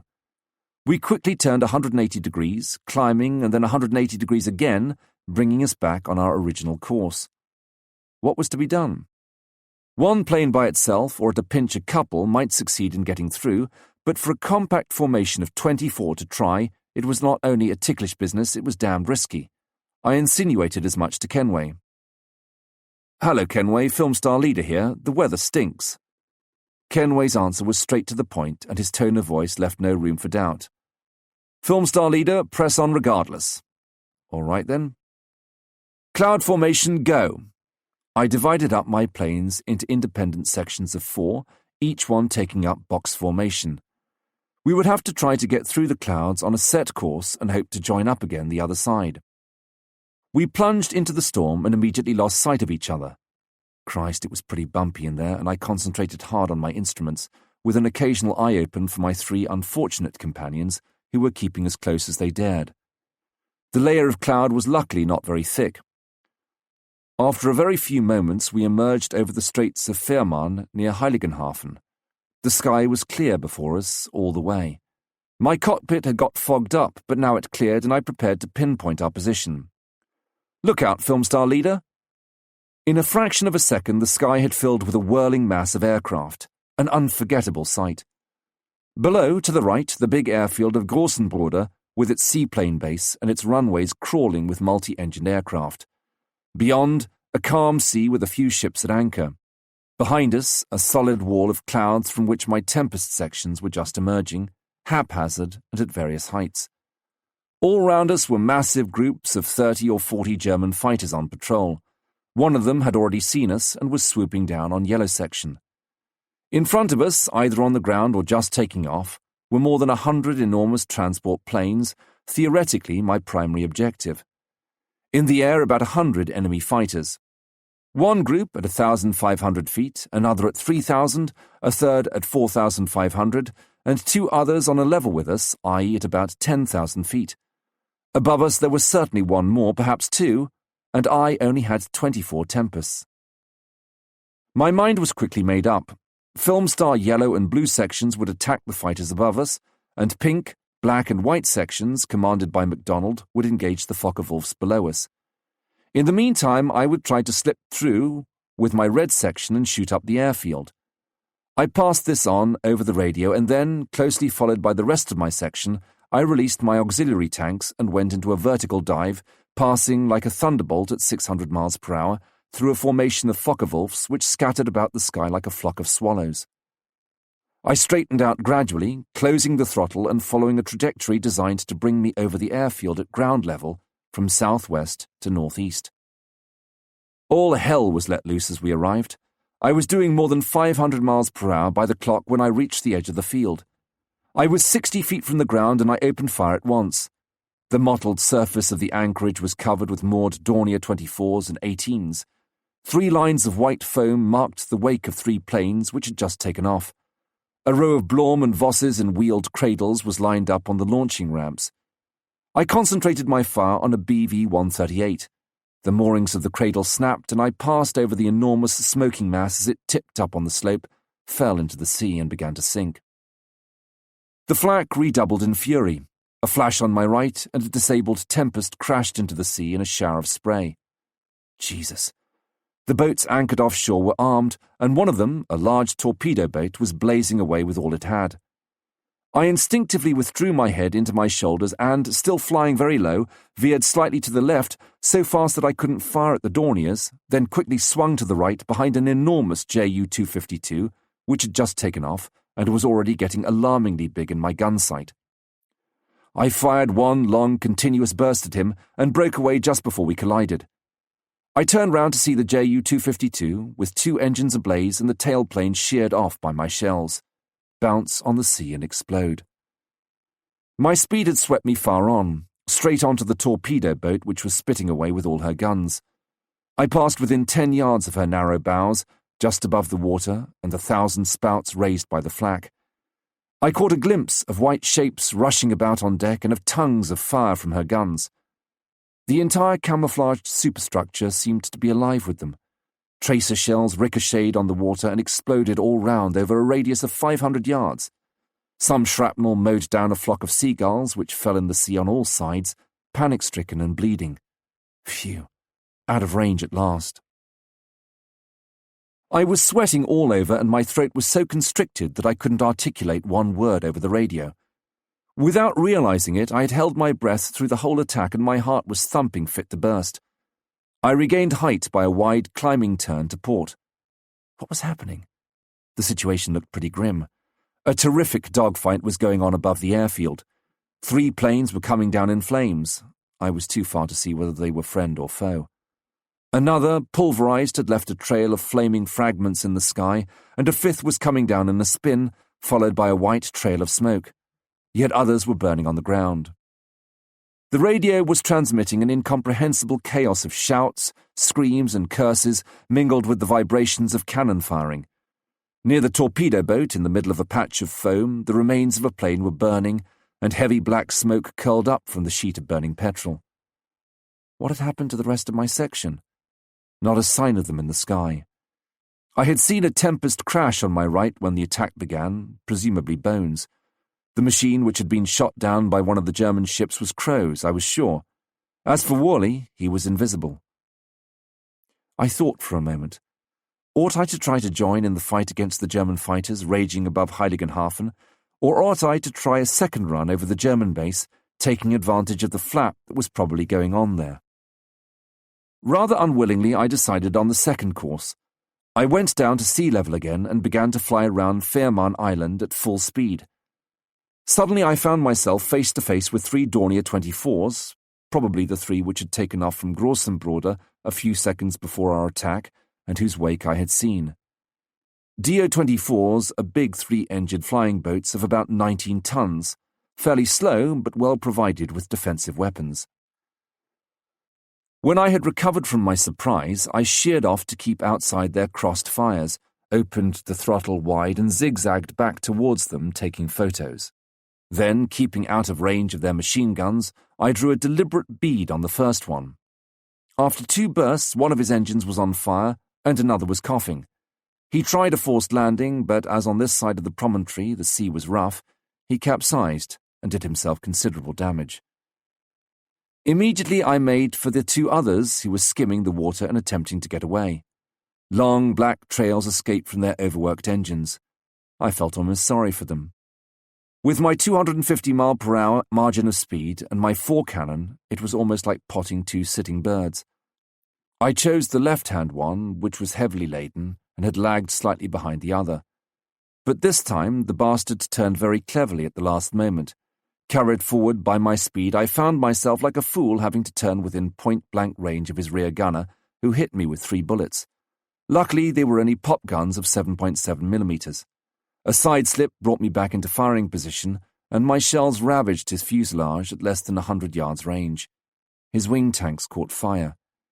The rear gunner shut up. Within a few seconds, the machine was enveloped in flames. The pilot tried to gain height to allow his crew to bail out, but he was too low. 3 men did jump all the same.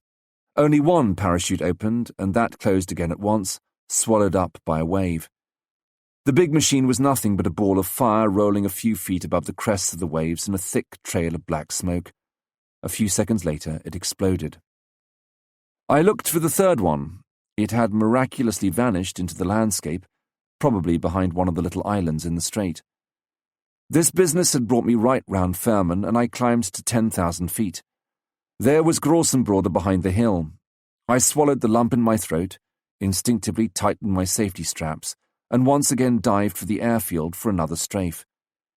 This time I took them by surprise. The flak was otherwise engaged, firing rather haphazardly in the general direction of the swarm of German fighters and Tempests. I swept between 2 hangars and emerged over the airfield at full throttle. There were so many aircraft piled up there that I didn't know which to choose. Right in my sight there was a row of enormous transport Arado 232s. Before my shells exploded on the first 2, I had time to take in the curious fuselage, the big double-decker cabins, and the 24-wheeled undercarts needed to support these gigantic machines. A flak shell exploded within a few yards of my plane and shook it violently. Once out of range, I broke away in a climbing spiral and found myself plumb in the middle of the scrap, which by this time was beginning to slacken. I tried to rally my aircraft, but in that confusion it was difficult. The first thing I saw was a Tempest in a dive. It was spinning increasingly fast, then both the wings broke off. A few seconds later, a bright flame leapt up between two hedges. No parachute. Two FWs tried to engage me in a dogfight, but I quickly got rid of them by breaking away under them. JF-H, piloted by Bay the Australian, was in difficulties, its engine smoking. He was engaged with a Messerschmitt, which was defending itself very cleverly, gradually reducing speed and beginning to get the upper hand. I roared towards the 109 and caught him by surprise, hitting him with at least 2 shells in the wing root. The pilot, taken aback, instinctively reversed his turn, and Bay, now in position, fired in his turn, hitting him again. Panic-stricken, the Hun again reversed. I fired, he broke away. Bay fired. The Hun seemed to hang in the air for a moment, then one of his wings folded up in flames. The pilot managed to bail out all right, but his parachute screwed up. At last my Tempest began to reform and, 2 at a time, cautiously withdrew from the scrap. The Huns gave ground and turned back one by one. They dived towards Grossenbroder, from which a column of smoke rose up in the sky, probably the 2 Arados burning. A belated Focke-Wulf had slipped in among us and was desperately waggling his wings. Followed by Bay, I immediately went for him. A long burst, then suddenly my guns rattled noisily, no ammunition left. However, the Focke-Wulf had slowed down and was beginning to smoke, so I must have hit him after all. Bay fired in turn, point-blank, and pulverized him. He burst like a ripe tomato. This time the parachute did open. The sun had now slid down, over there, behind the Danish islands. My patrol reformed in the luminous twilight. I counted the planes. 2, 4, 8, 10, 11, and then 2 others lower down laboriously catching up, probably damaged. With navigation lights on, we flew back towards Fassberg in the deepening night. Already the outlines of the landscape were becoming blurred. The warm evening air gently rocked my Grand Charles. As we approached the airfield, undercarts and flaps down, I wondered what Mitchell, our engineer officer, would have to say when I brought him back 13 planes out of the 24. The door closes. Soon after that came the armistice, like a door closing. 8 days of bewilderment, an indefinable mixture of gladness and regret. Noisy jollifications, followed by long periods of calm, and especially a thick, unaccustomed silence which hung heavy on the airfield, on the tarpaulin-covered planes, on the empty runways. The snapping of the nervous tension was dreadful, as painful as a surgical operation. That evening in the mess was like some extraordinary vigil over a corpse. The pilots were slumped in their chairs, no one spoke a word or sang or anything. Round about 11 o'clock, Bay switched on the wireless. The BBC was giving a running commentary on the scene in the streets of London and Paris, where the population was really letting itself go. All eyes turned towards the set, and in them you could read a kind of hatred. It was so unmistakable and yet so surprising that I glanced inquiringly at Ken. I heard a crash of broken glass. Someone had hurled a bottle at the set, at all this noise, at all those people shamelessly parading their sense of relief and deliverance before us. One by one the pilots got up, and eventually only Ken and I and the sleepy barman were left in the silent mess. From the smashed wireless still came a feeble, whispering noise. I again looked at Ken. No need of words. We both understood. Half an hour passed, an hour perhaps, and then suddenly I swear I felt they were all there round us in the shadow and the cigarette smoke like kids who had been unjustly punished. Mackenzie, Jimmy Kelly, Mouse Manson, young Kid, Bone, Shepherd, Brooker, Gordon, dark uniforms too with tarnished gold stripes, Mouchot, Mézières, Béroux, Pierrot Degaille, all those who had set off one fine morning in their Spitfires or their Tempests, and who hadn't come back. Well, Pierre, that's that. They won't need us anymore. We went off to bed, and I closed the door softly so as not to awaken the barman, who had dropped off to sleep on his stool, and also so as not to disturb the others. It was only too true that nobody needed us anymore, and we were made to realize it pretty quickly. Leaves cancelled, seats in planes reserved for superior officers, endless pinpricks, which may have been unintentional but rankled nonetheless. I received a note from the Ministère de l'Air, countersigned by a general in the FFI, to the effect that, as an exceptional favour, I had been posted lieutenant in the reserve. On the 12th of May, the big fly-past at Bremerhaven took place, and a tragedy, the aircraft in my section getting catastrophically tangled up at less than 1,000 feet. I recall my parachute opening just before I hit the ground, the claps of thunder as the aircraft crashed, and myself running in a dream like a madman towards the 4 pillars of black smoke, stunned by the suddenness of the disaster. I saw one pilot's dislocated corpse at my feet, sunk in the ground with his unopened parachute. Then a body in a pool of petrol, eaten by the flames, and 20 yards farther on another plane, an inchoate mass in a blackened crater, with a ball of charred flesh and bones somewhere underneath the scrap metal. Up above, the 30 planes of the wing scattered about the sky, flying over one by one, puzzled, waggling their wings, trying to make out what had happened. The wing left for Copenhagen. For a few days at Kastrup, we were infected by the intoxicating feeling of liberation. Soon fear came back to grip me. Dread of my own plane, with the Bremerhaven catastrophe dancing in front of my eyes. The kind of fear that distorts and destroys all one's reflexes. The 1st of July came. If I had been able to read the signs, I shouldn't have flown against my instincts. My Grand Charles had developed an oil leak, just as it had on the 12th of May. I refused to back out and again borrowed a plane. My aircraft flew past impeccably, low over the crowd, and the roofs bedecked with red flags with white crosses. Just as the gremlins which I had subconsciously been dreading seemed to have gone, I made that stupid error of judgment. After that, everything happened that could. My undercart only half came down, my engine failed to respond just as it was most desperately needed. At 200 miles per hour, my Tempest ripped through the control trailer and disintegrated, shedding smashed fragments of wing, of engine, and of tailplane over 100 yards. The ambulance picked me up unscathed, stunned, dimly comprehending that this was the last miracle, fate's final fling. 27th of August, 1945. I had applied for immediate demobilization, and it had been granted.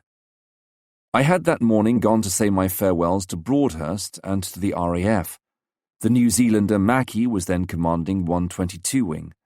I had made a point of going to HQ at Schleswig in my Grand Charles. Coming back, I had taken him high up in the cloudless summer sky, for it was only there that I could fittingly take my leave. Together we climbed for the last time straight towards the sun. We looped once, perhaps twice. We lovingly did a few slow, meticulous rolls, so that I could take away in my fingertips the vibration of his supple, docile wings. And in that narrow cockpit I wept, as I shall never weep again, when I felt the concrete brush against his wheels and, with a great sweep of the wrist, dropped him on the ground like a cut flower. As always, I carefully cleared the engine, turned off all the switches one by one, removed the straps, the wires and the tubes which tied me to him, like a child to his mother. And when my waiting pilots and my mechanics saw my downcast eyes and my shaking shoulders, they understood and returned to the dispersal in silence. I sat next to the pilot of the Mitchell, which was to take me back to Paris. As he taxied towards the runway, he passed in front of the aircraft of the wing, smartly lined up wingtip to wingtip, as if for an inspection. By them stood the pilots and the mechanics waving. Slightly to one side stood my Grand Charles, my old JF-E with its red spinner, the black crosses of our victories under the cockpit, compact, determined, and powerful-looking with its big, motionless four-bladed propeller, which would never again be started by me. It was like the turning of a page in a book. To the accompaniment of the strident howl of its American engines, the Mitchell gathered speed and rose into the air. I glued my face to the window for a last glimpse behind our tail of Lübeck airfield, of the tiny glittering crosses on the grass, growing smaller and indistinct in the evening mist. The pilot, embarrassed, turned his head the other way. It was all over. No more would I see my flight of Tempests line up behind my Grand Charles, clumsy-looking on their long legs, offering the yawning hole of their radiators to the wind from their propellers, with the trustful faces of their pilots leaning out of the cockpits, waiting for my signal. But pride welled up within me when I thought of you, my planes, and above all of you, my dear RAF friends, whom I had had the privilege of knowing and living among, with your uniforms the colour of your island mists. The big show was over. The public had been satisfied, the programme had been rather heavy, the actors not too bad, and the lions had eaten the trainer.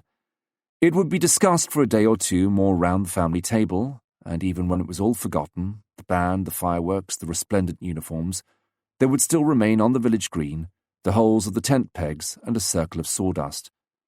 The rain and the shortness of man's memory would soon wipe out even those.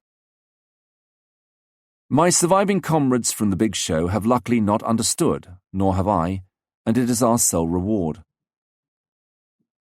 We are the playthings of universal incoherence. We are individual stones in a mighty edifice whose completed design we shall need more time and more peace to see in its proper perspective.